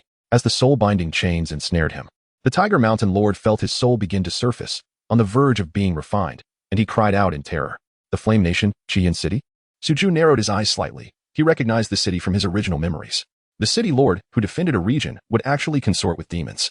Suju did not relent. To release a tiger back to the mountain would bring endless troubles. Today, this beast must perish. You are a practitioner of the Blood Demon sect? Dare to slay me, and the Blood Demon sect cannot protect you. The Serpent Matriarch cried out. Speak, Serpent Mother. Quickly summon the Demon King of the Purple Mansion. The Tiger Mountain Lord roared fiercely, yet was still unable to break free from the binding chains. Slowly being drawn into the soul banner. As he lost his soul, the Tiger Mountain Lord's corporeal form collapsed. Yet Suju did not cease his actions, his eyes gleaming with murderous intent. Roar, fellow Taoist, spare my life. I am willing to submit. Master, my demise is less than that of the wolf. Chapter 50. The Tiger Demon is vanquished. The ghosts enter the soul banner under the refining of the soul banner. The spirit of the Tiger Mountain Lord howled in despair and pleaded for mercy. However, Suju showed no signs of halting.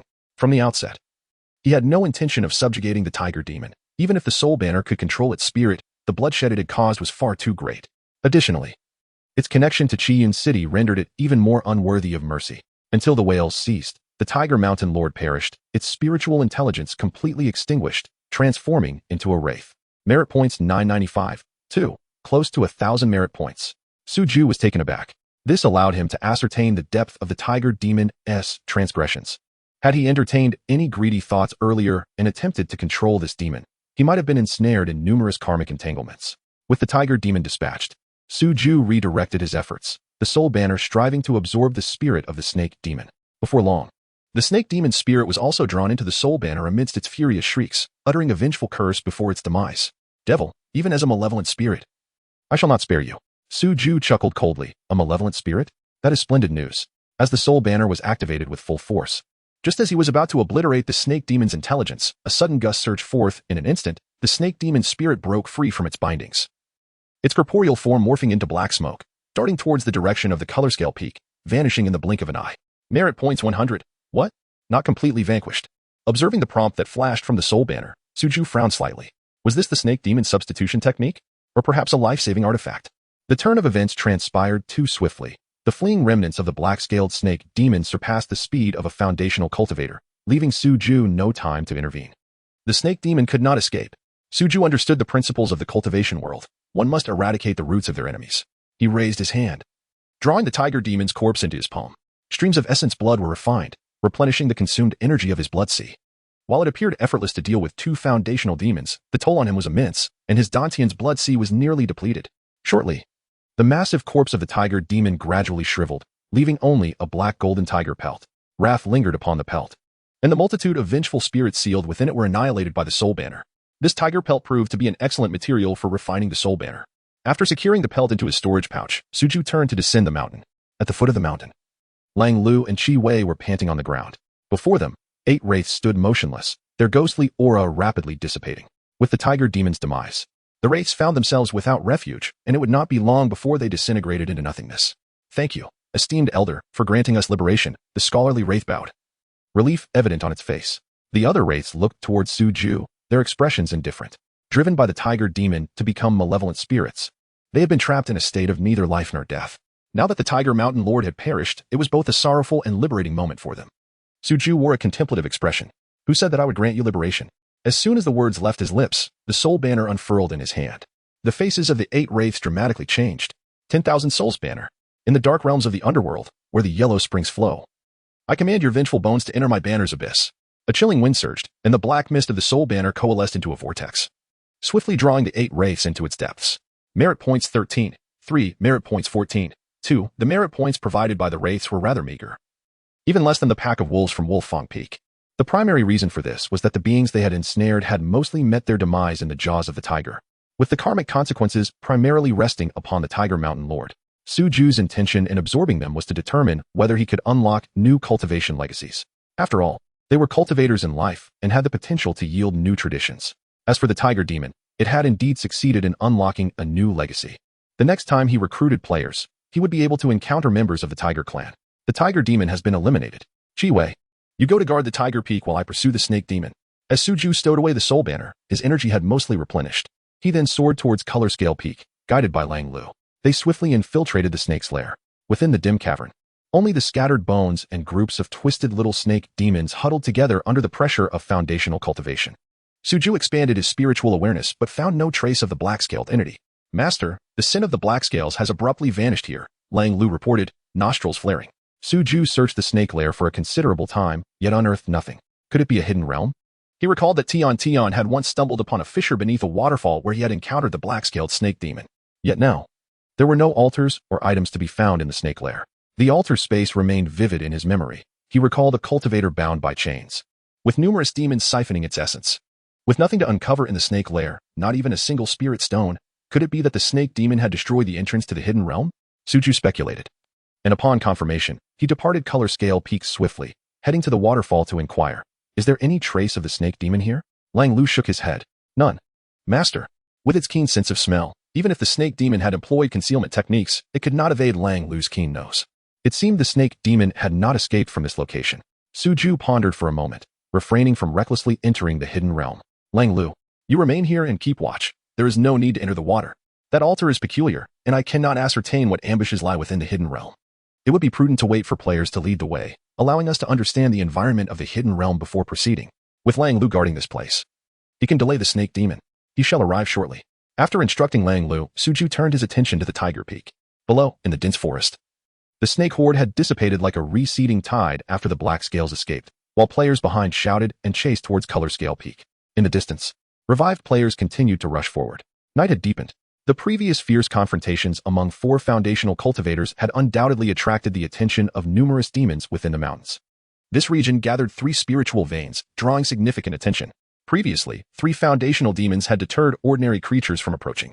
However, with the Tiger Mountain Lord deceased and his might dissipated, Suju feared that demons might infiltrate and seize the opportunity. Shortly thereafter, Suju arrived at the entrance of the tiger's lair, where Qi Wei rushed to greet him.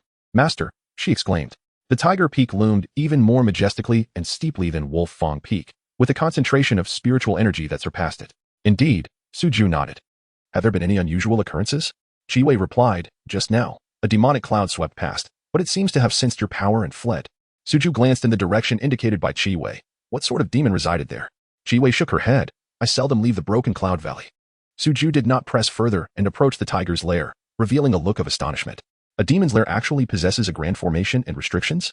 The tiger's lair towered 20 zhang high, enveloped in a faint spiritual glow, and indeed, a protective array had been set up. Suju initially intended to dismantle this refining formation casually but reconsidered. This formation might hold some value. He raised his hand, summoning the soul banner, its black mist swirling. The 8 wraiths appeared in unison. "Greetings, Master." The wraiths' faces were a mix of helplessness and complexity. Just freed from the control of the wraiths, they encountered another devil. Faced with such soul-binding techniques, they found it nearly impossible to escape death. Particularly with this demonic cultivator, the malevolent spirits suppressed within the soul banner were extraordinarily fearsome. His methods were likely more ruthless than that of the tiger demon. Suju cast a cold glance at them, stating indifferently, "Though my methods stem from the demonic path, I am not a fiendish being that revels in slaughter. If you assist me in performing benevolent deeds in the future, it may well mitigate the weight of your karmic sins." The 8 wraiths were momentarily stunned, before joy erupted in their eyes. Cultivators are, after all, human, and in this world, they are often burdened by ties that are difficult to sever. Although they had transformed into spirits, they still retained remnants of their souls. Remaining in the world as wraiths was far better than dissipating into nothingness. Moreover, this elder had promised them a chance for rebirth. Even without a physical body, they could continue to cultivate. Those great beings who failed to transcend and whose bodies perished in the tribulation are referred to as scattered immortals, but in reality, they are simply ghostly immortals. If this demonic elder possessed techniques for ghostly cultivation, he might indeed allow them a path to re-establish their cultivation in the ghostly realm. "Thank you, my lord. We shall do our utmost to assist you." The specters immediately bowed their heads in submission. Chapter 51. Inheritance of the Heavenly Craftsmanship. Is it truly necessary to establish a sect? I am Su Jie, the leader of the Xiantian sect. You may refer to me simply as the sect master. Su Jie gestured towards the tiger cave and inquired, "Was this formation set up by you all?" From the periphery, a gaunt specter stepped forward, hastily responding, "Master, this formation was arranged by me." This spirit, unlike the literary specter or the plague child, seemed not to be born of resentment, nor did it possess any special ghostly abilities. During the previous assault by 7 specters on the players, this one had remained absent. "Who were you in life? Do you have a name?" "I am Luo Qijuan, a wandering cultivator from Huizhou. While passing through Yuzhou, I was captured by the robber cultivators and later sold to Lord Tiger Mountain by the Lord of Qiyun City for soul consumption." A heaviness settled in Su Jie's heart. The Lord of Qiyun indeed had ties to the tiger demon. "Open the formation." "Yes." Luo Qijuan responded, approaching the barrier, his entire being merging with it. A few faint lights flickered, and the formation automatically unraveled. A thick scent of blood assaulted Su Jie's senses. Calmly he asked, "Are there any hidden dangers within the tiger cave?" All 8 specters affirmed there were none. Only then did Su Jie sweep his long sleeves to dispel the ominous aura and step into the cave. Upon entering, he was taken aback by the sight before him. Inside the cavern, a massive heap of skeletons formed a mound, and Su Jie could almost envision the scene of Lord Tiger Mountain lounging atop the skeletal hill. Were these all once human? Although Su Jie had already surmised the answer, he could not help but ask.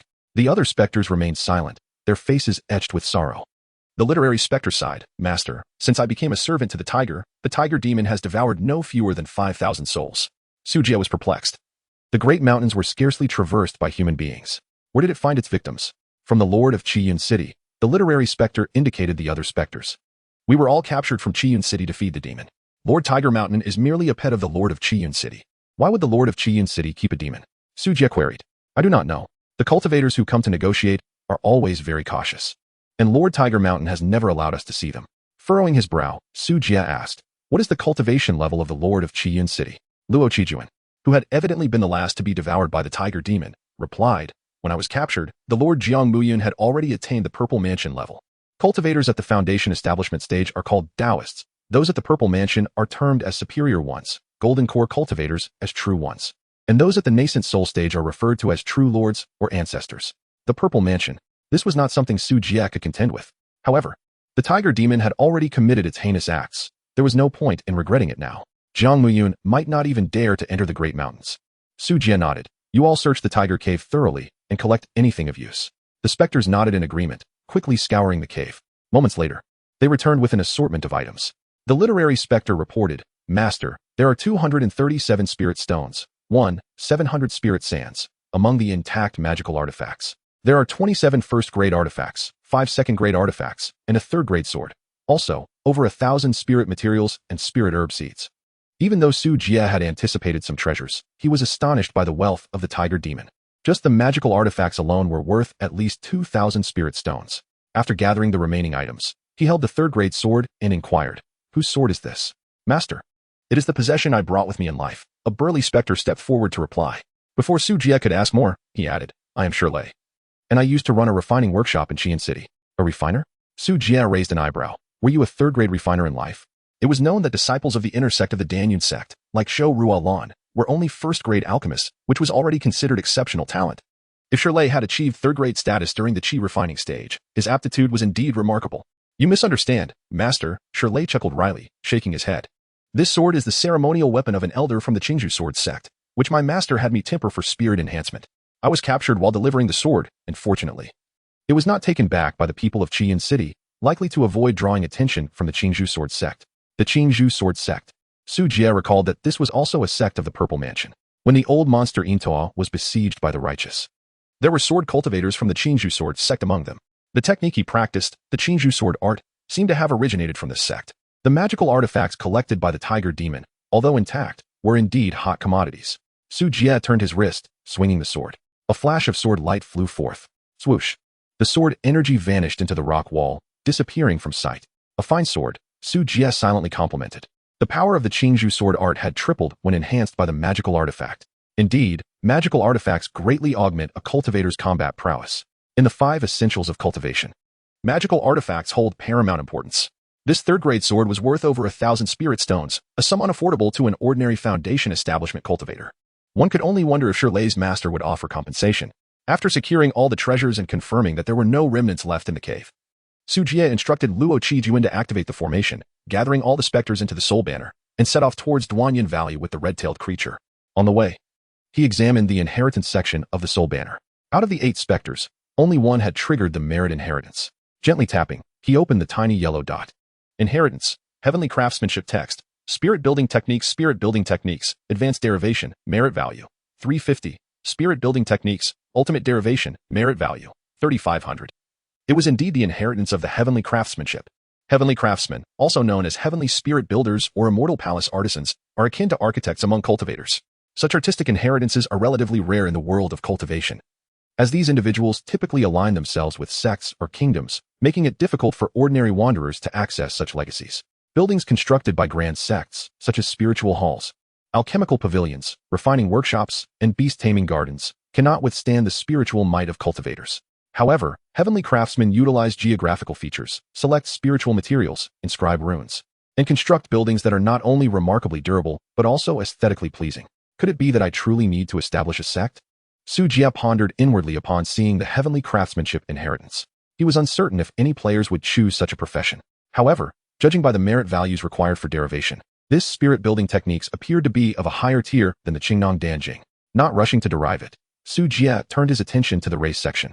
Race, Demon Bloodline, Tiger Demonic Arts, Tiger's Might, cannot derive. Serving the Tiger, cannot derive. Spectral Soul Substitution, cannot derive. Su Jie silently shook his head at the 3 non-derivable demonic arts. In terms of innate talent, Lord Tiger Mountain did not surpass Lang Lu.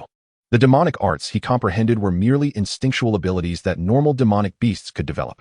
This indicated that the majority of tiger demons reaching the Foundation Establishment stage would likely grasp these 3 demonic arts.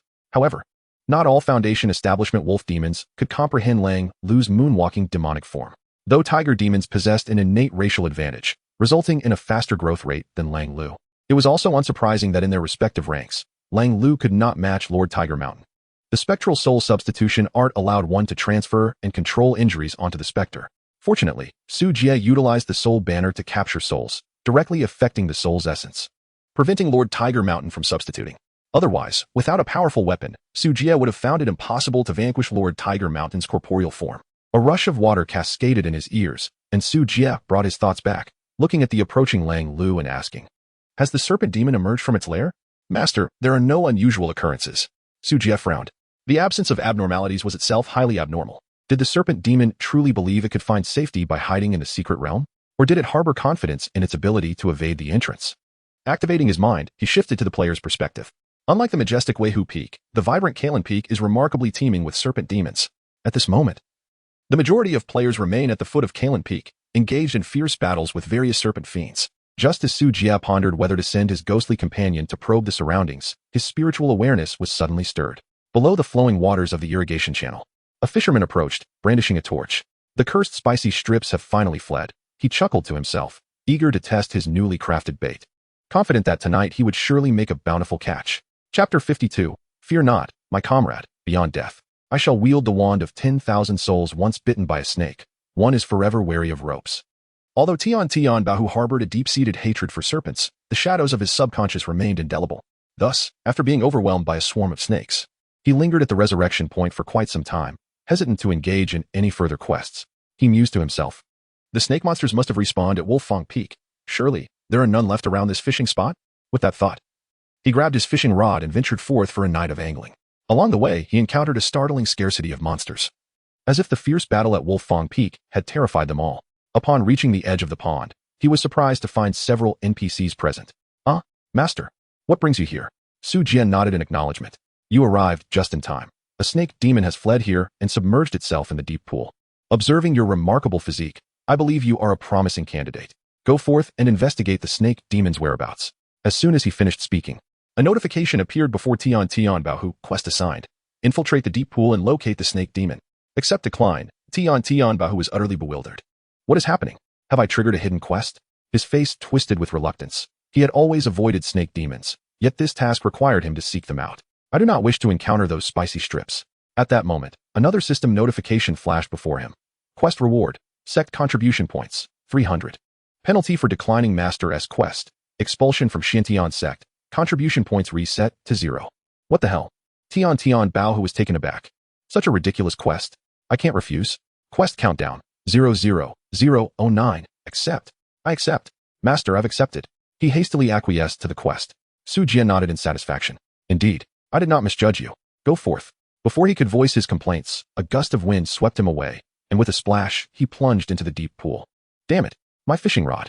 Tian Bahu cursed inwardly, quickly diving to retrieve his lost equipment. Fortunately, having learned the spirit eye technique, he could see clearly in the murky depths. After establishing a fishing spot, Su Jie summoned the soul's wand to monitor Tian Bahu's movements. Soon, he reached the bottom of the deep pool and found his fishing rod. Now, to search for the snake demon's trail. His mind wandered back to his previous underwater experience, including the formidable catfish. Where had that fisher come from? The bottom was quite deep, and he could hardly recall the path he had taken. Thankfully, having reached the 7th level of chi refinement, holding his breath underwater was not a challenge. After descending for what felt like an eternity, a radiant light suddenly caught his eye at the bottom. This is it. Tian Bahu felt invigorated and swam toward it. As he approached, the light grew increasingly bright through the fissure. While the massive catfish had struggled to squeeze through, he found it effortless to pass through. What is this? Before him lay a rift resembling an eye cracked open at the bottom of the water, like an enormous mirror, vaguely revealing eerie scenes within. A dungeon. An absolutely magnificent dungeon. Without hesitation, Tian Bahu plunged headlong into it. Suddenly, the surroundings expanded. Just as before, he found himself in a tranquil pool, with the distant landscape a shade of slate gray. A dilapidated hexagonal altar bound a muscular man in place.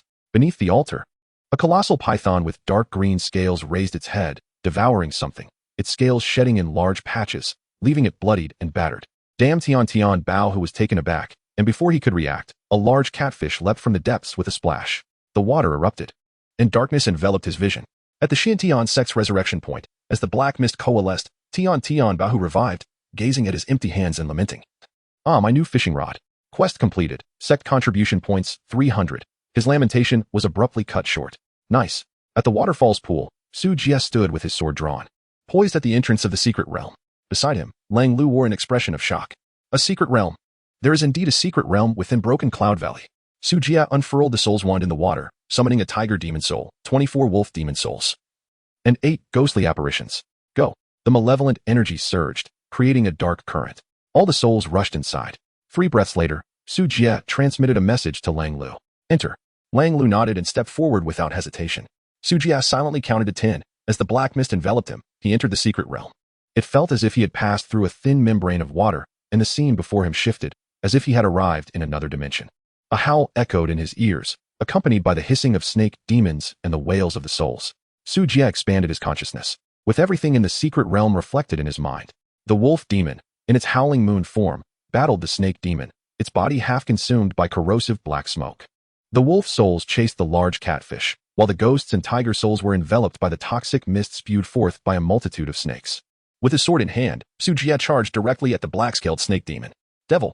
The black-scaled demon shrieked in terror upon seeing Su Jie. In that instant, Su Jie's eyes turned blood red. Blood prison eye technique. The snake demon's pupils widened in agony, as if struck at its vital point, thrashing wildly on the ground. With a swift motion, Su Jie unleashed a sword beam that struck the demon's body, igniting a flurry of sparks and leaving behind a deep crimson gash. Su Jie raised an eyebrow. The resilience of the snake demon exceeded his expectations. Although he only wielded a rudimentary bamboo sword technique, the sword in his hand was a third-grade magical artifact, and yet it could not cleave through the demon's flesh. Comrade, spare me. I am a subordinate of the Green Flood Lake. With a whoosh, a blood-red chain enveloped the area, and Su Jie had no intention of entertaining its pleas. The snake demon, inherently vicious and vengeful, had already forged an enmity with him. Thus, it must be eradicated. Why concern himself with its background? As dark flames ignited within the black mist, crimson chains of curses surged from all directions. The snake demon found itself with no room to struggle. Suddenly, the demon opened its mouth and expelled a green scale.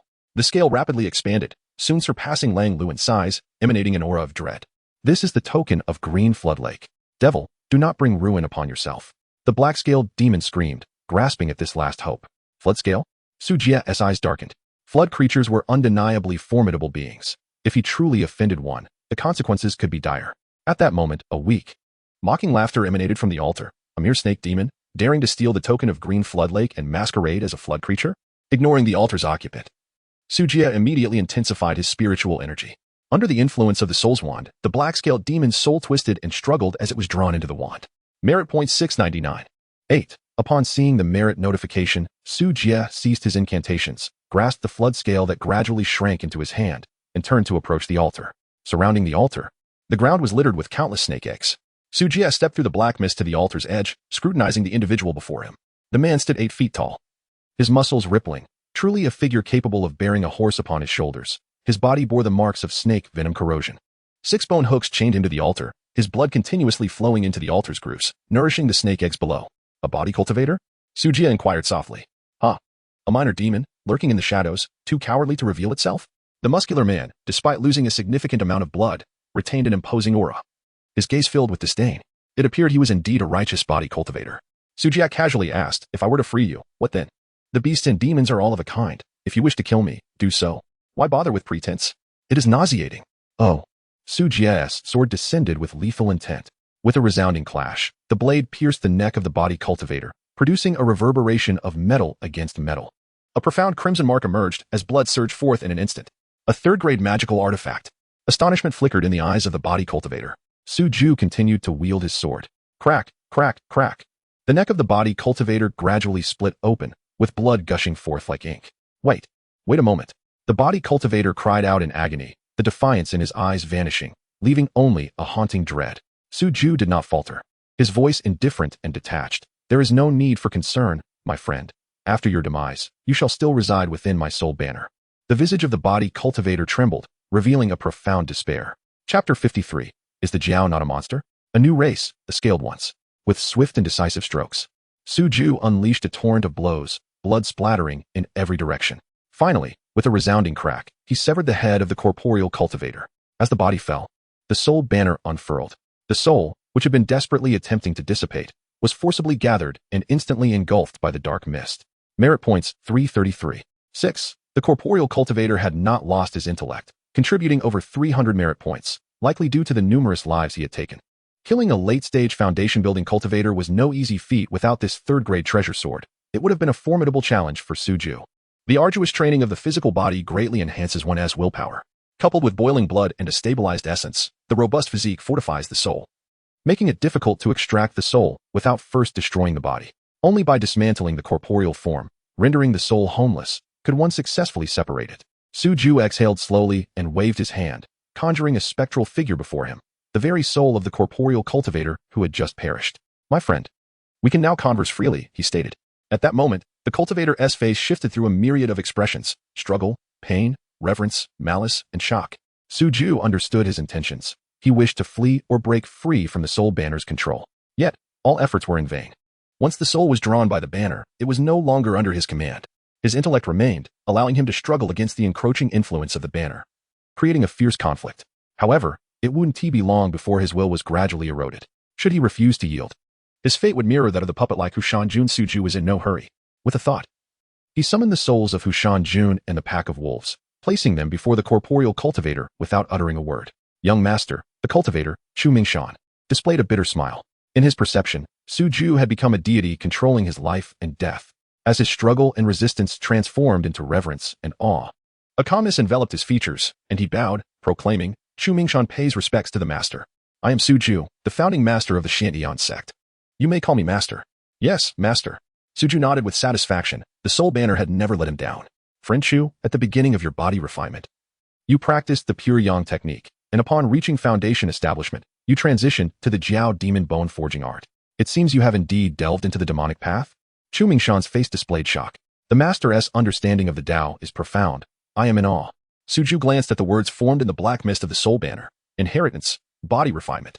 Texts, pure yang technique, derivative, Jiao demon bone forging art, derivative. Nothing to worry about. I have my connections, he thought, secretly amused.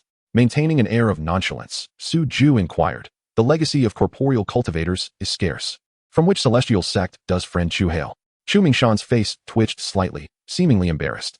He hurriedly replied, 10 years ago, I was expelled from the Tiangang sect, and, out of desperation, turned to demonic cultivation. Now, I am but a wandering cultivator. I wish to hear the details. Under Suju's influence, Chu Mingshan could not lie and was compelled to reveal his history. He was born with a mixed lineage of 5 elemental roots, rendering his path to foundation establishment nearly hopeless. Yet, he chose the arduous path of body refinement, joining the Tiangang sect of the Zifu sect. The pure yang technique required him to maintain a youthful form until he reached the foundational stage. After 60 years of grueling practice, he succeeded in breaking into the foundational realm. However, the vigorous body of a corporeal cultivator could not escape the trials of romantic entanglement. His robust physique attracted the attention of his master's wife. Ultimately, his resolve faltered, and he succumbed to her seduction. Their liaison lasted 3 years until it was discovered by his master. With the wife's desperate protection, he fled the Tiangang sect like a stray dog. Pursued by his former sect, he had no choice but to hide among the demons in the 10,000 Great Mountains, inadvertently stumbling into the Baijiao Lake, where he was captured by a Zifu Jiao King. The Jiao King, for reasons unknown, spared his life and bestowed upon him the Jiao demon bone forging art, compelling him to cultivate by capturing the essence and blood of other cultivators. Initially, Chu Mingshan possessed the spirit of a righteous cultivator, refusing to submit. However, the Jiao King posed a question that changed everything. Have you ever tasted a demon? It was a female Jiao King, Chu Mingshan recounted. Under the influence of the demons and the coercion of potent elixirs, he ultimately capitulated, thus opening the door to a new world. Within a few short years, he advanced to the late foundational stage, mastering the Jiao demon bone forging art. Suju, upon hearing this, cast a peculiar glance at the lower half of Chu Mingshan's corpse, reflecting on his remarkable talent. Indeed, friend Chu, you are exceptionally gifted.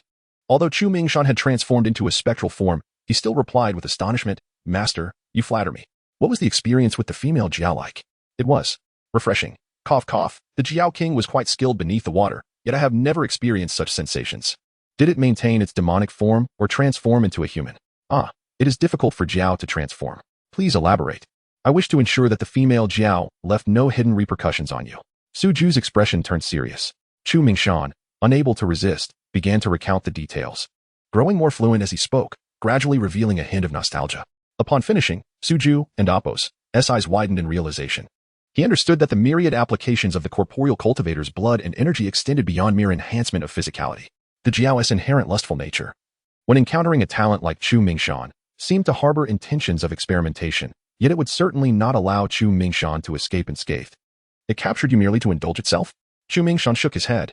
Only when I had perfected my demonic technique did the Jiao King reveal its true intentions. It sought my essence to nourish its offspring. Later, perhaps bored with him, the female Jiao cast Chu Mingshan aside, utilizing demonic arts. It extracted his essence to incubate a Jiao egg. Chu Mingshan, resolute in his spirit, refused to be drained as mere sustenance. After plotting for some time, he enticed a black-scaled snake demon, suggesting that refining the Jiao egg could lead to instant ascension, transforming a Jiao into a dragon. The black-scaled snake demon, unable to resist temptation, conspired with Chu Mingshan to steal the Jiao egg and fled downstream, escaping by Jiao Lake. The primary reason for the snake's audacity to rebel was its discovery of a secret realm within the Kailin Peak after becoming a demon. Though the space was modest, it effectively obstructed the Jiao King's pursuit. Upon reaching this refuge, the black-scaled snake demon preemptively laid deadly toxins, imprisoning Chu Mingshan with the intent of monopolizing the Jiao egg. At this juncture, Su Ju inquired, did the black-scaled snake consume the Jiao egg? It lacked the cultivation to ingest the Jiao egg. It would have perished in the attempt. Chu Mingshan pointed to the altar, saying, this altar resembles a pot with a lid above, and the Jiao egg is concealed within. Su Ju waved his hand, storing Chu Mingshan's corpse in a spatial pouch. The body of a corporeal cultivator held great value. If utilized for corpse refinement, the results would be exceptional. He lifted the lid of the altar. Reaching inside, he retrieved an oval-shaped Jiao egg, the size of a grinding stone, floating into view. Its shell shimmered a deep azure, with luminous patterns swirling upon its surface, resembling glistening beads of ice. Su Ju's palm felt an extraordinary chill as rich aqueous spiritual energy condensed into mist within a 2-foot radius of the egg. A wave of aquatic energy surged forth. Through the shell, Su Ju could sense peculiar pressures emanating from within. A low, bloodthirsty croon echoed in his ears. In the secret realm, all the snake demons curled up in terror. Su Ju's eyes narrowed slightly. This malevolent Jiao, even before hatching, exhibited a fierce demeanor. It could not be allowed to remain. With a thought, the black mist of the soul banner enveloped the Jiao egg. A blood-red spell chain ensnared the egg, and with a mighty pull, a spectral Jiao silhouette, roughly the length of an arm, struggled to be drawn into the soul banner. Merit points 257. 1. As Su Ju unfurled the soul banner to inspect, he was momentarily taken aback. Beside the red dot representing the monster race, another azure dot emerged. Is the Jiao not a part of the monster race?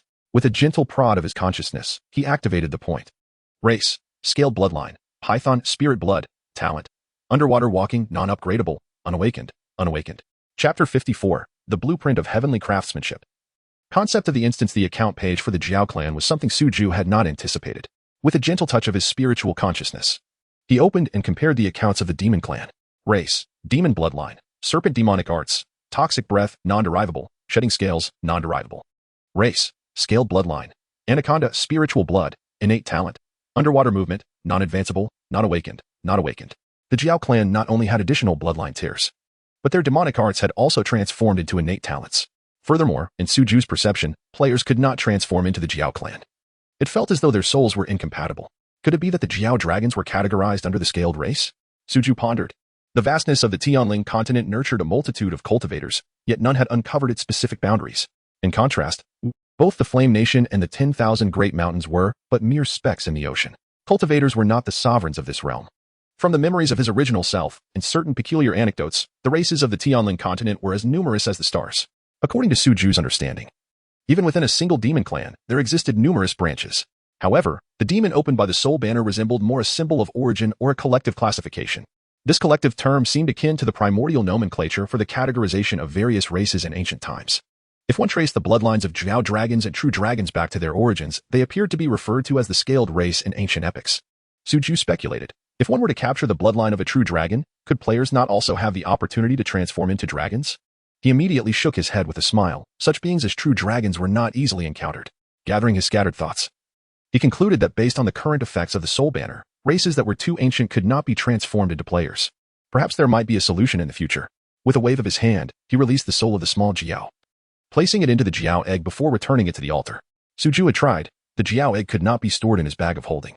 It was safer to keep it in the secret realm. The great demon of the Purple Mansion surely possessed means to trace bloodlines, and taking it outside would likely attract the wrath of a furious Purple Mansion Jiao King. Su Ju naturally dared not court death. Regardless, this small Jiao had already been recorded by the soul banner, posing no threat to him even if it hatched. Descending from the altar, he observed the ground littered with snake eggs, most of which remained intact. Chu Mingshan took the initiative to explain. The black-scaled creature absorbed some of the essence from the Jiao eggs but could not digest it, thus expelling it through reproductive means. Collect all the sentient snake eggs, Suju decided. Perhaps influenced by the Jiao eggs, most of the snake eggs here possessed a hint of sentience. If they were to hatch, they would be more inclined to awaken their spirits than ordinary beasts. With the nurturing of a beast master, they could potentially evolve into spiritual beasts, which could fetch a considerable sum of spirit stones if sold to beast master sections. Under Chu Mingshan's guidance, 8 wraiths scoured the secret realm for treasures. As Suju unfurled the soul banner, preparing to collect the 24 wolf souls, he suddenly sensed something amiss. Upon closer inspection, he noticed that these soulless spirits had undergone some changes. Their soul bodies had solidified significantly, appearing more sinister and imbued with a heavier aura of malevolence. Had they absorbed the demonic energy from the space of the soul banner? Suju frowned inwardly. He had not anticipated that the vile demonic energy could even affect soulless spirits. If these spiritual entities were to become demonic, it could lead to unforeseen complications. For safety's sake, he resolved to refine a few more soul banners upon returning, storing these wraiths separately. After a short while, the wraiths and Chu Mingshan gathered the valuable items from the ruins: 178 spirit stones, over 600 spirit sands, 263 sentient snake eggs, 8 first-grade magical artifacts, and more than 30 fragments of magical artifacts. The most valuable among them was a second-grade water avoidance pearl. Holding this item would double the power of water-based spells while also providing protection against poisonous mists and enabling water breathing. Moreover, the corpse of the foundation-building snake demon was a rare spiritual material. Suju collected all the items into his bag of holding. But the snake eggs could not be stored within. Otherwise, they would quickly perish. They could only be kept in the secret realm for nurturing on the altar. Master, shall we exterminate all the snake demons here? Wolf Slaughter, having sustained serious injuries from the black-scaled creature, wished to eradicate all these serpentine offspring. Suju surveyed the secret realm. Most of the snake demons had perished, leaving primarily those in the mid-stage of chi refinement. No need. Let them remain for the disciples to practice on. Having just fought with the black-scaled demon, he had collected the souls of over 50 chi refinement snake demons. Although not particularly useful, they could be used to replenish Zhou Roland's soul body. After gathering the treasures, Suju inquired of Chu Mingshan. Are there any other exits to this secret realm? There are 2. Chu Mingshan pointed to the altar. This object serves as the switch to the secret realm's exit. Suju approached, infusing spiritual power into it, quickly mastering the secrets of the altar's mechanism. Besides the underwater waterfall entrance, there was another in the snake cave of the colorful Scales Peak. This secret realm was not large. If designed well, it could indeed be transformed into an instance. The more he thought about it, the more promising it seemed. He turned to Luo Qijuan and asked, "Can a phantom array be arranged here?" "Yes, master. Provided there are sufficient materials." There is no shortage of materials. The players have collected a plethora of miscellaneous spiritual materials during this period. Anything identifiable by spiritual vision and glowing items from demon beasts have been thoroughly gathered. I believe setting up a few formations will suffice. I shall contemplate it further upon returning. Suju activated his spiritual power, manipulating the altar to close the entrance beneath the waterfall, preventing any fishermen from sneaking in to cause trouble. Speaking of which, that large catfish was rather cunning, having escaped through the exit early on. This entrance must be sealed. Let us depart. Suju unfurled the soul banner, drawing all the wraiths within and departing the secret realm alongside Wolf Slaughter. Upon emerging from the snake cave of the colorful Scales Peak, dawn was breaking in the sky. Suju stepped out. Standing with hands clasped behind his back at the summit of colorful Scales Peak, gazing through the sea of clouds beneath, he saw players still engaged in battle against the snake demons. After a night of fighting, they had only just reached the mountainside. After all, the number of snake demons was vast, and the colorful Scales Peak was rife with toxins. A moment's inattention could lead to death by poison. Most crucially, the resurrection point was too far, making traversal rather time-consuming. With a thought, Suju issued a notification to the players, announcing the end of the challenge quest, and calculated rewards based on the merit values recorded by the soul banner for each player. At that moment, Wolf Slaughter suddenly turned towards the shadow of a distant mountain peak, emitting a low growl from its throat. "What's this?" Suju's expression turned cold as his spiritual consciousness spread rapidly. The density of demons and monsters in the 10,000 Great Mountains was indeed formidable. With a cold chuckle, he raised his hand, unleashing a streak of blood-red energy. Boom! A foundation-building demon beast in the shadows let out a roar before swiftly burrowing underground and fleeing into the distance. Suju retrieved the corpse of the black-scaled creature, surveying his surroundings before proclaiming loudly, "Beasts of the tiger and serpent, the snake demons have perished, and the 3 spiritual peaks here are now claimed.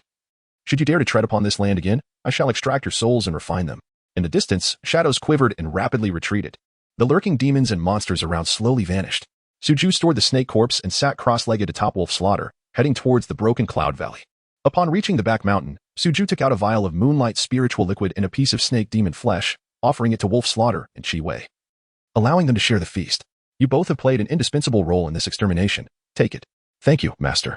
Though both demons bore injuries, they were still filled with excitement. Within a single night, The tiger demon had been vanquished, and the snake demon had fallen. The Xiantian sect had thoroughly secured 3 spiritual veins. As for the 3 spiritual peaks, I have my own arrangements. You need not worry about your injuries. After instructing the 2 demons, he swiftly returned to his cave. This eradication of threats had yielded substantial rewards, and Suju's spirits were high. Not only had his merit value accumulated to over 25,000, but he had also unlocked several new races and professions. Upon examining the soul banner, he noted that the primary professions of the players included demon cultivator, body cultivator, sword cultivator, talismancer, alchemist, and spirit builder.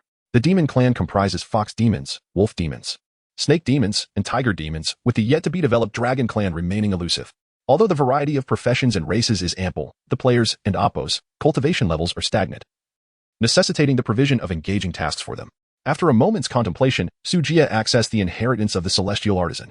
Inheritance, Celestial Artisan text, Spirit Construction Techniques, Advanced Projection, Merit Value, 350, Spirit Construction Techniques, Ultimate Projection, Merit Value, 3,500. Although the Spirit Construction Techniques contain numerous architectural blueprints, Sujia felt a sense of unease and resolved to devise a new method of cultivation through projection. Merit value minus 350, in a flash of golden light. Sujia's spiritual consciousness extended outward, unveiling a brand new foundational secret art within his sea of consciousness, the Spirit Pivot Secret Record. Upon a cursory examination, Sujia lamented the lack of a proper offensive technique within the celestial artisan profession. The majority of the secret record consisted of instructions on handling various spirit materials and a plethora of architectural blueprints, including grand halls, treasure pavilions, alchemy chambers, artifact forges, spirit beast gardens, spiritual fields, and seclusion residences. The sole means of defense outlined was the construction of a personal spirit tower, which could produce mirage illusions to ensnare foes based on the built spirit structures. This was indeed quite suitable for life-oriented players. Sujia was reminded of players from a certain block-building game and contemplated recruiting a group to immerse themselves in the joy of construction. Yet, he realized he needed a mentor. With a flicker of thought, he summoned a wraith from the soul banner. Your subordinate has met the sect master. The spirit construction techniques were recorded by the soul banner from this very wraith. Liang Lu, a second-tier spirit architect, stood before him. I possess a secret art for you to contemplate. As he spoke, he pointed, embedding the Spirit Pivot secret record into Liang Lu's consciousness. Moments later, Liang Lu emerged from his reverie, astonished. Sect Master, is this a 4th-tier secret art?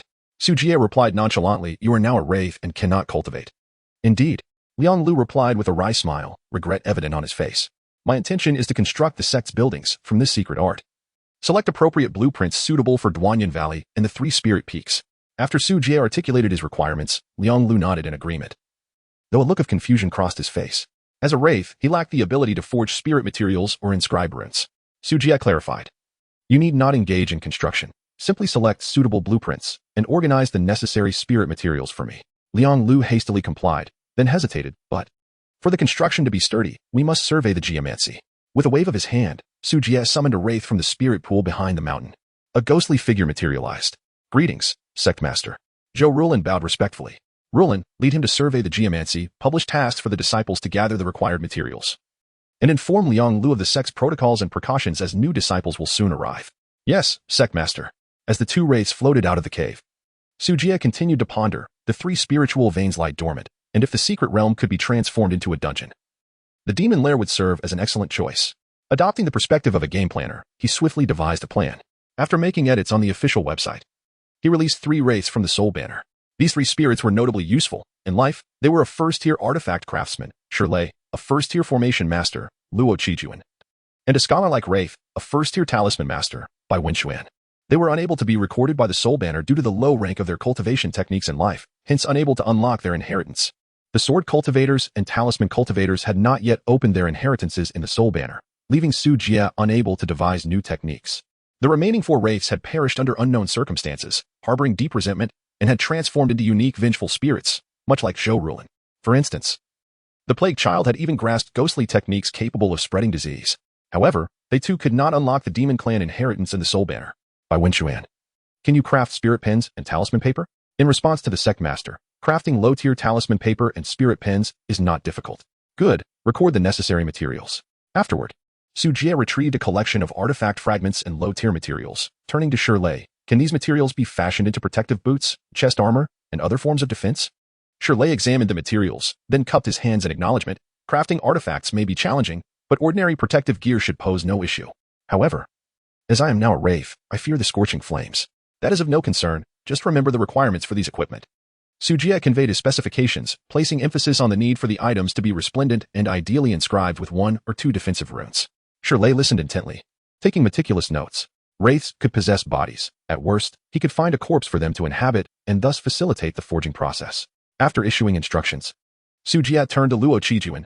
I require formations to be laid out across the 3 spirit peaks, not too grand, merely sufficient to conceal the demon lair. Is this feasible?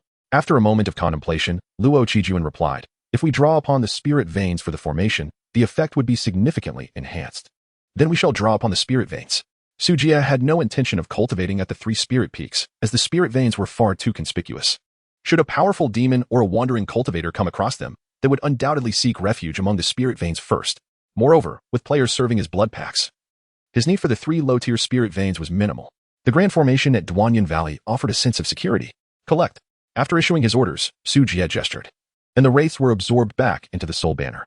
It was time for cultivation, with a single thought. Over 100 strands of pure spiritual energy surged from the soul banner into his Danteon-S blood sea. Upon concluding his cultivation, he felt a sense of comfort. The players fought throughout the night, accumulating considerable spiritual energy, which Sujia absorbed, further enriching his blood sea foundation. Opening his storage pouch, he retrieved tiger skins and snake carcasses. Sujia caressed the tiger skin, nodding in approval. The snake bones would serve as the rod, and the tiger skin as the banner, making it sufficient for the souls to inhabit. The previous ragged soul banner that Zhou Ruolin had inhabited was no longer adequate. With too many ghosts, it could not contain them all. Furthermore, the space within the soul banner was unsafe. Over time, wraiths and spirits would inevitably become tainted by demonic energy. By utilizing the corpses of 2 foundational great demons as spirit materials, he could refine a new soul banner for the wraiths, Shuming Shan, and other spirits, thereby enhancing their roles as NPCs. Additionally, this would be essential for constructing the dungeon. Let us commence the work. He began cutting the tiger skin and stripping the snake bones, invoking the ritualistic methods of the blood demon sect as demonic flames rose from his palms to forge the new soul banner. Joe, my friend, the eastern area is rife with demonic energy, and the geomancy's fiery spirit is quite active. We could construct a treasure forging pavilion here. Liang Lu surveyed the area with his ghostly essence while detailing the materials necessary for construction. Nearby, Zhou Ruolin gathered the required materials with adept precision, utilizing her ghostly energy to write down the details. Upon completing the survey, Liang Lu turned and said, in accordance with the sect master's instructions, we also require a hall of affairs in the back mountain. Shall we proceed to inspect it? Zhou Ruolin nodded. But noticing Liang Lu's ashen complexion and the pervasive ghostly energy emanating from him, she cautioned, Friend Liang, there are disciples active in the back mountain. It would be prudent for you to assume your former appearance. Liang Lu contemplated silently. The sect master is a practitioner of the demonic path. Why the need for subterfuge? Nevertheless, he heeded her advice, retracting his ghostly energy and transforming into a humble figure. Zhou Ruolin, still feeling uneasy, reiterated, make certain to stabilize your soul form. Do not reveal your wraith identity. Uncertain of her concerns, Liang Lu nodded in acknowledgement. The 2 wraiths made their way towards the back mountain. Before they reached their destination, they noticed wisps of smoke rising in the air. Liang Lu, being a wraith and unfazed by earthly sustenance, inquired in surprise. Are the disciples in the back mountain preparing a meal? Well, sort of. Zhou Ruolin mused. Could there be mortals among the sect? As they arrived at the back mountain, Liang Lu beheld a scene that defied expectation. Before a cluster of bonfires, a few cultivators and fox demons, along with wolf demons, gathered closely together. The fire pit was strewn with the remains of various demon beasts, with the carcasses of snake demons being the most abundant. The enticing aroma of roasted flesh filled the air. Zhou, my friend, are they refining corpses? Liang Lu inquired in astonishment, observing a group of demonic cultivators by the fire. This was a method of corpse refinement he had never encountered before. Zhou Ruolin calmly shook her head, replying, they are preparing a meal. Preparing a meal? Liang Lu was taken aback. While cultivators could consume demon beast meat, he had never witnessed such a brutal method. Aren't they supposed to eliminate the demonic blood aura? Would consuming it not drive them mad? He found this peculiar, but dared not ask further. He continued walking alongside Zhou Ruolin. Not far away, a disciple sliced snake meat into thin pieces with a bone knife, dipped it into a bowl of snake blood, and devoured it in one bite. Hey, this snake sashimi is incredibly fresh. You should try it. Ugh, disgusting. Keep it away. I just saw some parasites on that snake meat. Really? No wonder it has a chewy texture. Let me look for more. A ghostly aura flickered across Liang Lu and Apos' face as he was about to inquire further when a shout interrupted him. Dinner is served. A disciple seized a piece of snake meat from the bonfire and began feasting. Liang Lu noticed that the snake appeared unskinned and its entrails were still intact.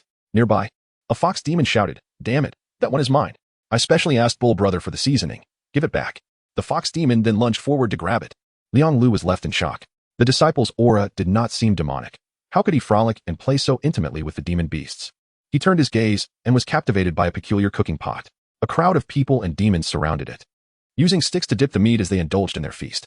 Wow, bull seasoning is something else. This snake hot pot is divine. Burp, I can't eat anymore. I've gorged myself all night. My health alert just came up. I'm full too. I'm off to have breakfast. Burp, I'm starving. I didn't eat last night. I'm logging off for breakfast. As they spoke, several disciples lay down on the ground, motionless, while burping and claiming they were on the brink of starvation. I'm full. I'll go have breakfast now. Why can't they understand? Liang Lu's head began to spin, and he quickly called out to Zhou Rulin, Zhou, my friend, those disciples must be poisoned. Oh, it's nothing, Zhou Rulin replied nonchalantly. They will be fine shortly. Liang Lu was bewildered. Was this really nothing? They were hallucinating due to poisoning. Shouldn't we report this to the sect leader? Zhou Rulin sighed. Liang, your ghostly aura is leaking. Be mindful to stabilize your soul, lest they notice. Oh right. Liang Lu hurriedly reined in his ghostly aura. While he nodded in confusion, he caught sight of Wolf King. Indeed, the wolf had been subdued. At that moment, a female disciple approached, carrying 2 hefty pieces of snake meat, and ran over to the Wolf King. The slothful foundational demon opened its mouth to eat, and the female disciple even casually stroked the Wolf King's head. Yet, the Wolf King did not even lift its eyelids, solely focused on its meal. Liang Lu was filled with uncertainty and whispered, is this truly the Wolf King? Yes, Zhou Rulin replied with a hint of impatience. Liang, you should focus on surveying the earth veins. Oh right. Liang Lu quickly averted his gaze. He attempted the surveying technique several times before succeeding. At this moment, numerous disciples noticed him and approached, holding skewers of roasted snake. Hey, is this the new NPC? This fellow looks somewhat familiar. Is he a monster? Never mind. Let's ask. Hello, do you need assistance? Do you eat snake meat? More and more players gathered around him, all of them late-stage Qi cultivators. No, I don't eat. Thank you. Liang Lu felt a wave of panic wash over him, and a ghostly aura began to emerge from his head. Chapter 55, Continuous Update of Version 0.03, Instances, Inventory, Currency Launch at Wolftooth Peak, in front of the Wolf's Nest. Luo Qijuan was making the final adjustments to the Grand Formation. Moments later, a flicker of spiritual light illuminated the entrance to the Serpent's Lair. Master, I have lived up to your expectations. Luo Qijuan bowed respectfully, appearing noticeably less ghostly than before. Over the past fortnight, he had been busy assisting Su Jie. Finally, the formations at Weihu Peak, Wolftooth Peak, Kailin Peak, and the Altar's secret realm had been completed. You have worked hard. Su Jie gazed at the shimmering array before him and stepped inside. The wolf den remained largely unchanged, littered with skeletal remains and exuding a chilling atmosphere. However, there were no wolf demons present. Once the wild monsters are reintroduced, it will be complete. Su Jie produced a brand new tiger skin soul banner and waved it casually, summoning a multitude of spectral souls. 24 spectral magic wolves emerged, among which one, a 9th-layer Qi refinement wolf, had its body engulfed in raging demonic flames, indicating severe demonic transformation. Su Jie flicked his fingers, and with a loud pop, the wolf's body exploded, yet it did not completely dissipate. Instead, it transformed into black smoke and entered the tiger skin soul banner. He then retrieved his life soul banner and infused it with streams of black mist and demonic energy. Moments later, the previously exploded magic wolf re-emerged. All set. Su Jie snapped his fingers and thrust the tiger skin soul banner into the ground, using his power to erase any traces, ensuring it would not be discovered by players, nodding in satisfaction. As long as these wolf souls do not suffer severe destructive blows, they will soon coalesce again under the replenishing demonic energy from the tiger skin banner. Considering the current player's attack power, it was insufficient to obliterate the wolf souls entirely. Moreover, the soul banner's space could accommodate an endless supply of demonic energy. Thus, players could repeatedly slay the instance monsters. And the demonic energy released upon the magic wolf's demise would likewise grant players considerable experience points. However, that was not all. Su Jie once again took out 3 fragments of magical artifacts, 5 grains of spiritual sand, and an intact steel dagger. With a wave of his hand, he infused these items into the wolf souls. Should the wolf souls be vanquished, these artifact fragments would naturally drop. To the players, it would appear as equipment drops. Idong. Su Jie summoned the ghost within the soul banner and entrusted it with a storage bag containing some artifact fragments, spiritual materials, and over 100 grains of spiritual sand. You shall guard this place. If any disciples come, remain hidden within the underground soul banner. If the artifact fragments within the wolf souls are taken by the disciples, replenish them. Also, the hidden chamber containing the moonlight spirit liquid is not to be opened without my permission. The Yitong ghost respectfully nodded. Master, rest assured, I will remember. Su Jie had previously trained several ghosts for these tasks. The mirror ghost served as an NPC in Weihu Peak's cave. while the woodcutter ghost was stationed at the Serpent's Cave in Kylin Peak. They had become quite competent by now. The Etone ghost felt no resentment and secretly rejoiced at not having to confront those terrifying demonic entities within the Master's soul banner, finding this task exceedingly easy. During this period, Su Jie had forged 8 tiger skin soul banners, with one each at the 3 spiritual peaks in the back mountain of Duanyun Valley. The demon nests at the 3 spiritual peaks had also been transformed into instances: Wolf Tooth Peak, a beginner instance with 23 wolf souls and 1 9th-layer Chi Refinement Magic Wolf Boss, Weihu Peak, an intermediate instance with 50 Chi Refinement Demon Souls and 1 Foundation Establishment Tiger Demon Soul Boss, Kylin Peak, an advanced instance with hundreds of Chi Refinement Snake Demon Souls and 1 Foundation Establishment Snake Demon Soul Boss. Each instance's soul banner housed a ghost, primarily responsible for supplying equipment and spiritual sand. Should the tiger skin soul banners run low on demonic energy or equipment, they would seek Su Jie for replenishment. With a slight mental shift, Su Jie unfurled his life soul banner, and streams of demonic energy surged forth, quickly engulfing the cave. Stimulated by the demonic energy, the wolf souls within the cave began to wander aimlessly, emanating a fierce and menacing aura. Should any unfamiliar presence emerge, they would launch frenzied attacks. Once the cave was filled with demonic energy, Su Jie retracted the soul banner and exited the cave. A mere consolation. The demonic energy within the soul banner was inexhaustible, and by releasing some in this manner, players could gradually deplete it. However, this consumption was painfully slow, barely a drop in the ocean compared to the vast reservoir of demonic energy within. Yet, Su Jie remained unhurried, allowing for a gradual depletion. As for the demons and malevolent entities within that space, he was not yet prepared to release them lightly. Perhaps in the future, with more assurance, he could experiment in the Altar's secret realm. By leveraging the player's characteristics, he might manage to eradicate those entities. Exiting the wolf den, Su Jie returned to his thoughts. Pondering, are the instances perhaps a bit too challenging? In his design, the maximum number of players for an instance was 5. Given the current strength of the players, 5 facing over 20 wolf souls would indeed pose a significant challenge. The instances at Weihu and Kai Peaks, with their Foundation Establishment beast souls, were likely only conquerable once the players reached Foundation Establishment themselves. Well, it is only natural for instances to have difficulty, otherwise. How could they keep players enthralled? Players were not deterred by challenges. Rather, the more difficult it became, the more engrossed they would be. After fine-tuning the entrance to the Grand Formation, Su Jie ascended into the air and departed. Upon returning to Duanyun Valley's cave, he found Zhou Rulin waiting at the entrance. Bowing respectfully, "Master, the materials list has been compiled." Beside her, Bai Wenxuan quickly stood up. "Master, 3 storage talismans have been crafted." He presented 3 palm-sized iron talismans. Su Jie accepted them for inspection. The storage talismans had limited capacity, roughly enough to hold a corpse the size of a tiger mountain lord. Over the past fortnight, Bai Wenxuan had tirelessly produced a total of 43 talismans. "Excellent," Su Jie nodded, then released the 4 ghosts, Shirlei, Luo Qijuan, Liang Lu, and Zhu Mingshan, from the soul banner and asked, "Have you all memorized the scripts I previously provided?" The 5 ghosts nodded in unison, indicating they had indeed committed them to memory. After reiterating his instructions, Su Jie raised his hand to summon a tiger skin soul banner, commanding, "You shall reside within this banner and perform your respective duties within the sect. As you command." The 5 ghosts and Zhou Rulin responded in unison, promptly entering the tiger skin soul banner. Once the NPC soul banner was settled, Su Jie called for Wolf Slaughter and inquired, "How fares CHWI?" Replying to the master, "CHWI is currently in Weihu Peak. Utilizing the spiritual vein to establish his foundation, he shall emerge tonight." Wolf Slaughter spoke respectfully, filled with admiration. It had taken him over 200 years to barely establish his foundation, while CHWI had achieved it in less than a century. Aside from their evident disparity in talent, Wolf Slaughter also envied CHWI for being accepted into Su Jie's ranks early on. "Very well. Proceed to Weihu Peak and have him come to see me once he successfully establishes his foundation." Understood. After Wolf Slaughter departed, Su Jie unfurled the soul banner, connecting to the official website to publish the meticulously edited update announcement. Tianling OL closed beta version 0.03 update announcement. Update contents. 1. New map testing. Weihu Peak. Kylin Peak. 2. New instance testing. 1. Beginner instance, Magic Wolf Nest. 2. Intermediate instance, Tiger Demon Cave. 3. Advanced instance, Blackscale Serpent Cave. Note: completing instances grants spiritual sand, equipment, spiritual materials, and other items. 3. New Talisman Master Profession, by Wenxuan. 4. New Primary Profession, Body Refinement, Spirit Builder. 5. New Body Refinement Profession Master, Zhu Mingshan. 6. New Spirit Builder Profession Master, Liang Lu 7. Quest System Updates. Details. 1. New Material Collection quests added. 2. New External Exploration quests added. 8. New Currency System Testing. Note: currency, spiritual sand, spiritual stones can be used to purchase equipment, elixirs, etc. They are tradable. Currency denominations: 10 spiritual sand, 1 low-grade spiritual stone. 9. New trading system testing. Note: contribution points of the sect are non-transferable, while spirit stones are freely tradable.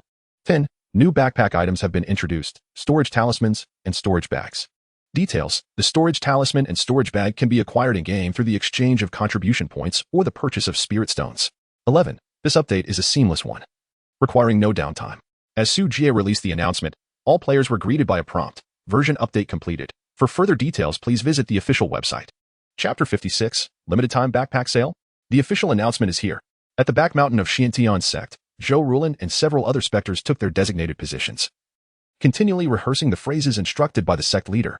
It was noon, and most players had returned to the back mountain to organize their spoils. They were taken aback by the sudden appearance of NPCs. Before they could approach for inquiries, an unexpected stillness enveloped the crowd, followed by an uproar. What? An update already? This is incredible. An uninterrupted update without shutting down the server. How impressive. Truly a marvel of technology. There's not even a hint of lag, unlike those foolish games. It's so smooth that I didn't even notice a loading bar.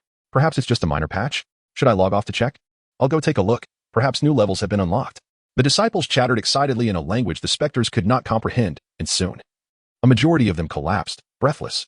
Bai Wenxuan and several other specters, witnessing this scene, were momentarily astonished, contemplating whether to report to the sect leader. However, upon glancing at Zhou Rulin, who wore a calm expression, they decided against further questioning. Over time, they had begun to grasp the peculiarities of these disciples, as their capacity to endure had significantly increased. Previously, they had witnessed incidents of sudden death followed by resurrection, though they had never encountered a scene where everyone lay lifeless. As expected, it wasn't too long before the fallen disciples began to rise again. Gasps of astonishment echoed, and the back mountain quickly became a cacophony of excitement. Extra! Extra! A major update has arrived. Did the officials launch a surprise attack? Without warning, such a grand event. Oh, will my talisman master profession finally rise? A backpack. Finally. A backpack has arrived. Goodness, 3 dungeons opened at once, and they can drop equipment too. Let us hurry, buy the backpack first, and then tackle the dungeons. As they watched the swarm of players and creatures excitedly rush forward, several NPCs immediately adopted a serious demeanor. Gou Sheng, who had just moments ago been at Kalen Peak battling venomous snakes and accidentally succumbed to poison, received a system notification as he exited the resurrection point. After reading the version announcement, he hurriedly approached Zhou Rulin, inquiring, "Sister Fairy, how many contribution points for the backpack?" Zhou Rulin calmly replied, "A storage talisman requires only 100 contribution points, or 100 spirit sand. A storage bag costs 5,000 contribution points." Gou Sheng glanced at his contribution points, which stood at over 3,000, and promptly said, "Give me 10 talismans." Each disciple could only exchange for 1 storage talisman per month, while spirit sand could be purchased multiple times. Then give me 1 for now. Zhou Rulin produced a storage iron talisman and handed it to him. As Gou Sheng accepted it, the deduction of 100 contribution points was automatically displayed before his eyes. Curiously, he examined the iron plate and asked, "Is this the backpack? How does it work?" Activate it with the object manipulation technique, then grasp and place items as needed. Beast disciples can use demon techniques to activate and grasp it. Gou Sheng immediately unleashed his skill, causing the iron plate in his hand to emit a radiant glow as he brought the bone knife from his other hand close. Whoosh, his bone knife vanished in an instant. Wow, this is incredible. He activated the object manipulation technique again, detecting the bone knife within the iron talisman. And with a swift grasp, the knife reappeared in his hand. Filled with enthusiasm, Gou Sheng continued to play with it several times before finally stopping. Other players who had exchanged their items nearby shared the same sense of wonder. At that moment, Zhou Rulin cautioned, "You must keep your storage talismans safe. If lost, the loss will be your responsibility." Additionally, the sect's storage talismans bear a special mark. If stolen and discovered, the sect leader will impose severe penalties. The surrounding players immediately began to grumble. What? The backpack isn't bound? If I accidentally drop it, wouldn't I be bankrupt on the spot? Is there no binding card? Will it drop when I die in the wild? At that moment, a wolf tribe player chuckled. "Oh ho, I can swallow it. Then it won't drop." A nearby fox interjected, "Is there a chance that the backpack might be digested?" "What?" The wolf player exclaimed in surprise, quickly regurgitating. Upon looking at what he expelled, he found the iron talisman had lost its luster and was clearly rendered useless. Meanwhile, players still battling monsters at the foot of the mountain hurried back, urgently seeking Zhou Rulin. "I want to buy a backpack." Zhou Rulin spread her hands, saying, "Today's talismans are sold out. Please come back tomorrow." "What? The backpacks are limited in sales? I specifically died to return and buy one, only to find it's gone." "Brother, are you selling your backpack? I'll offer 150 spirit sand." "What? You have spirit sand?" "No, but once I clear the dungeon, I promise to give it to you." "Get lost." The players who managed to acquire backpacks cheered with joy, while those who did not cursed in frustration. Tang Sanzang and his companions, who were hunting at Kalen Peak, returned to find the storage talismans had already sold out. But Zhou Rulin still had one storage bag available for exchange. Tang Sanzang asked, "Can the storage bag be bound to prevent loss?" As the first batch of players to explore, they had accumulated the highest contribution points in the entire server. Even after exchanging for numerous skills, the least among them had over 3,000 points, while others had more than 5,000. They had more than enough points to exchange for the storage bag. While Zhou Rulin didn't fully grasp the implication, upon hearing the keywords bound and drop, she replied according to protocol, the storage bag must be refined by the user. After refinement, it can only be used by that individual, and it will drop upon death. Yubindeo shook his head, stating, with the two new consumption systems introduced, Spirit Sand should serve as a universal currency, while contribution points are akin to special credits. I wouldn't recommend spending on a backpack that can be lost. Tang Sanzang concurred, I feel that the equipment system is about to open. In the future, rare equipment from the officials will surely require contribution points for exchange. Ollie reminded. Moreover, job changes will also necessitate contribution points. The group nodded in agreement, promptly abandoning their plans for exchange. Being seasoned players, they naturally recognized the value of contribution points following the version update. At this juncture, Tang Sanzang suggested, let us head to the dungeons first. With Go Sheng's backpack, we'll manage for now. We can arrive early tomorrow to the shop. Buying one shouldn't be too difficult. Typically, first-time dungeon clears come with rewards. So we should act swiftly, right? Dungeons drop equipment and spirit stones. Let us call 2 more and form 2 teams for the first clear. Let us hurry. We mustn't let others seize the opportunity. Third brother, what do you think? Which dungeon should we choose?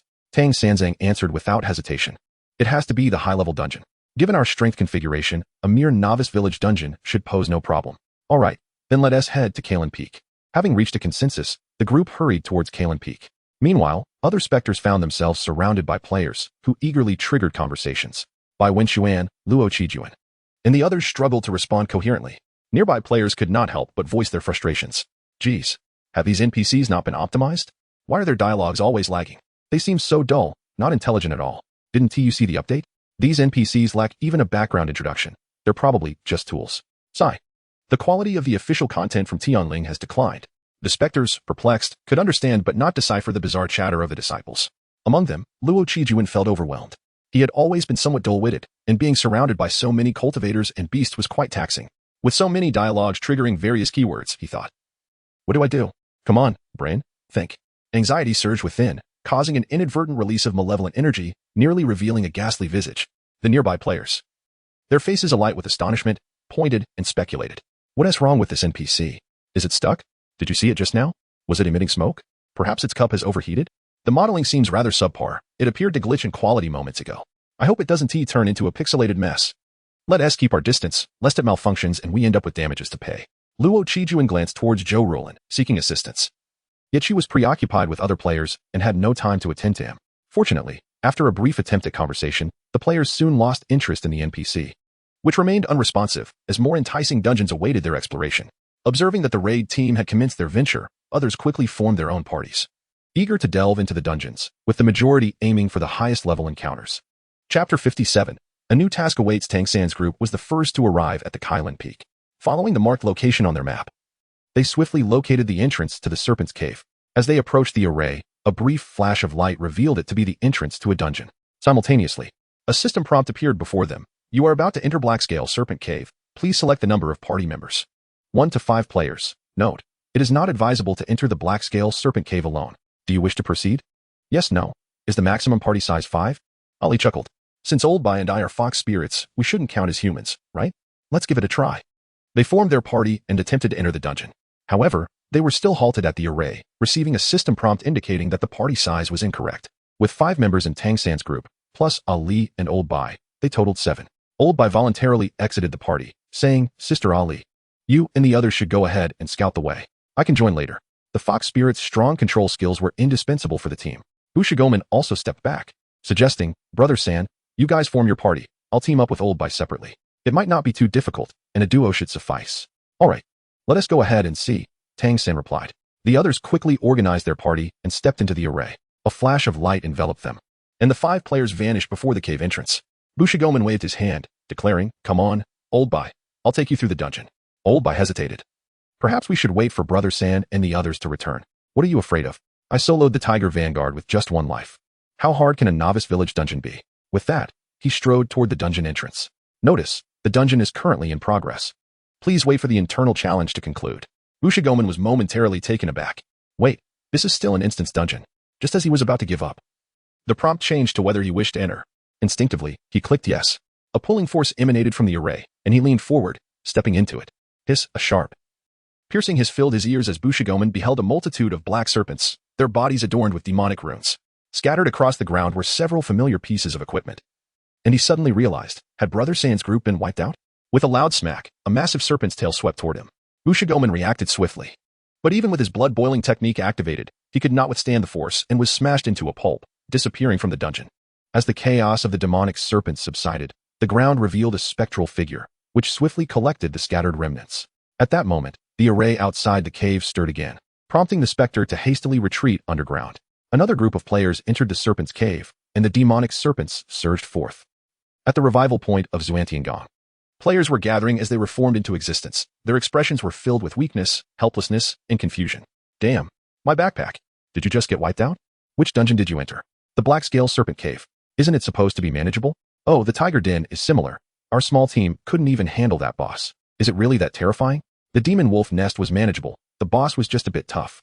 In their inaugural battle within the dungeon, players faced a rout, the difficulty exceeding their expectations. Realizing the disparity in strength, most abandoned mid-tier dungeons, focusing instead on conquering the Wolf Fong Mountain dungeon. A party was forming for the Demon Wolf dungeon, with a level 9 Wolf Demon leading, and a request for a level 7 or above Fox Spirit. Full level team needed. Just one more member required, demanding a main combat profession with full skills. Brother, I'm a level 9 Talisman Master with 5 Iron Armor Talismans and 3 Fire Talismans. Seeking a spot. Talisman Masters, get lost. Are you even human? I ask you, is a Talisman Master human? In the back mountain living area, Nana was curiously playing with a storage bag. 8 lifestyle players nearby looked on with envy. Not eating beef, asked curiously, Nana, does this backpack have ample space? Nana nodded. Whispering, quite spacious, can hold many alchemy furnaces. Ensure you keep it safe. The shop shows it's out of stock. It seems you are the only one in the entire server with a storage bag. Oh, got it. Not eating beef was not overly concerned. Nana had never ventured down the mountain since entering the game. By the way, the currency system is now open, which is a great enhancement for us alchemists. The other female players looked over with curiosity. Not eating beef chuckled. With this update, players will begin saving money, and the potions you concoct can be sold to others. A female player nearby asked, Beef brother, how much should we sell them for? I just checked. The sect shop's potions can also be purchased with spirit sand. Just under the shop prices. That doesn't seem worth much. No, it's quite valuable, Not eating beef explained, since we are still in the closed beta phase. The currency's value will be high, and those rich players will likely hoard spirit sand. You might earn more in a day from alchemy than you would in a month of work. Really? The female player showed interest. Not eating beef smiled.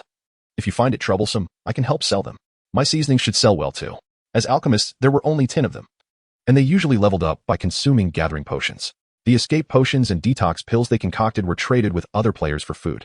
Aside from not eating beef, who frequently met untimely ends and remained at the 7th level of chi refinement, the other female players had all reached full levels early on.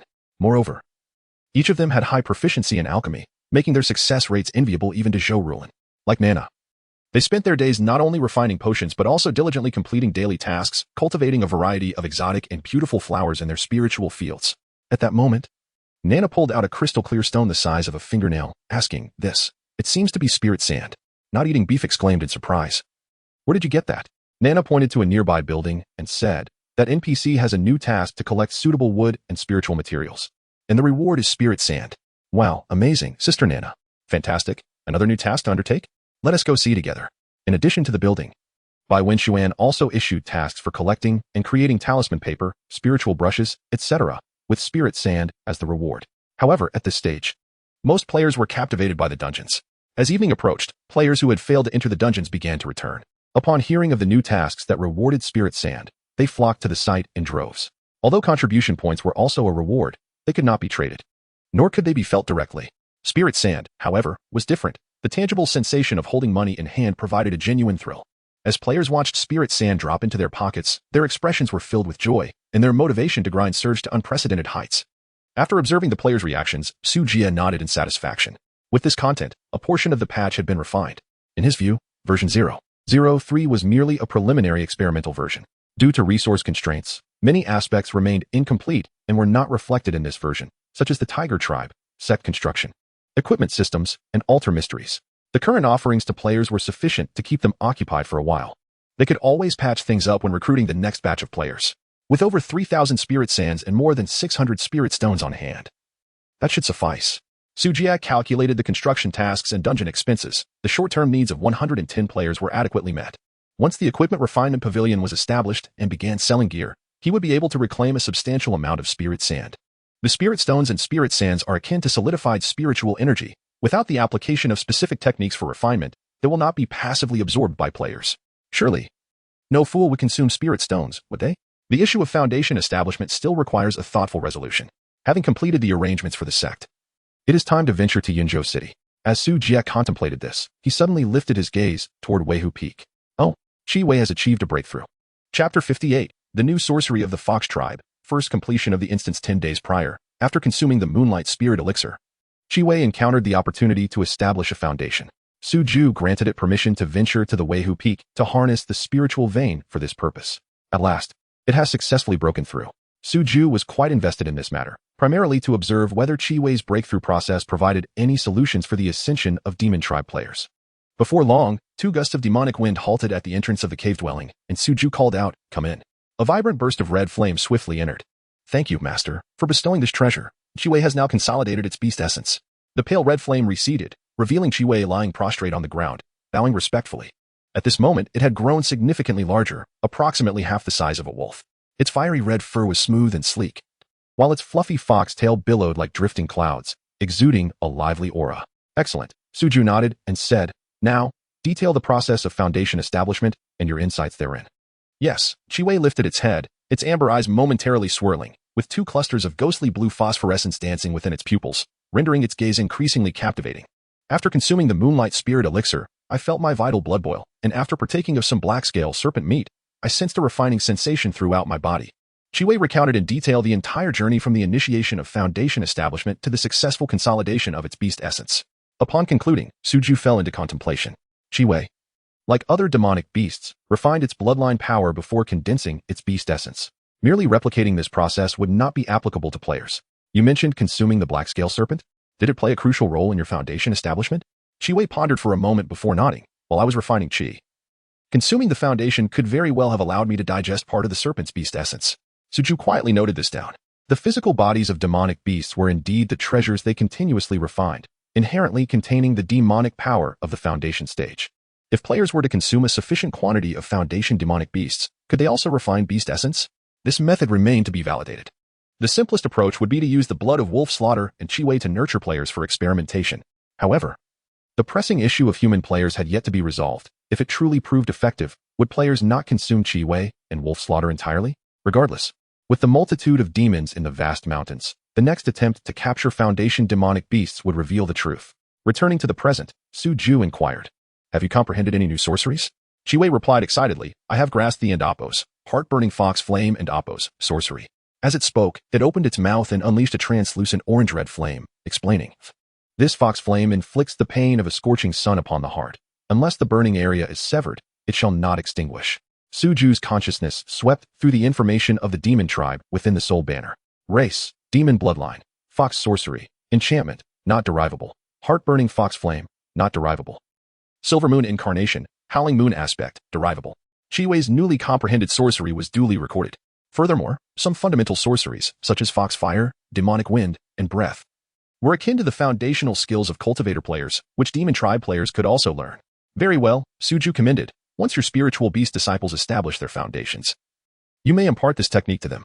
"Understood." Su Ju contemplated briefly and instructed, "Since Qi Wei has established its foundation, it qualifies to declare territory in the vicinity. Wolf slaughter. Accompany Qi Wei to survey the area and take note of territories occupied by major foundation demons. Return and report to me." The 2 demons bowed respectfully before transforming into gusts of wind and departing the cave. Securing the 3 spiritual peaks warranted greater understanding of the surrounding area. Moreover, as the number of players increased and their cultivation levels rose, their aggressive nature would inevitably lead to interactions with neighboring demonic forces. Collecting information about the new area's map was indeed prudent. If it were confirmed that consuming demonic beast essence could aid players in their ascension, then the depths of these mountains would surely erupt in a tempest of blood and carnage. Demonic beings of the same rank would merely become fodder in the face of the 4th catastrophe. As the soul banner unfolded, Su Ju connected to the official website. updating the recently gathered information on demons into the monster compendium. He took a moment to glance at the number of reservations, 78 for 111. Following the entry of the last batch of 100 players into the game, the popularity of Tianling OL surged once more. The number of reservations reached an unprecedented high. The official forum became exceptionally lively, with thousands of posts and comments each day. The hottest topic revolved around discussions on the authenticity of Tianling OL, while the second most popular topic featured 3 strategy posts by Master Yi. Suju casually browsed through his posts concerning game experiences, content evaluations, and beginner village strategies. In the latest post, Master Yi mentioned that he had not initially intended to release strategies. However, due to the level cap, he found himself with spare time and an insatiable desire to share, unable to contain himself any longer. Ah, splendid post. No fluff, just substantial content.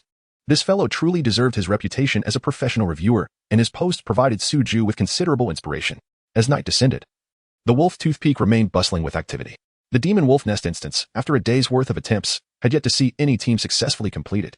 The majority of players had abandoned the instance to grind for spirit sand in their clans. Tang Sanzang and his companions had attempted 3 times, coming tantalizingly close to clearing it, unwilling to give up. They pressed on through the night toward Wolf Tooth Peak. How could the developers be so short-sighted? One Blade 2 Eggs couldn't help but scoff, creating such a difficult instance without raising the level cap.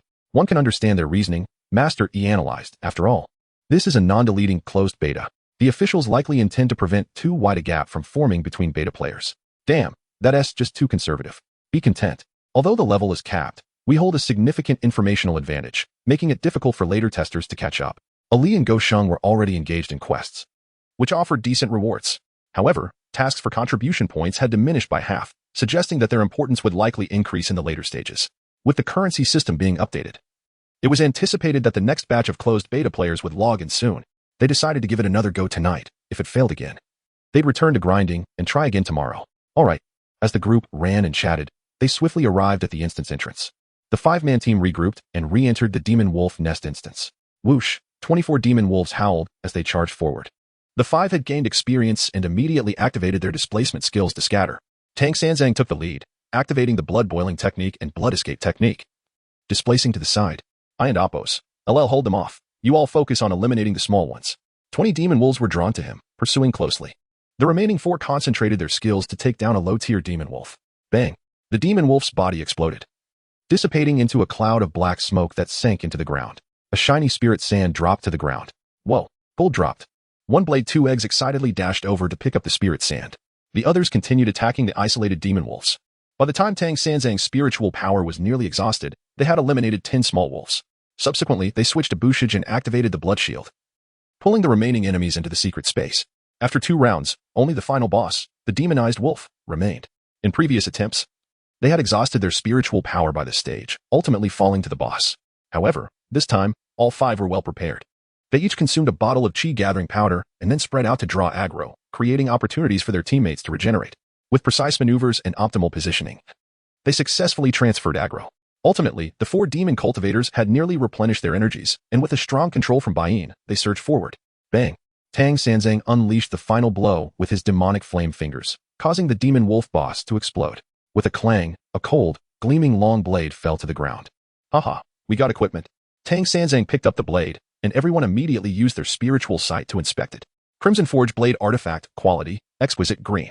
Note, the exquisite artifact, the knife, can be harmonized with knife techniques to condense blade energy, possessing the might to cleave mountains and shatter stones. The players exclaimed in astonishment, their faces alight with joy. Tang Sanzang employed the blood-boiling technique, raising his hand for a decisive strike. Whoosh, a scarlet blade energy sliced through the air. Magnificent! He declared with fervor, brothers, this knife is mine. Name your price. This marked the first encounter within the game of a weapon accompanied by a quality description. At that moment, others also revealed their items. Even Daozhong produced a palm-sized shard, while I obtained a fragment of an artifact. Artifact fragment. Law sword, fragment. Quality, good gray. Fragment, 150. Note, a shard dropped from the shattered first-grade Xian iron sword. Collecting enough fragments of the same quality may yield a chance to restore the artifact. I possess one as well. Bushachman also presented a fragment. Artifact fragment. Law staff, fragment, quality, exquisite green. Fragment, 1/100. Note, a shard dropped from the broken second-grade demon subduing staff. Gathering enough fragments of the same quality may restore the artifact. After examining the spoils, they found a total of 7 artifact fragments, a crimson blade, and 15 spirit sands. After a discussion, they decided to evenly distribute the loot. Tang Sanzang promised to compensate each person with 5,000 yuan upon logging off. The others did not hesitate. For San Ge, spending 20,000 yuan for a piece of equipment was indeed a trivial matter. Upon exiting the dungeon, everyone remained in high spirits. Truly, this dungeon offers bountiful rewards. Even Daozhong chuckled. This is our first clear. It is only natural for the rewards to be plentiful, but subsequent runs may not yield the same. Moreover, did you all see the experience points awarded? Wow, so much experience. It feels like clearing a dungeon once could lead to leveling up, but alas, I am capped. What do you say, brothers? Shall we run it 2 more times? Sure, since I can't sleep, let's go for it. The more we run, the closer we'll get to gathering enough fragments to exchange for equipment. I am yearning for that gear. Chapter 59. Departing from the 10,000 Great Mountains to Yuzhou the following day, as Tang Sanzang and his companions returned with an impressive array of equipment. A wave of excitement swept through all the players. Goodness, is this gear dropped from a dungeon? It's exquisite. The quality is remarkable. Envy and jealousy surged within them, leaving them feeling utterly inferior. Truly, these pioneers of the closed beta have completed the dungeon in just 1 day. Hey, do you still need accessories? One player inquired. Forget it. That's just a leather tube. It won't hold anything. Amidst a throng of captivated players, a few individuals finished their feast of demon beast meat, returned their gear to the cave, and immediately set off to tackle daily quests. Other players, witnessing their talent and dedication, were astonished. Is this what it means to be a pro? Originally intending to log off for a meal, players suddenly felt restless. A meal? If we wait any longer, the pros will finish the daily tasks. A few newly arrived NPCs, after a night of training, found themselves not only unaccustomed but even more bewildered. Liang Lu gazed at the towering pile of materials amassed overnight, murmuring, "This is insane. The efficiency of a puppet master crafting human puppets isn't even this high." Bai Wenshuan, clutching a heap of crafting materials, was enveloped in ghostly energy. They could not comprehend how these disciples, with their considerable cultivation, could work tirelessly without rest. Driven by an insatiable fervor, the ghosts exchanged glances, trembling with fear. The methods of their leader were truly terrifying. Little did they know that, in the eyes of the players, there existed only a progress bar. Only rewards, rewards, and more rewards, if they did not complete the tasks. It felt as if ants were crawling within them. With the allure of daily quest rewards, the appeal of dungeon equipment, and the freedom of currency exchange, players had completely immersed themselves in the joy of grinding. Observing everything in an orderly manner, Su Jie decided it was time to depart. He called upon Lang Lu and Qi Wei through thought transmission, stating, "I must make a trip to Yuzhou City. The affairs of the sect have been settled." He meticulously instructed the 2 beasts. Qi Wei, with an expression of reluctance, said, "Master, I wish to accompany you and be of service." Lang Lu nodded eagerly. "I too wish to join." "There is no need," Su Jie replied coolly. "You only need to ensure the sect's safety. You may withdraw." "Understood." Qi Wei left the cave dejectedly, pondering whether Master regarded him as a mere beast, unworthy of companionship. Unbeknownst to him, had it not been for the foundation-building elixir formula, Su Jie would also prefer to avoid danger. With a swift motion, Su Jie departed the cave and soared towards the distant 10,000 Great Mountains. An hour later, having reached a distance of 1,000 miles, he was still able to observe player perspectives through the soul banner in his mind. It seemed that distance did not affect player status. The soul banner's ability to transcend spatial limitations provided Su Jie with a measure of reassurance. With 2 foundation-building beasts, some restless spirits, and a group of late-stage chi refiners, Su Jie felt secure. As long as the Purple Mansion did not intervene, the Xiantian sect could rest easy. Upon returning to Duanyun Valley, Su Jie stood poised, gathering 5 droplets of crystalline blood at his fingertips, which he carefully sealed with the remaining black gold tiger skin materials. At 3 spiritual peaks and within the depths of the Duanyun Valley cave, he left a portion of his blood at 5 concealed locations. Secret technique, Blood Prison Burning Heaven. After half a month of cultivation, although the technique had not yet reached full mastery, it was sufficient to leave some contingency measures. Subsequently, Su Jie returned to his cave to contemplate which players to bring along. While the journey was not particularly perilous, in the event of unforeseen circumstances, players could assist their leader by providing support, creating distractions, or covering retreats. After careful consideration, he decided to take 2 demonic cultivators, 2 righteous cultivators, and a fox demon, totaling 5 players. This would encompass both the righteous and the wicked, preparing them to face both factions of cultivators. Once the selections were made, Su Jie ascended into the air, gracefully descending upon the rear mountain, stepping onto a cloud. His grand entrance naturally attracted gasps of admiration from the players. "Hey, the village chief has emerged from the cave? Wow, is that the cloud riding skill? So cool. Could it be that he is about to announce a special quest?" Players surged forward, surrounding Su Jie. "Leader, is there anything we can assist with?" "Village chief, why are you showing off like this? Are you trying to risk your life?" "I want to learn that skill." The cacophony of voices was deafening. "Silence," Su Jie commanded, releasing a wave of bloodline pressure that instantly silenced the crowd. Scanning the area with his spiritual sense, he noted that the necessary players had appeared and spoke gravely. I wish to travel to Yuzhou City to procure supplies for the sect. I require 5 disciples to accompany me. Who among you is willing to join? At that moment, 5 individuals, Yi Daodao, Tang Sanzang, by Yin, Buqin Yoro, and Do by Shirkong, received a quest prompt, sect mission. Accompany the sect leader to explore the Yuzhou City area and return safely. Mission details. Follow the leader's instructions. Failure to comply will result in confinement within the human emperor's banner for reflection. Without a moment's hesitation, the 5 accepted the quest. No way, if we hesitate even for a second, it would be disrespectful to the hidden mission. Once the 5 accepted, the other players only then received the prompt. What? The mission has already been claimed? Damn, whose fingers are so fast? Ah, I missed such a good opportunity. My finger, you shall pay for this. No way, there must be some foul play, with my 20 years of singlehood and reliance on sleep aids. How could I possibly lose? Ignoring the players' lamentations, Su Jie lightly raised his palm, and the 5 players levitated into the air. With a step forward, a cloud gathered beneath his feet. With a graceful wave of his sleeves, mist enveloped the 5 players, and in an instant, they ascended into the sky. Disappearing into the clouds, the players below erupted in envious cries. The radiant light of their flight streaked across the sky, darting towards the vast cloud sea. At that moment, the 5 players atop the clouds were equally exhilarated. This sensation was entirely different from peering out of an airplane window beneath them. The sprawling mountains rapidly shrank to mere ink spots. Clouds drifted past like flocks of sheep, and they soared freely among the clouds like birds in flight. This unprecedented feeling thrilled their senses. Wow, this is incredible. What a rush. The 5 players shouted, expressing their astonishment. Su Jie stood at the forefront of the cloud, shielding them with protective energy, while he too reflected on his own experience. After foundation building, this was his first time soaring through the skies. And he felt the same exhilaration. Even after many flights, standing amidst the clouds evoked a sense of boundless freedom, as if he could traverse to the ends of the earth. After a while, seeing that they would not cease their exuberance, Su Jie had to raise his voice. Quiet down. There are demons lurking in the mountains ahead. Do not make a sound. The players finally fell silent, their faces flushed with excitement, though they still whispered among themselves. Su Jie turned back, extending his spiritual sense to probe the path ahead. Along the way, he keenly sensed the terrifying density of demons within the 10,000 Great Mountains. Had it not been for the soul banner concealing their presence, they would have likely been pursued by a horde of fiends. Yet, Su Jie's expression grew increasingly cautious. He navigated to avoid airborne demon birds while remaining vigilant against potential ambushes from below. After traveling 1,000 miles, he suddenly veered aside, narrowly avoiding a terrifying demonic presence. The Purple Mansion. Quietly noting the direction in his heart, Su Jie realized that the Purple Mansion demon was merely 1,000 miles away from Duanyan Valley, which was still too close for comfort. 3 hours later, as the blazing sun rose above the sea of clouds, the swirling mist transformed into an ethereal palace. The players finally settled down, entranced by the magnificent spectacle before them. At that moment, Su Jie sensed he was gradually distancing himself from the depths of the untamed mountains. He was nearing the outskirts of the 10,000 Great Mountains. Su Jie exhaled slowly. The journey had been relatively smooth thus far. As expected, the density of lurking demons ahead had considerably decreased. Silently, he retrieved 2 spirit stones and held them in his palm to replenish the spiritual energy consumed during the trek. After traveling 100 miles, a sudden and intense fluctuation of spiritual energy erupted beneath the cloud layer. The players heard the commotion and hurriedly crouched down to investigate. Su Jie extended his consciousness and observed 2 cultivators clad in azure robes engaged in a fierce battle with a wolf demon. Sect Master, there are people fighting below.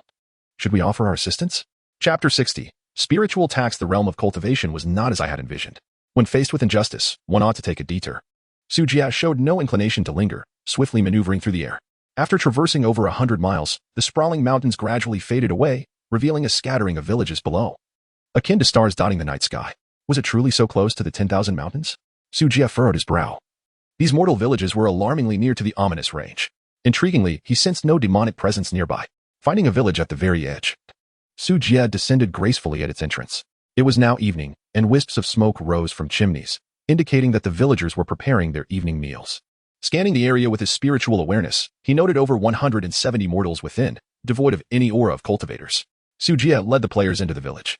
The farmland surrounding the village flourished abundantly, with verdant crops swaying gently in the breeze. The houses were orderly, each household tending to livestock, and meat hung outside, presenting a scene of tranquility and harmony. The 5 players eagerly surveyed their surroundings, captivated by the picturesque scene. This must be a village in the cultivation realm, right? Honestly, it resembles a novice village more than our Xiantian sect, one remarked. It certainly has that essence, but I wonder if there are any NPCs here. Just as these words fell, an elderly man with graying hair emerged from a nearby farmstead. Upon seeing Su Jie and his companions, he froze momentarily, then knelt in fear, exclaiming, I pay my respects to the immortal. The 5 players felt slightly awkward, shifting their stance. There is no need for such formalities, old man. Please rise. Sujie said gently. However, the old man shook his head vigorously, remaining prostrate. Sujie, feeling somewhat helpless, finally stated, I am merely passing through and wish to purchase a sheep. Would that be convenient? Convenient, indeed. This humble villager will fetch a sheep for the immortal at once. The old man scrambled to his feet and hurried to the pen. At this moment, villagers, hearing the commotion, emerged from their homes. Each bore a healthy complexion, indicating that they were not suffering from famine, yet their expressions held a faint hint of numbness. Upon seeing the attire of Sujie and his companions, they instinctively knelt, calling out in unison, immortal. A player whispered, it seems these villagers are quite afraid of us. Another remarked quietly, what does this storyline imply? Is our sect leader truly that formidable? The Taoist shook his head. I am not certain. Let us observe further. While Sujie was aware of the stark disparity in status between mortals and cultivators, the villagers' reaction felt somewhat exaggerated. Their demeanor conveyed not reverence, but sheer terror, like prey before a predator, too frightened even to flee. This left Sujie feeling uneasy. Before long, the old man returned, herding a few sheep, and once again knelt before Sujie. Not wishing to linger, Sujie waved his sleeve lightly, summoning a sheep in a gust of wind, and departed with the players, leaving behind a piece of spiritual sand. Farewell, immortal. The villagers expressed their relief, rising from the ground. The old man picked up the spiritual sand, exclaiming with excitement, look, the spiritual sand left by the immortal. The villagers quickly gathered around, celebrating joyously. The old man approached a 5 or 6-year-old boy, his eyes filled with affection. Quaners. This spiritual sand, when you go to the Compassionate Youth Bureau, you must offer it to the immortal. Do you understand? The boy nodded innocently, clutching the sand tightly. As the villagers exchanged whispers of gratitude, a horse covered in black scales galloped into the village, its rider, a young official clad in grayish-white robes, dismounting swiftly. The villagers bowed once more, chanting, we pay our respects to the tax official. The official, displaying impatience and disdain, sneered, a bunch of ants, still requiring me to bestow blessings every month. With that, he retrieved a jade scepter from his storage pouch, waving it in the air. Instantly, clouds and mist gathered, and spiritual rain began to fall. As he cast his spell, the official's gaze swept over the crowd, suddenly narrowing in on a woman holding the boy. Once the spell concluded, the villagers shouted, thank you, immortal official, for your blessings. The official smirked, tucking the scepter away, and with a glint of malice in his eyes, beckoned the woman, you, come here. The woman trembled, fear evident in her demeanor, but she crawled forward. Mother, the boy called out, only to be met with a forced smile from her. Quaner, be good. The official scoffed and approached the woman, seizing her and beginning to tear at her clothing. The woman's face turned pale as she pleaded, sir, may I take my child back home? With a sharp slap, the official struck her across the face. Look at him, he commanded. As he surveyed the other villagers, a cruel smile spread across his face. You all better watch closely. The old man crawled forward, pleading. Immortal official, Quaner possesses spiritual roots. He has spiritual roots, a tax for the Compassionate Youth Bureau. Spiritual tax? The official raised an eyebrow, grinning wickedly. Your village owes 8 generations of spiritual tax. By blessing her with my divine form, she might bear another child with spiritual roots. Tears streamed down the woman's face. Yet she dared not resist, her eyes hollow, as if her soul had departed. Just as he prepared to act violently, a hand formed from black mist rose beneath him, seizing his ankle and yanking him downwards. With a swift motion, the official disappeared into the ground before he could even scream. The black-scaled horse snorted, ready to flee. But a crimson strike swiftly severed its head. The villagers, like frightened sheep, knelt in panic, crying out for mercy from the immortal. Not far from the village, a sheep ambled leisurely towards the entrance, nibbling on the lush grass. 20 miles away from the mountain village, in a secluded grove, Sujie emerged from the ground, grasping the young official, and tossed him aside. He reached out, extracting the official's soul from his body. The mere second-layer chi refining official had no chance to resist in his grasp. Demon cultivator. The official's face was filled with terror, far greater than that of the villagers. Sujie, with an indifferent expression, stated, I will ask, and you shall answer. There is no need for you to endure the agony of soul-searching. The official, trembling, stammered, I am a tax official from Yunzhou City. You dare, with a swift motion. A wisp of demonic flame ignited the official's soul. The excruciating burn emanating from his very essence sent the official into a frenzied scream. Immortal spare me. Sujie remained unperturbed, meticulously controlling the demonic flame to prevent it from incinerating him entirely. Soul-searching had its drawbacks, and he had no desire to delve into the official's tainted memories. After a while, as the official's soul began to wane, Sujie finally paused, inquiring, what purpose does the spiritual tax serve? The official, quaking, replied, forgive me, immortal. Those mortals who bear spiritual roots are sent to the city for cultivation. Once their roots mature, those of high quality are harvested by the lords of the city, while inferior false spiritual roots are used to create external spiritual roots for sale. Is it only Yunzhou City that collects the spiritual tax, or is it the same throughout the entire Yin Kingdom? Yin Kingdom, Ling Kingdom. Qin Kingdom is the cultivation realm not thus everywhere? Su Jie fell into silence for several moments. If they were raising mortals, why establish villages on the outskirts of the 10,000 mountains? The official, trembling, replied, mortals who owe more than 6 generations of spiritual tax are expelled from the city. Please spare me. I know not of your past with Chaohui village. Su Jie nodded, initially intending to use livestock blood for a ritual, but you two meet the criteria. As his words fell, a crimson strike severed the official's head. Su Jie formed seals with his hands, and the blood began to bubble and burn, coalescing into a crimson thread that ascended. With blood as the medium and souls as the offering, the demonic sect calls forth. The official's soul, screaming in agony, was reduced to ashes. Merit points 35. Su Jie gazed at the soul incense rising, conjuring a magical flame to incinerate the corpse of the minor official completely. He pondered whether any disciples of the blood demon sect were nearby. With my status as a foundational magic cultivator, it should be easier to navigate within the demonic sect. Lighting the soul incense would allow the magic cultivators of the blood demon sect within a 300-mile radius to sense it. Prior to his arrival, Su Jie had contemplated that Yunzhou City was akin to a den of dragons and tigers for magic cultivators. Therefore, it would be more prudent to seek information from the members of the blood demon sect first. After stowing away the minor official storage bag, Su Jie looked up at the vast sky. This world of cultivation appears to differ significantly from my expectations. Chapter 61, The Enchantress Wang Wei. Black River Market, what on earth? How did I end up in this dark confinement? Huh? Daoist, where are you? Lao Bai, what is your current situation? I have no idea. It's pitch black, and I can't see anything. Su Jie took out a tiger-striped soul banner, which echoed with the astonished voices of players. With a wave of his hand, black mist surged forth, revealing 5 players. Soon, I will summon members of the demonic sect to extract information from them. You must remain silent and refrain from unnecessary chatter. The 5 players hurriedly nodded in agreement.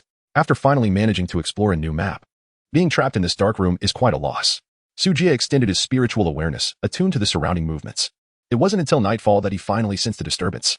A dark streak of light darted towards him, halting at the edge of the woods, revealing a woman clad in a black gauze gown. Upon seeing Su Jie, she paused momentarily, then exhibited a look of delight. In Hufa, have you succeeded in seizing a body? Su Jie felt a stir within. He had unexpectedly attracted a foundational demon cultivator. The woman moved like a serpent. Her waist as supple as willow, walking barefoot and soundlessly, with 3 intricately carved silver bells adorning her ankles, producing a seductive chime. She appeared somewhat familiar. Hearing her refer to him as In Hufa, Su Jie finally recalled his previous life, Wang Yue. This woman was a subordinate of the ancient demon, In Tuo, with initial foundational cultivation, exceptionally skilled in the art of puppetry. Upon calling her name, Wang Wei visibly relaxed. She swayed her waist and approached at a cautious distance, bowing slightly. Her brows were like ink strokes, and the corners of her eyes bore a hint of dark purple demonic patterns. Her pupils glimmered with an alluring light as she brazenly scrutinized Su Jie, smiling charmingly. Congratulations, Hufa. Your disciple's appearance is indeed quite handsome. Su Jie maintained a composed demeanor. You arrived rather swiftly. Wang Wei whirled a strand of hair, smiling alluringly. Hufa, you vanished for months. If you hadn't returned, the sect leader would have certainly issued a blood pursuit order. Su Jie felt intrigued. Oh, what instructions does the sect leader have? Wang Wei immediately frowned, adopting a pitiful expression. My lord, you haven't forgotten, have you? You owe a substantial debt to the sect.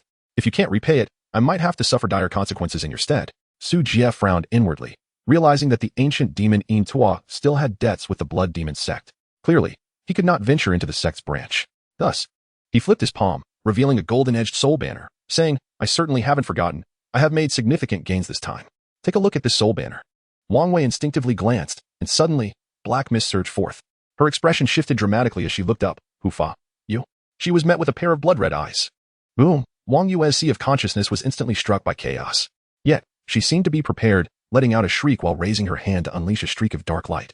Threads of puppet silk, as fine as cow hair, shot towards Su Jie, while a bone hairpin in her hair radiated with brilliance, forming a protective barrier. With a whoosh, a crimson tide erupted, enveloping the entire forest. The puppet threads pierced through Su Jie's figure in an instant, and Wang Wei rejoiced, focusing her gaze. Only a blood shadow remained at the spot. By the time she reacted, Su Jie had already shifted behind her. Swoosh, his third-grade sword sliced down with a fierce edge. With a cracking sound, the bone hairpin atop Wang Yue's head shattered instantly. She had no time to cast her spell, as 9 blood curse chains rushed forth, binding her tightly. Seizing the moment, Su Jie raised his hand, summoning the soul banner's black mist into a vortex. In no time, Wang Yue's soul was drawn from her body, screaming as it was absorbed into the soul banner. Merit value 99. Let us go.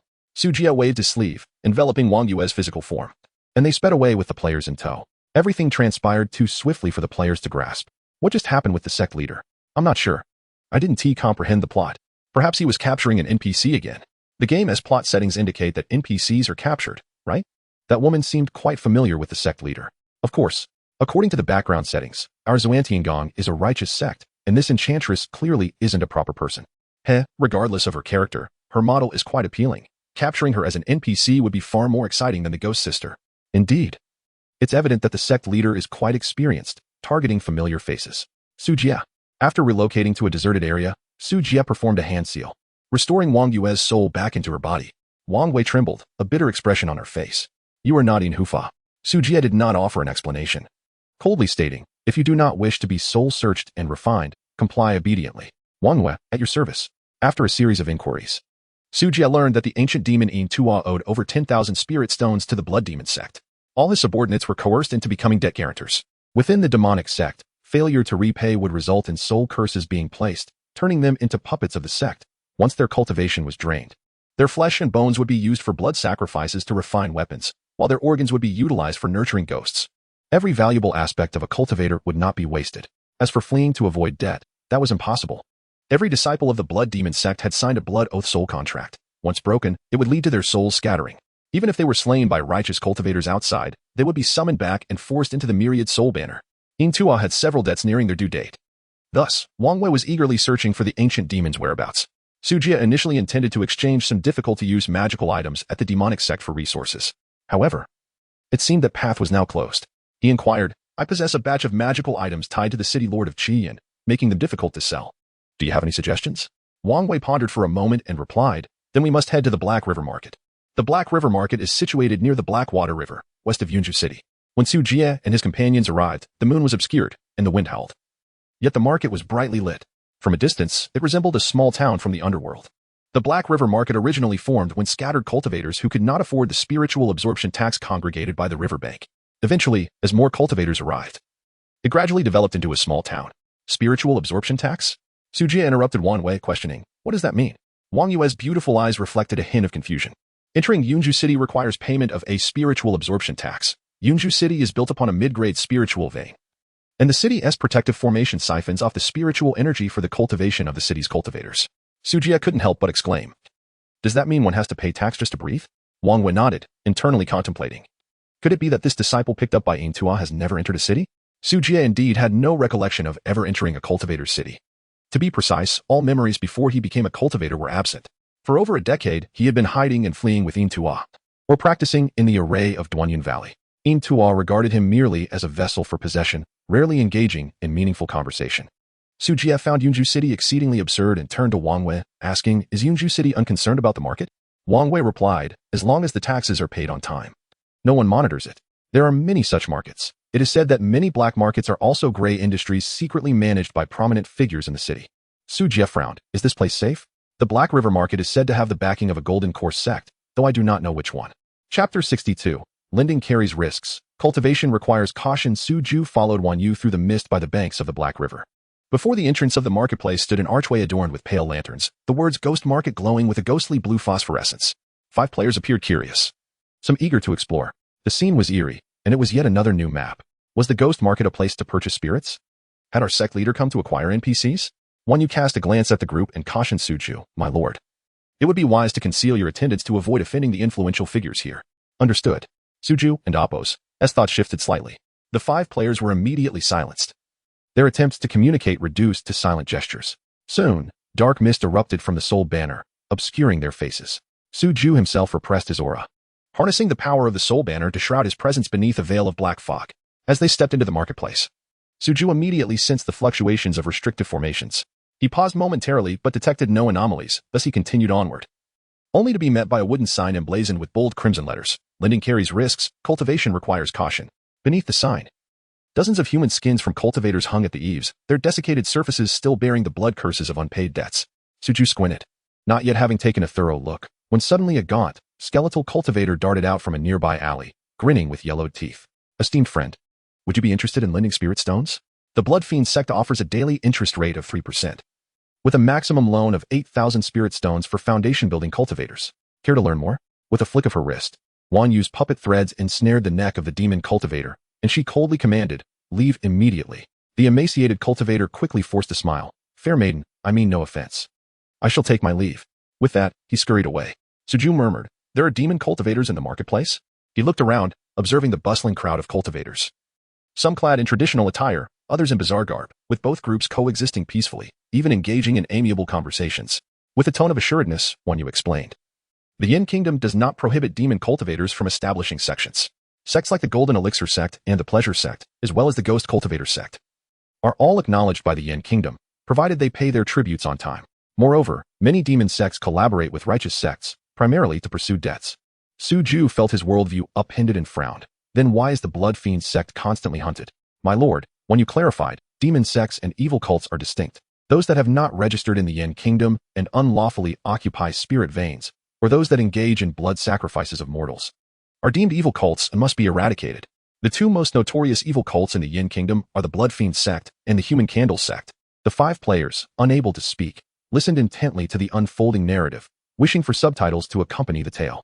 After a moment of silence, Suju finally grasped the situation. Traditional righteous and demon cultivators are both recognized by the Yin Kingdom, while evil cults are organizations that the kingdom has zero tolerance for and must be exterminated. Having remained in the 10,000 Great Mountains without exposure to external information, Suju had initially believed that righteous and demonic paths were irreconcilable. However, it now appeared that both paths fell under the kingdom's governance. Ultimately, this was a world governed by the kingdom, not by sect cultivators. Evil cultivators and cults engaged in heinous acts that drew the wrath of both righteous and demonic paths. Suju could not help but think of the Foundation Establishment Pill and the Blood Fiend Pill. The Foundation Establishment Pill had become a monopoly for lower-tier cultivators seeking advancement under the kingdom's rule. In contrast, the Blood Fiend sect's Blood Fiend Pill, despite its significant side effects and low success rate, also possessed foundation-building properties, undoubtedly creating a crack in the Yin Kingdom's monopoly. Thus, the Blood Fiend sect must be eradicated. Contemplating this, Suju felt a twinge of anxiety and inquired through thought transmission, will our identities be detected here? Wanyu smiled alluringly and replied through thought, rest assured. My lord, I have placed the life token in a secure location. Furthermore, my cultivation is low, so I am cautious and have not yet made it onto the Yin Kingdom's Demon Suppression Division list.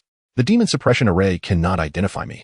But the Yingtua Guardian is indeed notorious, marked by a soul-chasing curse, so we daren't approach Yunzhou City. Feeling somewhat reassured, Suju continued walking when a chorus of shouts reached his ears from not far ahead.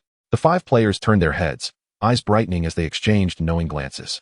Before them stood a gatehouse adorned with the sign of the Pleasure sect, where 7 or 8 chi refining cultivators knelt in supplication. A surrounding crowd of cultivators watched with amusement, hurling mocking jests. Yet another group unable to repay their debts. Haha. Little cultivators from the Foundation Establishment sect dare to borrow so much. I heard they've already been expelled from their sect and were captured by the Insha sect while hiding in the 10,000 Great Mountains. Do they dare to run past the deadline? Having signed a soul contract, untrustworthy cultivators cannot even enter the city gates. Will they run off to feed the demons? Haha. The soul contract is monitored by the Xian Tian mirror. The more overdue debts accumulate, the more cultivation is siphoned off. And fleeing only leads to death. Suju stood at the periphery, observing as a leading female cultivator trembled, repeatedly bowing her head. I beseech the fair maiden for an extension of 3 days. My senior brother is already gathering spirit stones. An extension? A female cultivator of the Pleasure sect chuckled, lifting her chin, her fingertips wreathed in a pink mist. Your appearance alone is worth 300 spirit stones. No. Please don't. The kneeling female cultivator suddenly convulsed, pink threads emerging from her 7 orifices, and in an instant, she was transformed into a soulless flesh puppet. The other kneeling cultivators trembled in terror, pleading for mercy. The Pleasure sect female cultivator produced several soul contracts, tapping them in her palm, and smiled lightly. Your senior sister is now unable to repay her debts. According to the law, she has become a flesh puppet for my Pleasure sect.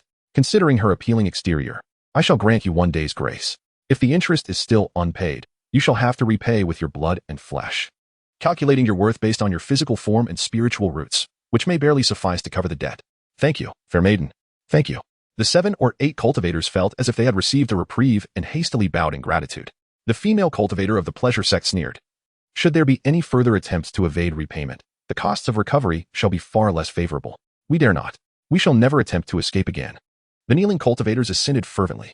With a dismissive wave, the female cultivator ordered, begin. The debt-ridden cultivators scrambled away in fright. The Pleasure sect female cultivator, smiling, rose and addressed the onlookers. We have newly acquired a chi refining 5th level flesh puppet for auction.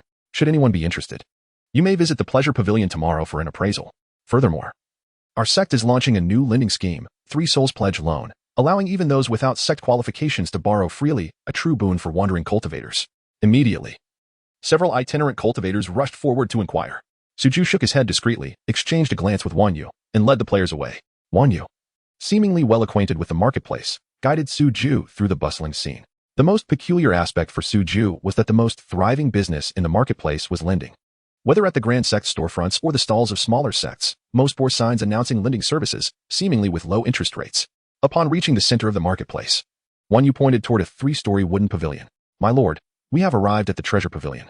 Suju narrowed his eyes at the 9 copper bells hanging from the eaves. This was undoubtedly the 9 suns soul-locking array mentioned by the Eam Tuo Elder. Far more formidable than the 9 Eam gathering evil array within the Broken Cloud Valley. Chapter 63, The Treasure Pavilion. Chosen by the spirits, the Treasure Pavilion is a commercial association jointly established by the 3 Golden Course sects, Xianyin Sect, Xianming Sect, and Illusory Sound Workshop. With branches in numerous cities and markets throughout the Flame Kingdom, the enchanting Yeye conveyed her thoughts to Suju as they entered the pavilion together. On the first floor of the pavilion, an array of magical artifacts, spiritual materials, skeletons, and even soulless puppets were displayed around them. A dozen cultivators were perusing the items at the counters, accompanied by floating phantoms that offered explanations. At that moment, a square black wooden box swiftly floated over, emitting a warm voice. Welcome, esteemed friends. Suju was momentarily taken aback, realizing it was an urn. Yeye clarified beside him. This is a spirit from the Xianming sect. They do not require meditation or sleep, allowing them to work tirelessly around the clock, thus operating with greater efficiency than ordinary cultivators. Many sects favor the ghostly cultivators, as their training often takes this form. The spirit in the box chimed in with a tone tinged with pride. What this fairy says is indeed correct. We ghostly cultivators specialize in the path of the soul, forsaking our physical forms, thus eliminating many distractions and desires. May I inquire whether you are here to purchase magical artifacts or to trade physical bodies? At the Treasure Pavilion, we boast an impeccable reputation for the quality of our goods, from the esteemed Purple Mansion to the foundational Qi refining bodies. However, if you find your spirit stones lacking, we also offer a lending service, requiring only a fragment of your soul as a contract. The ghostly attendant eagerly promoted their services, chattering incessantly. Suju interjected. I have a batch of magical artifacts and spiritual materials for sale. Would your pavilion be interested? Certainly. How much do you possess? The attendant inquired eagerly. It is inconvenient to display them here. Very well, please follow me. Suju gestured for Yeye and the other players to remain in place as he followed the ghostly attendant into a secluded chamber within the pavilion. The attendant opened the chamber, guiding Suju inside, and as the formation activated, he smiled. This room is protected by a formation, so you need not worry. Suju nodded and produced 2 storage bags, waving his hand. A cascade of low-tier spiritual materials tumbled into the chamber. So much. The attendant's eyes sparkled with excitement as a porcelain cup floated out from the urn, filled with a dark, murky tea. Please rest and enjoy some spiritual tea while I tally your materials. Suju glanced at the cup, showing no inclination to drink, signaling for him to proceed with the inventory. The attendant quickly nodded, retrieving a small weighing device, conjuring ghostly energy to lift the materials onto the scale. Nearby, a skeletal abacus clicked and clattered, calculating with remarkable speed. The scale seemed to possess the ability to discern the value of the artifacts and materials.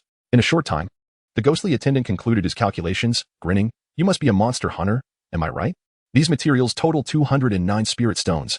I will round it to a neat 210. How does that sound? Suju, having previously estimated the value of the low-tier materials, knew they could fetch around 230 spirit stones if sold individually. The price offered by the Treasure Pavilion was fair enough, and he did not wish to waste time. Acceptable, Suju replied, producing another storage bag. I also have some magical artifacts. He revealed all the artifacts and fragments obtained from the 3 spirit peaks. 18 first-tier artifacts, 6 second-tier artifacts, and a third-tier sword were laid out before them. These were carefully selected by Suju, while the remaining weapons were left in the dungeons for players to acquire. The ghostly attendant regarded Suju with a hint of suspicion, secretly pondering whether he was a thief. Suju asked, what is wrong? Is it inconvenient to accept them? The attendant quickly smiled. Of course it is convenient. At the Treasure Pavilion, we only deal in transactions and do not pry into the origins of the artifacts. However, should any sect members inquire, we will provide truthful information. Do you recognize me? Suju inquired. The attendant chuckled knowingly. Naturally, I do not. After inspecting the items, the attendant quoted a price of 100 spirit stones. Suju frowned. This price was evidently below market value, at least 300 spirit stones short. Normally, first-tier artifacts are valued between 10 to 50 spirit stones, second-tier between 100 to 300 spirit stones, and third-tier artifacts from 1,000 to 2,000 spirit stones. The third-tier sword from the Qing Bamboo sect was worth at least 1,300, yet the attendant offered only 1,200. Seeing Suju's displeasure, the ghostly attendant quickly added, If you can provide proof of the artifact's origins, we could negotiate further. The market is not solely comprised of the treasure pavilion. Suju stood up, his voice cold. It merely takes some effort. The attendant hastily reassured him, please do not be anxious. The price we offer is absolutely fair. And no other cultivators will trouble you. How about I add an additional 50 spirit stones? At the very least, add 200. Suju countered.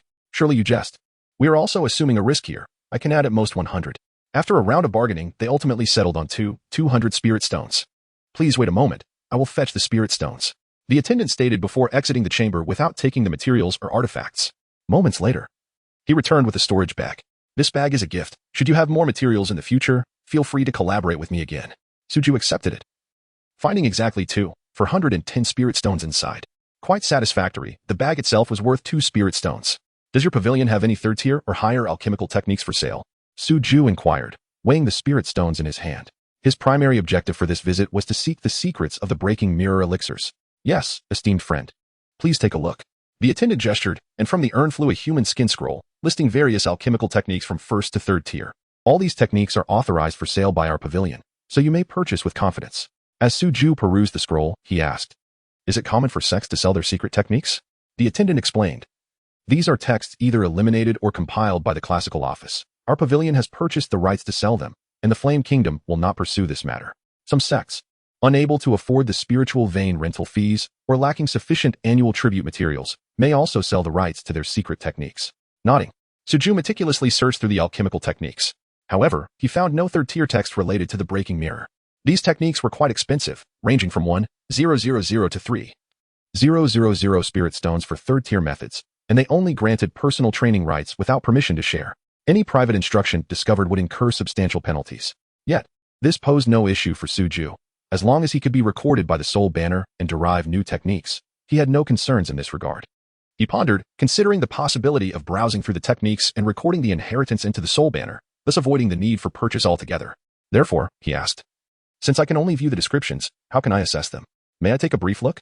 The attendant, perplexed, replied, third-tier techniques are recorded on jade slips and can only be read once. Are there no written records of the techniques? The technique texts are housed in the classical officer, the scripture pavilions of various sections. The attendant pointed to the end of the scroll. These techniques do have written records, but they are mainly fragmented remnants, most originating from ancient texts found in secret realms. Chapter 64. In this wave, the Rune Masters will receive an epic enhancement. Upon hearing that the ancient texts were produced in a secret realm, Suju instantly became intrigued and inquired, may I take a look? Certainly, the young attendant replied. Then cautioned, friend, these ancient texts have been carefully filtered. They are nearly all useless remnants. If you decide to purchase, refunds will not be accepted afterward. Thank you. I shall examine them before making a decision. If possible, please bring forth any other remnants of secret techniques as well, Suju continued. The ghostly attendant smiled in agreement, but a hint of derision flickered in his eyes. He had encountered many cultivators like this, all eager to glean something from the ancient texts. However, valuable remnants had long been perused by the scripture office and numerous powerful cultivators. It was inconceivable that they would end up in the marketplace. The attendant felt somewhat vexed, reluctant to waste time fetching the texts. Yet, the rules of the Baobao Pavilion were strict, and he could not refuse a customer's request. Before long, the attendant returned, followed by 5 puppets, each carrying 10 dusty wooden boxes. Once the puppets set down the boxes, the attendant said, friend, all the ancient text remnants of our pavilion are here. If you require any specific secret technique, I shall assist you in locating it. Suju felt a surge of joy in his heart and replied, I will inspect them one by one. With that, he opened a wooden box and began to peruse its contents. The attendant couldn't help but frown. Friend, what are you doing? How long will it take for you to finish examining these remnants? Just as he was about to offer a subtle reminder, he saw Suju flick his fingers, causing 10 spirit stones to fly over. Please wait a moment. The attendant accepted the spirit stones, his face lighting up with delight. This was equivalent to more than half a month's worth of earnings. Not a problem, not a problem. You may take your time. Just be careful not to damage them. Suju ignored him, continuing to flip through the texts while remaining attentive to the movements of the Soul Banner. The first box was quickly emptied, but unfortunately, no techniques were recorded in the Soul Banner.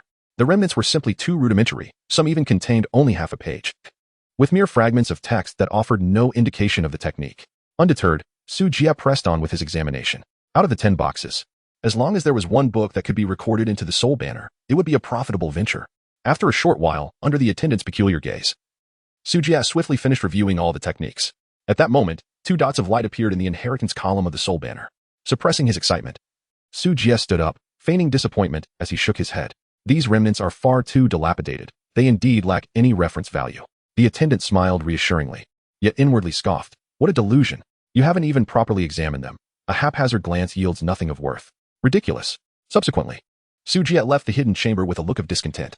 Under the watchful gaze of the ghostly attendant, he departed the Baobao Pavilion, accompanied by Wan Yu and 5 other players. Master, did you gain anything from this? Wan Yu inquired. A faint smile graced Su Jie's lips as he scanned the inheritance column of the soul banner, revealing 2 new inheritances. Inheritance, Rune Path Text, 5 elements rune 5 elements rune. Perfect derivation, merit value, 188, 5 elements rune.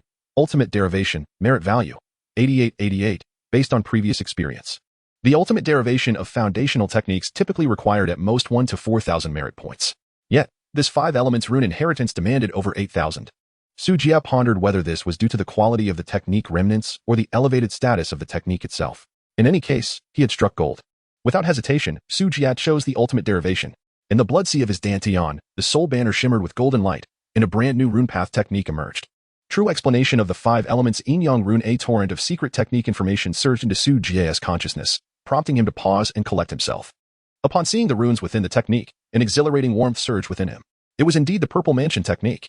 This technique comprised 13 types of rune drawings and cultivation methods, ranging from the foundational diamond rune, rejuvenation rune, ice rune, flame rune, earth escape rune, and sound transmission rune, to the foundation stages concealment rune, Godspeed rune, profound ice rune, Yin Fiend rune, and Yang Flame rune, culminating in the 2 highest tier Purple Mansion runes, the profound Yin Forbidden rune and the profound Yang Thunderstrike rune. In this instance, the rune master profession received an epic enhancement. Su Jie was elated and then turned his gaze toward the other point of inheritance. Inheritance, Formation Path Text, 4 Flags Sutra 4 Flags Sutra, Perfect Derivation, Merit Value, 99, 4 Flags Sutra, Ultimate Derivation, Merit Value, 1999, Ultimate Derivation. Book of the 2 Instruments and 4 Flags Formation. This secret text contained 5 formation techniques. For the Qi Refinement stage, Gathering Spirit and Transforming Essence Formation, Calming Heart and Tranquil Mind Formation, Minor 5 Elements Blazing Fire Formation, and for the Foundation Establishment stage, Profound Turtle Solid Rock Formation, 9 Palace Maze Formation. From the description of the techniques, it appeared that this formation text focused primarily on defense rather than offensive formations. Moreover, the formation seemed somewhat ancient, requiring high-quality materials for arrangement, predominantly using flags, which differed from the mainstream compass and jade talisman spirit stone charging method. Consequently, as long as the quality of the flag materials was high enough, these grand formations could be stacked and applied. Players of a lifestyle-oriented nature would likely prefer these. Although he did not obtain the desired secret technique texts, Su Jie felt content with having acquired 2 free texts. He took out 500 spirit stones and, after handing them to Wan Yu, communicated through thought, "Please go to the marketplace and purchase some inexpensive storage bags. No need for exquisite ones." Wan Yu nodded, taking the spirit stones, and began haggling at various stalls in the marketplace. The storage bags from the Baobao Pavilion were of superior quality but too expensive. The small stalls made by scattered cultivators offered slightly smaller storage spaces but were far cheaper. Currently, Su Jie had not yet devised a solution for the binding issue with player equipment, so opting for cheaper bags meant that if they were lost, it wouldn't be too great a loss. However, the pricing of the bags would need some adjustment. As these thoughts coursed through his mind, Su Jie strolled leisurely through the marketplace. The 5 players followed closely behind, observing their surroundings. The individuals he chose were relatively steady and did not exhibit any erratic behavior. At that moment, a cultivator wearing a conical hat approached, cupping his hands towards Su Jie and then pointing at Bai Yin. "Friend, is this spirit fox for sale?" Su Jie was slightly taken aback, then fell into contemplation. Selling a player? After all, players could resurrect and return to the soul banner, essentially amounting to a free acquisition. However, the timing was not right, so he shook his head and replied, "Not for sale." Seeing Su Jie's firm stance, the cultivator could only regretfully think to himself. He then produced a message talisman and handed it over. "I am Zhang Yuan from Spirit Beast Hall. If you decide to sell in the future, you may contact me through this talisman." Su Jie nodded in acceptance of the talisman and then inquired, "Does your sect accept serpent eggs produced by Foundation Stage snake demons?" Zhang Yuan immediately asked, "Do they possess spiritual souls?" "Indeed, most exhibit signs of awakening," Su Jie responded. "Very well, if you are interested, you may visit our sect for further discussion." Su Jie shook his head. "I have pressing matters at hand and do not possess a spirit beast bag. Hence I do not have any with me." Zhang Yuan hesitated for a moment, glanced at Bai Yin again, then produced a spirit beast bag and handed it to Su Jie. "This spirit beast bag is a gift for you, and should you find the time, please do not hesitate to contact me. Thank you." Su Jie contemplated for a moment before accepting the spirit beast bag. After bidding farewell to Zhang Yuan, He mused that the spirit beast Hall indeed had some discerning eyes, capable of recognizing Bai Yin's uniqueness. If the opportunity arose, he might consider acquiring the Beast Master inheritance to develop a pet and mount system. While such thoughts flitted through his mind, Wan Yu had already completed her purchase of storage bags, totaling 248. Master, is there anything else you require? Su Jie inquired. Are there any shops here that specialize in selling techniques? Wan Yu shook her head. In the Black River Marketplace, the Bao Bao Pavilion encompasses the most comprehensive trade association. What about other nearby marketplaces? There are indeed others, but they are quite distant. It would be better to search in Yunzhou City. Su Jie furrowed his brow in contemplation, harboring a reluctance to venture into Yunzhou City, feeling it to be an overly perilous undertaking. However, given the stringent restrictions imposed by the Yin Kingdom on the dissemination of cultivation techniques, the clues regarding the Foundation Establishment pill recipe might only be found in Yunzhou City. He counted the spirit stones he possessed, adding to them the ones he had acquired from the 3 spiritual peaks in the Duanyan Valley, totaling 453, excluding the spirit sand. It was insufficient. If he were to journey to Yunzhou City, he would need to procure some equipment for players, such as magical artifacts, talismans, and spirit ink. Consequently, he would have to resort to selling some lesser cultivation techniques. As he hesitated over whether to return to the Bai Bao Pavilion to sell his wares, his gaze suddenly halted. The Danyan sect? The Tao of Alchemy Zifu sect, which was also the sect of Zhou Rulin during her lifetime. Su Jie raised an eyebrow slightly and instructed Wan Yu to purchase several blank jade slips, inscribing the 5 chapters of the secondary alchemical formulas derived from the Qing Nong Dan Jing. He then proceeded towards the shop of the Danyan sect. Chapter 65. To establish the foundation, one must first secure a loan for Foundation Establishment pills after concealing his appearance and aura with a soul banner. Suju entered the attic of the Danyan sect, where a rich fragrance of medicinal herbs greeted him. The attic was bustling with business, as dozens of cultivators perused the counter for pills. Suju glanced around and could not help but marvel at the lucrative nature of alchemy. For cultivators, pills are as essential as food is for mortals. They are indispensable necessities, particularly for loose cultivators, without a suitable residence for cultivation. They can only rely on pills to enhance their abilities. However, training an alchemist also requires an enormous amount of resources. What kind of pills do you wish to purchase? Inquired a disciple of the Danyun sect, clad in a flowing azure robe, his tone flat, yet slightly condescending. A white jade life token hung from his waist, featuring a flowing cloud insignia, signifying his status as a first-grade alchemist. Su Ju replied nonchalantly, "Do you have Foundation Establishment pills?" "We do not." The young cultivator retorted impatiently. "Are you yet another loose cultivator? Foundation Establishment pills must be acquired at the Dan Ding division in the city, where you must pay a fee and register your name. Do you understand? If you register now, with good fortune, you might gain purchasing rights in 3 years. Goodness, a fee just to register. And what you buy is merely the right to purchase." Suju mused silently. He continued to press, "May I inquire about the registration fee? How much for the Foundation Establishment pill?" "The registration fee is 100 spirit stones. And the recent price of the Foundation Establishment pill has been lowered to 2,000 spirit stones." Suju raised an eyebrow. "So expensive?" The young cultivator could not suppress some mocking expression. "If you can't even gather 2,000 spirit stones, how do you expect to establish your foundation?" Suju silently calculated. For a late-stage Qi refinement cultivator without fortuitous encounters, it would take 50 years of relentless toil, without eating or drinking, to amass 2,000 spirit stones. At this moment, the young cultivator continued, "Our sect offers a Foundation Establishment loan service. If you are interested, you may sign a soul contract and repay it slowly after successfully establishing your foundation." Oh, now it made sense. Suju finally understood why some Foundation Establishment cultivators were so impoverished. For loose cultivators, obtaining Foundation Establishment without loans was indeed akin to climbing a mountain, even if they succeeded in establishing their foundation. Who knew how long it would take to repay the debt for the Foundation Establishment pills? Suju inquired, "What if one fails to establish their foundation?" "Then you shall return to the furnace to repay your debt," the young cultivator replied, his patience waning. "What pill do you wish to buy exactly?" Without any intention of purchasing pills, Suju's bloodline surged, emanating a pressure of Foundation Establishment. "Summon your superior." The young cultivator's expression changed, and he instinctively took a step back, his voice trembling. "Are you seeking trouble, senior?" "Our Danyan sect." Before he could finish, a figure flashed by, delivering a resounding slap to his face. A lean man with a goatee appeared before Suju, clasping his hands in apology. "Please forgive me. My disciple has been overly arrogant." He then turned back and slapped the young disciple again, scolding, "Go clean the medicinal waste in the alchemy room." The young disciple, bloodied and humbled, hurriedly apologized before retreating hastily. The goateed man then bowed to the surrounding cultivators. "I apologize for the disturbance." The onlookers praised the Danyun sect for its admirable regulations and grand demeanor. Suju cast a glance at the man's life token, noting his Foundation Establishment prowess and status as a second-grade alchemist. Finally, the goateed man turned his attention to Suju, smiling warmly. "I am the steward here. How may I assist you?" Feeling slightly displeased at being used as a tool to elevate the Dan Yun sect's reputation, Su Ju responded, I have several alchemical formulas. Might your esteemed sect be interested in purchasing them? The steward's expression remained unchanged as he beckoned. Please, let us discuss this in private. Shortly thereafter, Mingwei and 5 players were seated in a private room for tea, while Su Ju engaged in a conversation with the steward. Su Ju wasted no time and placed 5 jade slips on the table, stating, I possess 5 third-grade alchemical formulas. If your sect's offer is unsatisfactory, I shall sell them to the Dan Ding division in the city. The steward nodded with a smile. Please, allow me a moment. He opened his palm, revealing a stone book artifact, and proceeded to place each jade slip upon it. Su Ju remained unperturbed, as the formulas were not complete. He had omitted the primary and several auxiliary ingredients. An experienced alchemist would still recognize the value of these formulas. The stone book soon glowed, revealing text upon its surface. Third-grade life extension pill, estimated efficacy. Not recorded by the Dan Ding division.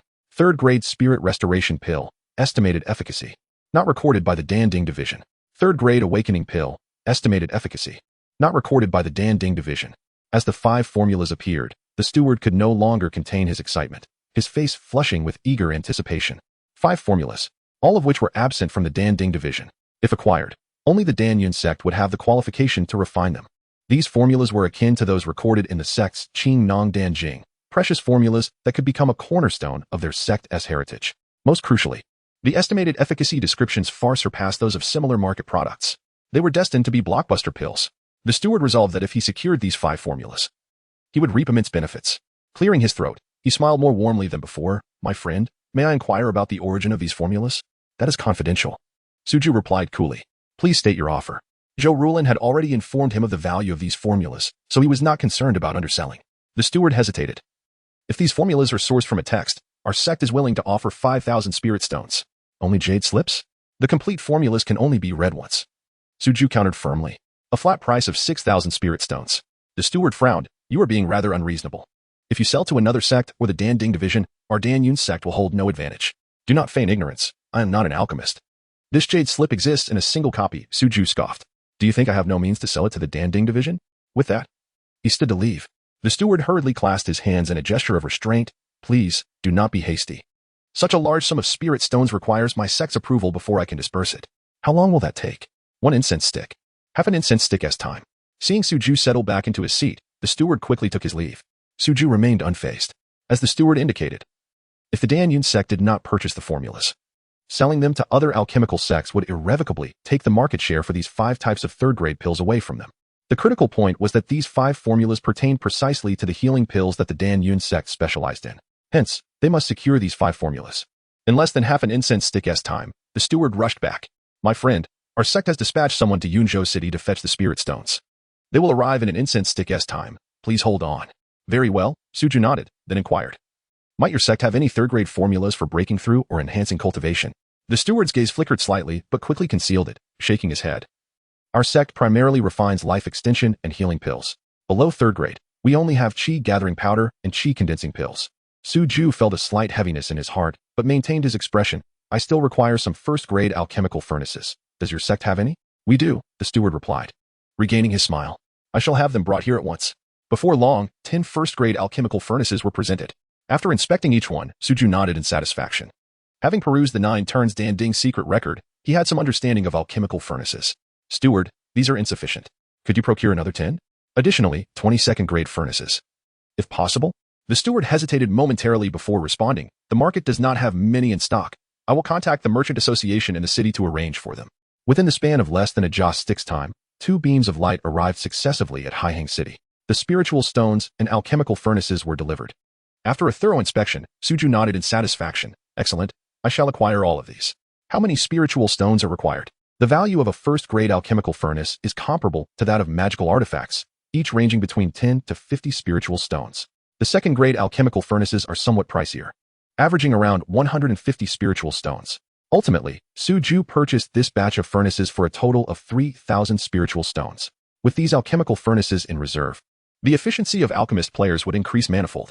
After bidding farewell and retaining the complete alchemical formula jade slip, Su Ju accepted the 3,100 spiritual stones and departed with Wang Wei and the other players.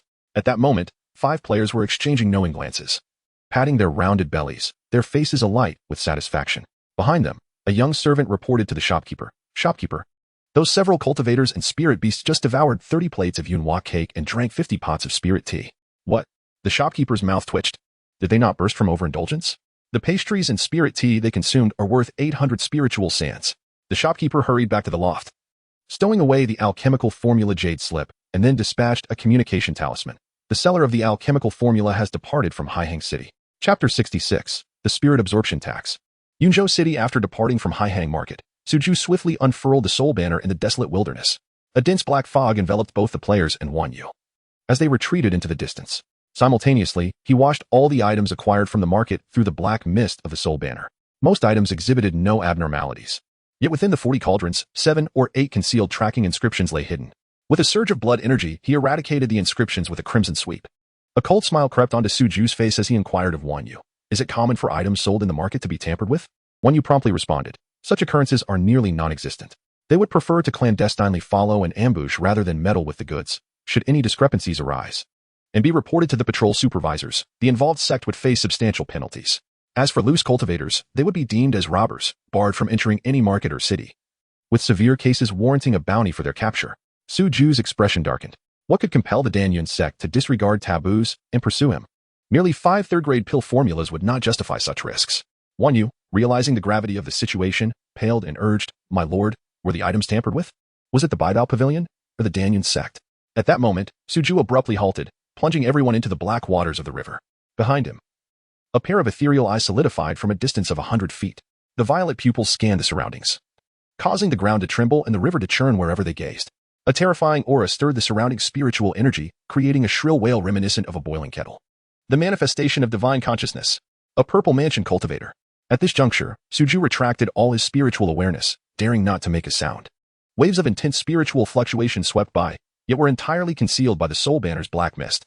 He never anticipated that the Danyun sect would dispatch a purple mansion cultivator to pursue him. With the might of the purple mansion, even if Suju exerted all his strength, he would stand no chance of resistance, unless he were to release the suppressed demons within the soul banner. But at that moment, those very demons might eliminate him first. Suju held his breath, counting every second as if they were years. The players had been immobilized, unable to even move their eyes, while Wan Yu's face turned ashen, her body trembling in fear. The voice of the purple mansion echoed ominously, Yun Dynasty. You have crossed the line. A thunderous roar reverberated from above the Haihang, as the purple mansion cultivator cast a reluctant glance behind before gradually vanishing into the encroaching night. The overwhelming pressure receded like a tide. Suju dared not use any spiritual energy, making his way upstream along the riverbank. It was only after departing several hundred miles that he tossed not eating beef onto the shore and released the immobilization. Eh? What happened? Not eating beef, bewildered. Realized he could move and speak again. What the hell? Did I just encounter a bug? I wasn't even disconnected.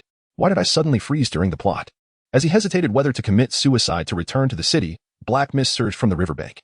Suju and the others finally surfaced. Wan Yu led the way towards Yunzhou City. Although the tracking marks on the cauldrons had been eradicated, the purple mansion could not locate him. Yet its divine consciousness could manifest from miles away. Such power rendered movement outside perilous. The stir caused by the purple mansion's intervention would certainly attract the attention of Yunzhou City. Once the Danyun sect was investigated by the patrol supervisors, the crisis would naturally dissipate. It was safest to seek refuge in Yunzhou City. After all, no matter how audacious the purple mansion of the Danyun sect, they would not dare to wreak havoc within the city. It appeared that the Danyun sect indeed possessed breakthrough pill formulas, or perhaps they were researching such formulas? Reflecting deeply, Suju discerned that the Danyun sect's reckless pursuit stemmed from his casual inquiry about breakthrough pill formulas earlier that day. Their vehement reaction strongly suggested the authenticity of the matter. Should this information reach the Yin Nation, the repercussions would be dire. The Danyun sect might face total annihilation. Contemplating these thoughts weighed heavily on Suju's heart. The Yin Nation's regard for Foundation establishment pills might be even more severe than he had imagined. After a night of travel, dawn broke on the horizon. Wan Yu pointed toward the distant skyline and declared, My lord, Yunzhou City lies ahead. Suju lifted his gaze, and in the distance, it appeared as if a colossal beast lay coiled. Let us proceed. Summoning the clouds, Suju surged toward the giant creature. From afar, he observed a myriad of flowing lights racing toward Yunzhou City, the swift movements of cultivators riding their escape lights. As they drew closer, the players gasped in awe, their expressions filled with profound shock. The towering walls, cast from mysterious iron and exceeding 1,000 feet in height, shimmered with array inscriptions in the morning light. Atop the walls, 9 stone sculptures of cloud-swallowing beasts gazed skyward, their massive mouths exhaling a rainbow of radiance, forming a protective barrier akin to an inverted glazed bowl. As the lights passed, even birds that ventured too close disintegrated into powder. Below the city wall, a moat as wide as a great river flowed. Yet the water was an eerie silver. This was weak water, where not even a feather could float, and the riverbed was laden with the bones of intruders. Outside the moat, clusters of humble earthen and stone houses comprised a small town, predominantly inhabited by mortals.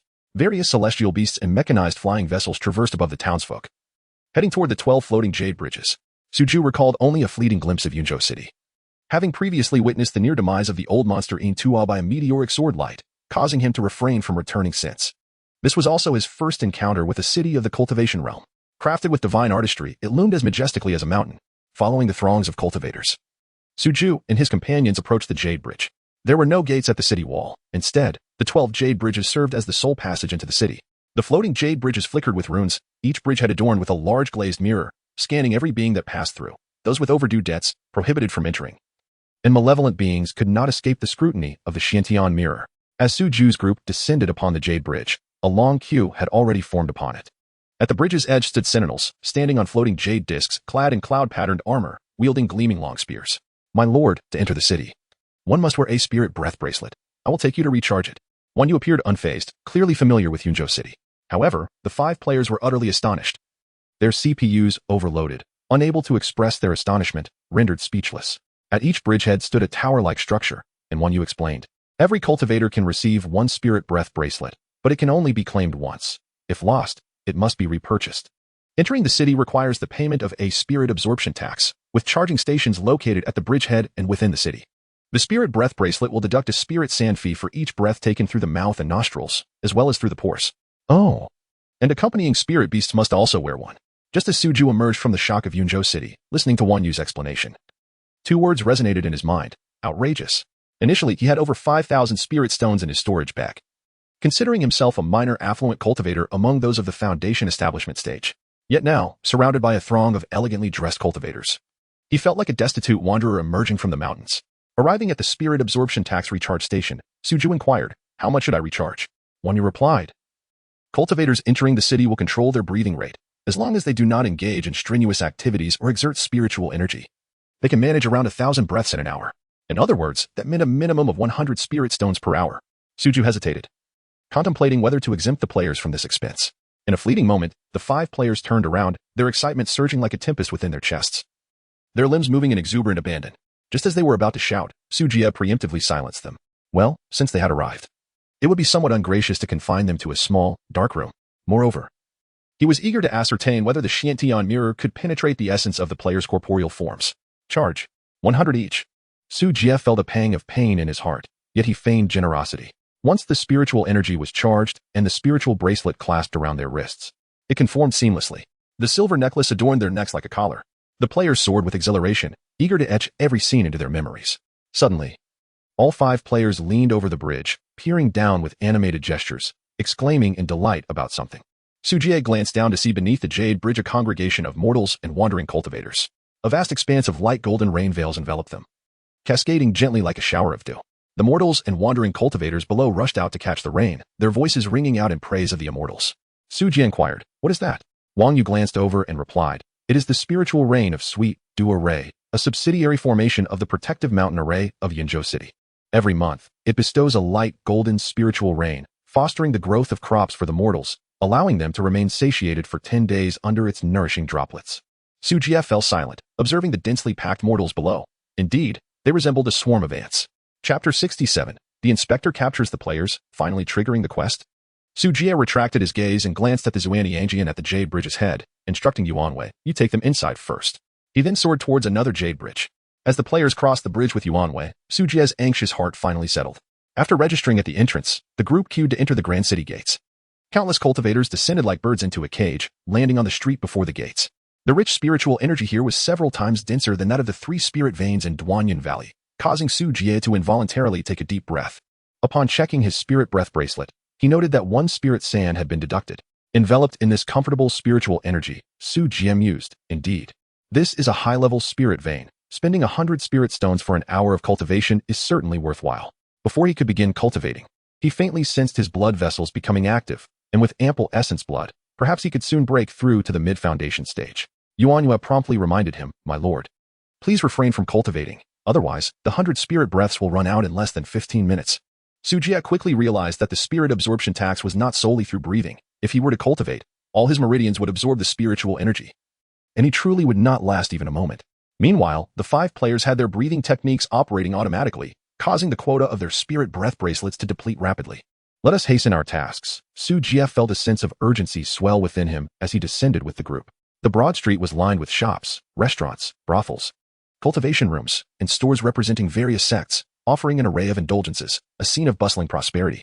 Su Jie extended his consciousness, observing that both righteous and demonic cultivators thrived here, with foundation cultivators as common as dogs.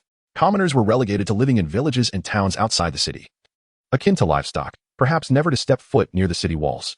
Inside the city, flying was prohibited, and most inhabitants, like him, wore hurried expressions, frequently glancing at their spirit breath bracelets. Su Jie pondered, given the exorbitant spirit absorption tax, were there permanent residents among the cultivators in the city? Indeed, there were many. Disciples from large sects and local families paid taxes annually, significantly cheaper than for loose cultivators, and their enterprises for earning spirit stones were widespread throughout Yunzhou. It appeared that poverty had limited his perspective. It seemed that wealthy cultivators were more numerous than he had imagined. Observing the prosperity of the city, Su Jie could not help but exclaim, "This mere city of Yunzhou is so magnificent. What must the royal city of the Yan Kingdom be like?" Yuanyue shook her head. "I have never been to the royal city, but there are 5 cities like Yunzhou in the Yan Kingdom. It is said that above the kingdom are imperial and royal realms. Those cities must be akin to celestial realms." Su Jie nodded, aware that his limited vision could scarcely encompass Yunzhou, let alone the imperial and royal realms. He only knew that the Yan Kingdom comprised 5 states: Laizhou, Yuezhou, Zhongzhou, Xiazu, and Yunzhou, each with a main city. The Qiyun city, allied with the Tiger Mountain Lord, was merely a prefecture under Yunzhou. "Let us proceed to the Wanbao building," Su Jie instructed, leading Yuanyue and the players briskly into the city. He had already inquired beforehand. Wanbao building was the largest merchant association in the Yan Kingdom, rumored to be a royal enterprise, far superior to Baibouch. As for seeking alchemical methods at the Danding Division, Su Jie held no hopes. The Danding Division was an official institution of the Yan Kingdom and would not divulge any secrets regarding foundation pill formulas. Inquiring could even attract trouble. After hastily walking for half a stick of incense, they arrived at the more prosperous area of the city. Here, merchant associations and treasure pavilions were abundant, with ornate eaves and intricately carved dragons and phoenixes exuding an air of sophistication. The most conspicuous was a 12-story treasure pavilion, its signboard reading Wanbao Building, shimmering with brilliance. Dazzling to the eye, such grandiosity, even the signboard was a magical artifact. Entering Wanbao Building, a beautifully attired attendant approached to receive them, surprisingly a 9th-level Qi refining cultivator. Su Jie first presented the formula for the 9-turn fetal breath pill, expressing his intent to sell. The attendant then led him to a resting area, offering spiritual tea. Yuanyue and the 5 players remained at the edge of the hall, not even receiving tea. Su Jie quietly lamented, Wanbao Building indeed possessed profound heritage. Even a 3rd-grade pill formula did not qualify them for a private room. At that moment, a violent surge of spiritual energy rippled through the air. All the cultivators in the hall turned in astonishment to see a group of inspectors in crimson robes descending from the sky, striding directly inside. Only official cultivators of the Yin Kingdom could fly within the city. The inspectorate. The cultivators within Wanbao Building expressed their astonishment. Yuanyue's expression changed drastically. She immediately lowered her head, her eyes filled with panic. As a member of the Blood Demon sect, she was understandably terrified. However, the leader of the inspectors scanned the room and fixated on several players, then approached them. Pointing at the 4-player cultivators, he coldly commanded, "These 4 possess unusual spirit breath bracelets. Take them away." The 4 players were bewildered, unable to react before being seized like chicks. At that moment, a quest prompt suddenly appeared before them. Investigative quest. Yunzhou City harbors many secrets. Follow the officials of the inspectorate for investigation. Accept decline. Finally, the quest prompt had appeared. The 4 players perked up, promptly choosing to accept. Thus, they were led out of Wanbao Building with cheerful expressions. Only Baiyin was in a frantic state. What about me? Why am I not included? 100 meters away, Su Jie's tense expression slightly eased. He had sensed trouble upon the arrival of the inspectorate, but there was no chance of escape within the city. He could only stabilize the players by triggering the quest. Now, it was too late to leave the city. Su Jie was unsure why the players had been singled out. Leaving now would only appear suspicious. Since the inspectorate had not captured Yuanyue, there should be room for maneuver. Meanwhile, the attendant maintained a dispassionate demeanor, not mentioning Su Jie's entourage, and smiled. "Our esteemed guest, for this pill formula, Wanbao Building is willing to offer 2,800 spirit stones." Su Jie regained his focus, his expression unchanged, and replied, "At least 3,000 spirit stones." The attendant shook his head, "At most 2,009. This is our highest offer. If you are unwilling to sell, we shall not press." The formula was valued around 3,000, but Su Jia was not in the mood to haggle, nodding, fine. After the transaction, Su Jia continued. Does your esteemed building sell ancient texts of incomplete cultivation methods? The attendant smiled and shook his head. We only purchase ancient texts. However, we do have complete cultivation secrets for sale. May I ask what type of cultivation method you seek? Su Jia frowned inwardly. It seemed Wanao Building had a powerful backing, specialized in researching ancient cultivation texts. His hopes of obtaining cultivation methods for free were dashed. Reluctantly, he stated, I seek alchemical methods of grade 3 or above. Of course. Please select, the attendant replied, presenting a catalog of books. Su Jia took it and began to peruse earnestly.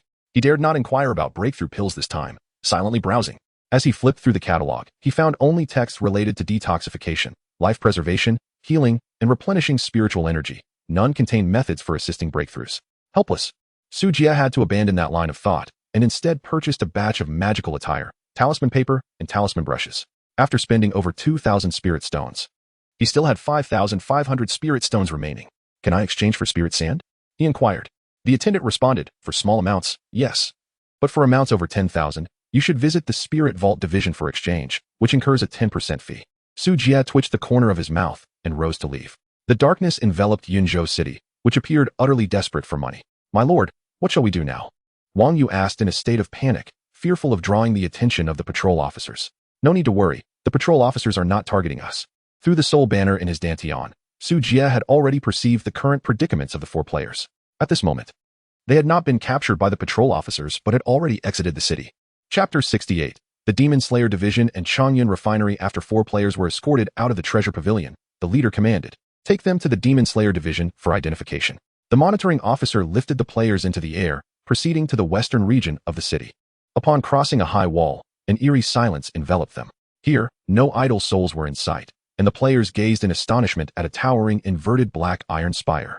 The spire's tip pierced the ground, emanating a sinister aura, yet this malevolent energy was restrained by the intricate sigils of the demon suppression talisman etched upon its surface. This was the 9 layers of profound malice tower. The tower's apex bore the bold crimson characters of Demon Slayer Division. The Demon Slayer Division, alongside the Demon Suppression Division, was renowned as one of the most formidable forces in the Yin Kingdom, with branches established in every significant city. Before the division, dark red-armored demon slayers moved swiftly. Their beast-headed shoulder guards fierce, and the chains they bore clinked ominously at their waists. Some slayers carried bulging beast pouches, revealing signs of struggling demonic creatures within. The stench of blood filled the air as the players were thrust into the entrance on the 3rd level. Enter. Move swiftly. Amidst the clamor, the demon slayers harshly reprimanded the civilians bound in chains. A pitiable woman was thrust into a cage, as a practitioner raised a hand to unleash a talisman. The woman screamed in agony as tufts of fur erupted from her body, her ears transforming into pointed cat-like appendages. A half-formed cat demon was dragged into the dungeon, soon to be carted away in its cage. At that moment, an official approached, pen in hand, and greeted Lord Mu. Lord Mu, have you captured another demon? The leading figure, Lord Mu, nodded, stating, these 4 loose cultivators have attained the peak of chi refinement, but there are no records of their debts in the inspection division. Please conduct an identification. Loose cultivators with no debts are indeed rare, the official replied with a smile, producing a bronze mirror from his waist to reflect the players' forms. After a moment, he shook his head, saying, Lord Mu, there is nothing unusual. Lord Mu nodded. Very well, transfer them to the Demon Suppression Division for further examination, to ascertain if they are skin-shifting demons.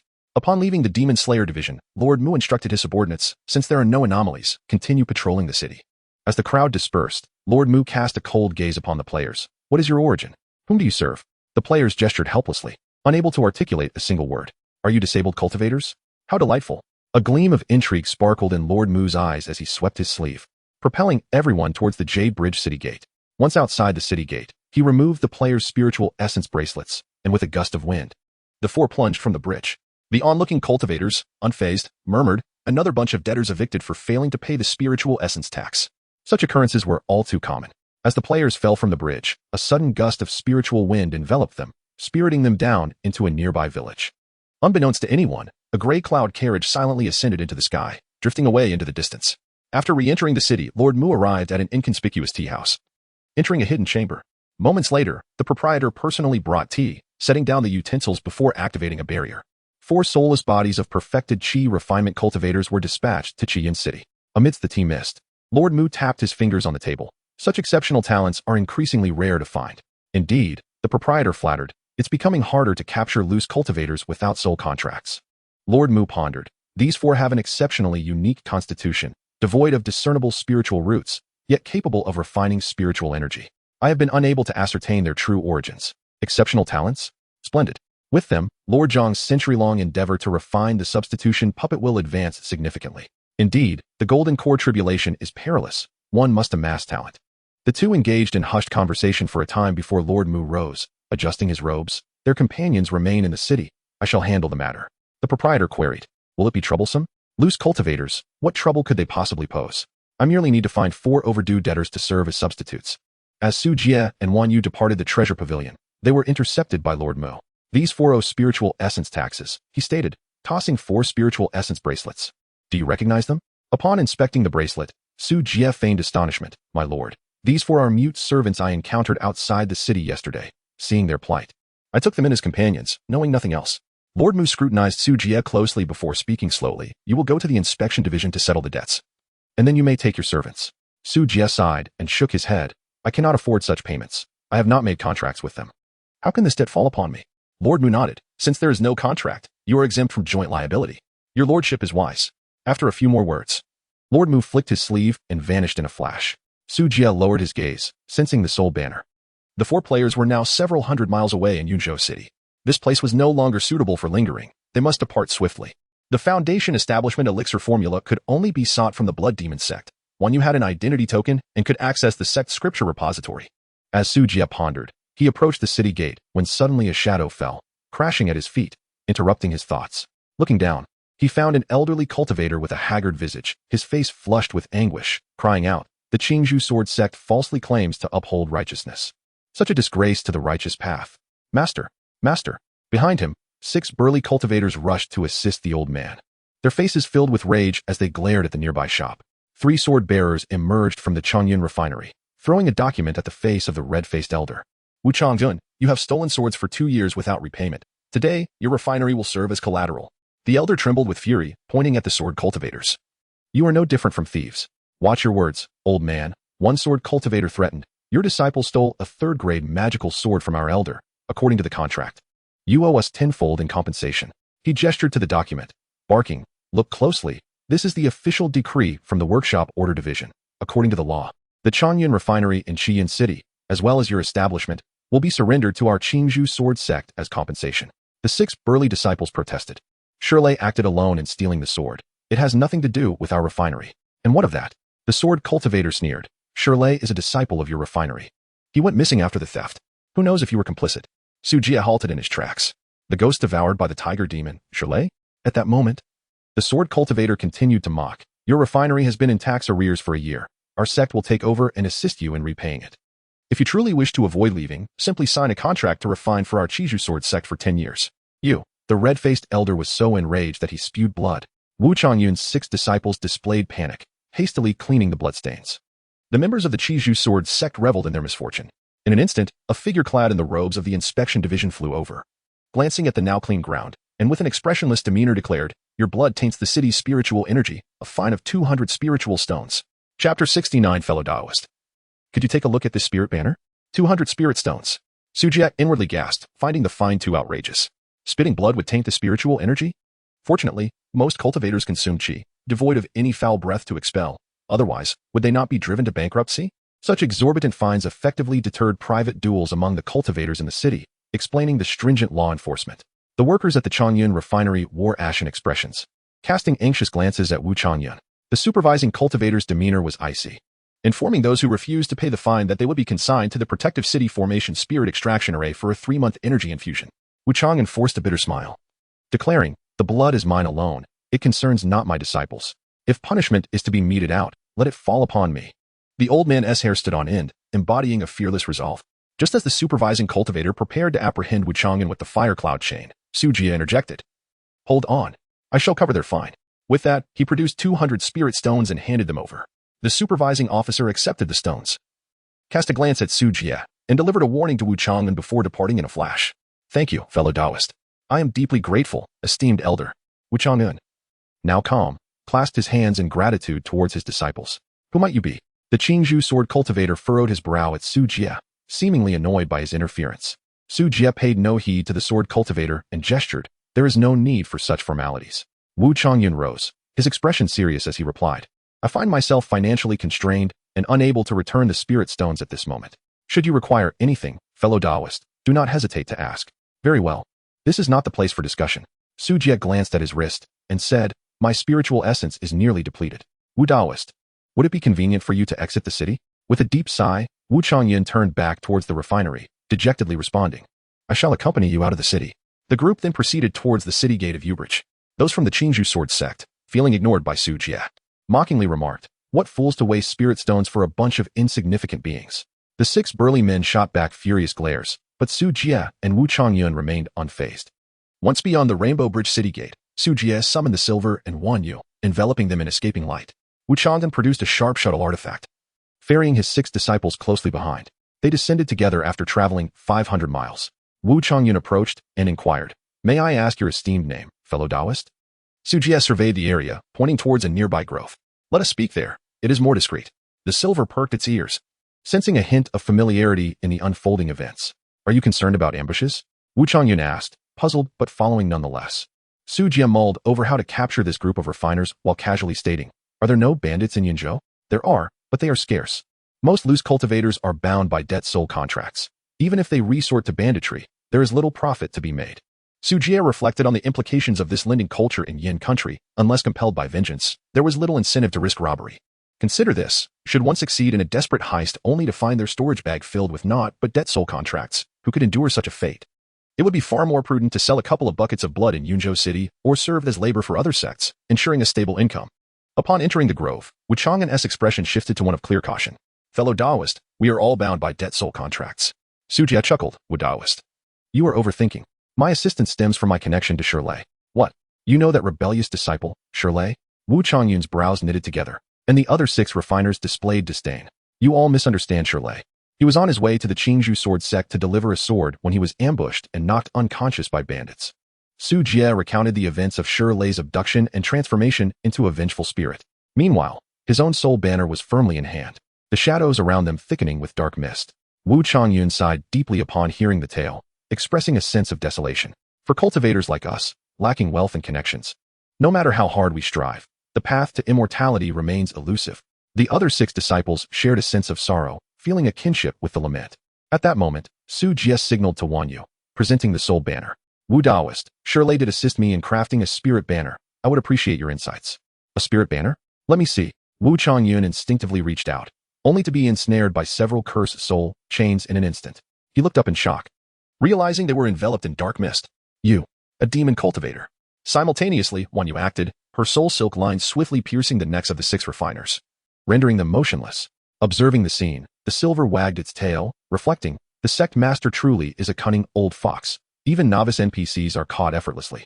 Merit points 21, merit points 5, 1, merit points 5, 2. Aside from Wu Chongyun, who was a mid-foundation cultivator, the remaining 6 were merely qi refining cultivators.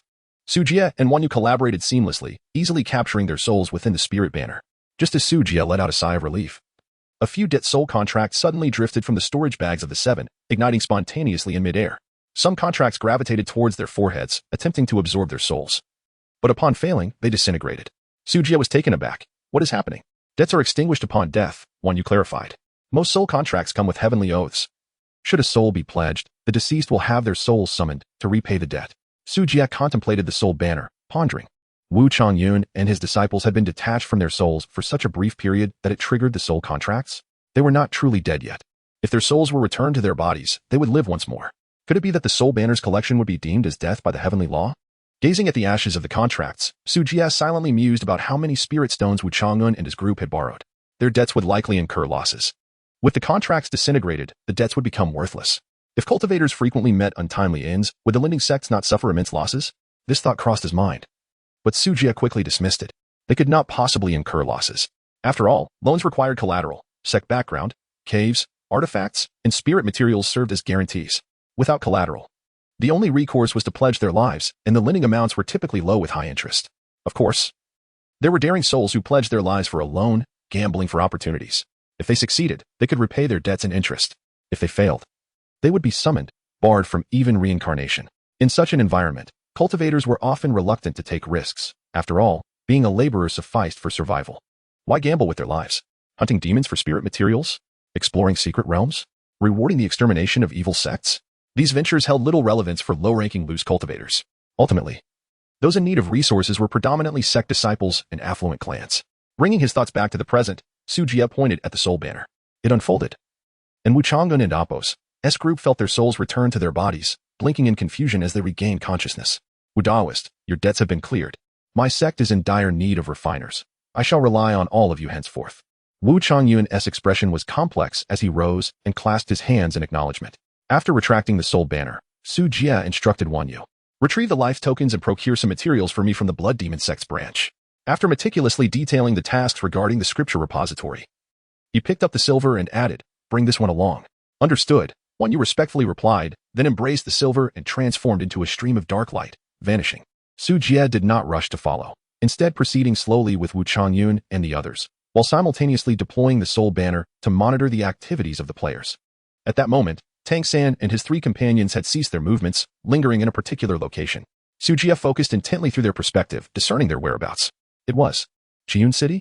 Chapter 70. Search for me, quickly search for my soul. Yunzhou borders the 10,000 Great Mountains, a vast land rich in resources, extending numerous spiritual veins. The primary vein is naturally dominated by Yunzhou City, suppressing all around it. The remaining high-level branches also have cities established upon them. Only the middle and lower branches are left for the major sects to divide among themselves. The Qiyin Mountain Range, a high-level spiritual vein branching from the main vein, hosts the towering Qiyin City. Although it cannot compare to the splendor of Yunzhou City, Qiyin City levies significantly lower spirit absorption taxes, attracting even more visiting cultivators than Yunzhou City. A cloud carriage passed through the city gates, directly entering the inner city's secret dungeon. After being pulled from the carriage, Tang Sanzang and his companions were thrown into a cell of mysterious iron. The four exchanged bewildered glances, utterly perplexed as to how to complete their task. As they contemplated how to break the silence imposed upon them, the air in the dungeon suddenly seemed to solidify. A figure appeared silently before them, taking form as a middle-aged cultivator clad in a red cloud robe, exuding an air of regality, even though he suppressed all his aura. The terrifying pressure he emanated left the players feeling as if they were drowning. The Lord of Qiyun City, a late-stage Zifu cultivator, Jiang Muyun. Was it a flawless spiritual body? Or perhaps a soul-devouring physique? Jiang Muyun's gaze sparkled with divine light, seemingly capable of piercing through the players' very beings. To him, they appeared as mere mobile miniature gathering arrays, siphoning the surrounding source qi. For appearing at once, how intriguing. Jiang Muyun's interest was piqued. He slightly raised his hand, and the most eccentric among them was instantly grasped by him. Jiang Muyun's eyes shone with a ghostly light. The eccentric felt as though his head had been electrified. An overwhelming sensation of pleasure coursing through his entire body. His body trembled uncontrollably, his expression not one of pain, but of exquisite ecstasy. Jiang Muyun, who was in the midst of performing a soul-searching technique, froze momentarily, a rare look of confusion crossing his features. I am a Zifu? He is merely a qi-refining cultivator? How could I not extract a soul? Impossible. Jiang Muyun employed the soul-searching technique once more, this time applying a bit more force. The eccentric experienced another wave of unparalleled pleasure, drool escaping his mouth.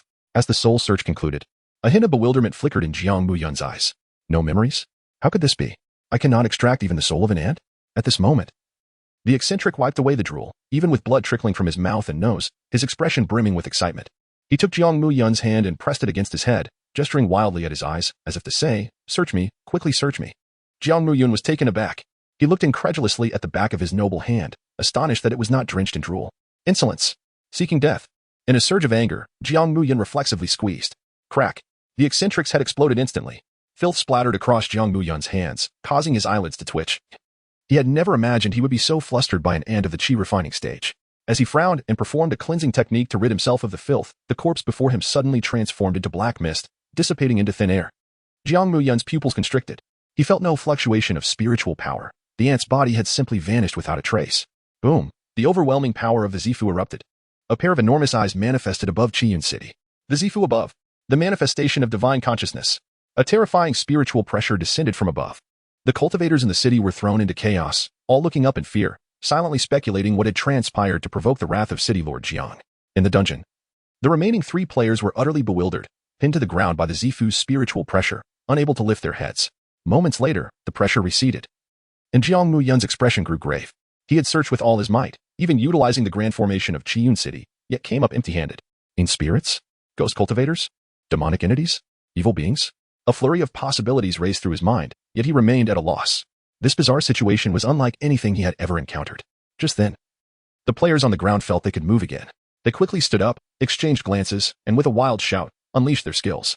Demon Flame Finger. Blood Induction Technique. Dan Fire. Damn, this guy just killed a teammate. He must be an enemy. Although he appeared to be an impressive boss, they had to test if they could fight back. In the players' eyes, there was no distinction between Zifu and non-Zifu, aside from NPCs if one dared to attack them. They would retaliate. Regional Lord? World Boss? I too shall cast a skill. If I can deal damage, it would be a worthwhile endeavor. Jiang Muyun's thoughts had yet to clarify when he was once again rendered speechless by the scene before him. I am a Zifu? They are merely chi refining cultivators? They dare to attack me? Even standing still, they cannot breach my protective aura, even without releasing spiritual pressure. Simply the innate might of the Zifu should render chi refining cultivators unable to gaze directly upon me, let alone dare to strike. Have they lost their minds? Jiang Muyun, having practiced for 300 years, had never experienced such profound confusion in such a brief moment. Was in a moment of agitation. His spiritual pressure instinctively surged forth. Crack. The three players were immediately pressed down. Jiang Muyun's breathing quickened slightly, and several spirals of spiritual energy formed above the dungeon. Impossible. There must be something amiss. He desperately sought to comprehend what was unfolding before him. Raising both hands, he grasped Tang Sanzang and the other who did not eat beef. Soul Search. This time, he did not hold back, even if it annihilated their souls. He would extract their memories. Jiang Muyun fixated on their faces but saw no sign of pain. Rather, they appeared utterly entranced. Was his soul-searching technique akin to a massage for them? What? The agony of a soul search is far more intense than peeling skin or slicing flesh. Why do these three wear expressions of enjoyment? Yet no matter how Jiang Muyun cast his spells, he could not capture even a fragment of their souls. Their physical forms clearly possessed souls, yet it was as if they were not of this world, making them utterly untraceable. Moments later, the two players, lost in overwhelming pleasure, had their heads turned to mush, their eyes askew, sporting bizarre smiles before falling silent. Before Jiang Muyun could release his grip, their bodies once again transformed into black mist. This time, Jiang Muyun reacted swiftly, clenching his palms in the air. Boom. In a terrifying sonic boom, the entire dungeon space collapsed downward by several dozen feet. However, his mighty spiritual power had no effect. The black mist simply vanished again. Jiang Muyun could no longer contain himself, an uncontrollable surge of anger swelling within him. Who dares to toy with me? The wrath of the Zifu. The heavens darkened, obscuring the sun. Amidst the thunderous roar, the sky above Qiyun City instantly shifted in hue. Countless cultivators were thrown into a state of panic. Some timid souls already fleeing the city. In the dungeon, the remaining Taoist lay on the ground, utterly devoid of hope, passively awaiting his demise, internally lamenting. What is the official doing? Always conjuring these overpowered monsters that cannot be defeated. What a farce this is. I must report these unreasonable bugs on the forum once I log off. In the Qian mountain range at the Yuanqing sect, Wang Wei cradled Baiyin as she arrived at the sect's entrance, only to hear distant thunderous roars, accompanied by an even greater roar of fury. She gently stroked Baiyin's head, murmuring softly, City Lord Jiang, who has turned the master of the Purple Mansion into this state. Baiyin wore a contented expression, his fox-like eyes gleaming with delight as he nuzzled against Wang Yu. What a formidable vessel! What a soft snowflake! Wang Yu furrowed her brow and gently patted the fox's head. You are bleeding from your nose. Are you injured? Baiyin hurriedly shook his head, nuzzling again as he did so. Little demon, don't fidget. We have arrived. With that, Wang Yu steered the light of escape, landing before the gates of the Yuansheng sect. This place is, in fact, a branch of the Blood Demon sect, a sect of the Purple Mansion, which annually pays tribute to the Yin Kingdom, occupying the spiritual veins. Who could have anticipated that this would be a branch of the Blood Demon sect? Chapter 71. The scripture repository of the sacred sect. Before the Yuan sacred sect, Wang Yu summoned her command plate, causing the sect's grand formation to flicker with a faint light as a portal opened. Embracing her silver companion, she soared into the sect, taking in the sight of 12 towering spiritual peaks shrouded in ethereal mist. Wisps of cloud coiled around the mountains, sometimes coalescing into the form of a phoenix in flight, and at other times dispersing into vaporous clusters that cascaded down, rendering the peaks akin to floating islands. Amidst the rolling sea of clouds, one could occasionally see cultivators riding on wisps of cloud, startling celestial cranes into flight. Despite being a demonic sect, the scene was reminiscent of an immortal paradise. Wang Yu ascended towards the sect's main peak, where 1,000 jade steps wound up to a floating platform. At the foot of these steps sat a kindly elder in a Taoist robe, who, upon noticing Wang Yu, spoke gently. New disciple, please confirm your identity. After Wang Yu activated her command plate, the elder waved his hand, granting her passage through the formation. Upon reaching the main peak, she beheld high towers and palatial halls drifting amidst the clouds. Numerous chi-refining disciples were seated in meditation on the training grounds, many of whom were unaware of the true nature of the Yuan sacred sect. The outward appearance of the sect was merely a facade to conceal this branch of the blood demon cult. Wang Yu hurried towards the scripture repository. The repository was 3 stories high, housing texts and manuals that aligned with the practices of the Yuan sacred sect, appearing perfectly innocuous to outsiders. At the entrance, an elderly woman reclined in a rocking chair, eyes closed in repose. Wang Yu did not ascend but instead produced her command plate, smiling at the elder. Senior, I wish to purchase 2 manuals. The elder eyed the fox in Wang Yu and Amp.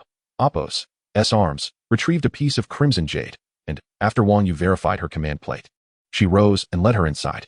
As they ventured deeper into the repository, the elder formed a series of hand seals, revealing a staircase that descended into the depths. Go ahead, the elder asked. Thank you, senior, Wang Yu replied with a smile, descending the stairs while cradling her silver companion. The corridor, illuminated by phosphorescent flames, exuded a chilling aura. After descending for several hundred meters, the path widened, revealing iron-walled cells on either side. Junior sister Wang Yu, what brings you to the scripture repository? Have you found the Yintu protector? A cultivator clad in a blood-red robe stood, his gaze greedily sweeping over Wang Yu's enchanting figure before darting to the silver companion. Are you raising a spirit pet, junior sister?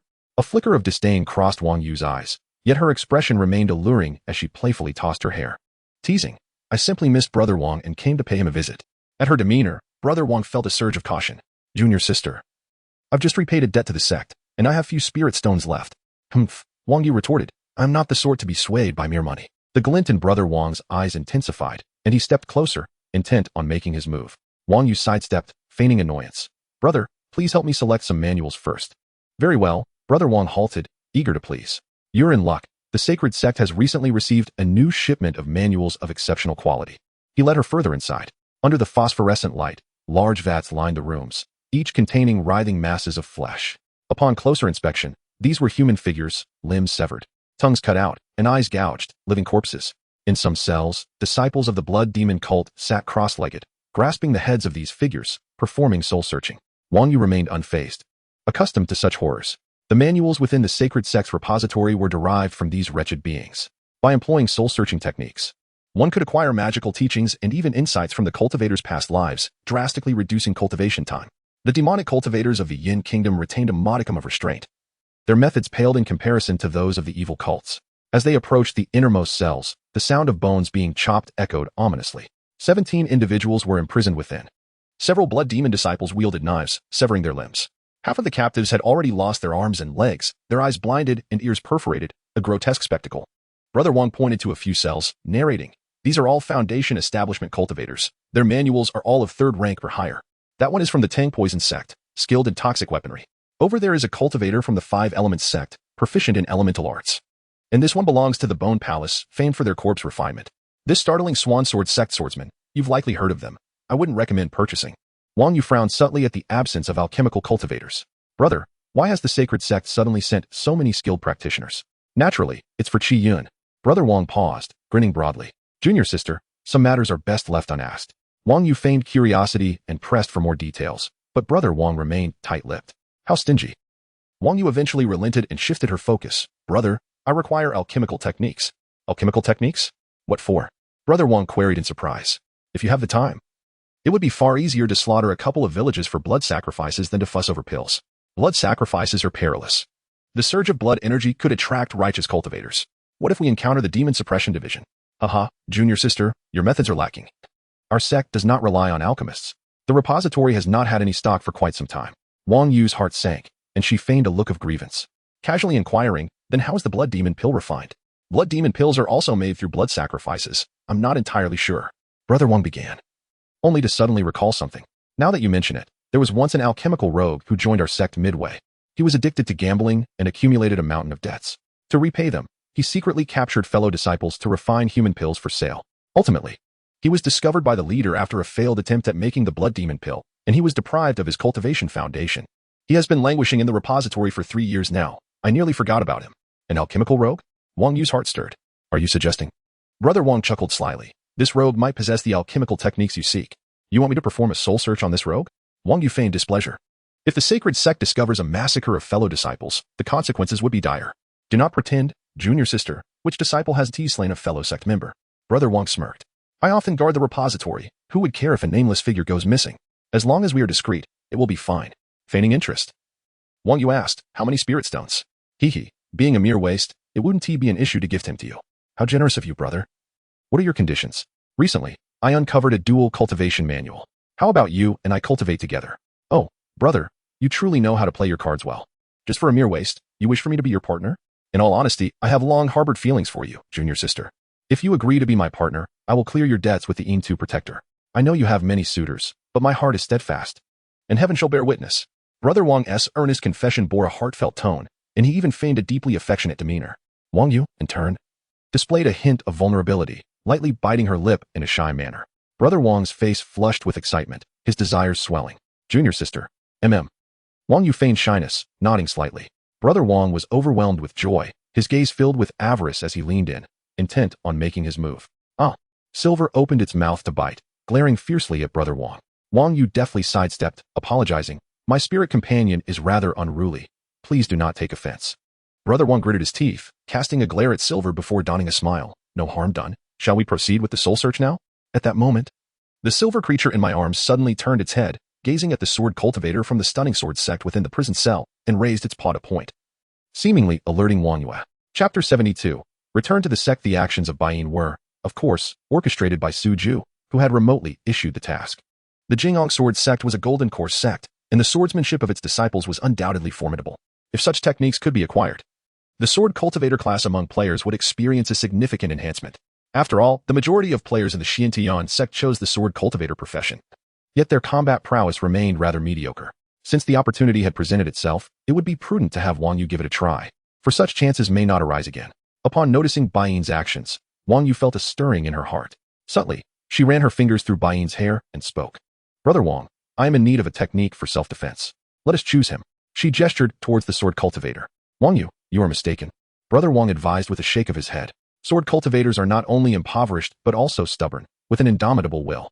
It is exceedingly difficult to extract their techniques, and the likelihood of failure is quite high. Wang Yu countered. The value cannot be great. It should not be too expensive, right? Why not let brother give it to me as a gift? Brother Wang chuckled awkwardly. Sister, the techniques in the scripture pavilion are all priced, so I cannot simply give you one. However, if you wish to purchase it, I can offer you the lowest discount. And how much might that be? According to the records, it would cost 2,000 spirit stones, but since it was Wang Yu asking, it would only require 1,000 spirit stones. Is a sword cultivator really that expensive? Brother, are you pulling my leg? Unfortunately, the Jingong Sword Sect is indeed a golden core sect, and sword cultivators are elusive. Hence the high price. Please, brother, reduce the price. I only have 500 spirit stones to my name. Sister, the prices in the scripture pavilion are fixed and non-negotiable. However, since you have agreed to be my Dao companion, I can cover the remaining 500 spirit stones for you. A flicker of sarcasm crossed Wang Yu's eyes. The scripture pavilion was indeed a lucrative affair, and this Wang had likely profited significantly due to his status as the sect leader's direct disciple. Although her storage pouch contained 2,000 spirit stones from Su Ju, using them to purchase a technique would surely raise suspicions, and the holy sect might catch wind of it. With that thought, Wang Yu produced 500 spirit stones, her face alight with happiness. Brother Wang, you are simply wonderful. Brother Wang accepted the spirit stones, his complexion turning a shade of green. The prices in the scripture pavilion were indeed fixed, and he would have to part with 500 spirit stones, which pained him. Nevertheless, the thought of acquiring Wang Yu and the potential pleasures that lay ahead brought him some solace. He entered the prison chamber, took up the necessary instruments, and approached the sword cultivator. Sister, I shall personally assist you in subduing this individual to facilitate your soul searching. Not so fast, brother, Wang Yu hurriedly interjected. I wish to take him back to my cave for soul searching. Why so? The scripture pavilion has an illusion array and soul disbursement incense that would aid in the process. There is no need to take him outside. Wang Yu was troubled by this. While it was possible to bring the soul to her cave, it would be challenging to take it out of the Yuanqing sect. If she attempted to soul search herself, not only would the side effects be considerable, but success would also be uncertain. After all, each sect has its own secretive measures to prevent the leakage of techniques. At this moment, Wang Yu could only try to utilize Brother Wang, for he was a direct disciple of the sect leader and possessed certain privileges. Brother, to be honest, I've recently acquired a secret technique. Her face flushed crimson, seemingly hesitant to speak further. Brother Wang immediately perked up with interest. Oh, is it related to this sword cultivator? Wang Yu glanced around before shifting to a whisper. Brother, my secret technique also requires dual cultivation, accompanied by the refining of fire. When we engage in dual cultivation, if we could perform a blood sacrifice on this sword cultivator, it would greatly enhance the absorption of the fiery flames. Thus, dual cultivation requires an audience? Brother Wang's face flushed a deep crimson. How exhilarating! He had not anticipated that Wang Yu would be even more daring than himself. Unable to resist the temptation, Brother Wang exclaimed, Wang Yu, let us return to my cave immediately. I shall assist you in your cultivation. Seeing his eagerness, Wang Yu understood he had taken the bait. However, she replied, Brother, my cave is rather humble and may attract the attention of the holy sect's creditors. It would be better if we established a residence outside the sect, free from disturbances, to indulge in our pleasures. Outside the sect? Brother Wang felt even more exhilarated. Wang Yu, rest assured, I will handle everything. However, I must keep watch for now. Wait for me outside the sect at midnight. Wang Yu nodded shyly. I shall return to my cave to prepare. Brother, you must not forget to bring that alchemical rogue. Certainly, certainly. As Wang Yu flashed a seductive smile and departed from the scripture pavilion, she prepared to send Baiyin to relay the message. At that moment, a task notification popped up before Baiyin. Story task. Inform and assist Wang Yu in ambushing the rogue cultivator in the grove 50 miles southwest of the Yuansheng sect. He felt the shackles on his speech lifted. As night fell, with the silvery moon hanging high, Suju concealed his presence with a soul banner. Hidden within a secluded grove 50 miles southwest of the Yuansheng sect. Wu Chang'un, meanwhile, had taken his disciples to Qiyun City to exchange for spirit sand. After this matter was resolved, Suju would rendezvous with them before the 10,000 Great Mountains. Although Wang Yu's plan was quite risky, it was worth a try. Especially since the leader of the Blood Demon sect was currently in seclusion and unlikely to attend to matters beyond the Yuansheng sect. Should it fail, Wang Yu would simply have to return to the scripture pavilion to attempt soul-searching again. Finally, it was time. Through Baiyin and Appos, as perspective, Suju observed Brother Wang outside the Yuansheng sect, carrying 2 burlap sacks as he successfully met with Wang Yu. She meticulously inspected the bags to confirm they contained the sword cultivator and the rogue alchemist, feigning delight as she said, "Thank you, brother." But Brother Wang abruptly interrupted. "Wang Yu, I have a cave outside the holy sect. Come with me." A sinking feeling gripped Wang Yu's heart. If she refused now, Brother Wang would undoubtedly grow suspicious. She could only smile sweetly and nod in acquiescence. Upon witnessing this, Brother Wang's doubts dissipated significantly, revealing a glimmer of wickedness in his eyes. He had no intention of letting Wang Yu escape tonight. With his mid-foundation cultivation and protective talismans in hand, subduing this unconnected female cultivator would be a trivial matter, especially outside the holy sect where he could act freely. The 2 flew southeast, each carrying a burlap sack. Under the cover of night, a plume of black mist surged toward the southeast. The rogue disciples were indeed cautious and suspicious, following the connection of the soul banner. Suju pursued them. Fortunately, he was not far from the Yuansheng sect and caught up with Wang Yu and Brother Wang in no time, trailing them from a distance. The soul banner could obscure even the senses of a divine consciousness practitioner, so Brother Wang remained oblivious. After traveling several miles, they arrived at a cave. Upon entering, Brother Wang dropped the burlap sacks and eagerly lunged at Wang Yu. Wang Yu, quick on her feet, skillfully evaded him. Brother Wang's expression soured. "Wang Yu, what is the meaning of this?" Before he could finish, a torrent of black mist surged from outside the cave. Brother Wang's visage twisted into a ferocious glare, emanating a chilling malice. "You wretched girl, you dare to deceive me. You seek death." With that, he clutched a jade talisman, clearly having prepared for this moment. Although Suju was unaware of the talisman's nature, he could not allow his opponent to retaliate. Secret technique, blood prison eye. The instant Brother Wang produced the talisman, a pair of blood-red eyes appeared in his vision. He felt as though his consciousness had been struck by thunder, his spirit in turmoil. As if his soul were attempting to leave his body, Wang Yu reacted swiftly, launching dozens of thin strings that pierced through Brother Wang and Appos' arm, binding him and preventing him from shattering the blood talisman. With a cacophony, the black mist entwined with blood-red chains, forcibly extracting a significant portion of Brother Wang's soul from his body. However, a pitch-black bone nail suddenly emerged from his chest, anchoring his soul in place. "Attempting to extract my soul? Then let us perish together." Brother Wang emitted a frenzied roar, his entire form beginning to swell. However, it was already too late. A crimson torrent engulfed the cave, and Su Jie appeared before him as if in the blink of an eye, forcibly reversing his vital essence with the blood extraction technique. The demonic flames shot forth like 3-footed claws. Whoosh! Brother Wang's head was severed, blood gushing forth like a fountain. Su Jie yanked the bone nail from his chest, and the soul banner's cursed chain swiftly ensnared his soul, erasing his consciousness entirely. Merit value 1865. 7. Picking up the storage bag and taking the jade talisman from his hand, Su Jie willed the black mist of the soul banner to envelop the sword cultivator and the alchemical heretic on the ground. In an instant, 2 specters were drawn into the soul banner, and Su Jie chose not to obliterate their consciousness. Merit value 154. 3. Merit value 178.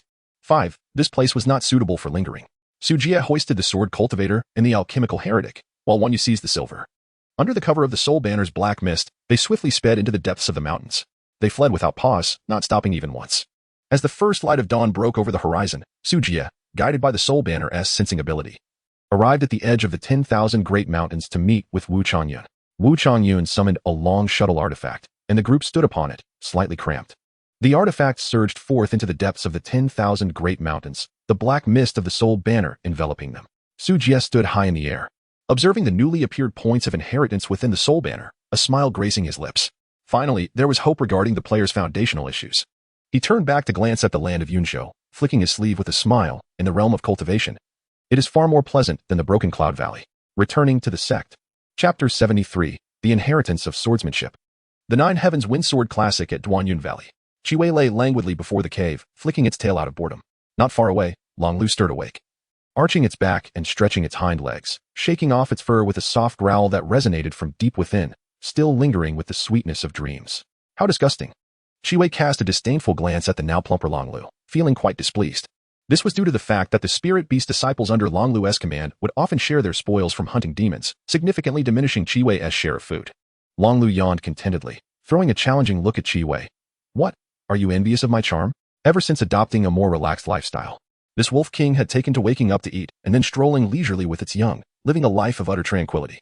As the two beasts exchanged banter, a streak of light suddenly plummeted from the sky. Chiwei and Longlu sprang to attention, their senses heightened. A spiritual shuttle descended before the sect, dissipating black mist to reveal Sujia and his companions. Master! Chiwei exclaimed joyfully, rushing forward to bow alongside Longlu. Rise, Sujia responded, extending his spiritual awareness while inquiring. Has there been any unusual activity in the sect? Everything is well at Duanyun Valley, Chiwei replied hastily. Longlu hesitated before adding, the three spiritual peaks remain intact. But there has been some friction between our disciples and the nearby demon territories behind Sujia, Wangwei, Wuchang'un, and others looked on in astonishment at Chiwei and Longlu. Two foundational demons. Is this truly Xuantiangong? In their perception, this valley, enveloped by a natural grand array, teemed with Yin spirits, demon beasts, demonic cultivators, and sword cultivators, presenting a bewildering complexity that left them unsure of whether Xuantiangong was righteous or wicked. After Longlu spoke, Su Jie nodded. No matter, let them be. The 10,000 mountains are vast. As long as the Zifu demons do not encroach, the players may do as they please. With a thought, Su Jie summoned a ghostly figure. Shirley, the figure exclaimed, hastily bowing. Upon rising, he was taken aback to see Wu Chang'un and the others standing behind Su Jie, his spirit momentarily flickering with disbelief. Master, senior brothers, you all seeing Shirley transformed into a ghost. Wu Changyun sighed deeply. Disciple, you have suffered. Reunite with your fellow disciples. I shall see you shortly. Su Jie instructed as Shirley and his companions embraced in tears. He then entered the cave. Back in the familiar cave, Su Jie finally relaxed his tense spirit. With a subtle thought, Zhou Ruolan soon floated into the cave. Welcome back to the sect, Master. Zhou Ruolan said joyfully, her gaze immediately darting to the striking figure of Wang Yue, her brow furrowing slightly, a glimmer of wariness in her eyes. Why has the Master brought back a demonic cultivator? This demoness is quite bothersome. Wang Yue, too, scrutinized the ghostly figure with narrowed eyes. This female ghost appears to be quite familiar with the Master? I detest female ghosts. As the two women exchanged cordial yet feigned smiles, Zhou Ruolan asked, how goes the collection of spiritual materials for the sect's construction? Reporting to the Master, the disciples have been exceedingly diligent.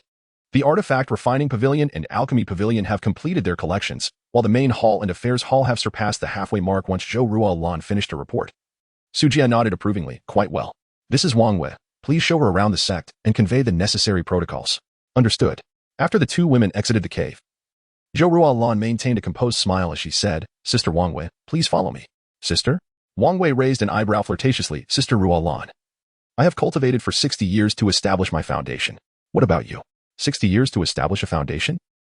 In my previous life, I reached the late stage of chi refinement in just 10 years, and I was a first-tier alchemist, capable of alleviating the Master's burdens. How do you compare? Giggle. Yet now as a ghost, what relevance does your past hold? And yet, the Master shall surely reconstruct my physical form. And if he does, what of it? Is that so impressive? If the Master desires, he could easily fashion me a grander form. I'm not only grand, but also warm. What about you? What of it? The cold possesses its own flavor. Humph. After the two women departed, Su Jie turned his gaze to the two figures on the ground, now slumped like melted clay. Li Jianfeng, Tian Tianla, as I mentioned before, you must either cultivate disciples for Xuantiangong or have your spiritual consciousness extinguished to become mere banners. Have you made your decision? The sinister alchemist Tian Tianla, who had lost both legs and been rendered incapable of foundation cultivation, had his cultivation plummet from mid-foundation to chi refinement after 3 years of imprisonment in a dungeon. His pallid complexion and drained vitality would cause even a ghost to recoil in horror. Li Jianfeng, a sword cultivator from the Jinghong sword sect, were broken bones and shattered tendons, his dantian sealed, clearly having endured considerable torment within Yuansheng's sect.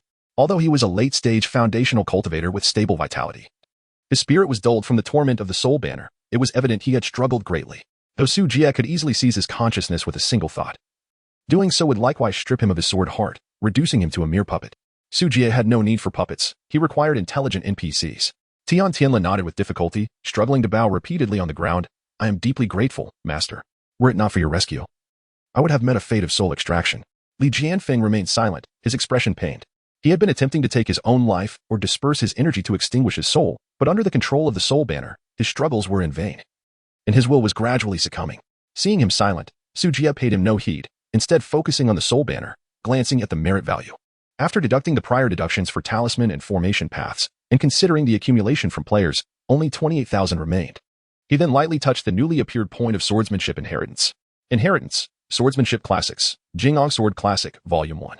Jinghong Sword Classic, Basic Derivation, Merit Value 77. Jinghong Sword Classic, Advanced Derivation, Merit Value 777. Jinghong Sword Classic, Ultimate Derivation, Merit Value 7777.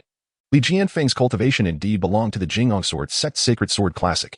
It was no wonder it was a swordsmanship inheritance from a Golden Core sect. Though it was only the first volume, the Soul Banner had successfully recorded it, with the ultimate derivation reaching over 7,000 merit value. Among the records in the Soul Banner, it was second only to the Ancient Talisman Path, 5 Elements Yin-Yang Talisman True Solution.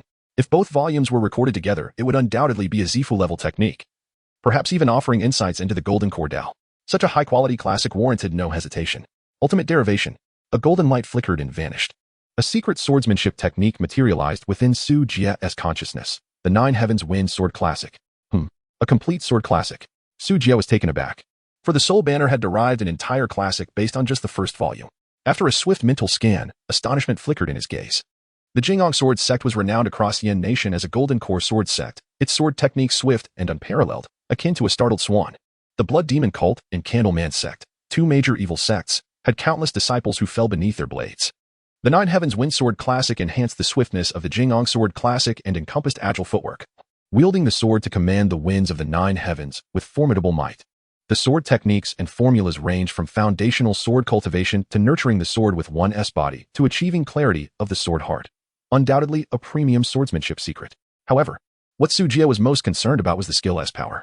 After all, it was the skills that could be released by players under the programming of the Soul Banner that aligned with his objectives for derivation. Upon review, Su Jie was exceedingly satisfied. From the Qi Refinement Stage S Swift Wind 9 Swords, Sword Control Technique, and Swift Wind Sword Qi, to the Foundation Establishment Stage S Sword Rainbow Movement, Swift Wind Chasing Cloud Sword, and Flowing Clouds Chasing the Moon. Even if players imitated these techniques, they would ensure both agility and formidable single-target damage. For players who favored skillful operation, the upper limit of execution was remarkably high. Su Jie revealed a smile. With this sword manual, the combat strength of sword cultivation players will experience a significant enhancement. Now, what remains is a swordsmanship NPC mentor. Chapter 74. The Breaking Boundary Pill Formula. The flesh bomb of the demon cultivator. Su Ju lifted his gaze towards the sword cultivator, coldly questioning, Li Jianfeng, will you remain obstinate? He then pointed, and a faint golden light penetrated Li Jianfeng's forehead. Li Jianfeng's eyes widened in an instant, his expression shifting from shock to admiration. With an excited tremor in his voice, he declared, Thank you, Sect Master, for bestowing this technique. I am at a loss to repay you, and I wish to follow you in comprehending the path of the sword. Sword cultivators can be quite stubborn. If anyone surpasses them in swordsmanship, they become a model for learning. Conversely, they hardly spare a glance for those beneath them. Observing Li Jianfeng's submission, Su Ju nodded and instructed, Long Lu, take him to Kai Lin Peak to recover his injuries using the spiritual vein. Understood, Long Lu replied, picking up Li Jianfeng and hastily exiting the cave dwelling. Subsequently, Su Ju opened the Alchemical Inheritance to investigate.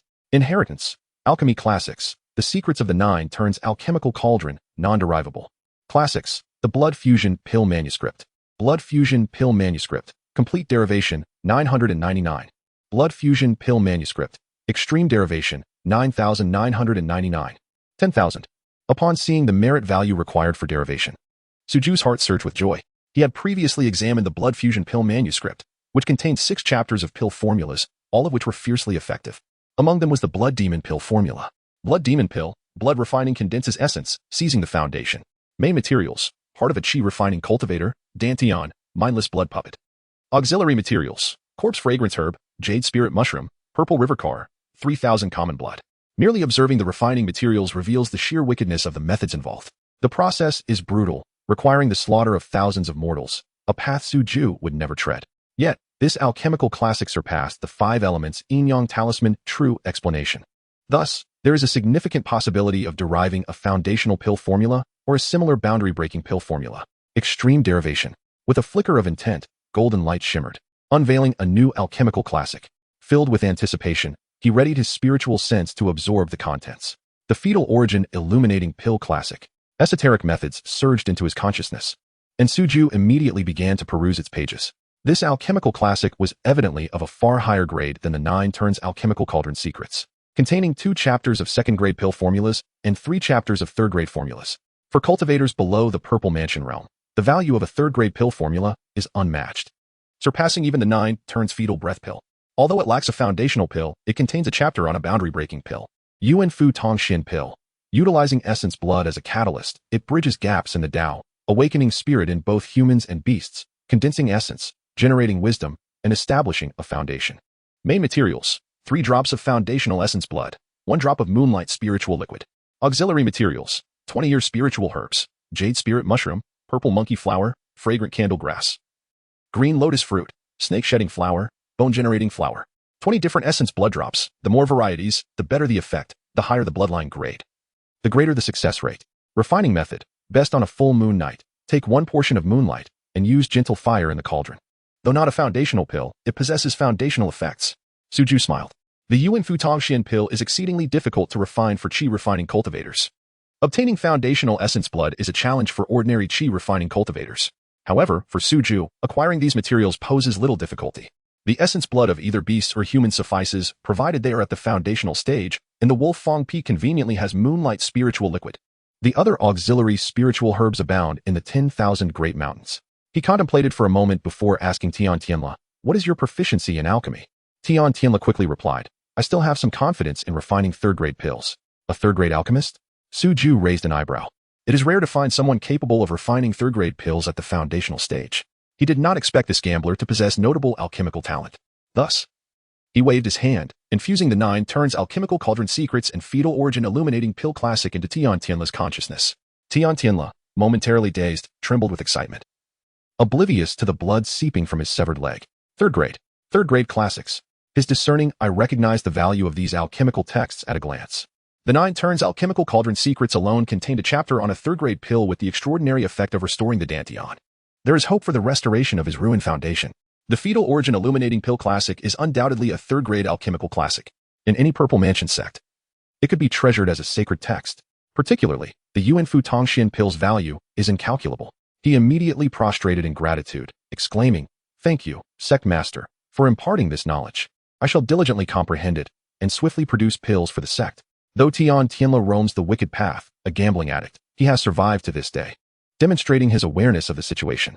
He understands his worth. To avoid becoming a wandering soul within the soul banner, he must showcase his value. Thus, he silently resolved to study the 2 alchemical classics with utmost diligence. Very well, Suju nodded, instructing Chiwei. Take him to find Rulin and procure some healing pills for him to expedite his recovery. Yes, master. Chiwei grasped him and exited the cave dwelling, heading towards the back mountain.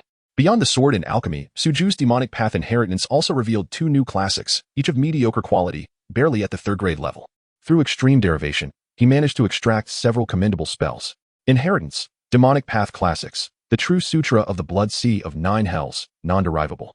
Classics, puppet silk corpse refining technique, non-derivable.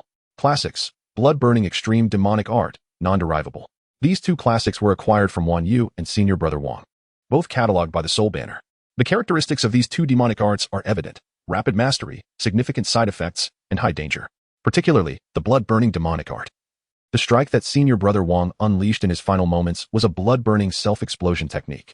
Once executed, the essence blood ignites, transforming flesh into a terrifying explosive weapon, capable of annihilating or severely injuring even equal-tier opponents at close range.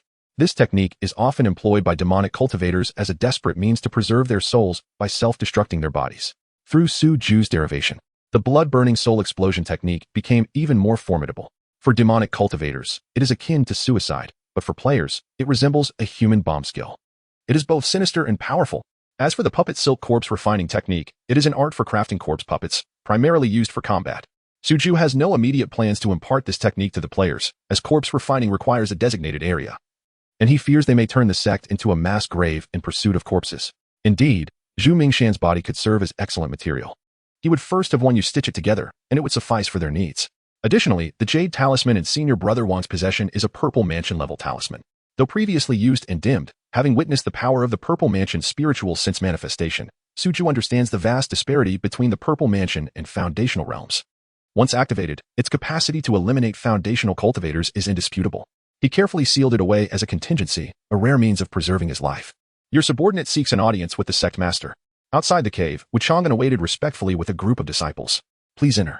Noticing the calm expressions of Wu Changyun and the others, Su Ju smiled and said, Everyone, the Qi refining pavilion is about to be established. I ask you to fetch a source of earth fire to forge a batch of earth fire furnaces. The sect possesses ample spiritual materials, and many magical artifacts require refinement. Chapter 75, the mid-foundation stage, conflict between players and the cultivation world. On his way back, Su Jia learned that Wu Chang'an was, in fact, a third-tier artifact craftsman.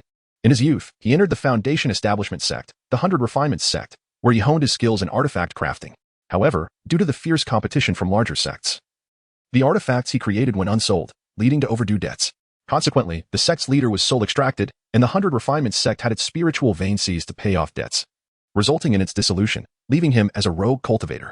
Yet, Wu Chang'an was unwilling to succumb to mediocrity. Utilizing his crafting skills, he began in small towns, specializing in artifact restoration, gradually accumulating experience and enhancing his abilities. Eventually, he borrowed a sum of spirit stones to open an artifact workshop, which he slowly expanded. Just as he was on the brink of repaying his debts after 50 years, an incident involving Shirley occurred. The fact that he could establish a workshop in Yunzhou in Qiyun City as a rogue cultivator speaks volumes about his determination and talent in artifact crafting. Su Jia examined the newly acquired inheritance in the Soul Banner. Inheritance, Artifact Forging Classics, 100 Refinements Restoration Manual. 100 Refinements Restoration Manual. Perfect Derivation, 288. 100 Refinements Restoration Manual. Extreme Derivation, 2888. Extreme Derivation. A flash of golden light manifested a new technique, 6 Harmonies Artifact Record. Upon reviewing it, Su Jian nodded in satisfaction, noting the plans for a third-tier robe, which were quite commendable. With a mere gesture, he imparted the knowledge to Wu Changyun. This technique encompassed 6 types of artifact forging spiritual diagrams. The first tier included Qi Gang Sword, Qi Gang Blade, and Wooding Axe. The second tier comprised Demon Silk Guard and Flowing Cloud Boots. The third tier featured Cloud Pattern Pure Heart Robe. The artifacts crafted by an artifact master come in numerous categories. Defensive and stealth items include Spirit Boots, Robes, Spirit Crowns, Heart Guards, Armor, Helmets, Rings, Necklaces, Shoulder Guards, Leg Guards, Hand Guards, Bracelets, Belts, Capes, and Masks, among others. Combat weapons are extensive and require no further elaboration. Artifacts are primarily utilized by the cultivators themselves, fundamentally differing from the work of spiritual architects. The variety of artifacts an artifact master can forge depends on the techniques they cultivate.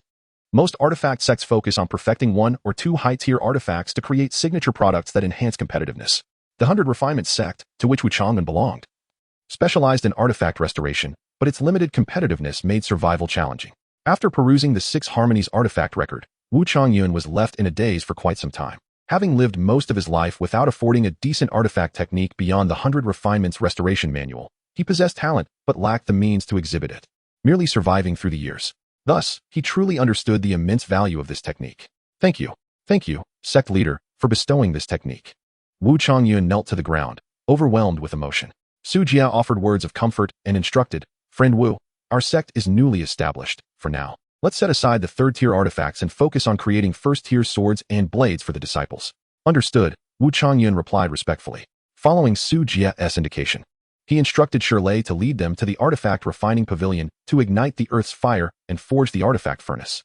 After addressing the NPC matters of the sect, Su Jia sensed through the soul banner that the Taoist from Qiyun City was still alive. In his view, the Taoist was no longer in the dungeon but had been taken to a dim area where Jiang Muyun was draining his blood. What could Jiang Muyun possibly be plotting?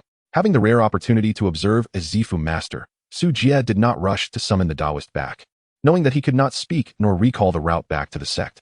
With his low cultivation, it was better to focus on training first. With a thought, he released pure spiritual energy from the Blood Sea in his Dantian through the soul banner. So much. Su Jia was slightly astonished and then realized that during this period, player levels had reached their peak, and the overflow of experience had been refined and stored by the soul banner. Now that he had returned, the extraction was naturally far more abundant than usual.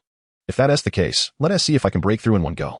Su Jie then closed his eyes and activated the Nine Hells Blood Sea scripture, spreading the pure spiritual energy throughout his limbs and merging it into the foundation of the Blood Sea. A mist of blood rose in the Dantian-S Blood Sea, gradually condensing into spiritual rain. As the spiritual rain continued to gather, the Blood Sea foundation slowly expanded. When the last drop of spiritual energy was refined, Su Jie opened his eyes and exhaled. The breath resembled white mist, extending 3 feet from his body. It's done.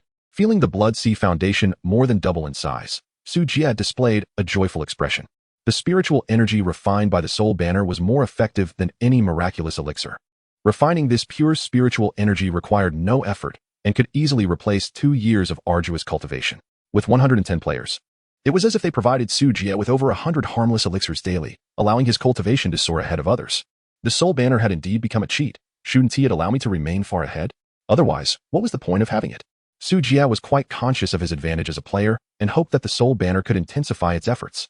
He could continue to recruit a batch of enthusiastic individuals to contribute to the grand task of building the sect previously. He had pondered the potential impact of an increasing number of players on the cultivation world.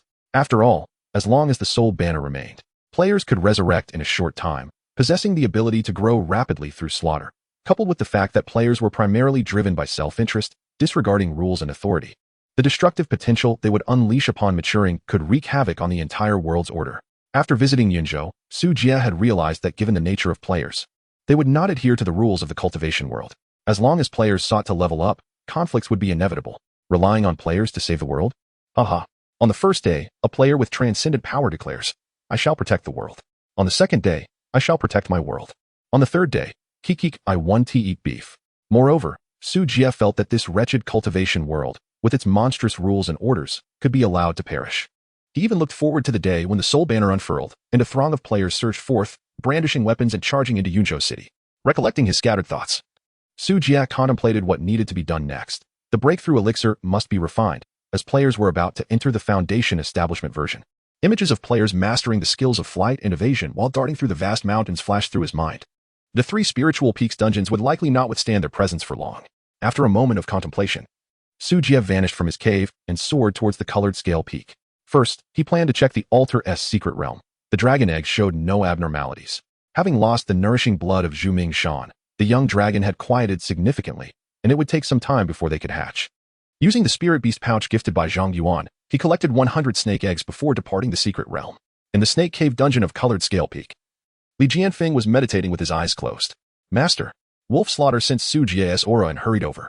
Li Jianfeng opened his eyes with difficulty and managed to rise to pay his respects. Sect leader, Su Jie nodded and inquired, how long do you need to stabilize your injuries? With the sword manual bestowed by the sect leader, I will be able to break the restrictions within my body and stabilize my injuries within 10 days. Good. Focus on your recovery and seclusion, and return to the sect to see me once you are well. Yes. After giving his instructions, Su Jie left the Snake Cave with Wolf Slaughter. Have there been any conflicts between the disciples and the surrounding demonic territories? Wolf Slaughter replied, to the east, there's Demon Cloud Valley, to the west, Remnant Moon Marsh, to the south, Ghost Cry Ridge, and to the north, Eclipse Eagle Cliff. After a brief hesitation, he added, Master, there are foundation-level demons in these territories, and their cultivation levels are not low. If the disciples provoke them too much, it could be troublesome if they unite. It would be better if I and Qi Wei launched a surprise attack to deal with 1 or 2 first. No need. Su Jie shook his head with a smile. These resources are meant for the disciples' training. There's no need for concern, as long as no Z-level demons intervene. Rest assured, my lord, the formidable demons of the Purple Mansion lie concealed within the depths of the mountains. The spiritual veins they inhabit are abundant with rare treasures that can elevate one's cultivation and are unlikely to abandon their lairs easily. Unlike the human sects, which possess heritage and order, these demons care little beyond their progeny. In the eyes of the demons within the realm of the Purple Mansion, those at the foundational stage are merely sustenance. They have no interest in the conflicts and struggles among their prey. Su Jie activated the Soul Banner, and dark mist surged forth, cloaking their auras. Guide me to survey the area and mark the territories of these demons. As you command. Chapter 76, Version 0. 04 Update. Foundation level testing opened at the back mountain of the Xintian sect. Tang San and his companions found themselves encircled without an escape. Buqiu stood in the centipede pot, animatedly gesturing. Upon witnessing that castle wall effect, I was utterly stunned, feeling a profound lack of vocabulary to express my awe. Merely muttering in disbelief internally. Bumbling time added, I felt the same. Initially, I thought it was an animation rather than a real-time model. But when I actually stepped onto that jade bridge, I was completely taken aback. The place not only featured flying vessels and avian mounts, but also an abundance of intricately designed NPCs. Most astonishingly, I even spotted a brothel in the city. The female models there, simply breathtaking. Nearby players listened intently, their curiosity piqued. Is it truly that impressive? Does it compare to the modeling quality of the Bone Lady in Black Myth? Not even close. Bumbling Time shook his head. To put it simply, looking from above is like viewing an IMAX screen, but once you land, it feels as if you've stepped into the very screen itself. The ambience is beyond my descriptive capacity, Silver exclaimed. I followed an NPC through the map and entered a new area, unlocking a new dungeon. It was shrouded in mist, resembling a fairyland. A circle of players around them listened with rapt attention, their hearts racing with envy. I want to see it too, but alas, I lack the flying skills and items. Tang San chuckled. Since the official scenery has already been established, it won't be long before it's open to all. Then you shall see. Bumbling Time nodded in agreement. What San said is undoubtedly true. Those two major cities are certainly the game and Oppo's main hubs, teeming with NPCs. Though the bosses appear to be supermodels, likely at least regional lord level. Silver inquired, the NPCs have returned, our tasks have been completed. So why is Daoist still stuck on his quest? Tang San shook his head. I'm unsure. I just logged off and called him. He mentioned there are new task prompts. It seems to involve testing the rival faction storyline. As the players chatted merrily, a sudden silence enveloped them for 2 seconds, before they erupted in excitement. Oh my gosh, the version has been updated. Could it mean the main city map is directly accessible? Let's hurry and find a spot to log out and check the update notice. What a nuisance, another offline update. This game is addictive. I can't even eat if I don't play for a day. It's like a drug. Even the massage therapists think I've gone missing. Su Ju and Lang Lu had been exploring the area from above, pleased to see the mountain of spiritual materials piled up in the back. The players were diligently completing their tasks, exhibiting a level of self-discipline that suggested a lack of personal lives. Upon entering a cave, Su Ju connected to the official website, updating the monster information surrounding the 3 spiritual peaks into the encyclopedia, then glanced at the reservation numbers, 121, 540. After some time, the anticipation for Tianling OL had reached a fever pitch with over 120,000 reservations. As the countdown ended, Suju casually logged off Nana, checked everything, and published the edited official announcement. Serpent Demon. Since it's been opened, let us put it up. I doubt many players will choose it. Announcement for version 0.04 update of Tianling OL closed testing. Update contents. 1. New outdoor map testing. Demon Cloud Valley, Moonlit Marsh, Ghost Cry Ridge, Eclipse Eagle Cliff. 2. Foundation level testing tasks opened. Details. Transfer tasks can be acquired from mentors to gather materials for breakthrough pills. 3. New sect buildings, Sect Hall, Affairs Hall, Scripture Pavilion, Refining Pavilion, Alchemy Pavilion, Beast Hall, Spirit Spring Pool. Notes. 1. Destruction of sect buildings is prohibited. 2. Unauthorized construction in the sect area is forbidden. 4. New demon races, Tiger Demon, Serpent Demon.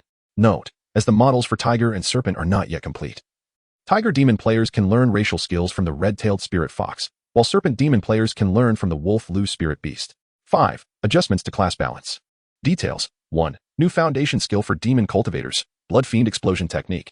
2. New talisman crafting skill tree for Talisman Masters, 5 elements Yin Yang Talisman True Understanding, containing 13 talisman skills.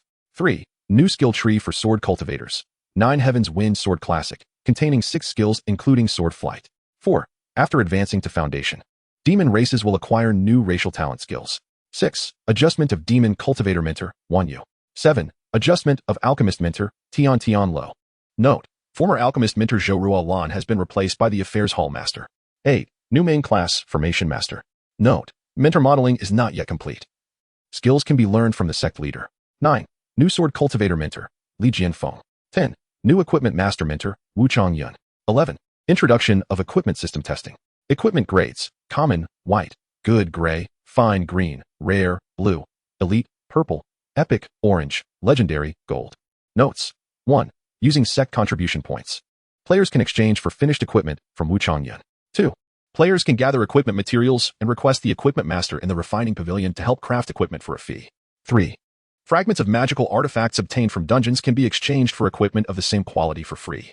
12. Change in main class mentor locations. Details. 1. Demon Race Mentor Location, Beast Hall. 2. Main class mentor location, Scripture Pavilion.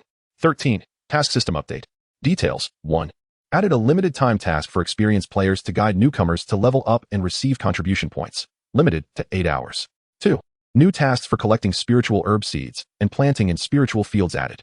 14. Update to the sect shop. Details. 1. Storage talismans, storage bags, equipment, talisman pens. and talisman paper have been updated and can be exchanged or purchased in the affairs hall. 2. Prices for storage bags have been adjusted. 15. Introduction of affinity testing. Details. Higher NPC affinity within the sect increases the chances of triggering hidden tasks.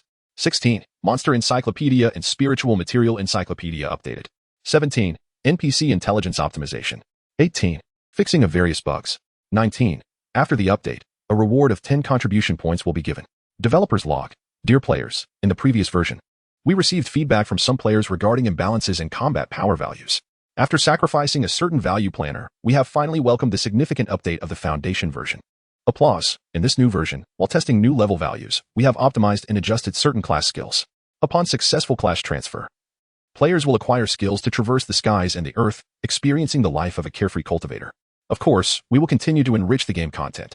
This update introduces new classes and races, and we seek more players to actively participate in testing. Following this update, 200 new Chosen Ones qualifications have been issued. Please check your emails. Additionally, we are attempting to conduct content testing in the new scenes of Yunzhou through task exploration, and we are actively collecting testing data in hopes of applying it online soon. Finally, we express our gratitude to the dedicated players who contribute their love to the testing process, and to the fans of Tianling OL for their attention. Each of your requests for updates and support serves as a crowd-funded motivation for our planning team. Wishing everyone an enjoyable gaming experience. Keep pushing forward. Tianling OL Operations Office. Chapter 77. The Spiritual Construct Rises. The Xiantian sect is established upon the announcement's release. Suju was about to exit the official website when he noticed a flurry of comments below. Liu Wan. Eyes in. What a lively announcement. I shall eagerly await until father gets off work to delve into it. Baosharu Lei. Front row. Official father. Do see me. I've been waiting since the server opened. It's about time I got my turn, right? Huang Washi. Damn. Only 200 qualification numbers? When will I ever get to the open beta? Idao Laiden. Backpack. The equipment is finally online. My eager hands can hardly wait. Tian Baohu, excuse me. Is there a fishing rod among the equipment? Zeton. Oh ho ho, are our talismans finally rising? I shall take on 10 at once. Amaterasu. Open. Yaoshir Heba. Still enhancing the demon cultivators? If the dog planners are human, I shall eat them. Fei Min. Modeling is incomplete. Still Haven T caught the right NPC. Bushij Min. The demon cultivators are too strong. Planners should nerf the demon race. Humorous. Invincible Licking Wolf. Don't chatter above. The planners are working hard too. Us Wolf Clan players are not competing. Also, I hope official father can release a name change card. To be sure, Kong, stop licking up there. It's filthy. I suspect you want to stab me. I can't sleep without playing the game for a day. What to do? Common tactics, brother. You might try the airplane sleep method. Just guide it 10 or 8 times and you'll be out cold. Shio or Waza, the talents above are commendable. I enjoy making acquaintances with such individuals. Adding you, kindly refuse. Jian Dongxi, I'm dying of laughter. Such a virtual game has so many supporters. Are actors here to spam comments? Sexy Mother Cockroach, this game has been quite popular lately. I've heard it's a small workshop that has created a superfine product. Guardian Nana, I beg you, grant me a qualification number. I would do anything. As Suju observed the rapid stream of comments, he was taken aback. Where did all these amusing characters come from? Turning off the announcement, he scrolled through the forum and discovered that a certain Taoist had released a review video, although screenshots could not be taken within the game. The official website featured a collection of illustrations, complemented by his experiential narration, which attracted a multitude of viewers, coupled with over 100 players' real name verifications. Tianling OL gradually gained traction within the gaming circle. After perusing the amusing comments, Suju opened the reservation player list and pondered for a moment. Since the Soul Banner had recorded merits, he would let fate take its course. He activated the black mist of the Soul Banner, randomly selecting 200 players to issue qualification numbers, then opened the group chat to observe.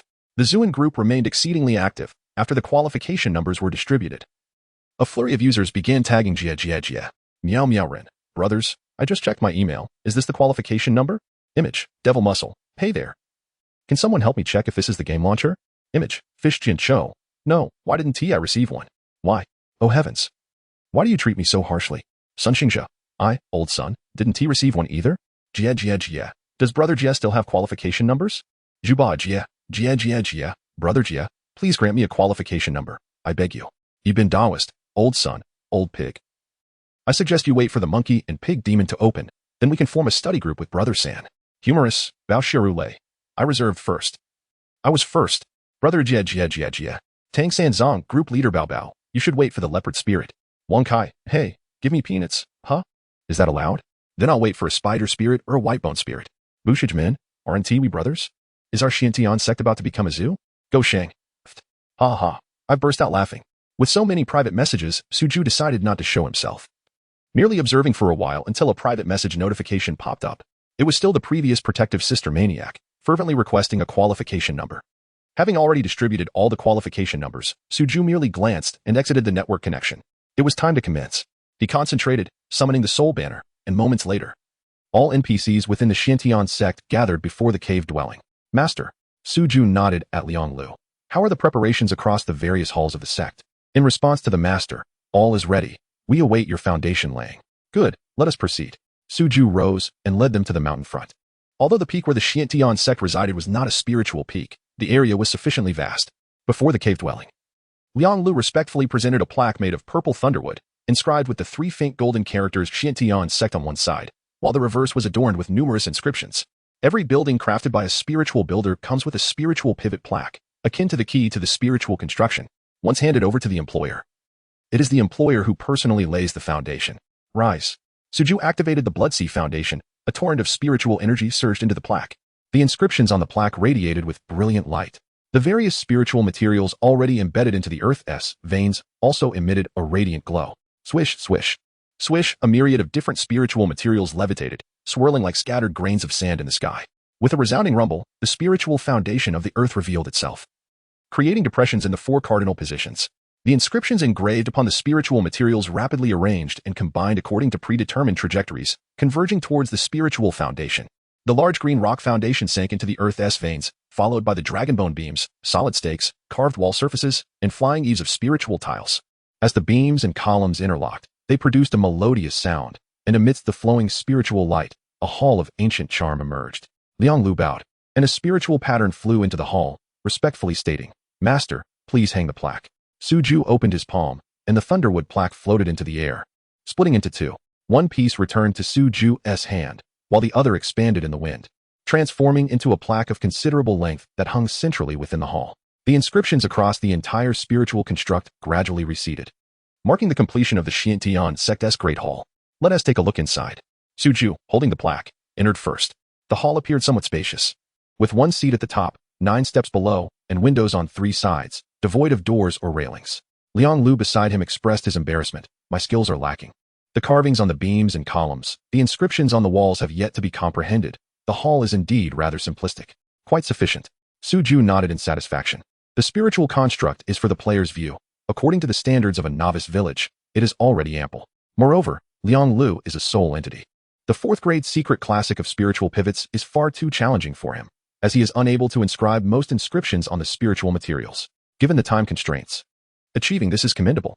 Subsequently, Suju proceeded to the rear mountain, sequentially establishing the Alchemy Pavilion, Affairs Hall, and Scripture Pavilion.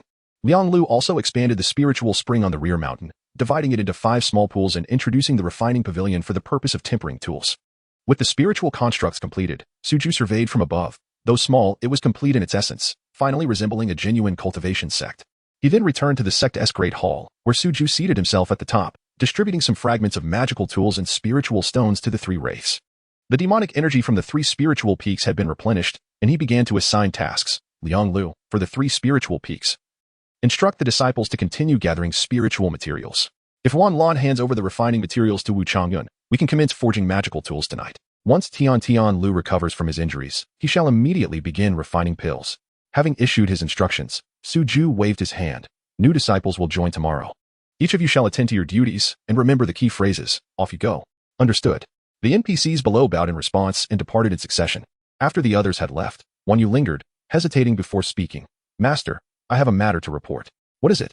If the Blood Demon sect issues the blood order, how shall we respond? Suju turned to her. Do you still possess the blood contract left in the demon sect? Yes, Wan Yu replied with a bitter smile. My soul contract has been dissolved by the master, but that blood contract remains in the hands of the leader. Chapter 78, Novice Login. NPCs in position. This is rather troublesome. Suju furrowed his brow. Cultists are often bound by blood and soul contracts. The sinister arts of blood burning and soul chasing make it exceedingly difficult to evade tracking unless the contract is destroyed. Moreover, with that senior brother Wang having been betrayed and murdered by Wan Yu, the cult's branch will certainly not rest until they exact vengeance. Once a blood order is issued, the cultists, driven by the promise of a handsome reward, will likely swarm in droves. No matter, you may remain at the sect in peace, and take the opportunity to comprehend this scripture while instructing the new disciples. Suju flicked his fingers. imparting the 9 Hells Blood Sea scripture and blood-burning demon technique to Wanyu. Thank you, sect leader. I shall remember this, Wanyu replied. Her eyes filled with astonishment as she bowed and exited. Sujia pondered silently, as long as the Purple Mansion's leader had yet to emerge from seclusion. The other cultists posed little concern. In terms of wickedness, players are often more formidable than these cultists. The following day, the sun ascended from the sea of clouds, casting light upon the misty expanse of the 10,000 great mountains, where the jungle rolled like waves. New disciples were about to enter, each of you. Proceed to your respective duties in the hall. Sujia soared through the air, casting a communication talisman, and stood above the sect's grand hall. The soul banner emerged from the Blood Sea Foundation, fluttering in the wind, releasing a black mist that enveloped the square before the hall. As the mist condensed, figures began to materialize. 200 fresh novices logged in simultaneously. With a sweep of his consciousness, Sujia noted 96 humans, 35 foxes, 20 wolf demons, 45 tiger demons, and 4 snakes as thick as arms. Did some truly choose the snake race? The novices, with their ever-confused expressions, surveyed the unfamiliar and fantastical world. Wow, this game is actually real hot ha. Here I come, Lord Tiger. Meow woof. Hey? The audio settings seem off. I'm supposed to howl fiercely. Ah, there's a snake. Step on it. Dude, don't pervert. Are you touching me? Do you dare to break my skin? Bah. Female characters even have safety pants? I always thought they were to guard against sneak attacks. I didn't expect even upright gentlemen like myself would need them. How infuriating. The cacophony of chatter jolted the little block person back to reality. He, like the other players, gazed at the distant green hills, feeling the refreshing breeze on his face. His eyes filled with awe. So incredibly lifelike. I hope there are no creepers in this game. His gaze wandered until it landed upon an ancient and fantastical hall. And his eyes sparkled with delight. How beautiful. I wish I could dismantle it, but I have no pickaxe. Just as he prepared to push forward to inspect the hall closely, a thunderous voice echoed throughout the area. Fellow Taoists, welcome to the Tianling continent. He looked up to see a striking figure in a black robe gracefully descending from the sky. A luminescent screen projecting a holographic image behind him. Suddenly, his body froze, unable to move. Where's the skip button? He searched around, finding no system prompt, and could only stand still like everyone else, watching the cutscene unfold. As the NPC finished speaking, a system prompt finally appeared. Choose to join the Xuanian Gang. Your identity will change to a miscellaneous disciple. Proceed to the Back Mountain Scripture Pavilion for cultivation. After the NPC village chief concluded the cutscene, he turned and flew away. Quick, chase him. Village chief, aren't you giving out starter gear? Hey, what did I step on? Never mind, let us get started on quests. A throng of players surged forward. The little block person witnessed 4 snake players being mercilessly trampled into the ground. At that moment, a wolf player nearby suddenly widened his eyes and howled, "Look, big shots have arrived." The players turned in unison to behold dozens of figures clad in animal skins, wielding weapons, with conspicuous green IDs above their heads. Behind them trailed a group of large foxes and wolves. A fox with the ID, Ali, pranced elegantly, saying, "Little foxes of the Fox clan, follow your sister to do quests." Wow, it's Sister Ali. A gaggle of little foxes bounced and scampered over. On the other side, a wolf player resembling a husky howled, "Younglings of the Wolf clan, follow me to meet King Wolfel." The wolf players approached, eyeing the little ones with confusion, even leaning closer to sniff. What is this licking wolf nonsense? Little novice, I warn you, my ID is Tianling, remember. Don't call me incorrectly next time. Got it, licking wolf big shot. Suddenly, a figure wielding a large cleaver slapped the little block person on the shoulder. Block person, you're an MC player, right? Uh-huh, you're the big shot Erdan? I saw your ID on the forum. Is that so? Join my group. I'll take you to level up first. All right. Soon, Erdan assembled 5 novices, and together they headed toward the back mountain. This game boasts complete freedom. With no beginner guides or directional arrows, players can first drink from the spirit spring or grind experience points. Of course, if you have money, you can buy beast meat to eat. After leveling up, you can go to the Scripture Pavilion to apprentice, which means selecting a profession. Names are displayed on the buildings along the way. Erdan explained the early game strategies. The 5 players listened intently. Upon reaching the spirit spring, the little block person joined the others in sipping water, and soon, their experience points began to rise. At that moment, a commotion erupted outside the Scripture Pavilion. Fairy, sorceress. Players immediately turned to see Wanyu and Zhou Rulin floating gracefully toward the back mountain. Zhou Rulin, clad in a flowing white robe, exuded elegance beside Wanyu, who wore a flowing dark dress that swayed with the mountain breeze, her slender waist twisting as silver bells jingled at her ankles, embodying the allure of a bewitching sorceress. The 2 distinct styles of female cultivators resembled celestial beings emerging from a painting. Not only the novices, but even seasoned players were captivated by the sight, many of whom had never encountered Wanyu before. Brothers, this modeling is absolutely stunning. I adore it. I'm all in for the sorceress. Dude, wipe your drool. NPCs have affection levels. Be careful not to get smacked. Suddenly, a roar akin to a dragoness echoed. A phantom black demon serpent charged from the forest, leaping into the air, coiling and roaring from above. As the apparition dissipated, Chu Mingshan's spirit descended, standing before the hall like a towering fortress. With a sweeping gaze, he turned and entered the scripture pavilion. Wow, so manly. Is this a physical cultivator? That was incredibly cool. I must choose physical cultivation. A sound like a clear sword cry resonated from the horizon. A dazzling beam of sword light cascaded like a galaxy, tearing through the clouds. Li Jianfeng rode his flying sword, arms crossed, rushing from the mist, a green rainbow tracing a comet-esque arc across the sky. He landed before the scripture pavilion, gestured to perform a spell, and the sword returned to its sheath as gracefully as a fish. With his righteous demeanor, he exuded the air of a sword immortal. The astonishment in the player's eyes spilled over, exclamations filling the air. Holy cow, a sword immortal. I must choose sword cultivator. Don't push. Didn't you just say you'd pick the sorceress? Get lost. Women only slow me down when drawing my sword. Li Jianfeng's complexion was still somewhat pale. His injuries barely stabilized as he flew in on his sword. Observing the crowd of mortals before him, he felt puzzled by their excitement, yet adhered to the sect leader's instructions, maintaining a serious demeanor as he stepped into the scripture pavilion. The players surged toward the scripture pavilion with fervor.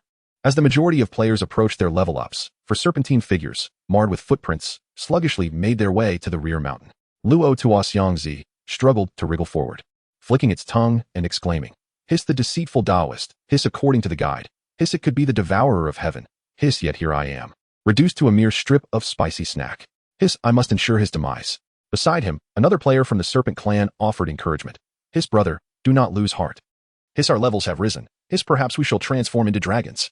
Hiss as long as we don't become loaches, we should be grateful. Hiss how on earth do we control this wretched tongue? Hiss I am at a loss. Hiss I long to sever it. Hiss it's far too nimble to catch." Chapter 79. Foundation Establishment Job Transition Quest. Within the Grand Hall of the Scripture Pavilion, there were seating cabinets on either side, with NPC mentors standing before them. Over 100 players gathered nearby, fiercely observing and commenting. "Wow, the sword cultivator is so handsome. I want to become a sword cultivator." One exclaimed. "Does anyone know if we can duel with the NPCs?" Another asked. "Dude, you're a bit over the top." A player called out, "Sister Sorceress, take me as your disciple. I would even serve as a dog." Another chimed in, "You should choose the dog demon. Buddy, that's a heavyweight choice. This body cultivator is as strong as an ox. I wonder about his combat prowess. With that physique, a single punch would send my grandmother offering incense." Li Jianfeng and his companions appeared rather uncomfortable. They felt that if it weren't for the existence of inscription restraints, this group of mortals would dare to rush forward and strip them of their garments. Under the long-held belief in the cultivation world that mortals are akin to ants, they had never encountered such audacious mortals before. The adjacent Spirit Beast Pavilion was much more spacious and similarly surrounded by a throng of demon players, but Lang Lu and Qi Wei managed the situation with relative ease. Having gained considerable experience, the wolf and fox clans were notably subdued under their imposing bloodline aura. Some tigers seemed rather dazed. A paper tiger nudged a nearby tiger. "Brother, check if there are barbs on my tongue." A meow meow person leaned in and pulled out his tongue. "Yes, quite realistic." "Why the hell did you bite my tongue? How disgusting. You were the one who wanted me to look." "Damn, a female tiger? I'm out of here." The meow meow person rolled their eyes, looking around at a group of tiger players who were busy biting their tails, sniffing each other's rears, licking their paws, and counting their teeth. "How pathetic. It's like a bunch of cat demons." The meow meow person scoffed, gracefully trotting over to Qi Wei, and asked, "Sister Fox Demon, do you have any tasks for me?" Meow Qi Wei rolled her eyes. "First, go catch 10 wild rabbits to get accustomed." "All right." The meow meow person cheerfully dashed off to catch rabbits. Meanwhile, Tian Bao was diligently scanning through a multitude of IDs in the Alchemy Pavilion's Grand Hall. Upon spotting the standard fishing enthusiast ID, not Air Force, he called out loudly, "Xiao Jun, over here." Not Air Force turned around and hurried over, clasping Tian Bao's hand with excitement. "Tian Gu, it's great to see you up and about. How's the game?" "I wasn't exaggerating, was I?" "Indeed, it's impressive. Previously, the group suspected you and Old Fish were deceiving us." "Speaking of Old Fish, why hasn't he qualified yet?" "That is quite unfortunate." "Oh, you don't know? He has been stuck fishing every day. His luck is extraordinarily poor." "Haha, that is true." After some pleasantries, Not Air Force impatiently inquired, "Tian Gu, didn't you mention a divine fishing spot? The fish are bigger than cows. Take me there to experience it." Tian Bao who chuckled, "Don't rush. At your level, you won't even be able to fish. You'd be better off preparing bait. First, choose a main profession. I'll complete the old to new player quest in the process." "All right, which profession should I choose?" "It has to be the Talisman Master. This round of buffs means there are many talismans you can draw, which can protect you from snakes and insects, and even save you from needing a fishing net." Not Air Force felt enlightened, following closely behind. Among all the mentor NPCs, aside from Li Jianfeng, Bai Wenxuan attracted the most players, with many seasoned players coming to change their jobs. Fortunately, Bai Wenxuan had gained experience from the previous version and had memorized his lines thoroughly. You wish to transition to a talisman master? It requires 5,000 spirit sand or sect contribution points. Are you certain? You have yet to refine your chi. Go level up first. Looking to learn skills? Here are all the talismans available during the chi refining stage. Diamond Talisman, 100 spirit sand or 50 contribution points. Rejuvenation Talisman, 100 spirit sand or 50 contribution points. Transmission Talisman, 100 spirit sand or 50 contribution points. Ice Talisman, 200 spirit sand or 100 contribution points. Flame Talisman, 200 spirit sand or 100 contribution points. Earth Escape Talisman, 300 spirit sand or 150 contribution points. Tian Bao, who observed the array of talisman skills presented and nodded in satisfaction. The official optimization speed is quite rapid. This NPC is much smarter. Subsequently, he exchanged some contribution points for a diamond talisman and an Earth Escape Talisman. Not Air Force asked, Tian Gu, these talismans seem quite useful. Why haven't you learned them all? Tian Bao, who awkwardly replied, I don't have much money. I need to save up for talisman paper and pins. He was primarily engrossed in fishing and had been engaged in a battle of wits with the fish demons at Waterfall Lake. Although he had entered the game early, he was indeed quite poor. The two exited the scripture pavilion, where the affairs hall was directly opposite. Inside the grand hall, long wooden shelves displayed various equipment and items. Tang Sanzong and a group of max-level chi refining players stood at the counter selecting gear and accepting quests. Zhou Ruolan introduced quests to them from behind a barrier at the counter. 3 drops of Foundation Establishment Demon Blood, along with 20-year-old auxiliary materials such as jade marrow mushrooms, purple monkey flowers, and incense grass. Once collected, you can exchange for a Breaking Realm elixir, which will allow you to establish your foundation. Tang Sanzong and the others immediately accepted the job transition quest. Yi Dao Liangdan remarked, the other items are manageable, but the Foundation Establishment monsters are too difficult to defeat.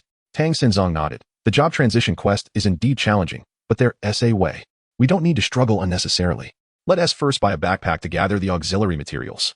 The backpack was reasonably priced. A storage bag cost only 50 spirit sand or contribution points.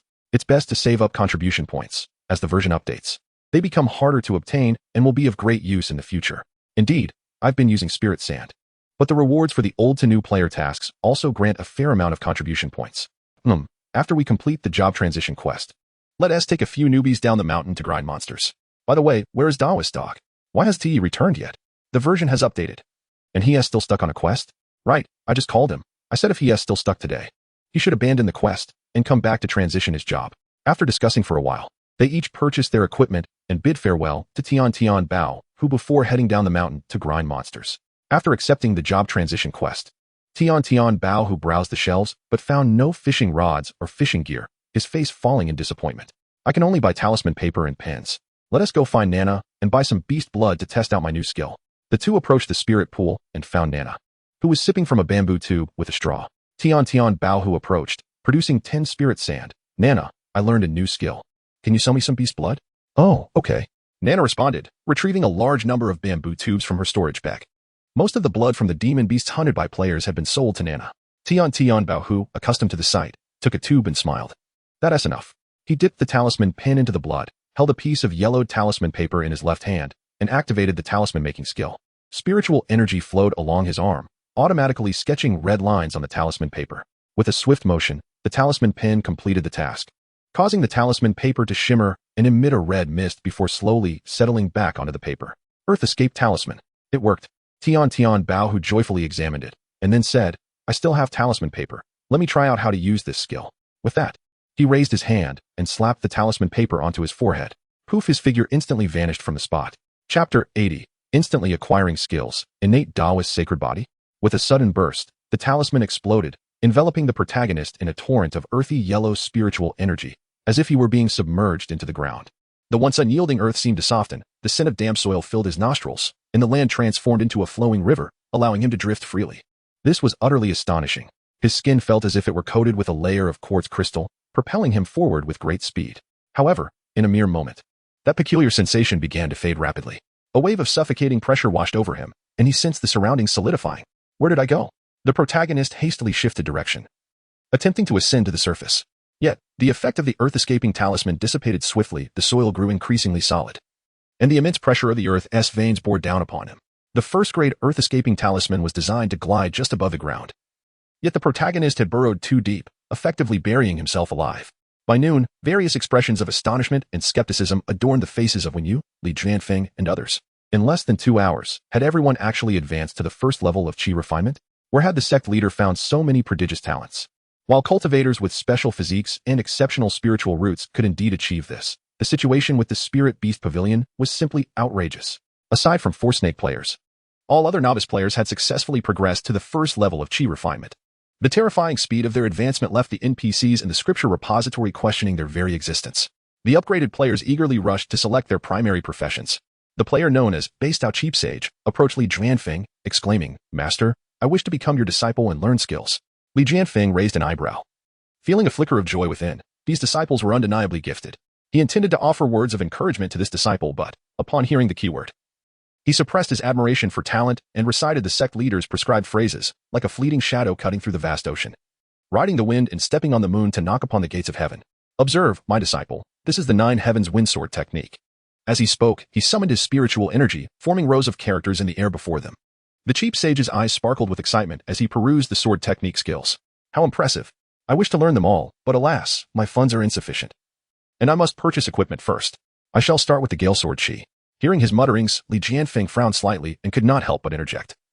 This technique requires the condensation of qi into a sword. With your talent, if you practice diligently, swinging your sword 1,000 times daily, you may achieve some results in 3 months. Before he could finish, the cheap sage pointed forward. With a whoosh, a sharp sword qi shot forth from his fingertip, dissipating 3 feet away from his body. Haha, incredible. The cheap sage cheered, then turned to Li Jianfeng, asking in confusion, "Huh, what did you say? Did I just trigger a quest?" He leaned in, chattering incessantly, yet Li Jianfeng stood there, dazed, his pupils dilating as if he had momentarily frozen. Is this what it feels like to be stuck? How disappointing. The developers need to optimize the NPC models. The cheap sage grumbled, excitedly rushing off to complete quests, eager to amass funds to purchase a sword and descend the mountain to slay monsters and level up. Nearby, Zhu Mingshan stared in astonishment, enviously sending a thought transmission to Li Jianfeng. Congratulations, brotherly, you have acquired a genius disciple in the sword arts. The esteemed sword cultivator of the late Foundation establishment stage felt a flush of excitement rise to his face. His voice tinged with bewilderment, to condense sword qi in an instant. This level of talent in the sword arts is my disciple? At that moment, another disciple approached, standing between Li Jianfeng and Zhu Mingshan, his expression conflicted. Should he pursue body cultivation or sword cultivation? Zhu Mingshan's mind raced. And seizing the opportunity while Li Jianfeng was still dazed, he called out, refining the marrow and shattering the void. The 8 Desolations Dragon Bone shakes the mountains. This is the bone-forging technique of my family's dragon demon. With great impatience, he conjured the body cultivation technique. The 8 Desolations Fist, Mountain-Shaking Palm, 9 Styles of 1,000-kilogram leg, Dragon Demon Transformation. The Devil Muscle was indeed captivated and promptly turned to investigate. After carefully examining the skill descriptions, he exclaimed, "Wow, these skills are unbeatable in combination.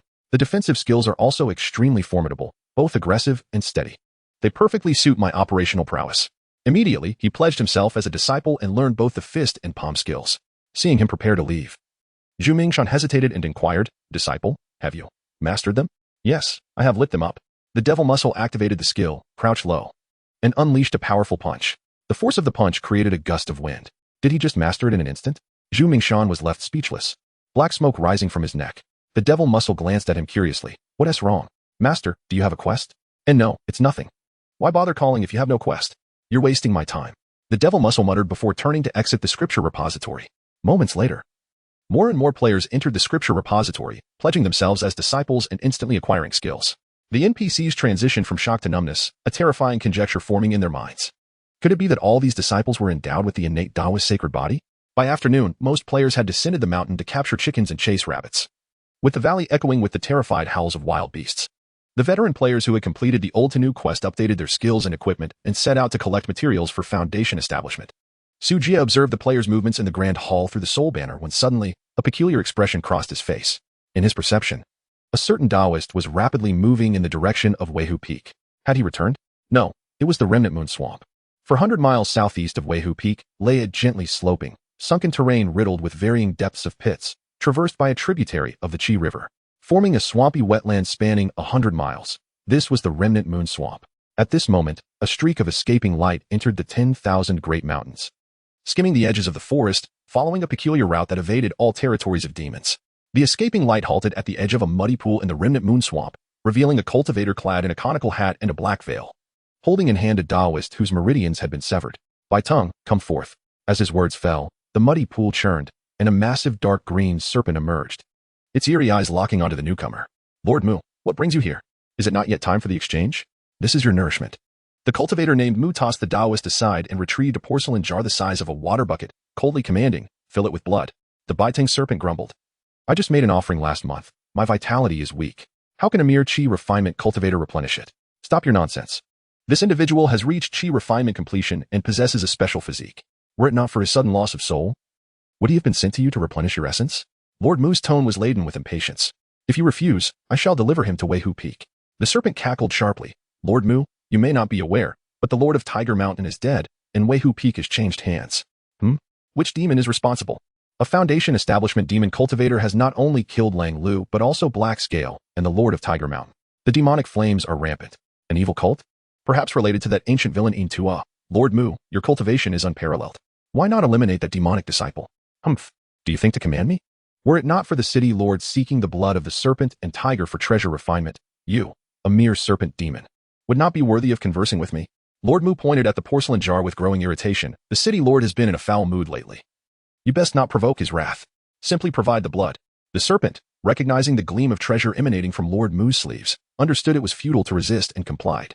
Once the blood was collected, Lord Mu watched as the serpent devoured the Taoist, then turned and vanished without any intention of heading towards Weihu Peak. He had dealt with evil cults before and was well aware of their treachery, having no desire to meddle further, even if he reported it to Qian City. The Demon Suppression Division would not venture deep into the 10,000 Great Mountains to exterminate demons. The spirit of the Scent Snake demon had significantly weakened.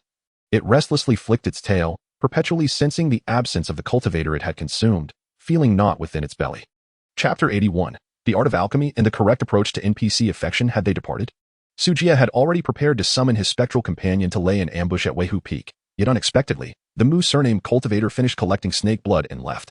Jiang Mu Yun, raising tiger demons and extracting blood from snake demons, was evidently concocting something. After bestowing the task reward upon the resurrected Taoist Su Jie pondered deeply. The black-scale snake demon of Kalen Peak, with its secrets of the mystical realm and dragon eggs, could hardly collaborate with Jiang Mu Yun. However, as the lord of a city, acquiring some beast essence through the demon-slaying department should not pose much difficulty. There was no need to privately nurture demons. Unless his methods were forbidden by the Yin Kingdom, making him wary of detection by the demon-slaying department, or unless the quantity of blood he required was vast, compelling him to feed demons with humans, accumulating slowly over time. Given that this was a clandestine endeavor, Duanyan Valley was relatively secure. To be prudent, preparations were in order. Su Jie summoned Lang Lu and Qi Wei, extracted 2 vials of essence from both, and proceeded to the alchemy pavilion. At that moment, Tian Lu was in the midst of cultivating to heal his injuries, his complexion appearing significantly better. Among the newly arrived 200 novices, only 8 chose the alchemist profession, leaving him with ample leisure. How are your injuries? When shall we commence alchemy? Upon meeting with the sect leader, his subordinates' injuries had stabilized, allowing them to open the furnace tonight to concoct the 9 turns fetal breath pill to restore their Dantian foundation, and in 3 days, they could commence the crafting of the Yuan Fu Tongxian pill. Do we have sufficient auxiliary materials for the Tongxian pill? The spiritual materials provided by Taoist Zhou are plentiful enough to craft 6 portions, but we only possess 1 portion of snake demon essence. If we add my own, we still fall short by 1. Your essence is unnecessary. Su Jie handed him the essence from Qi Wei and Lang Lu, instructing, once your injuries are healed, proceed with the furnace swiftly. Understood. With the instructions conveyed, Su Jie departed from Duanyan Valley, entering the altar's secret realm via Kalen Peak. After sealing the entrance, he felt a sense of security wash over him. Unless one possessed the ability to tear through the void, no one could intrude upon the secret realm. Now that the Shantian sect was on a steady course, with players serving as eyes and ears, he need not remain within the sect. 3 days later, the alchemy pavilion was perfumed with herbal aromas. Haha, I finally succeeded. Tian Lu, after expending 2 portions of materials, had successfully crafted his first batch of Yuan Fu Tongxian pills. Lifting the lid of the alchemical furnace, he formed a gesture, and 9 glistening red pills flew out, each being placed into porcelain vials. With the pills successfully made, Tian Lu felt a wave of relief. 9 pills, he had not failed the sect leader's expectations. Based on his estimations, had the alchemical materials been of superior quality, he could have produced around 15 pills in one batch. Meanwhile, most veteran players had gathered sufficient auxiliary materials and were strategizing on collecting foundation-building beast essences. In the northeast direction of Wolf Tooth Peak, a range of mountains extended for hundreds of kilometers, leading deeper into the 10,000 Great Mountains. Below the mountain range, a valley was perpetually shrouded in white mist, known as the Demon Cloud Valley. At this moment, dozens of players were battling a host of beastly creatures resembling tigers and leopards within the valley. Furious Blood Technique, Soul Chain, 8 Desolate Fist, Gale 9 Swords. Before the version update, seasoned players had already discovered that this location housed high-level bosses. After receiving their foundation building class transfer quest, some players had attempted it, but even a 10-man team could not defeat the boss. Subsequently, Tang Sanzong proposed that they unite under a single commander to have a chance at obtaining the quest materials.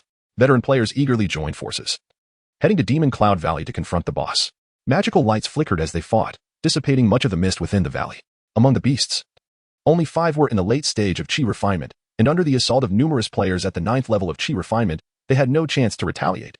A deep roar reverberated, shaking the entire valley. From the white mist, a creature resembling a tiger leopard, covered in ice crystal-like silvery fur, suddenly sprang forth, its oil-green eyes radiating malevolence, revealing a mouthful of fangs. Splendid! The boss has emerged. What on earth is that? A cat or a tiger? It's listed in the official bestiary, called a lynx demon. Judging by its model, it bears some resemblance to a rabbit demon. Whatever it is, charge.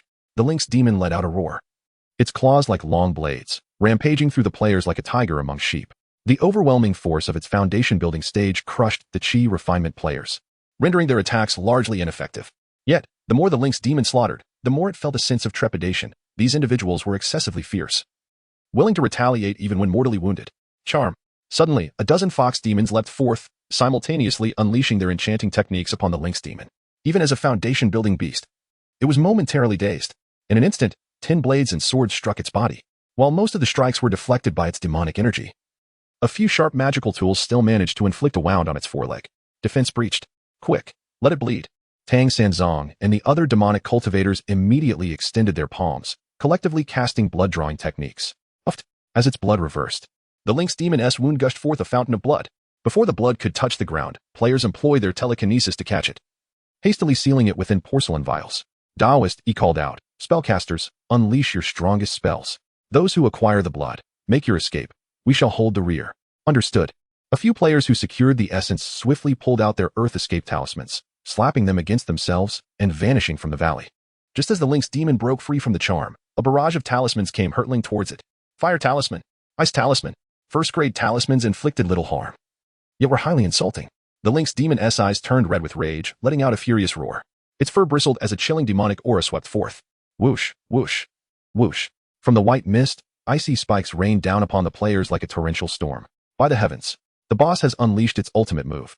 This is dire. It's far too difficult to defeat. It's not a major issue. Once our brothers complete their class transfer tasks, it shall be much easier to handle. Damn it. My leg is broken. I'll hold the rear. Brothers, take my sword back. It's quite valuable. Brother, my intestines are out. Please bring my backpack back. The icy spike technique had an extensive coverage area, making it nearly impossible for Chi refinement players to evade, resulting in heavy casualties. The remaining players, witnessing the dire situation, hastily collected their comrades' gear and fled. The lynx demon, though sustaining minimal injuries, did not pursue. Its pupils revealed a flicker of apprehension. Beside it, a fellow of its kind expressed terror. Master, their bodies have vanished. The lynx demon's pupils contracted. What manner of fiend was this? Several dozen miles from Demon Cloud Valley, Buchinyo Ro leapt from the ground, brushing off the dirt from his body. This Earth Escape talisman is truly effective. He then retrieved 7 or 8 communication talismans, activating them simultaneously, and said, Hey, I am Nyoro. Are there any surviving brothers nearby? Gather at Wolf Tooth Peak. With a flick of the talisman, it transformed into a streak of light and shot forth. After sending out the communication talismans, he swiftly made his way to Wolf Tooth Peak. Before long, a streak of light pursued him, and Buchinyo Ro raised his hand to catch it. Hearing the voice of Do by Shi Kong, Brother Nyo, I've also secured some, and am heading to Wolf Tooth Peak. As the communication faded, the talisman turned to ashes. Upon returning to Wolf Tooth Peak, only 5 individuals had managed to procure foundation building essence. Buchinyo Ro gleefully exclaimed, Haha. I've finally obtained the class transfer materials. Do by Shi Kong questioned, Brother Nyo, weren't 3 different types of foundation building essence required? This is only one kind. With a spark of inspiration, Buchinyo Ro chuckled. The quest states foundation building essence, yet it doesn't specify it must be from beasts, does it? Our sect has 2 foundation building spiritual beasts. Apart from them, aren't the sword and demonic cultivators also foundation building? Do by Shi Kong, bewildered, mused, is that even possible? Can NPCs also be exploited? Why not? He laughed. Have you forgotten about the NPC's favorability rating? There is a disabled person in the alchemy pavilion, and an old man in the forging pavilion, both of whom are at the foundation establishment stage. It and Appos. Just that increasing the favorability of humanoid NPCs is rather challenging. While with the two spirit beasts, it's quite straightforward. The whimsical time traveler pondered, realizing that this is how the NPC favorability system operates. Chapter 82, Player Cultivation. A new storm has arisen, a combined chapter. In the living area of the Xiantian sect's rear mountain, Tang Xinzong inquired, Nana, could I trouble you for a favor? Of course. Having spent a considerable amount of time together, Nana was quite familiar with several individuals and would not decline. Tang Xinzong pointed to the fox spirit sleeping at the entrance of the spirit beast hall. You must have raised your affinity with Chow Tail to its maximum, right? Could you assist me in asking Chow Tail for a vial of blood? Oh, sure. Nana nodded, retrieving a skewer of grilled snake meat from her storage pouch. Approaching Chow Tail, she gently stroked its head. Chow Tail opened its mouth instinctively, even without opening its eyes. Nana placed the meat skewer into its mouth and whispered, Little fox, could you give me a vial of blood? Chow Tail's ears twitched, and it drowsily opened its eyes. Blood? What blood? Your blood. Just a small vial would suffice, is that all right? Chow Tail hesitated for a moment, but upon seeing Nana and Appos, as hopeful gaze and thinking of the delicious meat skewer, it felt that this could be compensated later. Thus, it opened its mouth and expelled a small amount of essence blood to fill the porcelain vial. Thank you, little fox. Nana's eyes squinted into crescent moons as she patted Chow Tail's head and joyfully ran off. Meanwhile, the invincible licking wolf held a large, glistening piece of meat. Squatting beside Wolf Slaughter, ingratiatingly saying, My lord, it's time for dinner. Wolf Slaughter lazily lifted its eyelids, yawned, and then lowered its head to eat. Only after Wolf Slaughter finished did the invincible licking wolf cautiously remark, My lord, you seem to have gained a bit of weight lately, which detracts from your majestic and imposing demeanor. Wolf Slaughter shot a sideways glance at its belly, nodding slightly. You are right. I should pay attention to my digestion and training. Not necessarily, my lord, the invincible licking wolf continued. Your condition is merely due to excess vital energy. There's no need for such rigorous training. Wolf Slaughter raised its front paw, scraping away the bits of meat stuck in its teeth. What exactly do you wish to convey? Hee, my lord, your insight is as sharp as a hawk's, akin to that of a fox. The invincible licking wolf chuckled, bringing forth a wooden bucket. All you need to do is shed a bit of blood to expel the excess essence blood. It won't and Appos have much effect. Moreover, releasing blood can generate new bone and blood essence, benefiting both body and mind.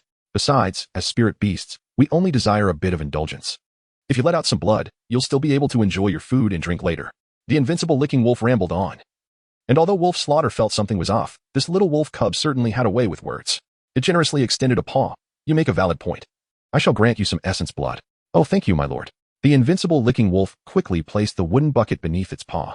Wolf Slaughter's paw pads revealed razor-sharp claws, slicing through the air as blood began to flow profusely into the bucket. Once it filled half the bucket, Wolf Slaughter frowned. Next time, use a smaller vessel. As it retracted its paw, the wound healed instantly under the enveloping vitality. Hee, thank you, my lord. I and Appos. LL prepare some spicy roasted chicken demon and wild boar for you to replenish. The invincible licking wolf was overjoyed, carrying the bucket towards the rear mountain.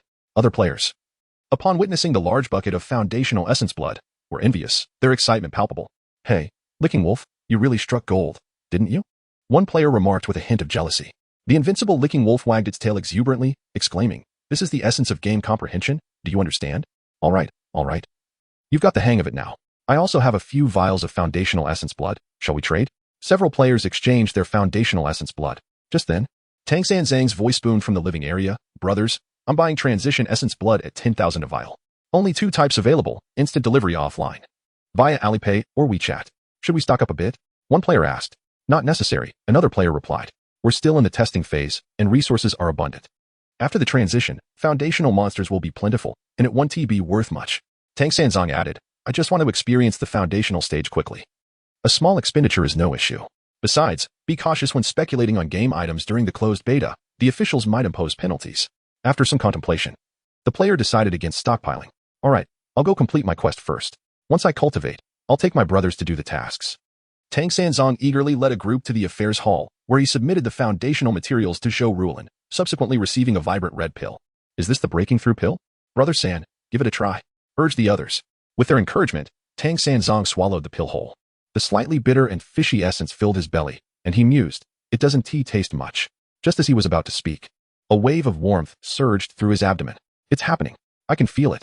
Tang Sanzang's pores erupted with dark energy, and instinctively, he squinted his eyes and spread his arms wide, letting out a contented low moan. A torrent of heavenly source energy rushed towards him, flooding into his body. Tang Sanzong felt himself swell like a balloon, doubling in size for a moment before gradually returning to normal. As he regained his form, The ID above his head shifted from green to a pale yellow. Haha, magnificent. Tang Senzong laughed heartily. Brother, how do you feel? What is it like? A friend inquired.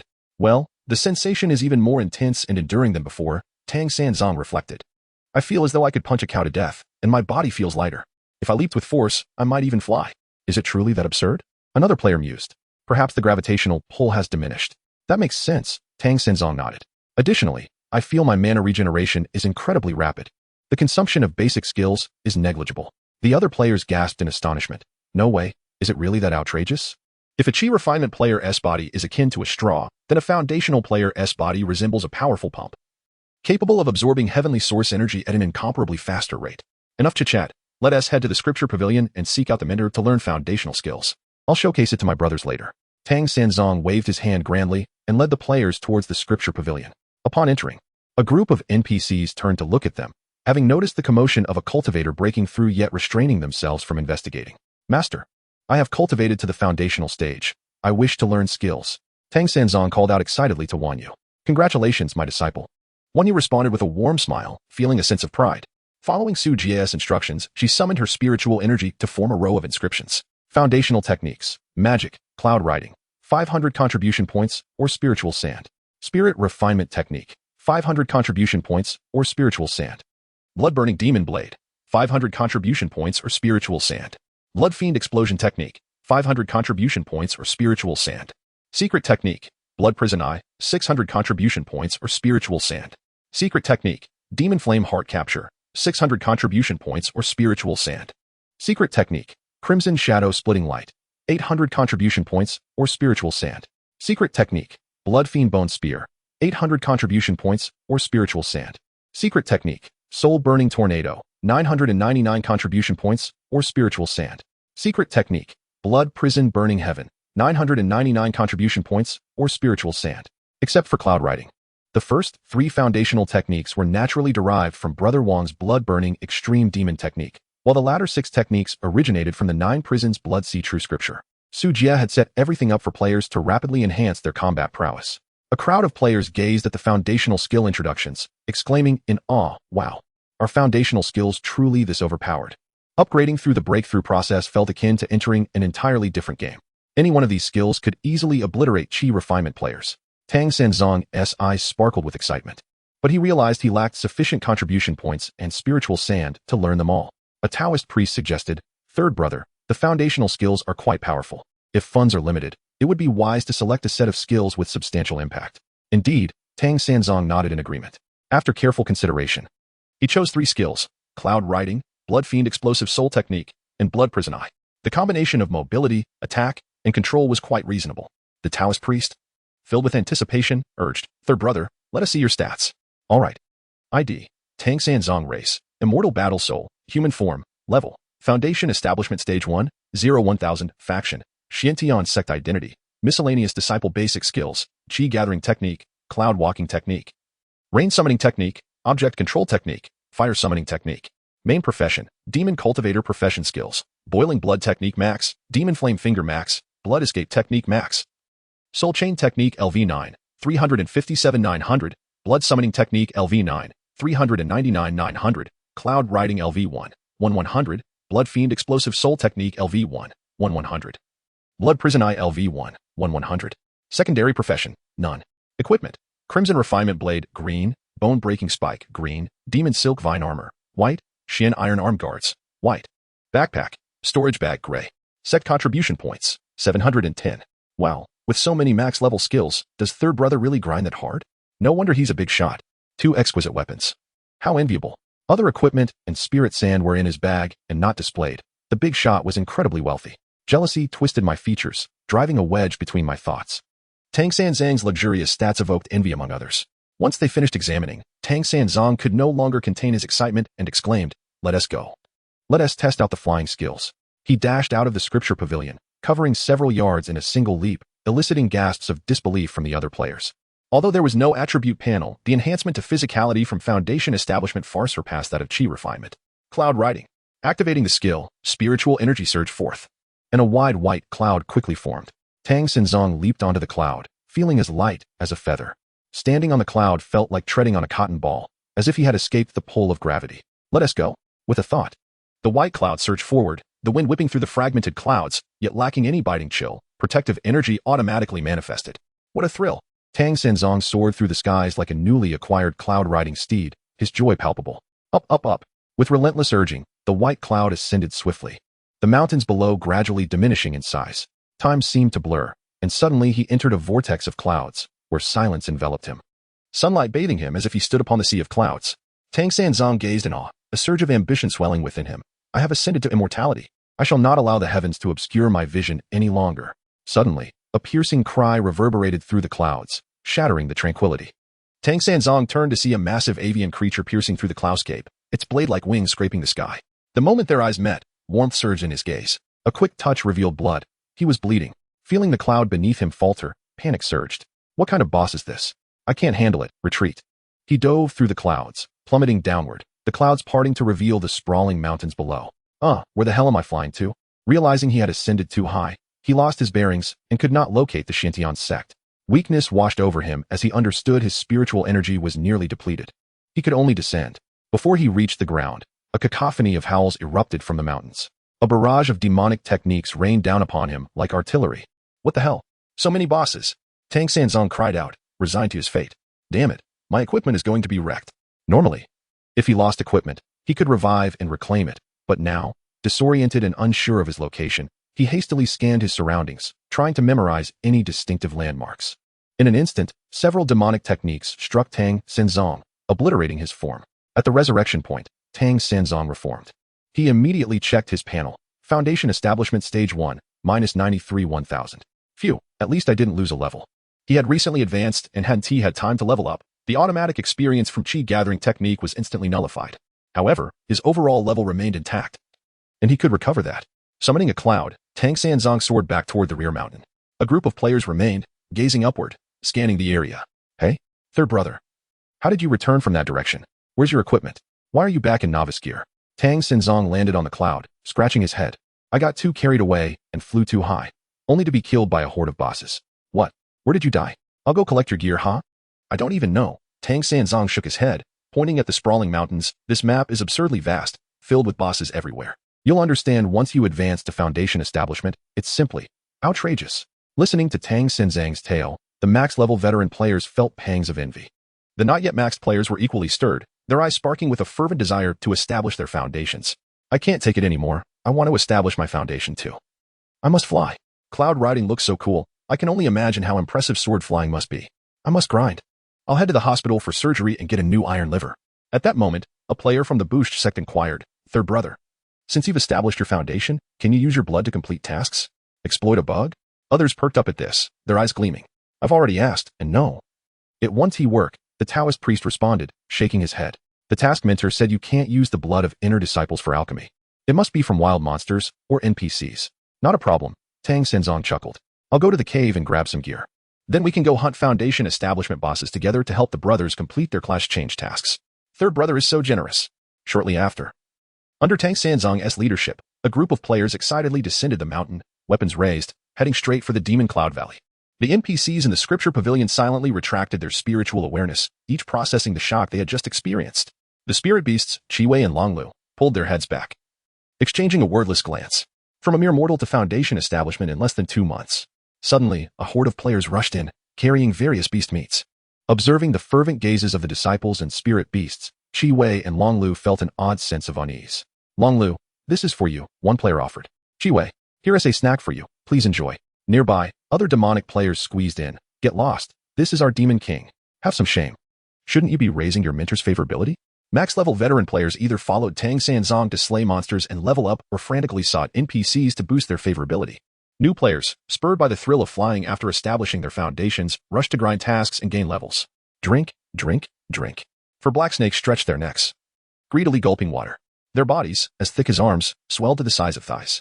As they drank, one snake muttered curses under its breath. Hiss, everyone else has established their foundations. Hiss, I'm still at level 2. Hiss, the snake demon version is pure torture. At that moment, one of the black snakes suddenly convulsed, writhing on the ground while hissing erratically.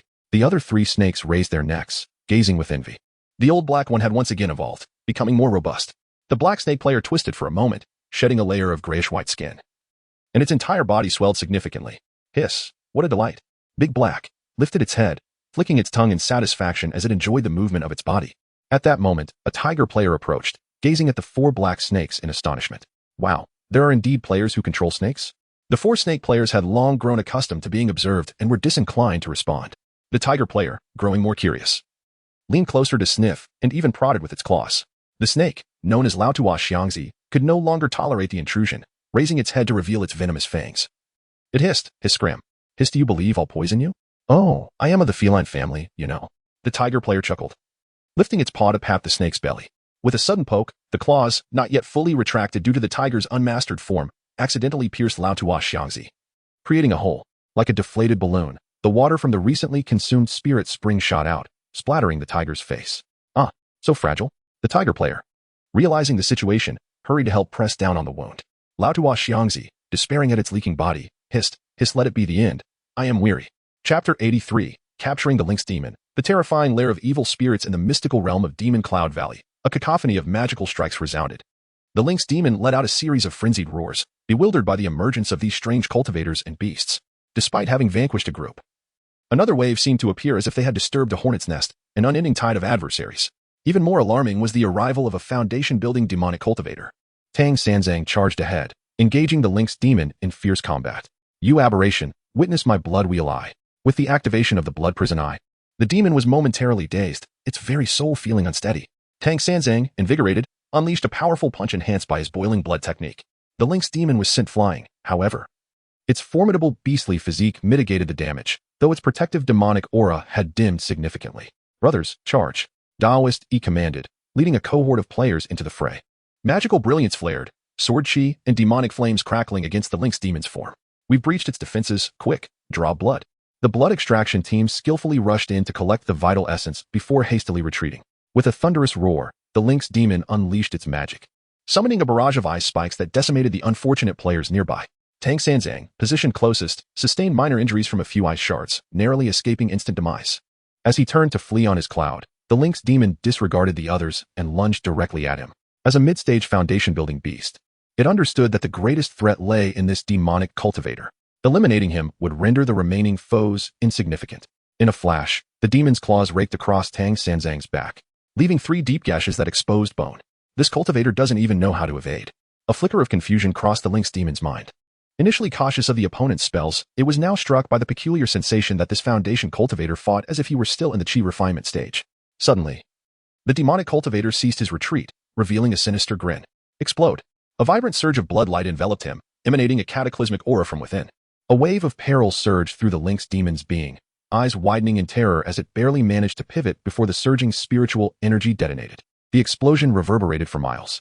Tang Sanzang's form transformed into a cloud of blood mist. The amalgamation of vitality and soul force, intertwined with the ethereal energies of the world, sent tremors through the entirety of Demon Cloud Valley. Amidst the debris, the Lynx Demon emerged, its once pristine white fur now mired in dirt and blood, appearing utterly defeated. The robust physique of a mid-stage foundation beast allowed it to withstand Tang Sanzang's self-detonation. With a mournful howl, it coughed up blood, revealing profound fear in its eyes. Does even the self-detonation of a soul aim to slay me? Madness. Severely injured, it limped away, preparing to retreat to its lair when suddenly, the ground heaved, and a figure resembling a burrowing creature darted forth. Dare you return? The Lynx Demon's eyes glinted with malice, readying to strike. Yet, as the burrowing figure veered, it swiftly approached the spot where the demon had bled, scooping up the crimson traces into a storage pouch before vanishing without a glance back. These bizarre specters are after my blood? The Lynx Demon's heart raced, akin to being targeted by a bloodthirsty mosquito. Thankfully, that foundation cultivator had perished. Otherwise, it would have had to abandon its spiritual vein and flee this place. Great King is mighty, slaying the foundation cultivator. The last remaining 9th-tier chi refinement beast in Demon Cloud Valley jubilantly cheered. The Lynx Demon surveyed the desolate valley, unable to suppress a furious roar. Where are the corpses? My king, those evil spirits vanished upon death. Our little demon corpses were all snatched away by the despicable cultivators, the beast lamented. Frustrated, the Lynx Demon could only return to heal its injuries. As dusk fell, the sky still bright. The Lynx Demon suddenly sensed 5 foundation auras approaching from outside Demon Cloud Valley. Brothers, charge. A voice like a demonic chant echoed, prompting the Lynx Demon to rush from its lair. A throng of cultivators and beasts surged into the valley. Haha, the boss has emerged. Upon hearing a familiar voice, the Lynx Demon looked up, its fur standing on end. Suspended in midair was the very demonic cultivator who had self-exploded earlier, now inexplicably alive again. More terrifying still. 2 Foundation sword cultivators hovered at his side. Hee, this boss is rather adorable, remarked a Crimson Foundation fox demon, gazing with keen interest. Beside the fox, a black and white Foundation wolf demon charged forth, exuberantly shouting, "Amo, Sister Ollie, guard it. Don't let it escape. I'll challenge it one-on-one." From above, Tang Sanzang called out, "Be cautious. Don't kill it just yet. Capture it alive for blood extraction. We need to fulfill our mission." Despair flickered in the lynx demon's eyes. A Foundation demonic cultivator, 2 Foundation sword cultivators, and 2 Foundation great demons. Why are they united? Have I offended the heavens? The battle concluded swiftly, with the lynx demon cornered within the valley, offering no chance for escape. Under the enchantment of Ali and the control of Tang Sanzang and Apos' blood prison eye, the players surged forward, swiftly capturing the demon. The lynx demon found its limbs shattered, 2 of its fangs knocked out, and its mouth stuffed with a shard of magical artifact. As the players cheerfully chatted while securely binding the lynx demon for transport back to their sect, bonfires blazed in the rear mountain. In a daze, the lynx demon looked up to see a gathering of demonic cultivators, righteous cultivators, fox demons, tiger demons, and wolf demons clustered together. The ground was strewn with various beast corpses and chunks of meat. Flames danced upon the bonfires, dripping oils from the roasted beast meat, while the aroma of cooking meat wafted from numerous cauldrons. Where is this, the lair of evil spirits? Suddenly, the lynx demon sensed a familiar aura and turned to glimpse a figure. Wolf Slaughter. Demon Cloud Valley was not far from Wolf Fong Peak, where it had previously clashed with Wolf Slaughter over a spiritual vein. Yet now, that Foundation wolf demon stood here, surrounded by a throng of little wolf demons feeding it. At that moment, Tang Sanzang shouted, "Brothers, we captured a Foundation boss." Cheers erupted from the players on the rear mountain. A swarm of players and demons rushed forward. "Big shot, could you spare some blood? I just need one type of Foundation demon blood. Rabbit ears, resembling a cat. What kind of demon is this? It looks delicious. Sangu, can you save me its head? I love to slurp rabbit heads. I'll check if it's male or female. Ugh, Sangu. Could you sell me the tail?" The chattering continued, a cacophony that resonated like a demonic chant in the lynx demon's ears, rendering it unable to suppress a mournful wail. At that moment, Jiwei approached, saying, "Let South first place it in the Spirit Beast Hall for the disciples to collect blood for Foundation cultivation." Chapter 84. Who truly is the child of the version? The words of the red-tailed fox resonated, and the players had little to contest. The capture of the lynx was a collective effort, a tribute to the teamwork of many, making it inappropriate for anyone to claim it alone. It was best left to the NPC. Su Jie did not make an appearance, nor did he issue any tasks or rewards in such collective endeavors. When a sense of unity is forged, individuals seldom concern themselves with gain or loss. However, as numerous players advanced to the Foundation establishment stage and formed their own teams to slay monsters for leveling, the dynamics would inevitably shift. In the back mountain rest area, Uchinyo Ro picked up a machete and struck a dark tree spirit not far away, severing a branch. The distorted figure of the tree spirit shook violently. Clearly still alive, though its limbs were nearly stripped bare. "Behave yourself, or I shall chop your roots," Uchinyo Ro admonished. The tree spirit, understanding the gravity of the situation, remained still as he broke off the branch and tossed it under the alchemy furnace to kindle a fire. Tang Sanzang and several others, who had already established their foundations, gathered around the alchemy furnace, cheerfully engaging in conversation. "Nyo-Ro, do you still keep a tree spirit companion?" one asked. Uchinyo Ro shrugged. "What can I say? This tree spirit is quite handy for fire and alchemy, so I planted a seed nearby for easy access to materials." Bu Shijmin chuckled. "These little tree spirits are quite common. If you ever need more, I'll dig a few for you." "That would be splendid," Nyo-Ro replied. After some lighthearted banter, they began to review the day's exploits. The formidable Licking Wolf and the playful Time and Space joined the conversation. Tang Sanzang inquired, "Ollie, Licking Wolf, how goes your transformation into beast practitioners?" Ollie smiled. "It's powerful. Not only has my basic charm skill seen significant enhancement, but I've also learned 2 Foundation establishment techniques." As she spoke, she stepped aside to activate her Howling Moon manifestation, her form swelling to that of a mighty tiger. This is the Howling Moon manifestation, granting a 5-fold increase in strength, magical power, and defense. She then raised a paw, summoning a translucent red flame known as the Heartburn Fox Flame, which inflicted lingering damage.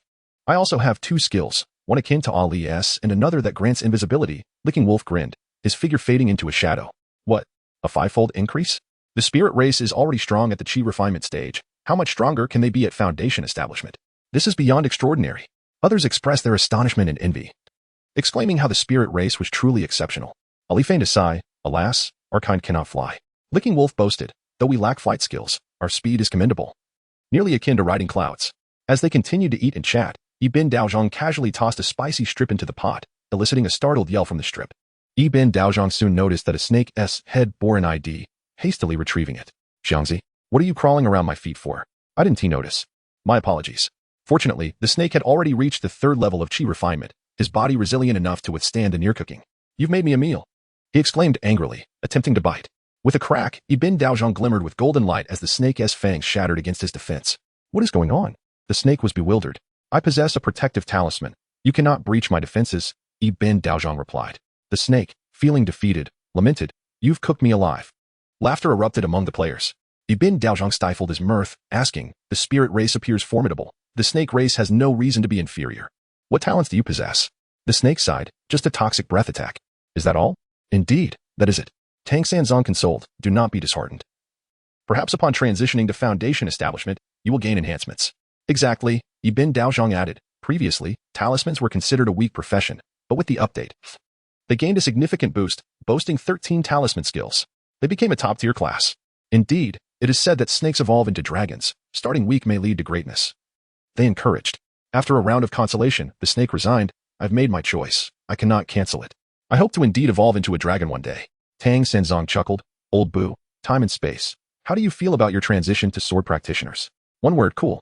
Time and space declared, summoning a blade of sword energy from his fingertip. Bu Shijmin nodded, both cool and powerful. Today's sword techniques showcase that, while Sanguin and Appo's cloud riding seemed slow before me. Tang Sanzong raised an eyebrow. Old Boo, you seem a bit too confident. I have my Sharingan. I can take a self-destructing bomb, covering area damage. Can you escape? What of it? My melee skills allow for 9 consecutive strikes, and I can attack from a distance with sword techniques. I can kite you without detonating. Ibn Daozhong smiled modestly. Once I learn the Xin Yang lightning talisman, everyone else here will pale in comparison. While the talisman practitioners were undeniably strong, they required a significant investment to purchase materials to enhance their proficiency. Nearby, Goshen pondered aloud, Gentlemen, enough boasting. I have gathered the materials for the breakthrough pill. What should I choose? Tang Sanzong replied, Undoubtedly, you should become a demonic practitioner. You need not transition. Simply establish your foundation.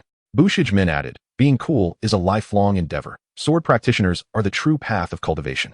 Ibn Daozhong declared, Talisman practitioners, without a doubt, are the children of the version. After much debate, each believed their profession to be the most outstanding, viewing others as inferior. Goshen grew increasingly perplexed and turned to the silent Yidao Erdan, inquiring, Erdan, have you also established your foundation? Why the silence? Yidao Erdan looked distressed. I transitioned to a body practitioner and discovered I lack flying skills. It's infuriating. What? The others turned their attention to him. What is the matter? Body practitioners seem quite strong. Indeed, they are formidable, with passive defenses that are nearly invincible. Yidao Erdan nodded, drawing a machete and striking his own arm with force. The clang produced a shower of sparks. Goodness! The others were astonished. His defense felt comparable to that of a spirit beast of the same level. With suitable equipment, his defense would indeed be somewhat invincible. Yidao Erdan continued, Not only in defense, but my skills also allow for numerous combos. Once controlled, the opponent is essentially doomed. I can even duel spirit beasts of equal level, but alas, I cannot fly. Ali enviously remarked, What more could you wish for? We spirit beings cannot fly either. Tang Sanzong turned to Buqin Yoro. Nyoro, will you not transition? Buqin Yoro waved his hand with a smile. I've realized that being an alchemist suits me quite well. Both Nana and I have established our foundations, and I've newly learned 5 methods of pill crafting. Guess what? One of them is the breakthrough pill. Are you serious? The others gasped in surprise. Buqin Yoro proudly displayed his panel. Indeed, but the success rate is quite low. Is this revitalizing pill the big blue potion? It restores half of one's spirit power.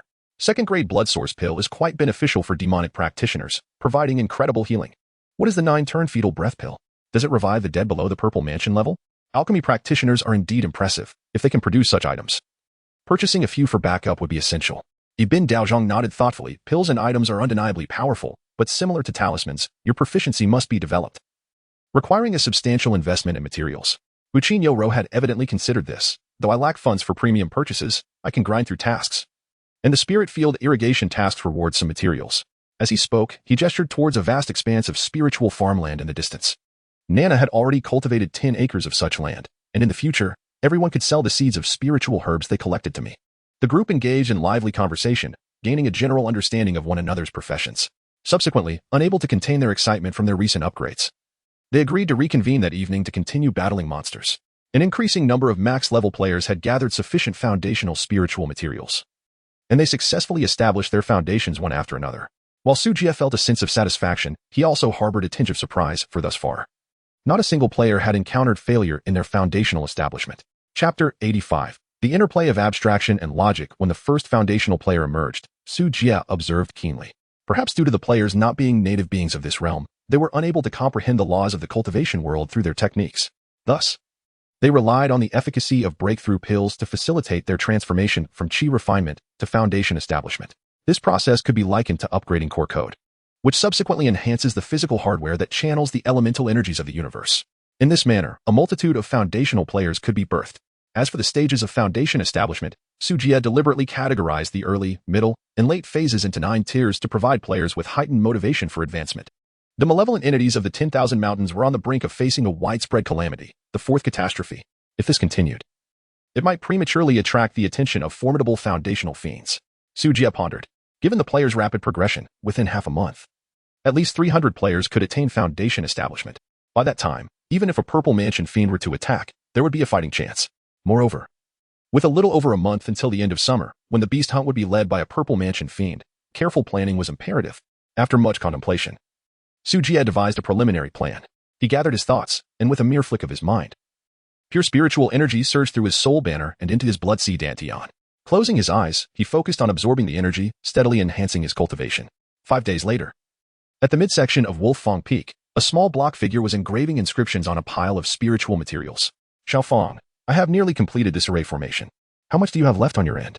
Inquired a player with the ID Quantum Weasel, holding a formation flag. Weasel, I'm just about done, replied Xiaofang. Completing the final spiritual inscription. With a wave of a wooden tablet, he commanded, Rise. The spiritual materials danced and reconfigured, forming a 3-zhang high stone well. After a flicker of spiritual inscriptions, it fell into silence. Impressive, Xiaofang. Observe my array, Quantum Weasel praised, planting his formation flag into the ground. Unleashing waves of scorching energy. How potent is your formation, Weasel? Xiaofang asked with curiosity. Rest assured, this minor 5 elements blaze array is slightly modified from its original code. It easily eliminates foes below the 7th level of chi refinement.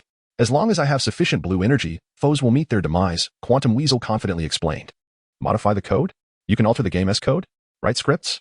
Xiaofang exclaimed in surprise. Not at all. I cannot comprehend the game's server. What I meant was that I made slight adjustments to the formation skill, Quantum Weasel clarified with a wave of his hand. Impressive. You truly are a prodigy from Qingbei. Xiaofang complimented. It's nothing extraordinary. I merely learned the formation skill and felt an inexplicable familiarity with the vast array of formations, akin to the convoluted code of the internet. By understanding the operational logic of the formations, I could determine their effects and then inscribe them onto the formation flags and materials to manifest different outcomes. It sounds remarkable, yet I cannot grasp it, Xiaofang admitted. Let me illustrate. Quantum Weasel retrieved a new formation flag, activated the skill, and with a swift gesture, a red formation pattern emerged. This pattern represents fire or fiery elements, he explained. He then drew another pattern, representing enhancement, merging the two to form a larger flame upon completion of the array. Xiaofang, intrigued, remarked. The spiritual inscriptions I carved seem quite similar. Indeed, but I believe your profession diverges slightly, Quantum Weasel noted thoughtfully. Formation patterns appear to be related to the underlying code of the entire game world, belonging to the forces of nature according to the game's design. Spiritual inscriptions, on the other hand, seem to invoke the attributes of the materials themselves. Xiaofang, somewhat enlightened, pointed at his crafted rock well. I believe my monster spawning well is sturdy enough. Yes, that's sufficient. Place the bait and wait for the wild creatures to fall in. Then I'll activate the formation and set fire, significantly enhancing our efficiency. They continued their discussion while refining their monster spawning tower. In the distance, above Duanyan Valley, streaks of light occasionally zipped through the sky. Players riding their swords, exuding excitement, caused an uproar among the forest beasts. The previous 110 players who had been stuck at their levels had collectively advanced to foundation establishment.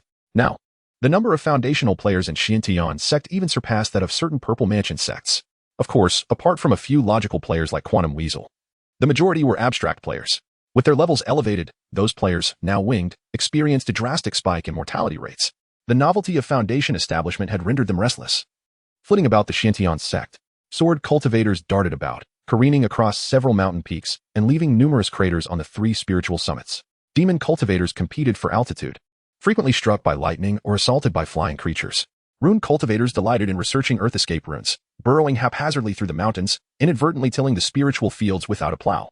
Alchemists, once considered safe, faced calamity as several abstract players inadvertently caused their cauldrons to explode. 5 or 6 instances. The explosions were no trifling matter, with one blast capable of annihilating a host of novices.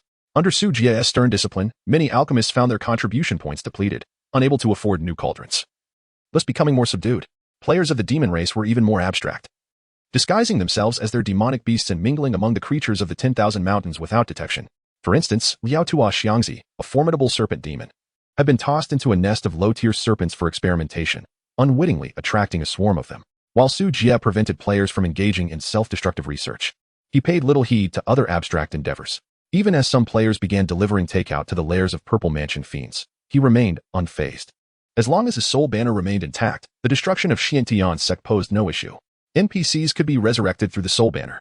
Having chosen to recruit players, he allowed them to indulge in their antics. However, Su Jie noted that some players had begun attempting to reach Yunzhou City. Chapter 86. Player diffusion at the southwest side of the Color Scale Peak, 800 miles from the Ghost Cry Ridge and Moon Eclipse Eagle Cliff. Two streaks of light traversed the sky and descended upon a barren mountainous region. Bu Shijmin surveyed the surroundings and scratched his head, exclaiming, "Is this a ghost wall or a scene bug?" "It shouldn't be a bug," replied Duty Shirkong, who wielded a flying sword, pointing ahead. "When I accompanied the sect leader to Yunzhou City, we traveled in this direction. At that time, the version hadn't been updated, and Ghost Cry Ridge had yet to be explored. So why can't we pass through? We've run back and forth several times. I'm not sure. Should we try flying higher? No. If we go any higher, we might end up in the clouds. Our swords would act like lightning rods, and we could get struck dead. What then? Taking a detour is more dangerous and could leave us disoriented. Let us wait for news from the Taoist." As the two waited, a chilling aura began to permeate the surroundings. 2,000 miles south of Ghost Cry Ridge lies the end of the 10,000 Great Mountains, bordering Yunzhou. Legend has it that 500 years ago, a fierce battle erupted in Yunzhou between the Yin Kingdom and the Renjuxia sect, leading to the latter being cornered in the 10,000 Great Mountains. There, they performed a blood sacrifice of thousands, severely wounding the Yin Kingdom's golden core. Seizing the opportunity while both sides were weakened, the demon race unleashed a monstrous beast tide that nearly engulfed Yunzhou. Eventually, the Yin Kingdom, with the support of the 5 continents and surprise attacks from neighboring kingdoms, managed to repel the beast tide. The site of the sacrifices. Under the might of the Golden Core true monarchs, witnessed dozens of peaks leveled to the ground, transforming the original plateau into a basin. The malignant energy of the sacrificial ground lingers perpetually, barren of life, drawing forth the souls of the deceased. Over time, the area became infested with wandering souls, echoing with horrifying cries, thus earning the name Ghost Cry Ridge. Bu Shijmin suddenly inquired, "Shirkong, do you smell something?" "The scent of blood," Duty Shirkong replied, scanning the area where black smoke billowed, indicating that wild monsters were about to spawn. No sooner had he spoken than a multitude of grotesque souls materialized. Most bore wounds from which blood flowed from 7 orifices, their insides exposed, with crimson eyes glinting with malevolence, intermingled with remains of beastly corpses. Perfect timing. I was getting bored. "Let us take down some monsters," Bu Shijmin declared, pointing his sword and invoking his swordsmanship. With a whoosh, the magical sword swept back and forth under his control. Though not particularly agile, it was sufficient to deal with some chi-refining specters. Dashing wind sword energy. Duty Shirkong swung his long sword from another direction, unleashing waves of sword energy that scattered the ghostly beings upon contact. For ordinary sword cultivators, these specters would not completely dissipate after being defeated. They would linger for a while in this cursed land before reforming. However, the specters slain by Bu Shijmin and Duty Shirkong, if approached too closely, would spiral into a vortex, their dissipated energy absorbed by the two, converting into experience points. "This is tedious. The experience points are too few," Duty Shirkong remarked, glancing at the experience prompt with little enthusiasm. Indeed, Bu Shijmin concurred. After transitioning to the foundation establishment stage, leveling up has become increasingly difficult. "I've grinded for several days and barely reached level 2. That is to be expected. The higher the level, the harder it gets to progress. If every time we transition to a new level we could receive such benefits, that would indeed be acceptable." As they continued their conversation, a sudden gust of chilling wind swept through. Half the sky darkened ominously. A bone-chilling low wail resonated from deep within Ghost Cry Ridge. The two immediately sensed the danger and turned to see a bizarre and grotesque creature emerging. Just a glance left them feeling dizzy and nauseated. This creature was composed of countless severed limbs, its joints growing in reverse, its neck twisted 180 degrees, and its jaw torn open to reveal rows of menacing fangs. Its skin was riddled with festering sores, each scab concealing a tormented human face that wept and cried as it moved. Its head resembled a decayed lantern, adorned with dangling eyeballs. The sight was horrifying, eerie, and exuded an overwhelming aura of oppression. This was a corpse demon, a special malevolent entity formed from the fusion of human souls, vengeful spirits, and the bodies of beasts after death, absorbing their resentment. It possessed no intelligence, only a desire to devour and annihilate all living beings. Is this the twisted corpse demon from the official illustration for the late Foundation establishment stage? Utterly repulsive. How did this pass the review? Even in broad daylight, Bu Shijmin felt goosebumps rising and his scalp tingling. Duty Shirkong jested, "It seems this is a horror map. Hunting monsters here at night would certainly enhance the atmosphere." Before they could converse further, the twisted corpse demon charged towards them. Its grotesque, bloated body moved with astonishing speed. With a shock, both players reacted swiftly, raising their swords to invoke their skills. Flowing clouds chased the moon. The sword light flashed like lightning as they struck at the twisted corpse demon from either side. With a whoosh, a foul. Dark blood gushed forth from the demon's skin. Duty Shirkong caught a whiff of the stench and immediately retched. The twisted corpse demon turned, unleashing a sharp, piercing shriek. The two felt the world spin, their brains reeling, warmth flooding from their eyes, ears, mouths, and noses. What the hell? This boss is breaking the rules. Unleashing its ultimate attack right away, Bu Shijmin exclaimed, wanting to retaliate, but found his limbs numb and unable to cast spells. With a sickening crunch, the twisted corpse demon bore down upon them, its arms and claws ensnaring them, tearing them asunder, almost as if it sought to merge them into its own body. With a clatter, their flying swords fell, and Bu Shijmin and Duty Shirkong dissipated into black mist. The twisted corpse demon paused, as if robbed of its prey. Its arms flailing wildly, emitting a shrill wail. The entire Ghost Cry Ridge seemed to erupt, the haunting cries echoing through the mountains. The Yaoyun Valley lay nestled in a mountain range that spanned east to west, resembling towering jade pillars fallen to the earth. Crossing the Yaoyun mountain range and continuing north led deep into the 10,000 Great Mountains, fully entering the territory of the demon race. 300 miles to the east of the Yaoyun Valley, atop a steep, towering cliff, bizarre stones jutted out, teeming with strange creatures. Tang Sanzong and Yi Bin Daoist were hurrying down the cliff at a frantic pace. Quick, run! A loud screech resounded behind them as a massive white-headed eagle, with wings spanning 10 zhong, swooped down in pursuit. We can't outrun it, Daoist. Gather your equipment and run if you can. I'll hold it off. Realizing escape was impossible, Tang Sanzong swiftly stored all his gear in his spatial bag and handed it to Yi Bin Daoist. Then, he turned back and charged upwards. Blood Fiend Explosive Soul Technique. The explosive sound of surging spiritual power reverberated through the Moon Eclipse Eagle Cliff. Yi Bin Daoist was propelled downward by the force of the explosion. Just as he was about to land, he pulled out a ground escape talisman. However, a shadow of a wing rushed past him, and before he could react, he was struck down instantly.